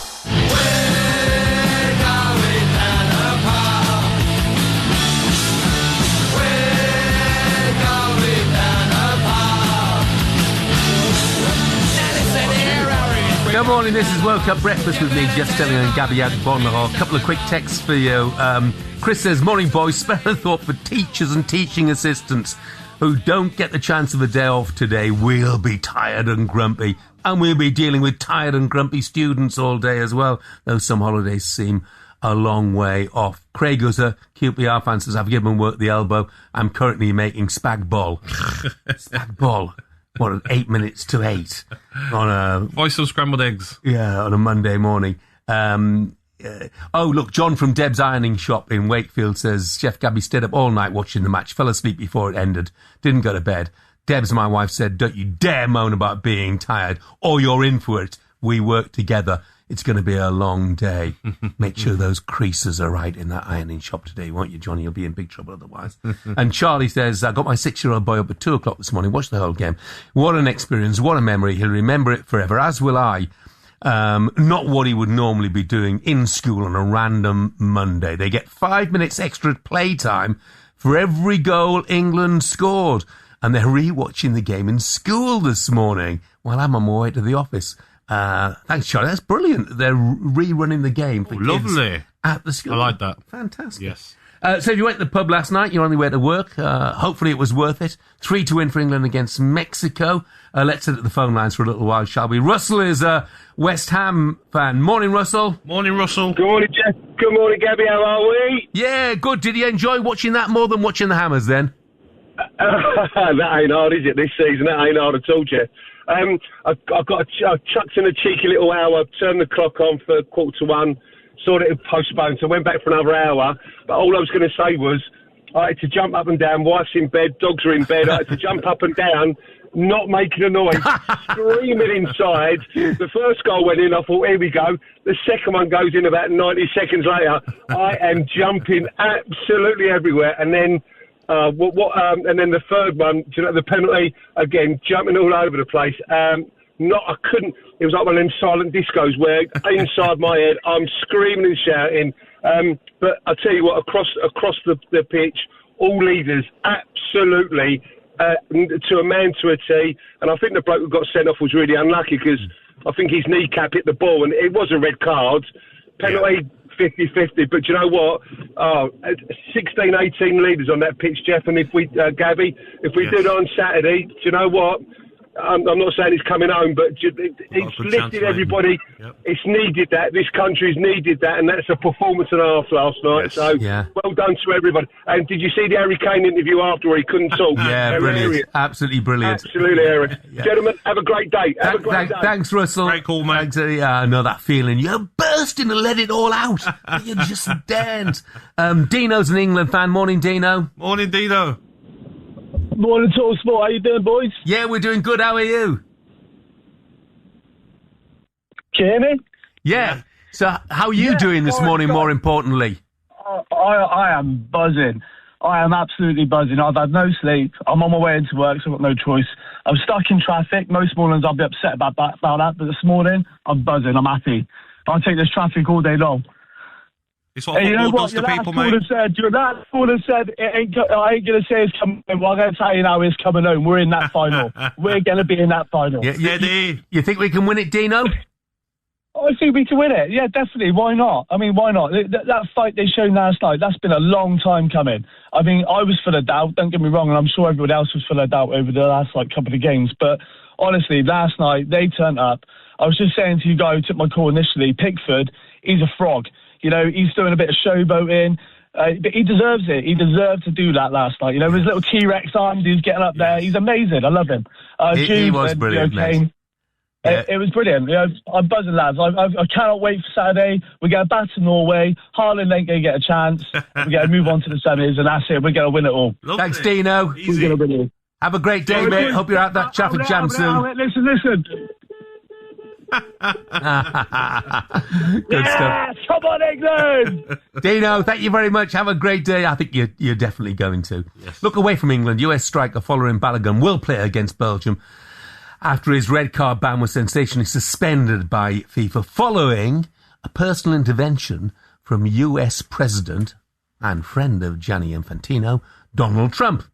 For more on this, let's bring in TalkSport's Max Scott. Morning, Max. Morning. Yeah, just wanted to go through a little bit of a timeline about how this unprecedented series of events actually happened. And we've got to give credit to TalkSport's very own Ben Jacobs, who was the first to reveal that there had been contact between the White House and FIFA. It all started after that US-Bosnia match on Wednesday, where Andrew Giuliani, who, if you've been listening to White and Jordan in America last week, actually joined Jim and Simon for a fiery conversation. He initially alerted Trump to the fact that a red card had been given. On Wednesday night, the lobbying began from senior US officials, and then on Thursday, it's believed Donald Trump called Gianni Infantino and asked about FIFA's rules around the red card decision. Now, FIFA insists the decision was made by an independent panel made up of 18 people. However, it hasn't said whether this was decided through a vote. It hasn't published a report on the decision.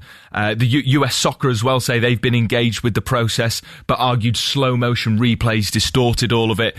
But essentially what we're seeing as the hours from this unprecedented incident come through, that there was multiple instances of contact between senior US members of the government, including Donald Trump and Gianni Infantino. And interestingly, Thomas Tuchel was asked after Jarell Kwanzaa was sent off, what precedent does this set for him? Where does this start and where does this end now?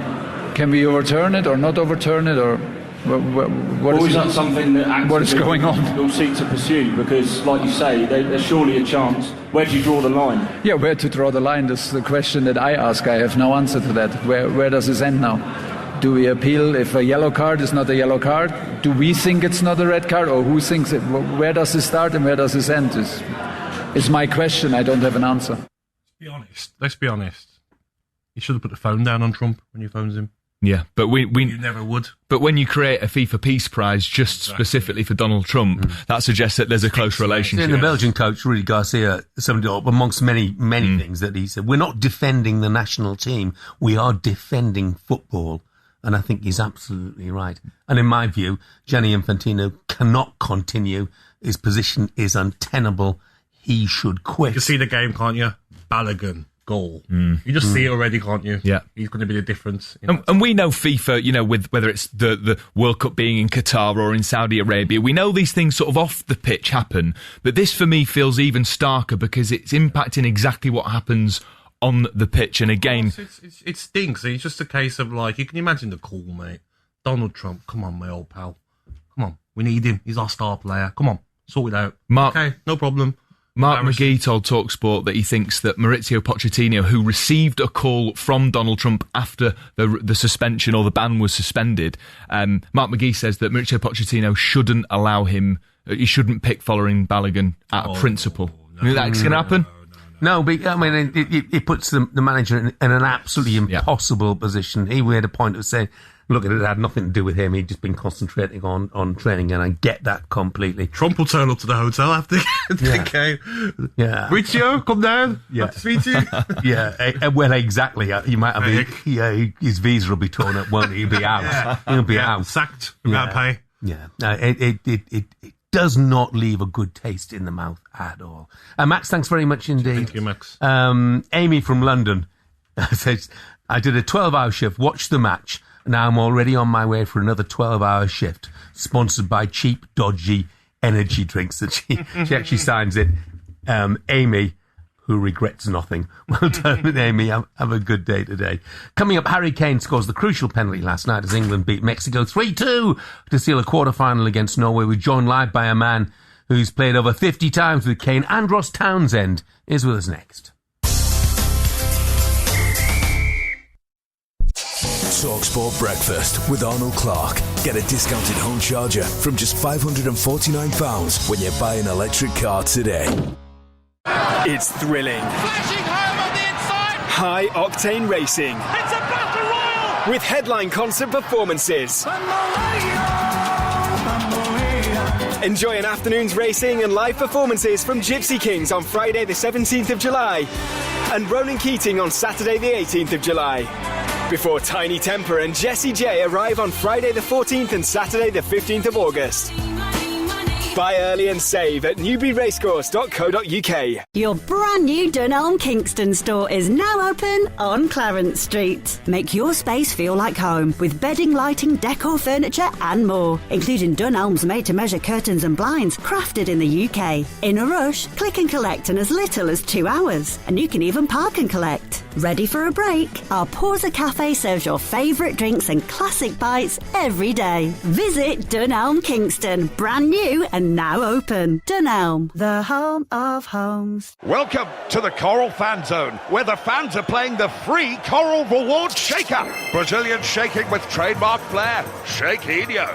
The Americans shaking for supersized rewards, tasty. And the English managing to shake under the weight of expectation. Looks like a free bet's coming home. Get a guaranteed free bet or offer every day this World Cup with Coral's Reward Shaker. Coral, we're here for it. 18 plus UK. Max 1 reward or offer per player per day. Available from 9 a.m. to 9 p.m. Restrictions and T's and C's apply. Gambleaware.org. Roll up, breakfast, everyone. It's time to scale up that fishmonger business, Anne. With free day-to-day online banking from Virgin Money, you'll be a big fish in no time. Now that's a real catch of the day. Open Virgin Money's M account for business now. UK excludes Northern Ireland, Channel Islands and Isle of Man. 18 plus. Fees apply for chaps and international payments. T's and C's apply. Backed by the Current Account Switch Service. Virgin Money is a trading name of Nationwide Building Society. This is an urgent appeal from the Disasters Emergency Committee. 2 devastating earthquakes have hit Venezuela, resulting in widespread destruction. Thousands have been killed and injured, and survivors desperately need food, water, shelter and medical care. Go to dec.org.uk to donate, or text radio to 70150 to give £10. Texts cost your donation plus standard network rate. See website for T's and C's. Thank you. Official broadcast partner of the 2026 FIFA World Cup. The hardest working World Cup station! TalkSport! TalkSport. Yeah, very good morning to Rich, who's a Barnsley and England fan, says, morning guys, wow, what a morning. Can't wait for Saturday, but I might have to watch it in the car as I'm away in Scotland for the weekend. Oh, Rich, don't worry about it. I'll be on in pubs in Scotland. You'll get a warm welcome there, mate. Just after 8 o'clock, let's get some headlines with Will. Morning, Will. Morning, Jeff. Thank you very much indeed. Azteca, Schmazteca, no right back, no problem. A gritty, grisly, grimacing, glorious 100-minute performance. One of the greatest in English football history. In comes the corner. It's an in-swinger. Pickford punches it away. Referee, blow your whistle. He has. England have won. They've laid bare the curse of the Azteca. Bellingham did a Bellingham with 2 goals in 98 first-half seconds before nearly 50 minutes of football with England down to 10 men after Kwanzaa's crunching high tackle. But 5 minutes later, who else but King Kane, who arrested his demons from the spot in a World Cup knockout. Harry, your country needs you here. You've got to put this away. Right-footed, he has! He sent the keeper the right way, but he's blasted it past him with pace. Raul Jimenez's penalty forced the Tuchel changes, and they all worked. Dan Burn, John Stones, Jed Spence each made goal-saving interventions, and Jordan Pickford was magnificent. Everyone says I'm a madman, but I think everyone knows I showed calmness tonight in every moment and every action I did, and that's the standard I set myself. Well, Stuart Pearce named Pickford man of the match. He says it was one of the greatest England displays there has ever been. That performance of guts and energy and drive and quality and everything thrown in the mix will go down, and that will be remembered. That was some performance, make no mistake. Only one concern to report. Jordan Henderson, who didn't even play, got booked and then needed a stretcher after falling over an advertising board at full time. He suffered a bad wrist injury. Next for Thomas Tuchel's men is a quarter-final against Haaland's Norway in Miami. 10 p.m. kickoff on Saturday night, live on TalkSport. TalkSport News. From September, all schools in the UK are getting life-saving allergy pens, and pharmacies say they're bracing for a surge in demand as the first weight loss pill goes on sale. Emma has more at past.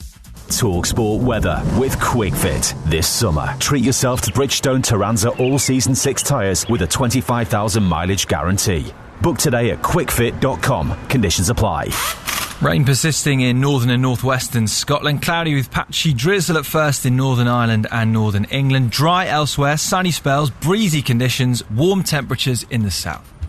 TalkSport Breakfast with Arnold Clark. Get a discounted home charger from just £549 when you buy an electric car today. Your brand new Dunelm Kingston store is now open on Clarence Street. Make your space feel like home with bedding, lighting, decor, furniture and more, including Dunelm's made-to-measure curtains and blinds crafted in the UK. In a rush, click and collect in as little as 2 hours, and you can even park and collect. Ready for a break? Our Porza Cafe serves your favourite drinks and classic bites every day. Visit Dunelm Kingston, brand new and now open. Dunelm, the home of homes. Get unrivaled coverage of the FIFA World Cup 2026 on TalkSport. A 64-ounce Slurpee cup of live World Cup football. And we may have a game on. TalkSport World Cup Superstar Breakfast with Jeff Stelling and Gabby Agbonlahor on TalkSport. Good morning, 6 minutes past 8, Monday, July the 6th. This is World Cup Breakfast with me, Jeff Stelling, Gabby Agbonlahor and Arnold Clark. It's the perfect time to upgrade your car. Get 2 years free servicing when you buy a used car in the upgrade event. Check it out online. Ian, who's a plasterer in Hemel Hempstead, says, morning, lads. It's my wedding reception on Saturday night, so fingers crossed we can get some big screens up and have a night to remember, and the nation can celebrate with us. Ian, just have a word with your bride. Yeah. Just before you organise those big screens, mate. I'm not even allowed to watch it. Yeah. And Gavin in Musselburgh says, the Scottish branch of the Mexican Supporters Association was disappointed with last night's result. However, we will be joining forces with the Scottish branch of the Norwegian Supporters Association to offer our support on Saturday. Wishing all the best to Haaland, Odegaard and the rest of our Norwegian brothers on Saturday. Thank you, Gav. I know you don't mean it, but actually I know you do. So anyway, the last 8 for England, thanks to a performance from the ages. I can't get no sleep. Well, at a time when you're normally in the land of Nod, welcome back to the scene of the hand of God. Unreal. You won't get much better than that. Desire, togetherness, determination. Saka inside the penalty area. Stands up a ball and a diving header Azteca is in, and England silence the Azteca with Jude Bellingham on the score sheet. That's really a big one. That's an extraordinary night. And he scored again. It's 2 in a minute. Jude Bellingham on the double. What an incredible minute's play that was for England, Jim. There's nothing that's not perfect about it for me. A great game, great venue. Sliding challenge from Kwanzaa was a fair one. Mexican bench are off the bench as one. He's off. Kwanzaa dismissed. Jim, this game's had absolutely everything. Flicked on by Harry Kane. Out comes the goalkeeper. Could be a penalty to England. It is. Harry, your country needs you here. You've got to put this away. Right-footed, he has. This is character building. Jimenez, run up and hit it right-footed. The crowd will tell you he scored. The lead is back down to 1. So much to love about this team. Referee, blow your whistle. He has. England have won. They've laid bare the curse of the Azteca. Yeah, what a performance it was from 10-man England. A couple of goals from Jude Bellingham in the space of 90 seconds.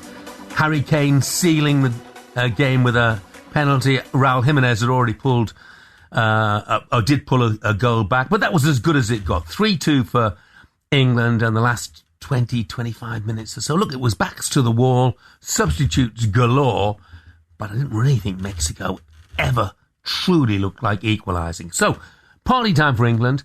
Listen up to Jude Bellingham. He wrote on Instagram, "Let your boss know you won't be making it in tomorrow." I tell you what, a lot of people, judging by our texts here, have made it in today and are looking forward to going in because they want to celebrate with their men. Exactly. Get yourself to work. Get yourself an early night tonight. Yeah. Let's get more on England's performance now then. Say a very good morning to former England winger Andros Townsend. Morning, Andros. Morning, Andros. Good morning. How are we? Yeah, we're great, mate. I'm sure you are as well. What an amazing attitude. What an amazing sort of work ethic England had last night. Yeah, I think it was a different sort of win, and those wins where you really have to suffer as a group, as a unit, they mean so much more. And everyone was talking about the first 15 minutes and have to quieten the Mexicans and the crowd and the altitude. And I think England won it in those first 15 minutes because Mexico started on fire. They were on the front foot. They were looking to press England. And England, I think the 6th minute, England won a couple of free kicks, and then they got into their shape, they settled down, they started playing out from the back, and I think from the 6th minute to the 11th minute, Mexico didn't touch the ball. And after that, they didn't really have the same intensity with their press because they knew England had the quality to play out of it. So I think those 5 minutes were the moment that England really won that game last night. Andros, there was a lot of standout performances, wasn't there? You know, look at Gordon, I thought it was fantastic. I thought Saka done well for the first goal. Pickford, outstanding saves as well. But Jude Bellingham, I mean, 4 goals, 1 assist, 3 man of the matches so far in this World Cup. How good is he, mate? I think so far this tournament we've seen an energetic Jude Bellingham. He hasn't been at his majestic best with the ball, but this morning, last night, he was amazing. The way he was jinking past defenders with his trickery, wiggling out of 2 or 3 players, it really was one of the best players in Europe. It really was a really top performance. But for me, the man of the match was Anthony Gordon. I know he's had his criticism, but that energy and intensity he brought in and out of possession, I don't think England really needed it because we didn't have it with the altitude. Not many players had that energy. So to see Anthony Gordon closing down people, especially for the second goal, when he got England up the pitch, his 1v1s, he was dominating them. His delivery was good. It was really pleasing to see. Yeah, look, he was absolutely brilliant. I mean, you mentioned it there, Andros, you know, with the altitude and the huge effort that went in, particularly with 10 men. Are you concerned at all about how much is left in the tank for Norway? To be honest, I think we need to just enjoy this. Let us enjoy this for 24 hours. Let the boys rest and recover, and then we can start thinking about Norway. But they also had a tough game against Brazil a few hours before, so it's not like they had 24 hours or 48 hours longer to rest like Mexico did coming into this game. So I think both teams will be feeling it. It's been a long old tournament, an extra game added as well. So yeah, let the boys recover, and then we can start thinking about Norway in the next 24 hours or so. Andros, you played with Jordan Pickford, didn't you, at Everton? Is that right? Yes. A few people have been giving a bit of stick recently, and I don't get it, mate. I think he's never let his country down, never let his club down. But some of his saves last night, and the way he was coming for the balls in the last 20 minutes and punching them away and catching them, it was a top performance, wasn't it? Those 2 saves from Raul Jimenez's headers, they were world class. Yeah. But you said that he's never let his country down.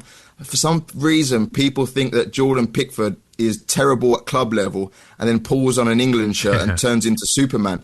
That's not the case. I played with him for 2 years. I watched him from afar for another 3 years after that. He has been one of Everton's most consistent players for the last 5 years. So I don't know where this sort of impression has come from, that he only performs well for England, because that's definitely not the case. Can we afford to start getting carried away just a little bit then, Andros? You know what? I would prefer Brazil in the next round. Yeah. For some reason, I just think Norway, they got the confidence, they got the players, the uncertainty, they're going to be the underdogs. I don't know, it worries me a little bit, but we're English, so we're going to get carried away. It's coming home's going to be playing over the next 48 hours, and I'm here for all of it. I don't know if what your opinion is. Jeff mentioned earlier that maybe Dan Burn done very well when he come on.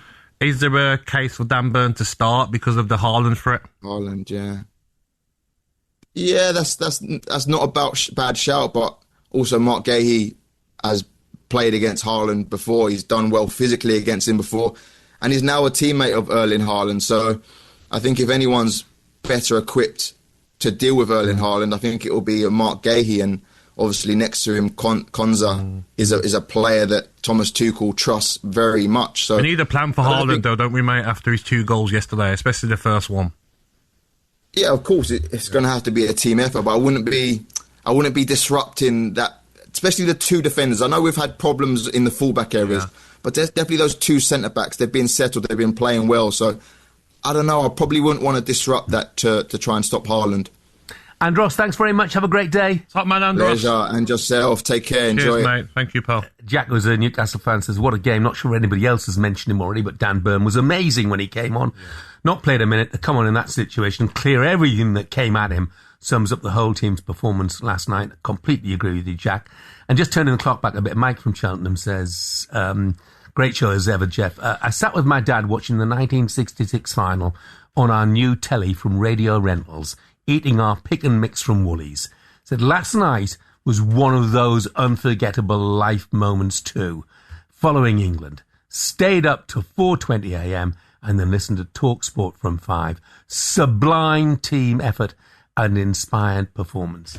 I remember watching that 66 World Cup final. Our telly broke down a couple of days before the final, and the man, it wasn't Radio Rentals, the man from Radio Fusion brought us a new black and white rental set to watch that 1966 World Cup final. I'm hoping that 60 years on... Why not? Yeah, I'm going to be watching England in another World Cup final. Yeah, you know, you get to my age, you might not have many more chances, mate, you know? I mean, you'll be fine. On the gloomy side of things at all. Look, it's 8:17 coming up, taking your calls, 03717 223344 on last night. And whether you're making it to work this morning and how you're going to get through the day after a sensational night for England. More on that after this.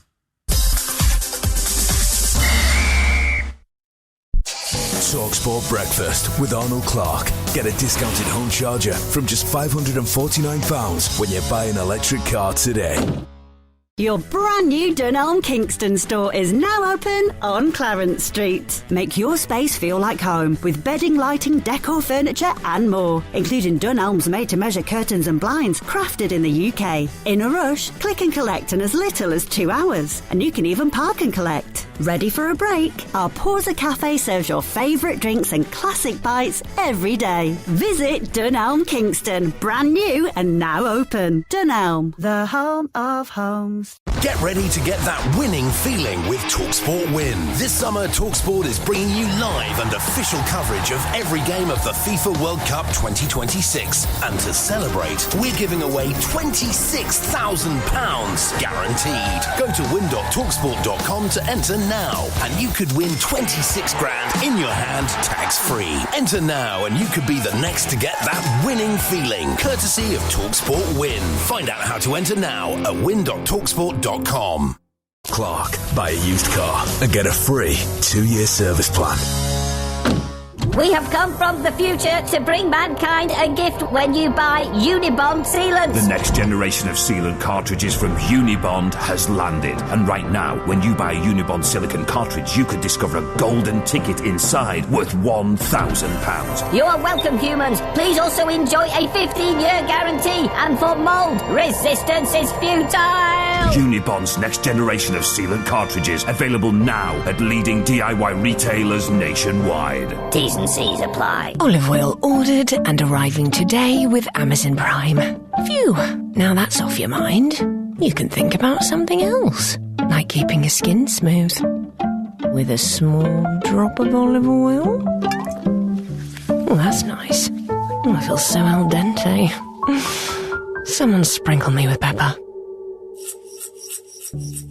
Same day delivery. It's on Prime.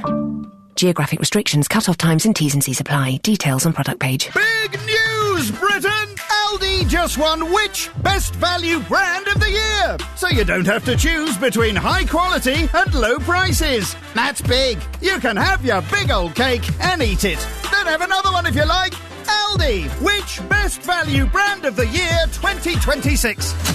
At Sky Vegas, it all starts with a spin. And when you join us, you'll get 50 of them for free. Plus an extra 200 spins when you deposit and spend £10. So you can spin the slots, play our jackpots, and bring our exclusive games to life.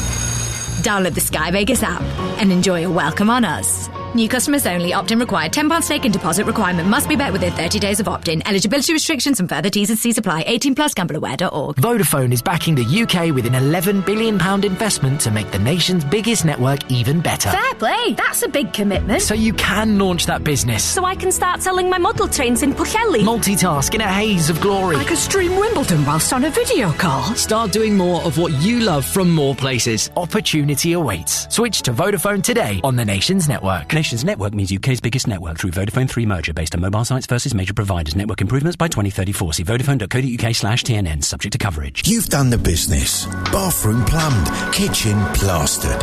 Now let Nissan's van range do the rest. With award-winning Town Stars car light comfort, Prima Stars large cargo space and easy loading, or new award-winning Interstars wide range of conversions, all with a 5-year warranty. Search Nissan vans or visit your local Nissan Business Centre. You do the business, Nissan do the vans. Warranty terms apply. 5 years or 100,000 miles, whichever comes first. Visit nissan.co.uk.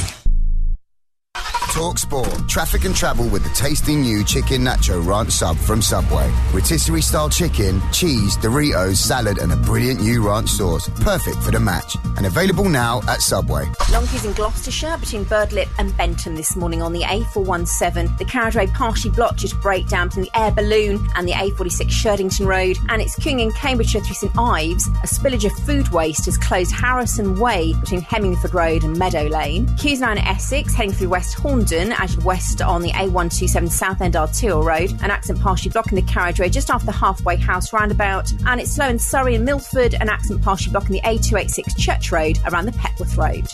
TalkSport 2, official broadcaster of the FIFA World Cup 2026. Hear full uninterrupted commentary of tomorrow's game on TalkSport. USA versus Belgium. Kickoff 1 a.m. The 2026 FIFA World Cup live on TalkSport and TalkSport 2. Let it all out. These are the things I could do. Good morning, 8:21, Monday, July the 6th. We all felt like shouting last night, didn't we? Someone who didn't shout was in Tyrone. Where is his name again now? Yeah, Graham in Tyrone. He says, I woke my missus up at 6 a.m. to tell her it's coming home. I can't tell you what she said. You'll be without a home if you carry on. Well done, Graham. Only 98 seconds separating Jude Bellingham's 2 first-half goals last night in that 3-2 win over Mexico in the Azteca Stadium. The second caught actor Ross Kemp a little bit off guard. Come on, England. Come on, England. You just keep it calm. Keep it calm. Go. 2. Come on, on, England. Shut them up. Shut that crowd up. Shut everybody out. Come on, England. Come on, England. Jude, Jude, Jude, Jude, Jude. Love you. Love you. Now keep cool heads. Keep cool heads. And we will shut them out. I'd have watched that. I'd have been having nightmares for a long time. I mean, Ross is scary, isn't he? Yeah, he is, yeah. Very, very scary. A lovely guy in person. Yeah, very nice. Ben, the Tranmere fan, says, key for me today is to stay hydrated. So I'm drinking a tear-based solution drink consisting of Ali McCoist and Jim White's tears. Keeps you hydrated all day, he says. Let's continue to get reaction to that win last night. Here's a call on 03717 223344 from Simon, who's a Burnley fan. Morning, Simon. Morning, Simon. Good morning, Jib. Good morning, Gabby. How are we? We're very good. Very happy. What did you enjoy most about it, Simon? Oh, well, I had a long day at work yesterday, came home, decided against a tactical nap, watched the game, obviously finished late on. It's my son's 8th birthday this morning, so he was down at 8 o'clock. And the best thing was this morning, honestly, the best thing was putting the highlights on for them, and they're absolutely running around the house buzzing now. Amazing. Before school. I got to see it all again just a couple of hours later, and honestly, I'm absolutely delighted. I'm 40 years old nearly, and I always kind of get myself excited about touring and then get let down, but there's something feels different this time. Yeah. Something does feel different, and I don't think it's in my head. I think Simon, people are starting to... Yes, Gary. I want to ask you, how important is football to you? Oh, it's everything. I'm a hard-serving burn. We generally go through the cycle with my boy of 100 points in Championship, followed by having to explain that it's not going to be as exciting in the Premier League, and then back to the Championship again. We go to away games together. We absolutely everything to us. Hey, Simon, your boy's 8th birthday. You are going to have to be right on your game today. Yes. You realise that, don't you? Yeah. Has he got a party? We are. We have. It's going to be a busy one. I'm going to have my tactical nap today. Parker. No. Whose birthday is it today? You can't nap, mate, on the birthday. No. I'm sure that... What were you just singing downstairs? Yeah. Is he at school today? Can you hear them, boys? I can. He's not at school. Not yet, anyway. Not yet. They're absolutely buzzing, lads. Brilliant. Simon, thanks very much indeed. Have a great day. Have a fantastic 8th birthday. We won't crash you up. Boy as well. Cheers, chaps. Bye. Cheers, mate. Right, time for the latest odds with Coral and John Hill. The Coral Daily Download on TalkSport with Coral. We're here to reward the fans this summer. 18 plus gambleaware.org. John, good morning to you. Morning, John. Good morning, Jeff. Good morning, Gabby. Great to have you both back this morning, has to be said. Great to hear your voices, and what a great morning it is for England. We must be favourites now. Wonderful. Odds on, aren't we, John? Yeah, favourites, mate. I'm not sure. Comfortable. No, we're not quite that reaction, but it was a heroic performance, wasn't it? We're now, actually, we just cut it again. We're now 11-2, third best behind France, 7-4 favourites. Argentina, 4-1. We're ahead of Spain. They're in there 6-1. Portugal 14-1. Norway 16-1. But listen, I don't blame you for believing, because that was huge last night, wasn't it? Yeah. Well, look, I mean, we've had this dream run, haven't we, in the knockout stages? Yeah. Congo, Mexico, and Norway. Goodness me, Thomas Tuchel would have bitten your hand off. Yeah. Oh, wouldn't he just? Absolutely. He's opening up for them. Look, you've got to beat the teams in front of you, and England are doing that right now. And Norway, we know their challenges, Haaland, and they had a great result, didn't they, to knock out Brazil yesterday. So I'm sure Tuchel will not be taking them lightly. But look, England, odds on to qualify from this game, 1-2. Norway 7-5. So this is a great opportunity to get in this semi-final. And then you just never know, do you, Gabby? You buy your ticket at that stage, and you're in it, aren't you, to win it? Never know, but you can't look past the next game. That's what a lot of teams have done. Right. Look at Brazil. Everyone was saying, if we win, we play Brazil on Saturday. Brazil are out. Yeah. So you have to be very careful. Have you got odds on Golden Boot? Because Haaland's back up there, isn't he? On 7 as well. It's one for the ages, isn't it? But, at the start of the tournament, we're all saying, who's it going to be? We didn't expect all the big names to be in there. And Mbappe's the favourite at the moment. He's just odds on at 10-11. And you know what he's like. He could rack up a few of the next 3 games. And we've got Messi in there, 6-4. Kane's in there, 7-2. Haaland at 4-1. So it's all the big names we want to see, one for the ages, and you may need to get to the final to win this one this year, and you may need double digits. It looks like 10 minimum is going to be needed. Which is incredible, isn't it? I mean, I mentioned, England's run through the knockout stages, but how's your luck if you're Spain or Portugal? Meeting in the last 16. I find this really hard to call, John. How do they bet on this? Yeah, it should be an absolute cracker. I'm really looking forward to this as a neutral. Look, we make Spain favourites at 1-2, Portugal 8-5. So we are favouring Spain. Who'd have thought that after that opening performance against Cape Verde for Spain? But I thought they've got better. It is hard to choose. They've both got match winners, haven't they, Gabby? The one player that Lamine Yamal struggled against is who? Mendes, who's the Portuguese left-back. So it's going to be some great battles. The midfield battle as well. Neves, Fernandes, Vitinha, Rodri, Pedri. Looking forward to it. Big names out. It should be an absolute cracker, that. And did you enjoy the F1 yesterday? I know you're a big F1 Gabby. I did indeed. I felt sorry for Antonelli. Do you think he would have reeled in Charles Leclerc in the end? Yeah, he could have, It was quite amusing seeing Verstappen struggle again, though. I quite like it when he loses his head. Hey, John, while you're with us, Constitution River, Coral Eclipse winner at the weekend. That is some racehorse. It is, isn't it? And Aidan O'Brien is some trainer, isn't he? 10th Coral Eclipse victory. That man is just, he's just a brilliant trainer. Go down history as one of the greatest. And this 3-year-old, he could be one of O'Brien's greatest. This is a third big victory of the season. Won at Chester, won the French Derby. And then, under Ryan Moore yesterday, on Saturday, I should say, picking up the Coral Eclipse. So really excited to see where they go next with him, actually. I think it could be, quite a lot of options for him over 10 furlongs or possibly even 12 furlongs. So, really looking forward to it. It's a great day, actually, for Coral, the sponsors. We had the sun shining, which always helps for these big events, doesn't it? There was a cracking crowd there at Sandown, Jeff. So, certain people got invited. I was going to say my invite went missing. And Jason Cundy was there, was he? Is that right? Oh, that's disgraceful. We'll have certain people get invites, that's how it is. That is disgraceful, Gabby. It really is.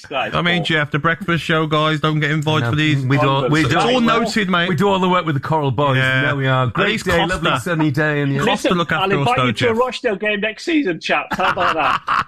Costa Carl looks after us, John. Yeah, thanks very much indeed, John. Speak to you soon, pal. Have a good one, guys. Terrible. That was a look at the latest odds with Coral, 18+, gambleaware.org. I'm glad it wasn't just me, Gabby. I thought it was just me. Don't invite me anywhere. Someone's get the hint. Yeah. Coming up, bringing more reaction on a historic night for England, and also turn our attention to Brazil after they crashed out against Norway. Remember, England against Norway, live this Saturday on TalkSport at 10.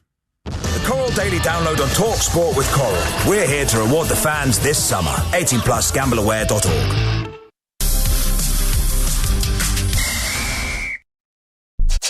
TalkSport Breakfast with Arnold Clark. Buy a used car and get a free 2-year service plan. Your brand new Dunelm Kingston store is now open on Clarence Street. Make your space feel like home with bedding, lighting, decor, furniture and more, including Dunelm's made-to-measure curtains and blinds crafted in the UK. In a rush, click and collect in as little as 2 hours, and you can even park and collect. Ready for a break? Our Pausa Cafe serves your favourite drinks and classic bites every day. Visit Dunelm Kingston, brand new and now open. Dunelm, the home of homes. 2, 1. That's right. None of them last long, if you know what I mean. Because 99% of Mr. Q withdrawals are instant. If yours isn't, you get a tenner. Hate us for losing, not for waiting. Mr. Q, the casino you love to hate. Withdrawals processed within 60 seconds of request. £1 credit per player per day. Paid next working day. Eligibility, exclusions and T's and C's apply. 18+. UK customers only. Please play responsibly. Investing. It's a beautiful game. And like that other beautiful game, it pays to keep your eyes on the goal and not just chase every ball.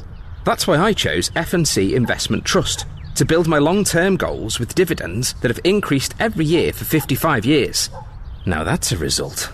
Find F&C on all major investment platforms. It's smart to start with F&C. Capital at risk. Future dividend increases are not guaranteed. This F&C Investment Trust advert is approved for distribution by Columbia Threadneedle Management Limited, May 2026. We got it at Selco. If you're in the trade, you can depend on Selco Builders Warehouse for thousands of items in stock, all at great trade prices. And with Click and Collect, you'll get the job done fast and for less. This month, pick up Egger Grey Oak 7mm laminate flooring on a mega deal for just £6 per square metre. Check online for even more July offers, or see them in store at Selco today. It's where the trade goes. Price ex VAT at 20%. You've done the business. Bathroom plumbed, kitchen plastered. Now, let Nissan's van range do the rest. With award-winning Town Stars car light comfort, Prima Stars large cargo space and easy loading, or new award-winning Interstars wide range of conversions, all with a 5-year warranty. Search Nissan vans or visit your local Nissan business centre. You do the business, Nissan do the vans. Warranty terms apply, 5 years or 100,000 miles, whichever comes first. Visit nissan.co.uk. Share the anticipation and exhilaration of FIFA World Cup 2026. Sliding into game day on TalkSport, brought to you by Burger King. Featuring a hat-trick of topical tournament hot takes guaranteed to satisfy your hunger for elite football action. It's your unbeatable big match appetizer. Sliding into game day on TalkSport with Burger King. Make it a hat-trick with the new Burger Buddies box. 3 snackable icons, the Whopper, Big King, and Barbecue Steakhouse, now available for delivery. It's made for sharing. Sort of. TalkSport News. Welcome to the TalkSport Breakfast Show. Let's go straight to the news with Emma Kerwin. Thank you, Gabby. Good morning. England fans are pushing on through this morning after a night to remember at the World Cup. Hundreds of pubs stayed up until 5 a.m. for the game after the government extended opening hours. Worth it too, as the Three Lions secured a 3-2 victory over Mexico. No sign of any tiredness among these supporters. After going down 10 minutes with half an hour to go, I thought the worst, but we stuck at it and it's unbelievable. I'm actually speechless. Unbelievable performance. One of the best ones I've seen. Hundreds of schools are letting children come in late this morning if they stayed up to watch the game. It won't be so late next time though. The Three Lions play Norway on Saturday at 10 p.m. In other news, allergy pens are to be stocked in all schools from September under new guidance. Benedict's Law will also ensure teachers are trained to respond to emergencies. And pharmacies say they're bracing for a surge in demand as the first weight loss pill goes on sale. The tablet form of Wegovy is available from today, but there's a warning they'll be easier for criminals to fake. Patients are being urged to avoid cheap offers online. TalkSport Express Sports Update, sponsored by Costa Express. Kick off your day with a quality coffee on the go. Start with Costa Express.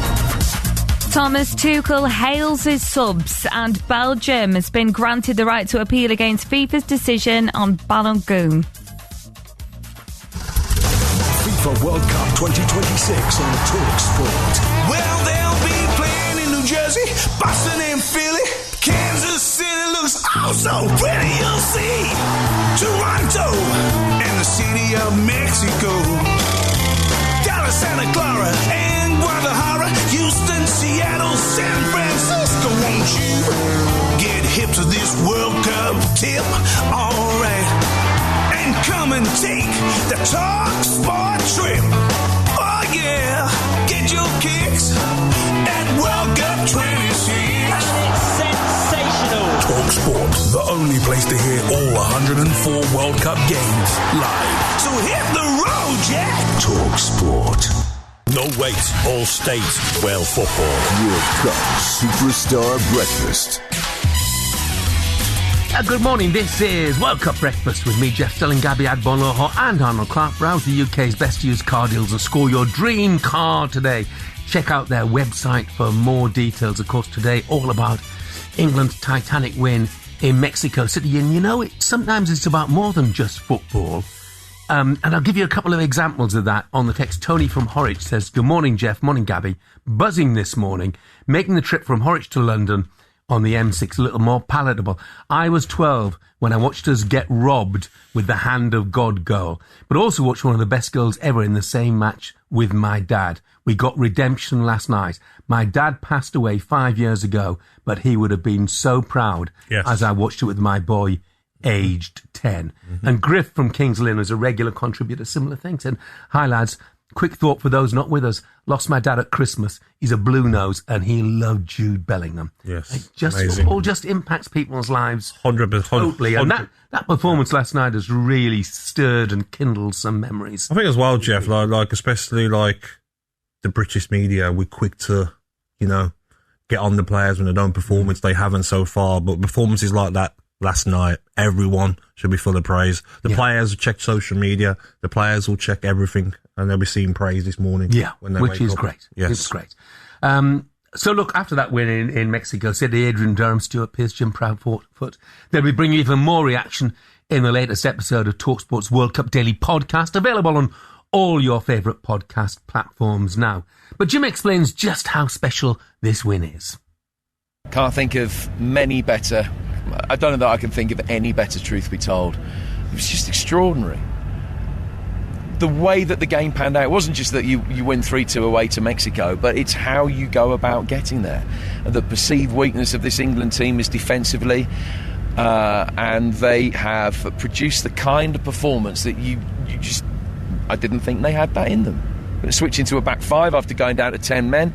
Then after the penalty was conceded, they only allowed Mexico one more shot on target in another 32 minutes of action. Just unbelievable. And it's one of those nights where you can't help but being passionate about it as an England supporter, and maybe a little bit too passionate at times. And you run out of words, you run out of superlatives, because there isn't another England win like that. There are other good England wins. There's not another England win like that one. Yeah, some night, eh? If you want to hear more, tune into the latest episode of the TalkSport Daily Podcast, available on all your favourite podcast platforms now. Five-time winners Brazil are out of the tournament thanks to a brilliant double from Erling Haaland in New York. Here's how that sounded live on TalkSport. For the round of 16, it is a titanic clash. The World Cup's most successful ever nation meets the bright new golden generation here to make history. Cideli Square, Hug launching in with Zaire on Cunha, and Brazil will have a penalty kick. Bruno Guimaraes. Here he goes, stuttered run up, right-footed, saved! Turned away to his left-hand side! What a save by Neeland! Chipped it to the back post, headed down! What a save! Magnificent from Neeland! Went in towards Haaland! That is the moment he was waiting for! Vintage Erling Haaland! Oh, that could be an own goal! What a save! Backpedaling Neeland to tip it onto the post! Save of the tournament right there! Left-footed shot! He's picked up the corner! Erling Haaland! You beauty! Oh, this is the stuff of Norwegian legend. Neymar staggers forward. It's a stutter again. It's right-footed and he rolls it in. Another 4 years of hurt for Brazil. The World Cup drought is going to continue. It is surely all over for Neymar. That is it! Haaland made history for Norway! Brazil 1, Norway 2. Neymar Jr. with a consolation penalty, but Brazilian fans, or some of them at least, calling for Ancelotti to be sacked after they exited the tournament before the quarterfinals for the first time since 1990. For more on that, let's get the thoughts of Brazilian football journalist Samir Melo. Morning, Samir. Morning, Samir. Hi, everybody. Morning. Great to be here talking to you. I wish it was under better circumstances, at least for me, but a pleasure. Thanks, Samir. It's great to have you as well. Carlo Ancelotti, has he got a future as Brazilian coach? Oh, yeah, definitely. I think so. I think it's very much within Brazilian culture to, the minute things don't go well, to ask for the coach's head. And I just don't agree with that. I think Ancelotti came into the team. He got the job with less than a year for the World Cup. So he didn't really have the time when you compare with guys like Didier Deschamps, who is at France for 14 years, or Luis de la Fuente, who's been with Spain since 2022, or Solbakken, that eliminated us with Norway since 2020. So I think we should give the man some time to have a proper cycle, for 4 years to work and find his players, find the right schemes. And he just didn't have that. Brazil's cycle right now was completely a mess. So, no, I don't think we should call for his head. I think he definitely has a future with Endrick and Estevão and all the young players, Ryan, all the young players that Brazil's got coming up. Samir, I've not been very impressed with Brazil throughout the World Cup. I wasn't impressed with them yesterday either. 34% possession for Brazil. I don't think that's acceptable for the players that they have. And how can Brazil be playing a 34-year-old Danilo at right back out of all the talent that they've got in that country?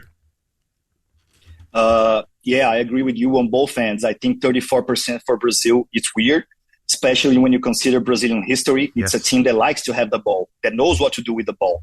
So when you see Brazil giving the other team, with all respect to Norway, hovering around 70% of the ball possession, yes, it's definitely weird.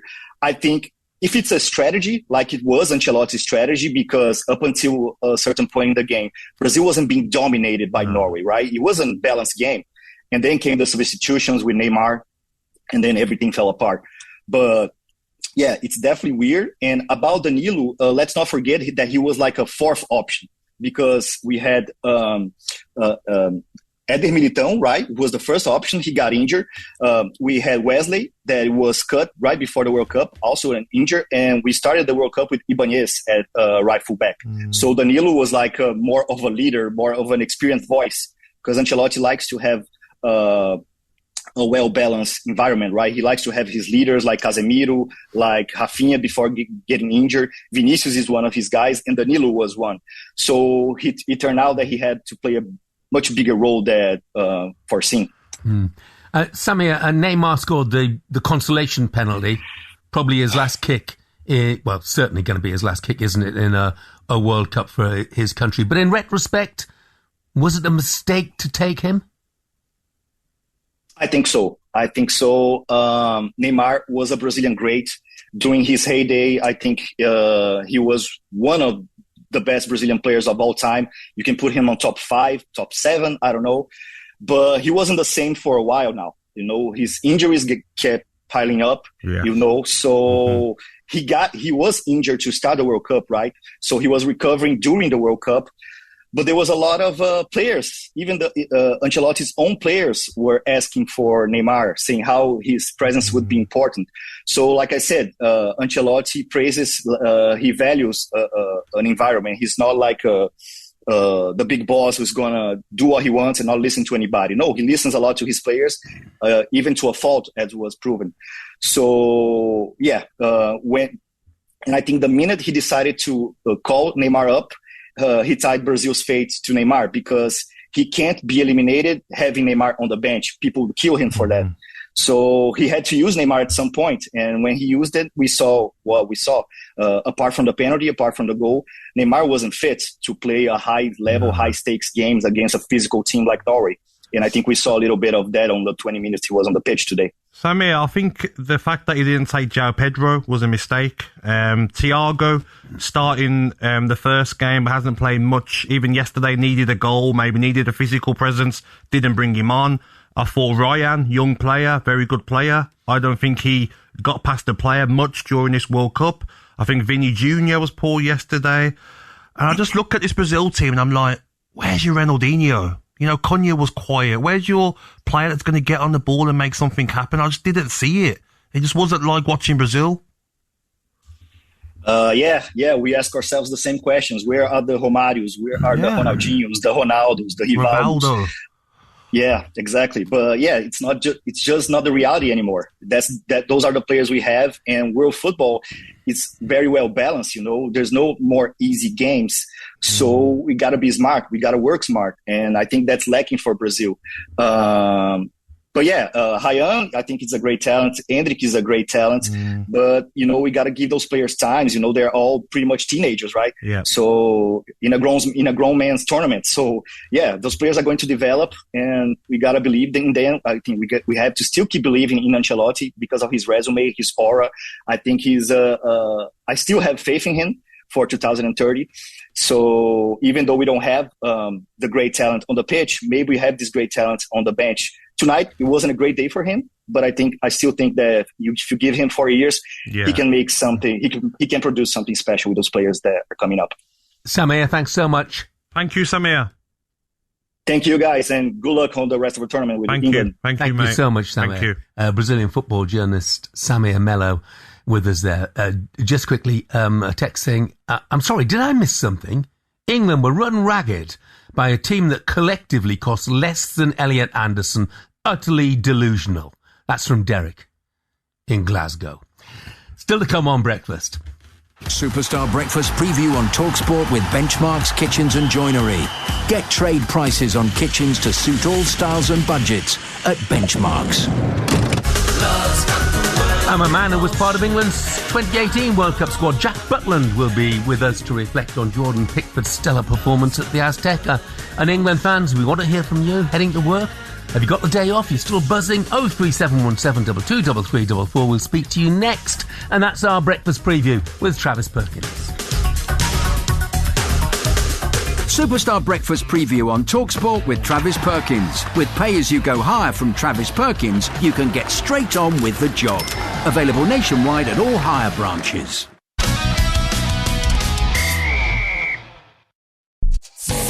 TalkSport Breakfast with Arnold Clark. Choose from over 20,000 used cars online and score your dream car today.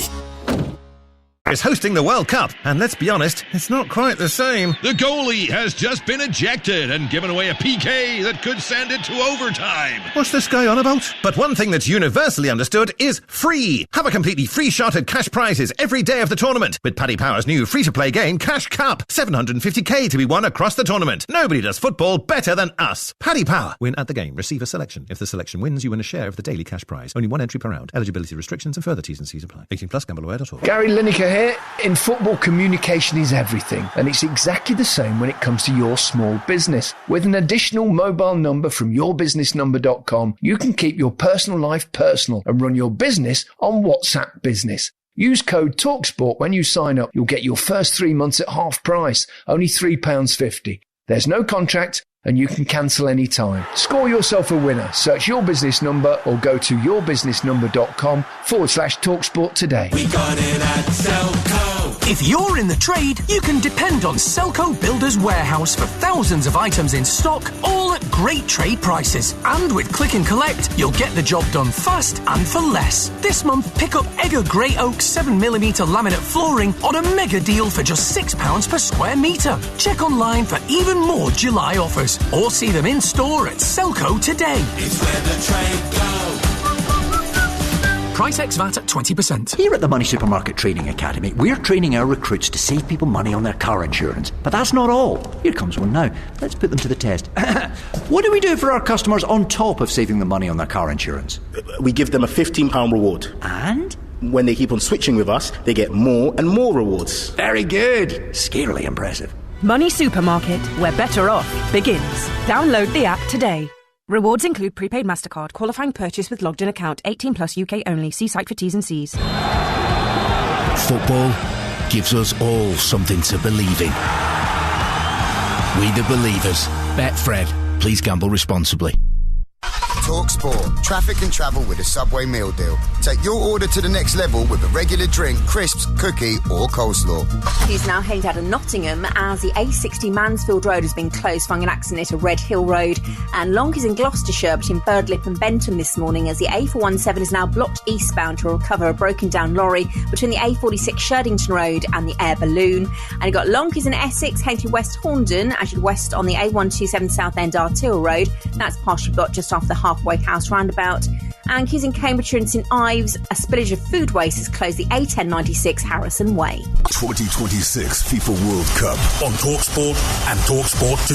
Authoritative analysis from a vanguard of football royalty, including Emmanuel Petit, Brad Friedel, David Moyes, and Kyle Walker.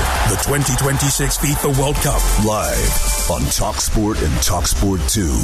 Hey Jude, don't make it bad. Yeah, some night for England, some night for Jude Bellingham as well. This is the TalkSport World Cup Breakfast Show. I'm Jeff Stelling. Gabby Agbonlahor is with me. What a night. England beating Mexico 3-2 live on TalkSport. The second half saw a red card and 2 penalties, but the first half had 3 minutes of pure magic if you're an England fan, as Bellingham scored 2 goals in that space of time. Here's how the whole passage of play sounded live on TalkSport. Ball chipped on the top. Jimenez is going to chase it. Oh, Pickford came out And if Jimenez had been able to get a little flick, it was past Pickford. But Pickford saw the ball drop into his hands and bowls it out quickly. And here come England with Declan Rice gallivanting forward. His club teammate Bukayo Saka to his right. Saka inside the penalty area. Stands up a ball and a diving header is in. And England silence the Azteca with Jude Bellingham on the score sheet. 9 minutes before half-time. England breaking so quickly. And that is what they can do. In games where they don't have as much possession, they can hit the opposition brutally. Great interplay between Rice and Saka. Delicious ball in. Bellingham's diving header. He stands, hands outstretched, takes the acclaim of a pocket of England fans. And England in the Azteca, in the goal where the hand of God did for them 40 years ago, lead by a goal to nil. Well, I've got to say, there was a situation in our box. Mark Gahey got caught out by the movement of Rahul, but I'll tell you what, you've got to give Pickford credit. He's picked the ball up nice and early, got Rice on his way. Rice has gone sort of acres with the ball, driving into the opposition's half. And then Saka, some great wing play, and stood one up to the far post. And the easiest of tasks for Bellingham. And England have rocked the Mexicans now, who've started very well in the game. But it's England who have broken the deadlock. Third goal of this World Cup for Jude Bellingham. It's his 4th in 10 World Cup ties. England lead at the Azteca. First goal that the Mexicans have conceded in this World Cup. And now England have robbed them of possession again. They'll try and bring it forward. It's Bellingham again, and he slipped it to his right hand side, and he scored again. It's 2 in a minute. Oh, bring on the Norwegians in Miami. Jude Bellingham on the double. Turning over possession in the midfield, slipping the ball to his right hand side, getting the immediate return pass, and side footing it in. The game turned on its head. And no one in the Azteca can quite believe what they've seen. Mexico dominant, Jude on the double. It's Mexico 0, England 2, and it's the 2026 World Cup beginning to open up for England here. Well, I've got to say, a brilliant press there. I think it was Anderson. I'm sure it was Anderson. He's gone, he's detached himself. Mexico delayed on the ball too much. We've turned it over, and all of a sudden, I thought the ball out to Harry Kane was a little bit too wide. He's pulled it back, and Bellingham's there to roll one in again. What an incredible minutes play that was for England, Jim. Yeah, and the other 89 minutes, well, much more than that actually, were pretty incredible as well. England beating Mexico 3-2. Some night, some performance from Jude Bellingham, described by Oliver Brown in the Daily Telegraph this morning as this. He said, Bellingham produced one of the single greatest performances ever witnessed from an England player. That is some praise. Let's head to the phone lines. 03717 223344, the number to call to have your say. Mike is a Pompey fan. He's done just that. Morning, Mike. Good morning, Mike. Morning, Jeff. Morning, Gabby. So, Mike, look, we've just been talking about Jude Bellingham and the Daily Telegraph saying it was one of the greatest performances ever witnessed from an England player. Do you agree? I mean, based on that performance last night, it's hard to not say he's the best midfielder in the world. He's everywhere. He's literally everywhere. He's like a fly that doesn't go away. He's just all over the place. I think, Mike, last night he played like a player that was possessed, wasn't he? He was determined to get his team through. He was a man on a mission, and you could just see it in his eyes. Yes. That bloke is a born leader. Mm-hmm. He is next England captain. He should be next England captain. I mean, don't worry about Rice. Like, Bellingham should be next captain. Absolutely. How are you feeling about our chances now, Mike? Are you optimistic? Jeff, Gabby, it's 3 words. 3 words. Don't do it. It's coming home!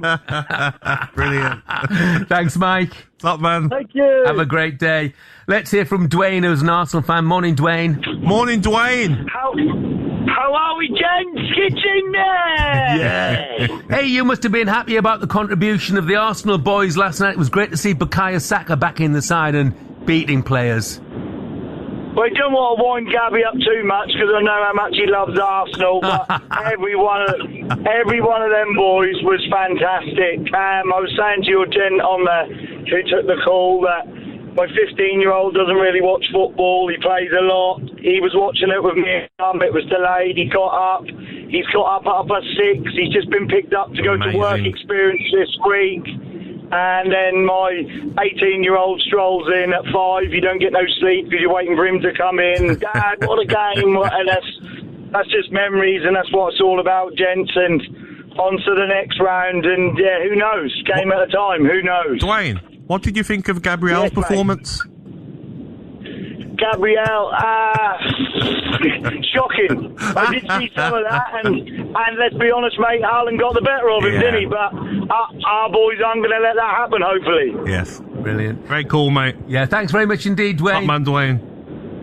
Cheers, boys. Have a great day. Thank you. A lot of texts, inevitably. Hey, Jeff. Hey, Gabby. I'm on cloud 9 right now. I'm listening to the game on I was listening to the game on TalkSport while driving around North London. Shout out to the commentary team. Amazing. Did a banging job. It's my birthday tomorrow, so I'm counting that as an early birthday present. If we go all the way, I'm getting Thomas Tuchel tattooed on me. Abby, who's an England fan in Glasgow, I don't know, one or two of them, says, morning, Jeff. Morning, Gabby. There were elements of Jude last night where he reminded me of Zidane, where 3 players were around him. Yeah, he did. And he left them wondering. And that's what he can do, isn't it? Yeah, that's what he was. It wasn't just his goals and his defending, his clearance. I remember that exact run that he had on. He was dazzling around midfielders. They maybe should have passed it afterwards, but outstanding performance. But let's not forget the other players, special mentions as well for like Jordan Pickford. Because when there's so many crosses coming into your box, Jeff, what did your centre-halves want? A keeper who's going to come. Not just be scared to come and flap like some keepers do. Come, punched a lot of them, caught a lot of them. One here now, we're just seeing on the TV again, replay. I thought he was fantastic, Pickford. And he had the dark arts as well, didn't he, Pickford? He was diving on the ball after he catches it, and he was time-wasting when he could. Yeah. Experienced performance from an experienced group of players. He was brilliant. Yep. He was absolutely brilliant. Silenced his critics, that is for sure. Yep. Harrison, who's a Stevenage fan, says, haven't celebrated like that since Stevenage beat Villa in the FA Cup. When was that? 1922? Don't remember. It was 2 years ago, wasn't it? What a performance from England. Thanks very much indeed for that, Harrison. Almost 9 o'clock. Coming up, we turn our attention to the other star performer last night. Well, there were plenty of them. Yes. One of the other star performers, Jordan Pickford, was magnificent. Yep. We're joined by his former England teammate, Jack Butland. That's next.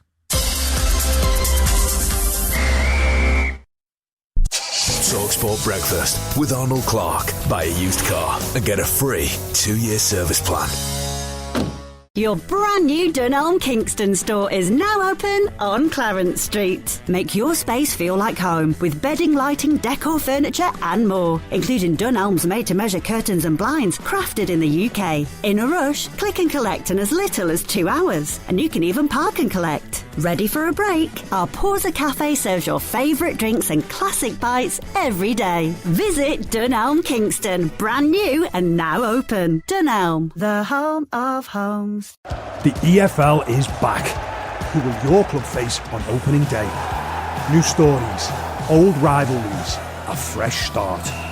Will new boys West Ham, Wolves and Burnley bounce back? The intensity, the drama and the unpredictability of the EFL. Download your club's fixtures straight to your calendar by visiting efl.ecal.com. Don't miss a moment of the EFL. Mr. Q. Okay, next question. What do a reality TV romance, your ex, and Mr. Q withdrawals have in common? 3, 2, 1. That's right. None of them last long, if you know what I mean. Because 99% of Mr. Q withdrawals are instant. If yours isn't, you get a tenner. Hate us for losing, not for waiting. Mr. Q, the casino you love to hate. Withdrawals processed within 60 seconds of request. £1 £10 credit per player per day. Paid next working day. Eligibility, exclusions and T's and C's apply. 18 plus. UK customers only. Please play responsibly. Gary Lineker here. In football, communication is everything. And it's exactly the same when it comes to your small business. With an additional mobile number from yourbusinessnumber.com, you can keep your personal life personal and run your business on WhatsApp Business. Use code TalkSport when you sign up. You'll get your first 3 months at half price, only £3.50. There's no contract and you can cancel any time. Score yourself a winner. Search Your Business Number or go to yourbusinessnumber.com/TalkSport today. There's a moment every racing fan knows. You studied the form so you're feeling confident until something shifts. A detail you missed, a stat someone else spotted. It's the difference between watching the race and understanding it. Sporting Life Plus closes that gap. More depth in every race card, clearer ratings and analysis to shape your thinking, with expert tips and insight to guide your decisions. Join Sporting Life Plus for free, because when you understand the detail, you understand the race. You've done the business. Bathroom plumbed, kitchen plastered. Now, let Nissan's van range do the rest. With award-winning Townstars Car-Light Comfort, Prima-Star's large cargo space and easy loading, or new award-winning Interstars wide range of conversions, all with a 5-year warranty. Search Nissan Vans or visit your local Nissan Business Centre. You do the business, Nissan do the vans. Warranty terms apply, 5 years or 100,000 miles, whichever comes first. Visit nissan.co.uk. From the dugout in Dallas to the last-minute goal in L.A. Football in America. Official broadcast partner of the 2026 FIFA World Cup. TalkSport. Talk Sport. Just after 9 o'clock, high time we got some headlines with Will. Morning, Will. Morning, Jeff. Thank you very much. As Henry Winter said, all the talk was about altitude. On the night, it all came down to attitude. 40 years after Maradona's immortal villainy, England came back to the Azteca and conquered. One of the greatest victories they've ever had in the World Cup against a Mexico side who played for 40 minutes with a numerical advantage. A Mexico side have only lost 2 out of 88 competitive games here. Down to 10 men for over 45 minutes. Declan Rice on a yellow card for 98 minutes. On came Spence, Byrne and Stones, and the fortress would not give way. Yeah, we rely on pure will, on determination, on togetherness, and this is a lot, of course, but I think we will get better and need to get better. But of course, we just enjoy it now. It's a big one. Kane and Bellingham were magnificent once again as their partnership continues to blossom. Great play from Saka, going on the outside, been crying out for it. Think that's a Lampard goal where you're attacking the box late on. Bellingham's got that role now. Fantastic goal. And Stuart Pearce was spoilt for choice when picking man of the match. I'm going with Pickford. He was magnificent. 2 wonderful saves, and coming when his team needed him for 20 minutes at the end of that game. He was there, coming off his line, catching things, punching things, incredible. And a yellow card and a trip to hospital for Jordan Henderson. Despite not playing a single minute, he suffered a bad injury to his wrist at full time when he failed to clear the advertising boards. And former FIFA head Sepp Blatter has weighed into the Flo Balogun red card saga after Trump's phone call. Blatter says no red cards are to be overturned by political phone calls. They're overturned by rules, evidence and independent bodies. FIFA have given the right for Belgium to appeal FIFA's decision to overturn the red, and Belgium play the USA in less than 16 hours' time in Seattle. Live on TalkSport. TalkSport News. Allergy pens are to be stocked in all schools from September under new guidance, and chemists say they're bracing for a surge in demand as the first weight loss pill goes on sale. More with Emma at past. TalkSport weather with QuickFit. Heatwave outside, oven inside. Stay cool this summer with a free aircon check. Book online or visit your local QuickFit today. Rain clearing across northern and northwestern Scotland. Cloudy with patchy drizzle at first in Northern Ireland and Northern England. Dry elsewhere, sunny spells, breezy conditions, very warm temperatures in the south. TalkSport. Get a fully focused foray into the world of football every day. Is this the start of something? Soccer Punch your summer. TalkSport World Cup Superstar Breakfast with Jeff Stelling and Gabby Agbonlahor on TalkSport. Good morning, 9:05. This is World Cup Breakfast with me, Jeff Stelling, and Gabby Agbonlahor. We're here with Arnold Clark. It's the perfect time to upgrade your car. Get 2 years free servicing when you buy a used car in the upgrade event. Check it out online. If you're just waking up this morning, just after 9, you missed one heck of a night. England into the quarterfinals of the World Cup where they're playing Norway. Jude Bellingham scored twice in 90 seconds to put England 2-0 up against Mexico. Quinones pulled one back just before half-time for the hosts. Jarrod Quansah saw red for a wild tackle early in the second half. Anthony Gordon then won a penalty, which Harry Kane dispatched to make it 3-1 to England. Raul Jimenez then made it 3-2 from the spot after Kane was adjudged to have fouled one of the Mexican players. But England held on pretty impressively as well. But the three lines progression wouldn't have been possible without the brilliance of this man between the sticks. Down towards Alvarado. That's a good ball in, Darby. Scooped away by Pickford. Fine stop to deny Raul Jimenez. Fantastic save by the goalie, fantastic header. It's just about being in that moment, being ready. You know they're going to keep coming. Alvarado again, left-footed ball inside the area. Flick header. Oh, Pickford forced to turn it over the bar. Pickford's made 2 outstanding saves.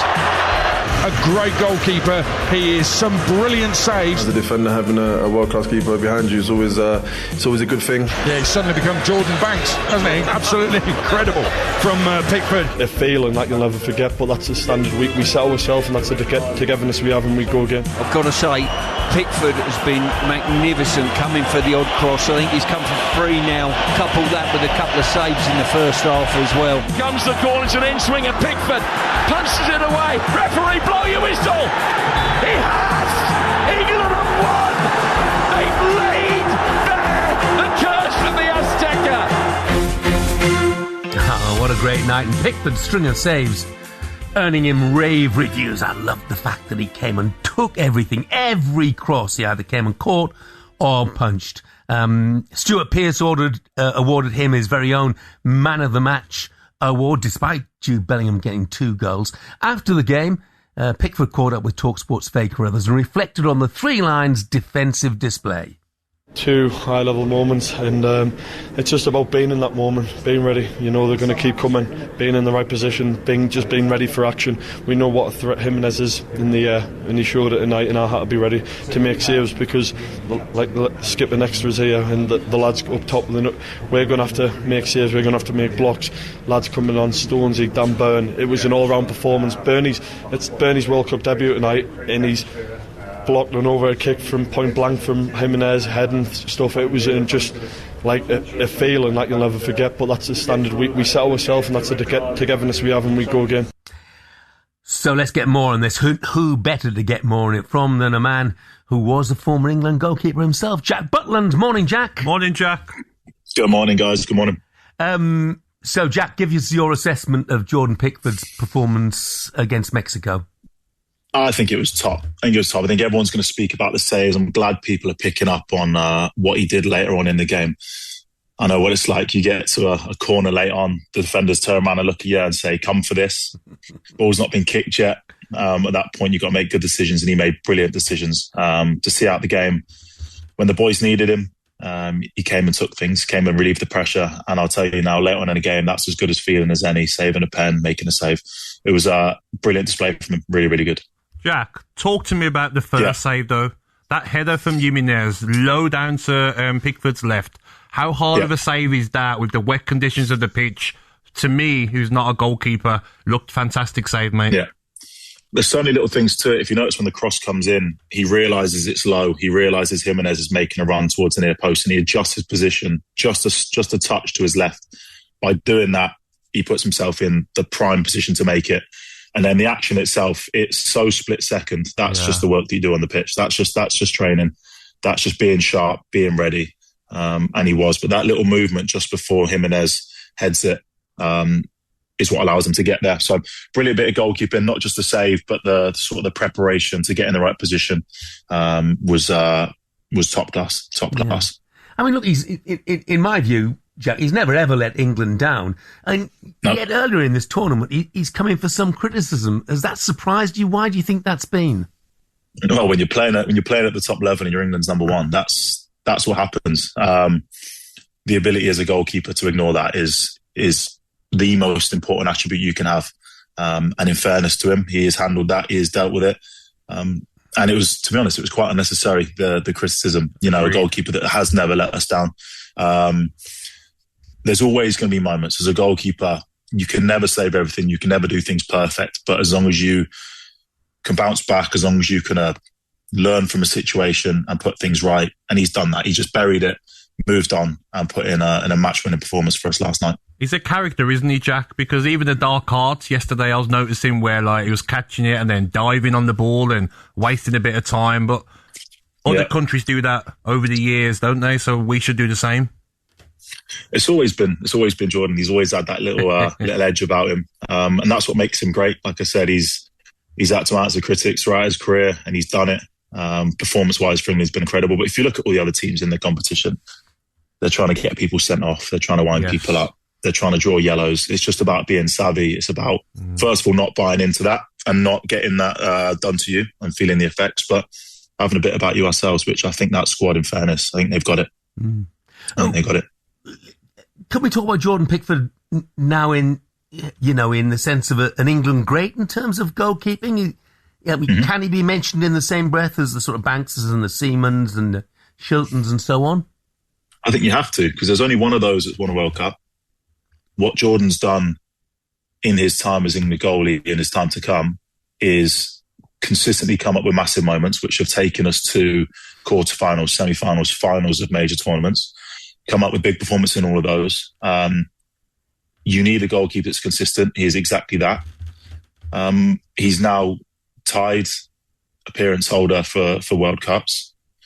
So I don't think there's much more you need to ask from him other than what we all want is to win the whole thing. But that's just not down to him.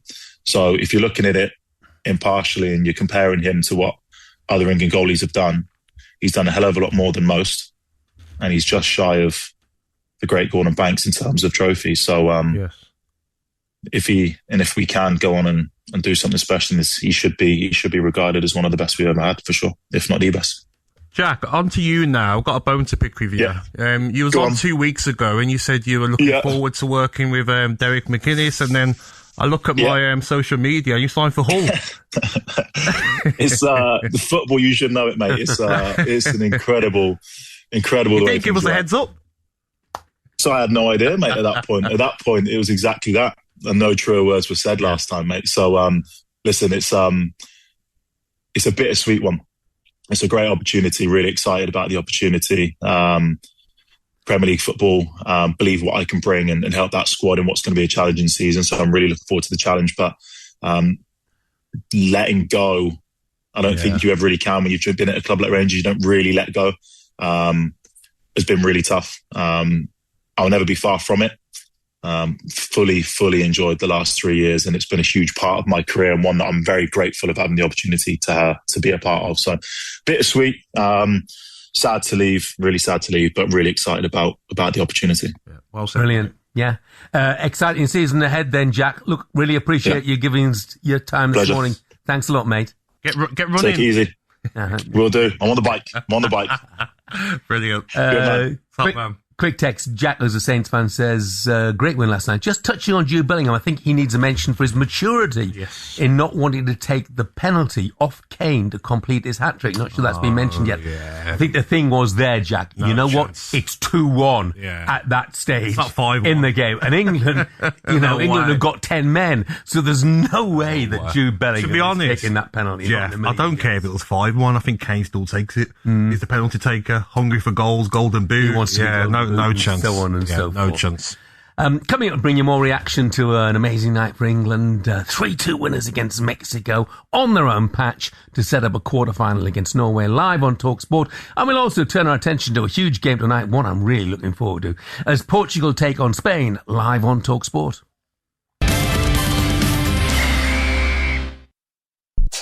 TalkSport Breakfast with Arnold Clark. Get a discounted home charger from just £549 when you buy an electric car today. Your brand new Dunelm Kingston store is now open on Clarence Street. Make your space feel like home with bedding, lighting, decor, furniture and more, including Dunelm's made-to-measure curtains and blinds crafted in the UK. In a rush, click and collect in as little as 2 hours, and you can even park and collect. Ready for a break? Our Porza Cafe serves your favourite drinks and classic bites every day. Visit Dunelm Kingston, brand new and now open. Dunelm, the home of homes. Picnic spot secured. Snacks required. Pop to Co-op. Get 3 for 2 on picky bits like irresistible paella arancini, pancetta croquettes or margarita pizza dip. Co-op. Owned by you, right by you. Ends 8th of September. Selected products subject to availability. Co-op Group food stores only. Full times at co-op.co.uk/summer. Lotto from the National Lottery now gives you 2 chances to win with every ticket. So it could be you and it could be you. You and then the same you again. You. 1 ticket, 2 chances to win. New Lotto. It could be you and it could be you. See website for Lotto changes. Rules apply. Players must be 18 or over. Want to get away this autumn? With the Sun's holds from £9.50, your next adventure is closer than you think. Choose from over 200 holiday parks across the UK and Europe. Collect codes in the paper or join Sun Club to book. Get your holes from £9.50 today. Get all the different types of tradespeople on Trusted Trader into one ad? Impossible. But what if you think of a job in your home or garden and I'll say whether you could find someone on trustedtrader.com to do it? Go. Yes. Yes. Yes, they do. And them. Absolutely not. For everything else, find tried, tested and truly top-notch tradespeople at trustedtrader.com. When you're growing a small business, whether you've built a team of 20 or you're a one-man band, you need someone who understands the ins and outs. With an HSBC Small Business Banking account, you'll have access to our business specialists, in person and virtually, as well as no monthly account fee, because whatever your small business looks like, we're proud to support you. Search HSBC Small Business Banking account to get started. Subject to eligibility, credit checks and T's and C's. Visit business.hsbc.co.uk for details. At Bet365, we want to help you make every moment extraordinary. That's why we make it easy to change things up. You can take a time out, set up reality checks, and set your limits. Because when you make the most of the moments without us, it means you can enjoy the moments with us. When you play safe with Bet365. 18 plus. Please play responsibly. Visit gambleaware.org. Add more way to the day when you add more fun to your milk with Nesquik. Fortified with vitamin C and D, Nesquik is available in chocolate, strawberry and banana flavour. Nesquik, let's grow the fun. TalkSport. Traffic and travel with Subway. Whether you need a last-minute winner or a tasty lunch, there's always time for a sub. Severe delays in Essex this morning. Head to West Horndon as you west on the A127 Southend Arturo Road. The carriageway blocked from this morning's accident just after the A128 Tilbury Road and the Halfway House roundabout. And really slow in Norfolk around Norwich this morning as the A11 is blocked northbound through Ketteringham following an accident at Station Lane.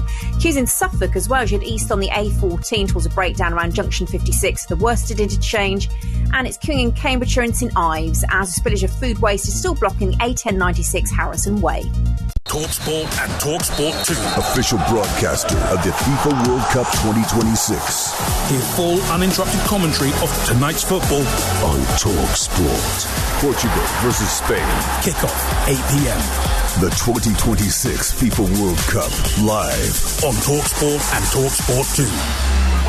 It's coming home, it's coming, football's coming home. We shall see. 9:20. Well, you can't be too premature. I agree. Stay humble. Quarter-final against Norway to come, and then the possibility of a semi-final, most likely against Argentina. Oh. And then a final, most likely against France. Or Spain. This is World Cup Breakfast with me, Jeff Stilling, and Gabby Albon. Have you slept through your alarm and missed work?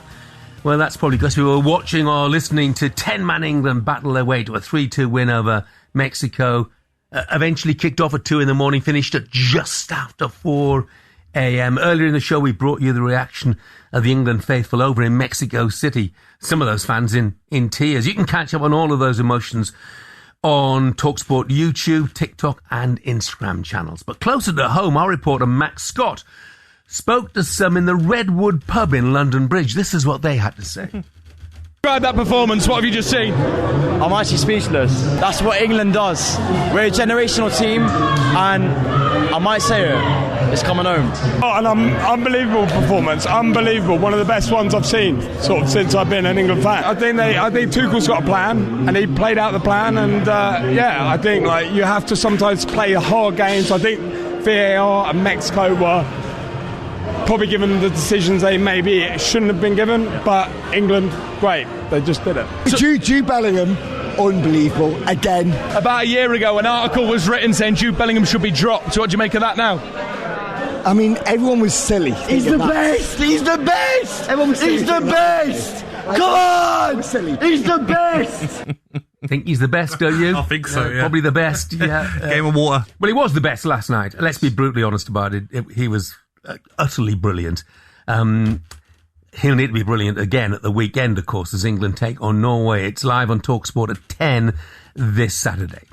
Right now, let's take a look ahead to tonight's football with one absolutely brilliant contest. Some high-pressure picks with Sure. High-pressure picks on TalkSport with Sure. Non-stop protection deodorant that won't ever let you down. Yeah, the World Cup football just keeps on coming on the TalkSport network. And this, for me, possibly the game of the tournament so far. Potentially, at least. Portugal take on Spain at 8 o'clock tonight. I'm delighted to say Spanish football right over the Athletic. Dermot Corrigan joins us now. Morning, Dermot. Morning, Dermot. Hey, Jeff. Hey, Gabby. How's it going, guys? Yeah, it's going really well. Thanks, mate. Look, I look at the players on both sides tonight who are going to be on display. This has the makings of a fantastic, fantastic contest. I was reading Luis de la Fuente talking this week in insisting that Spain still have the best midfield in world football. Is that something you concur with? Yeah, I think it's definitely something that people here in Spain believe, and De La Fuente always defends his players and talks about them being great. But I think so. I think Rodri, was really good against Austria. Pedri, maybe a little bit subdued so far in the tournament, but when he's at his best, there's nobody like him to create spaces. And Dani Olmo's been really good, breaking forward. They complement each other really well. They know each other's games inside out. And yeah, I'd back De La Fuente in that one. For sure. He calls Pedri a genius. Yeah, Pedri is a genius. He's just this kind of a guy who understands the game. Opponents have been trying to kick him out of the game. Uruguay tried to kick him out of it. Austria tried to kick him out of it, and he was a little bit subdued. But when he's humming, when he's ticking, I don't think there's anybody. He's the heir. He's seen here as the heir to Iniesta, Xavi, those guys going back years. Dermot, I think as well, when you look at the bench of Spain, you see Ruiz, you see David Raya, you see Zubamendi, Gavi, Torres, and also Nico Williams, who I think he's nursed an injury. They've got such a strong bench of players that can influence a game, haven't they? Yeah, they have a really deep squad and a lot of players who can come in and out. Like Fabian, if he comes into the team, maybe comes on for Pedri or even starts in place of Pedri, you wouldn't notice a big drop off in the standard because they all know each other so well. A lot of them have played together for the underage teams with De La Fuente as well. They have that kind of idea of how Spanish teams like to play football, the possession style, the movement. They know what positions to take up on the pitch, where their teammates are going to be when moves break down as well. They've been really good at the counter press. So yeah, they don't have maybe superstars. They don't have an Mbappe or a Messi or a Haaland, one guy that everything is funneled through. I guess Lamine Yamal is the closest to that, but he's still, he's pretty good, all right. But he's still only 18, and a lot of the play still goes through the midfield. And then the idea is that he can kind of build on top of the platform that they have put in place for him. And Mikel Oyarzabal amongst the goals as well at the moment. I mean, tell us what's the rivalry like between Portugal and Spain? Everybody calls it the Iberian derby. Does it have a derby feel? Yeah, it's a funny one because Spain kind of feel like they're the big brother. Maybe it's similar to England, Scotland in a way that it means a little bit more to Portugal than it means to Spain, if I can say that about England, Scotland games of the past. Portugal are always really up for it. Spain, they don't like to lose to Portugal. It would be it will be a problem for them. They've played, like, just looking over Ronaldo's career, they've played 10 times over Ronaldo's career, which is kind of says how far he goes, or how long he's been around for, going back to Euro 2004. But Spain have knocked Portugal out of big tournaments over the years. Portugal got their own back at the Nations League last year. So Spain see themselves as favourites, or they kind of believe that they should be beating Portugal. But then, and they'll want to be the first to say that they have a lot of respect for them as well, and Portugal have a pretty good midfield. So it'll be a tight game maybe, but there's a lot of confidence here that Spain will come out on top. I'm looking forward to the battles around the pitch. I mean, you look at Lamine Yamal and Mendes, you look at maybe Neto if he starts and Cucurella, you look at Neves, Vitinha, Fernandes versus Pedri, Olmo and Rodri. There's going to be so many battles, isn't there, across the pitch? Yeah, for sure. And in that Nations League game, wasn't Lamine Yamal's best game for Spain. Nuno Mendes was fantastic in that game. He kind of, for a lot of people in Spain anyway, that was the day when he said, look, I'm the best left back in the world. And he was great going back, defending. Yeah. He was great going forward as well. So I think Lamine will have taken that on board as well. Because it's funny how Spain, even just after the first game against Cape Verde, they kind of took some of the criticism personally. They have built a bit of a siege mentality, even though they've, hasn't been so difficult for them so far in the tournament. They've managed to have that kind of feeling that, people have doubted us and we're going to come back. And they're going to use that Portugal game that they lost last year in the Nations League, and maybe Lamine having a little bit of a subdued performance in that game to try and show people what they can do tonight. Yeah. We talking about the England route through the knockout stages with Congo and then last night Mexico and Norway coming up next. I mean, we're all looking forward to Spain and Portugal, of course, but it's a bit harsh, isn't it, for both countries to meet in the last 16? Yeah, for sure. Portugal haven't shown their best so far. If they had won the group, they'd be going down a different route, I guess, in the tournament. But Portugal is still to fire, I guess. There's the whole Ronaldo story about them, whether he gives them enough up front or whether he's taken away because he's, the age that he has and the lack of movement that he has. He scored it in the last game. I think Spain, nobody in the Spain camp is going to say this outright, but they're not as worried about Ronaldo. They kind of like the idea of Portugal not having another player to press, not having another player to run, and it should help Spain to dominate possession in the game. Spot on. Absolutely. Dermot, thank you so much. Thank you, mate.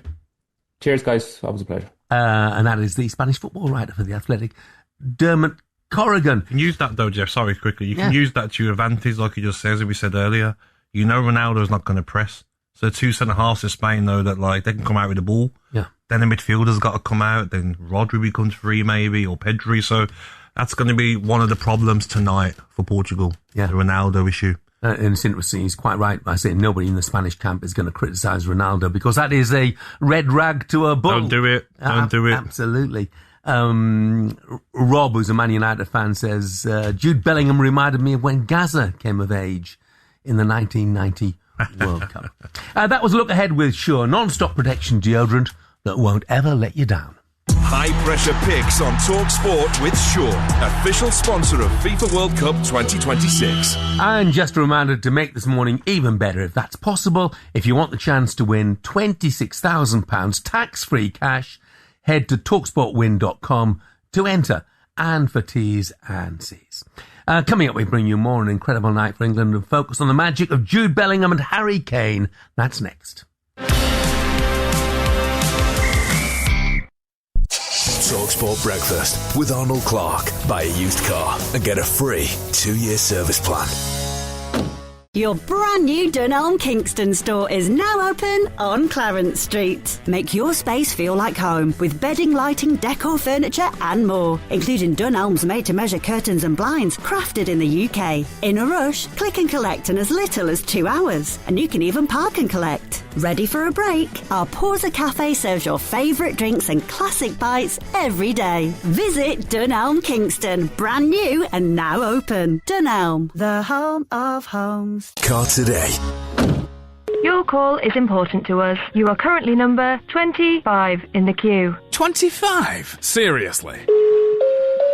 Sounds like Ojo time. Nice idea. Feel the fun with Play Ojo, the online casino with all the latest live casino and slot games. New players get 50 free spins on Big Bash Bonanza, plus instant payouts on winnings. Sorry about the wait. How can I help? You can help me celebrate. I won! Feel the fun. Play Ojo. First deposit only. Most wins are instant. 18 plus. Gamble aware. T's and C's apply.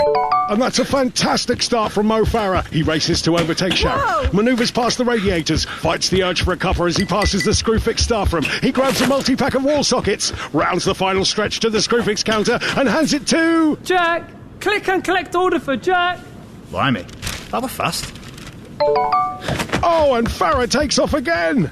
Get your Screwfix order in as little as 1 minute with Click and Collect. Order on the app today.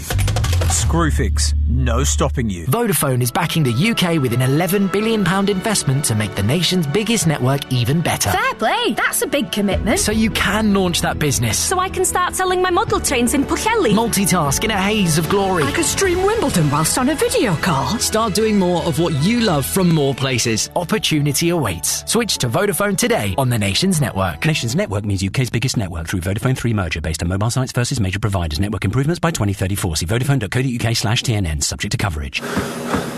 Being an installer sometimes feels like you're running on a treadmill, chasing the next job, then chasing someone to actually pay you for the last one. Whoa, then when you finally get a job, you're chasing parts, chasing merchants. Well, now there's Zuno. If you're an electrician, roofer, gas engineer or renewable installer, Zuno has extra work near you, with everything delivered direct to site and fast payment. Join other engineers already earning over £100,000 a year. Download the Zuno app today. More jobs, less faff, more power in your hands. Disco fever is taking dance floors by storm. Girl power is taking over the charts. Will the smartphone revolutionize the world? A lot has changed over the past 5 decades, but one thing that hasn't changed is what makes a great casino. And being backed by over 50 years of Las Vegas heritage, we should know. BetMGM Casino, the real deal. 18 plus, please gamble responsibly. TalkSport News. It's just after 9:32. Let's get some headlines with Emma. Morning, Emma. Thank you, Jeff. Good morning. Fan zones have been packed out, hundreds of pubs open until the early hours, and even schools allowing later starts for the children. Of course, we're talking about England's victory over Mexico at the World Cup. I was going down at 10 minutes with half an hour to go. I thought the worst, but we stuck at it and it's unbelievable. Speechless. That's what England does. And I might say it's coming home. The Three Lions face Norway next on Saturday at 10 p.m. In other news this morning, allergy pens are to be stocked in all schools from September under new guidance. Benedict Law will also ensure teachers are trained up for emergencies. In other news as well, Nigel Farage claims he's the victim of an establishment hit job. He's facing calls for an investigation over reports financial support given to him by convicted criminal George Cottrell. The Reform UK leader insists he's done nothing wrong. A weight loss pill is now available to buy from UK pharmacies for the first time. Patients being urged to avoid cheap offers online. And Oasis have shared the first trailer for their new documentary. I just don't see myself on stage with Liam. I just don't see it. The way it finished, unacceptable. Don't Look Back in Anger follows Liam and Noel Gallagher's reunion tour last year. It's in cinemas on the 6th of September. TalkSport Express Sports Update, sponsored by Costa Express. Score a quality morning coffee for the day ahead. Jude Bellingham says England is still a few games away from righting the wrongs of Maradona's Hand of God, and Spider-Man memes at the ready. Sepp Blatter calls out FIFA corruption. Nick has more at 10. It was mission accomplished in Mexico. Referee, blow your whistle! He has! England have won! England march on. Next up, Norway in the quarter-finals. Fantastic, you filled your nation with pride. This Saturday night, Norway versus England. Live from the Miami Stadium. Hey, Cholo, say hello to my little friend. Harry, your country needs you here. You've got to put this away. Right foot it, he has! Build-up begins at 8 with full match commentary from 10. This Saturday, live on TalkSport. Bacon, egg, sausage, and football. The superstar breakfast. Here we go. Yummy. Because maybe you got Very good morning to 9:35. Special Monday morning. Monday, July the 6th, the morning after the night that England progressed into the quarterfinals of the World Cup with that wonderful win over Mexico in their own backyard.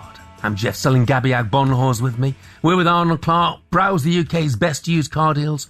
Score your dream car today. Check out their website for more details. So, as I mentioned, England through to the quarterfinals after a 3-2 victory against Mexico. After the game, Thomas Tuchel couldn't quite believe what his team had achieved. Still now doesn't feel like a round of 16. It feels almost like we won a final or something. This last moment where the referee takes the whistle to his mouth and you know that you overcame it 40, 50 minutes with 10 men in the altitude against the home country, against a strong Mexican team.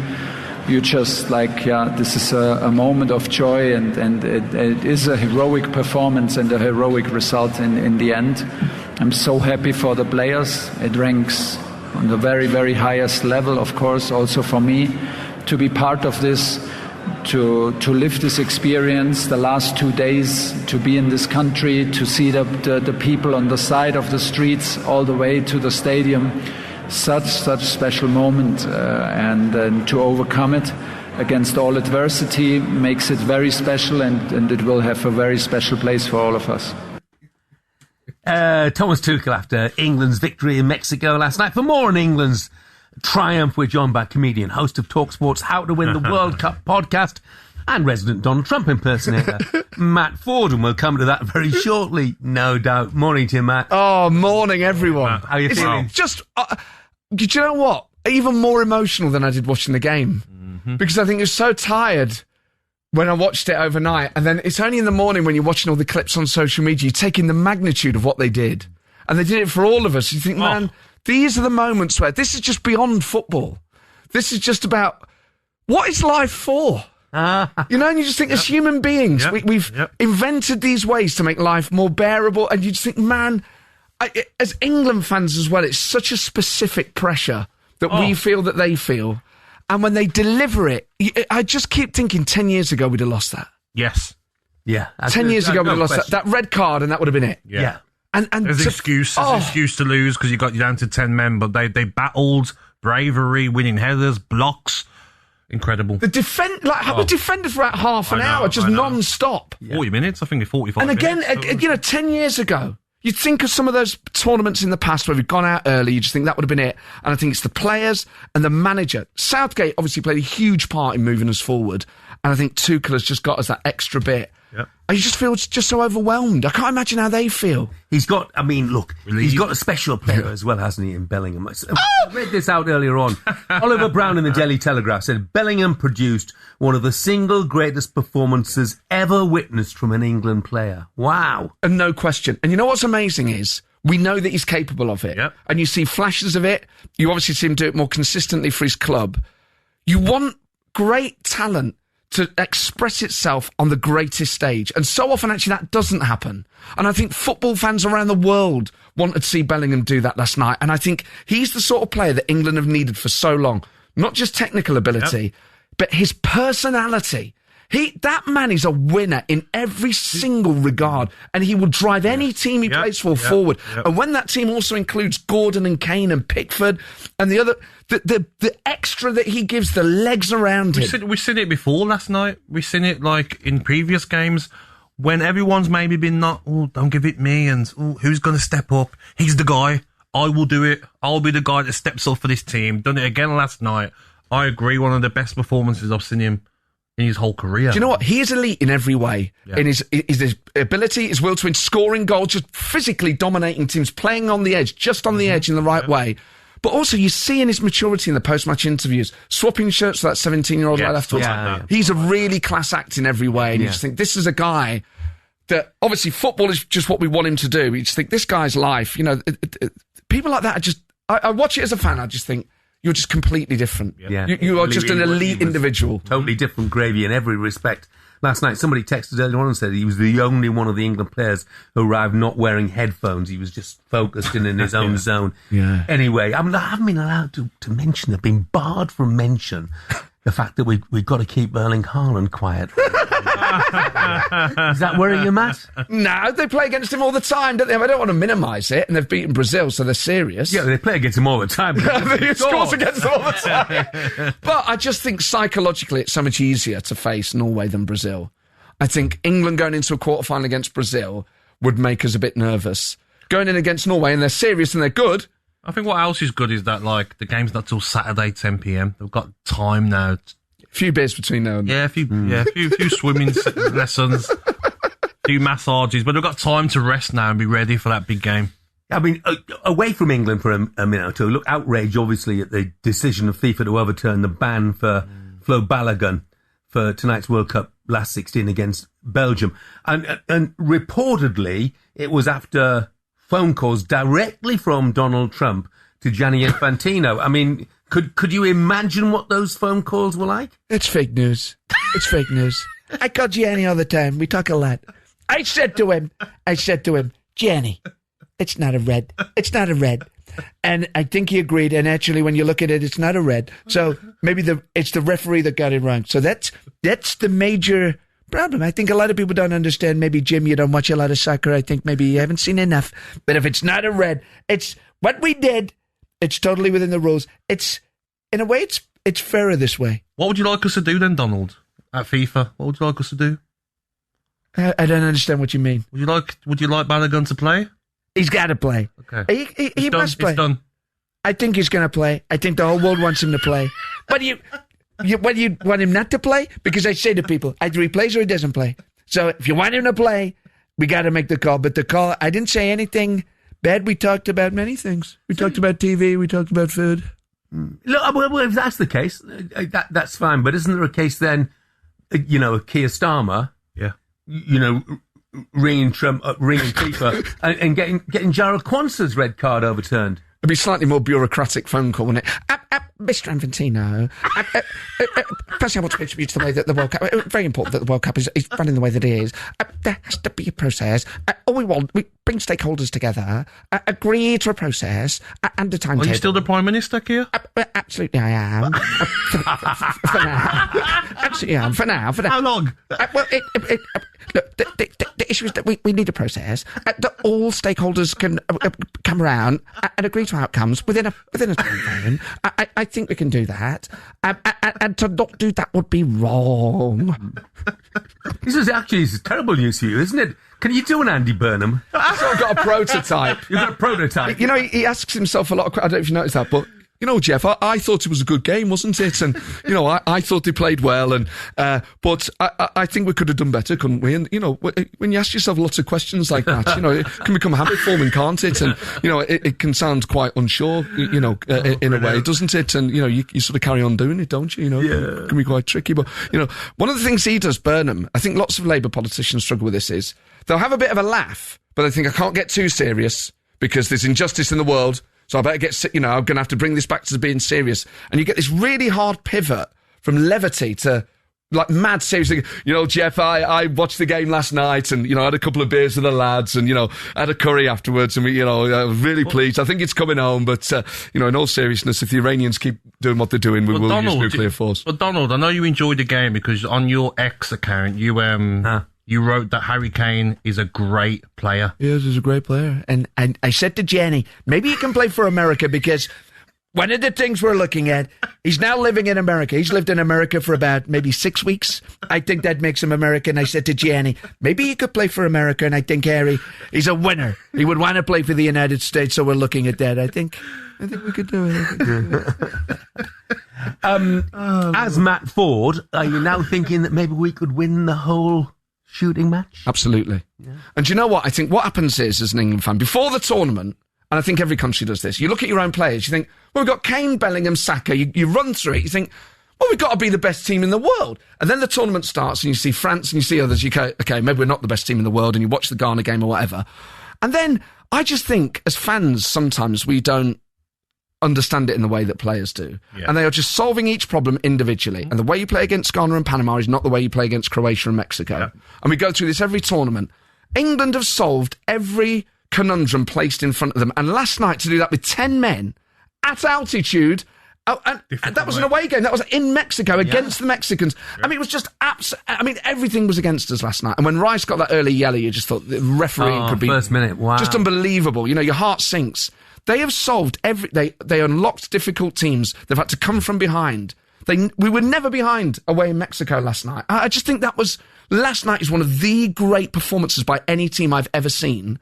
And then you think, well, the confidence that's going to... Bellingham and Kane alone could win a World Cup. They're the players that could do it. You stick Gordon and Saka and Rashford and the others around them. These people are match winners. Why not? Yeah. Come on. I think you enjoyed it, didn't you? Oh, man, I loved it, and I'm loving it even more. I want to watch every clip over and over and over again. It's marvellous. Brilliant. I don't want it to end. Matt, great to see you again. Legend, mate. It's coming home. Don't forget the How to Win the World Cup is your companion podcast for the World Cup. Matt Ford bringing together his comedian pals to discuss the goings-on at the tournament with the added advantage that he's got Manu Petit and Brad Friedel on speed dial. It's just like you're at the pub with your mates. But the know-it-all does actually know it all. It's out every Monday and every Thursday. Thanks again to Matt. Coming up, we'll finish the show by hearing from you England fans on just what last night meant to you. 03717 223344. That's the number to call to have your say. TalkSport Breakfast with Arnold Clark. Buy a used car and get a free 2-year service plan. Your brand new Dunelm Kingston store is now open on Clarence Street. Make your space feel like home with bedding, lighting, decor, furniture and more, including Dunelm's made-to-measure curtains and blinds crafted in the UK. In a rush, click and collect in as little as 2 hours, and you can even park and collect. Ready for a break? Our Porza Cafe serves your favourite drinks and classic bites every day. Visit Dunelm Kingston, brand new and now open. Dunelm, the home of homes. Ticks with anyone who listen, and that the ref can hear us, even from here. We believe in every second of added time that the stars will align, and maybe, just maybe, football gives us all something to believe in. We the believers. Betfred. Please gamble responsibly. I'm Sean Dyche, and I've teamed up with Aqua to share a credit-building game plan. 1. Avoid giving away a penalty. Missing a payment can cost you, so stay on the ball, pay on time and keep your finances in play. 2. Find a coach. When building credit, you're not playing alone. With Aqua, you could get the support you need to reach your goals. Search AquaCard and get that better credit feeling. Representative 39.9% APR variable credit issued by New Day Limited, 18 or over, UK only, subject to status, terms apply. Jewson Landscaping coach Jimmy Bullard here. This summer the Jewson Trade Cup kicks off. Spend £100 plus 20% VAT in branch and play our online game for the chance to win. We're talking 100 grand's worth of prizes. And at selected branches, step up for the Top Bin Challenge. One shot, top corner. Get involved. Visit jewson.co.uk or your local branch. Open to cash and credit account holders only. Terms apply. Jewson. Spend, play, win, repeat. Every day, NatWest customers are doing extraordinary things. Like game-changing founder of Foudies, Helen Hardy. I was at women's footy matches every week. Thousands of fans. But none of them had shirts with women's names on them. So I got a £200 heat press and I started printing them myself. 300 gut decisions later, Foudies sells women's football shirts all over the world. With NatWest, people like Helen are making extraordinary things happen. So whatever yours is, let's do this. TalkSport, traffic and travel with Subway. This summer, footlong's coming home. And whatever team you support, there's always time for a sub. Severe delays in Essex this morning, head through West Horndon and Dunton Waylitz as the A127 Southend Artill Road remains blocked by this morning's accident just off the A128 Tilbury Road and the Halfway House roundabout. And really slow in Norfolk this morning, heading towards Norwich as the A11 Newmarket Road is now blocked northbound by this morning's accident between Ketteringham and the A47 Thickthorn roundabout at Cringleford. And queues down in Nottingham city centre as the A60 Mansfield Road remains closed from this morning's accident between Cross Street and the Red Hill Road. Cup Daily, the podcast from TalkSport. I'm Adrian Durham and I'm on a mission to bring the World Cup home, and this summer I'm taking you along for the ride. Absolutely brilliant. We've got our team on the ground following every nation to ensure you never miss a moment. The World Cup Daily podcast is available to download every morning at 7 a.m. from your preferred podcast provider.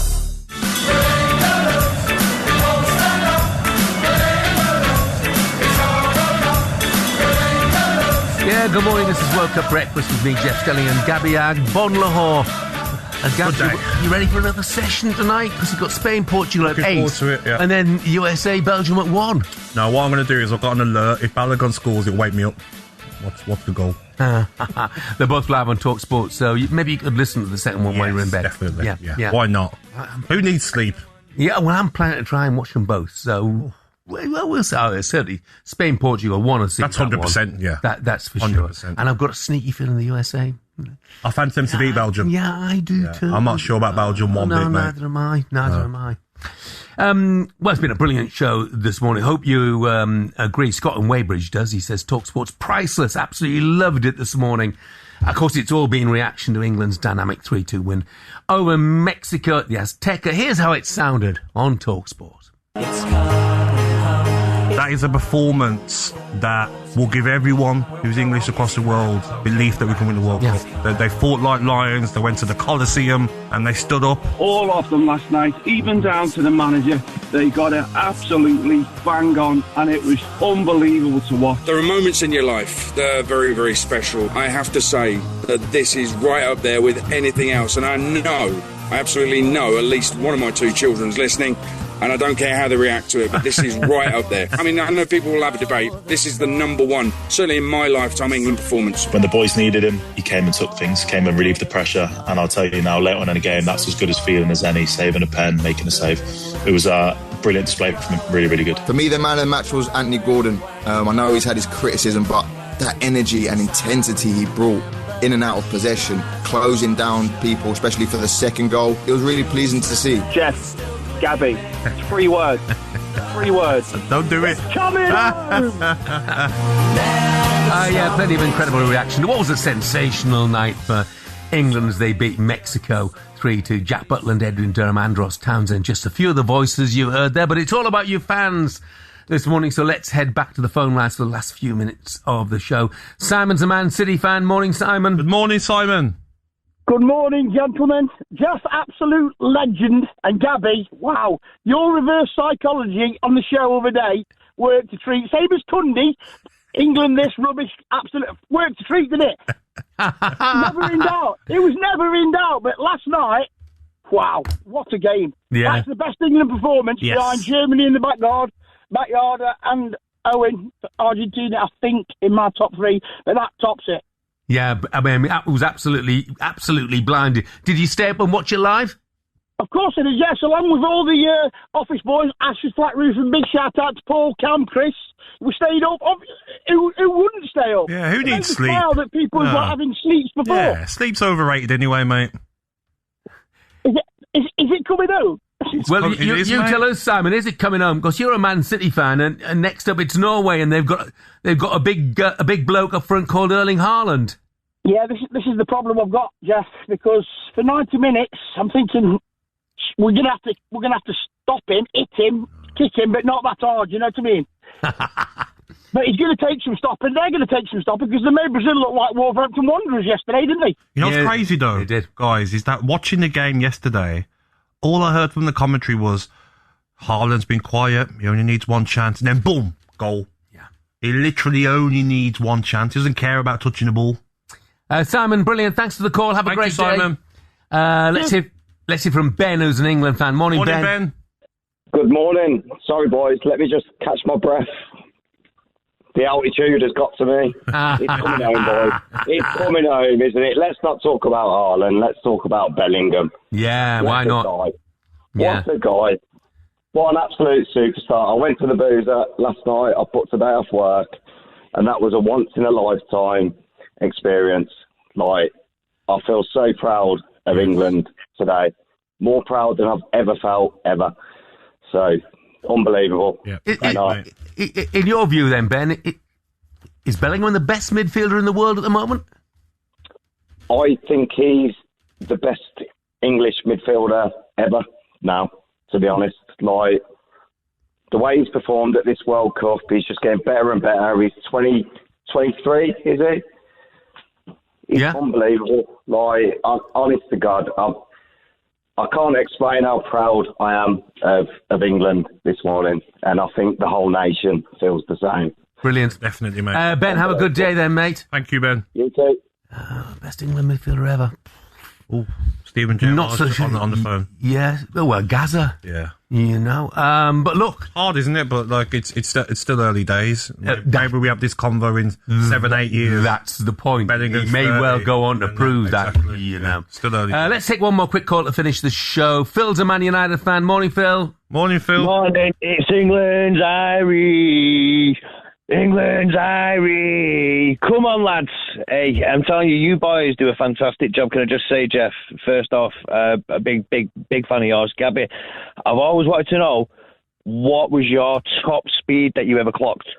Oh. When you were in the You know Premier what, League? mate? I'm not sure, mate. That's my first question to you boys. I'm really not sure. We didn't clock it back then. I wish I'd done 100 metres, you were didn't do rapid, it. mate. Annoying. Mate, you were rapid. Anyway, about the boys, I'm 41 years old now, and the only other performance that I can think of, the other two performances that I can think of, maybe three even, is the Argentina friendly in Switzerland, the 5-1 against Germany, and the Netherlands 4-1 in Euro 96. They're the games that I remember, and let me tell you, I'm going to remember this game like them.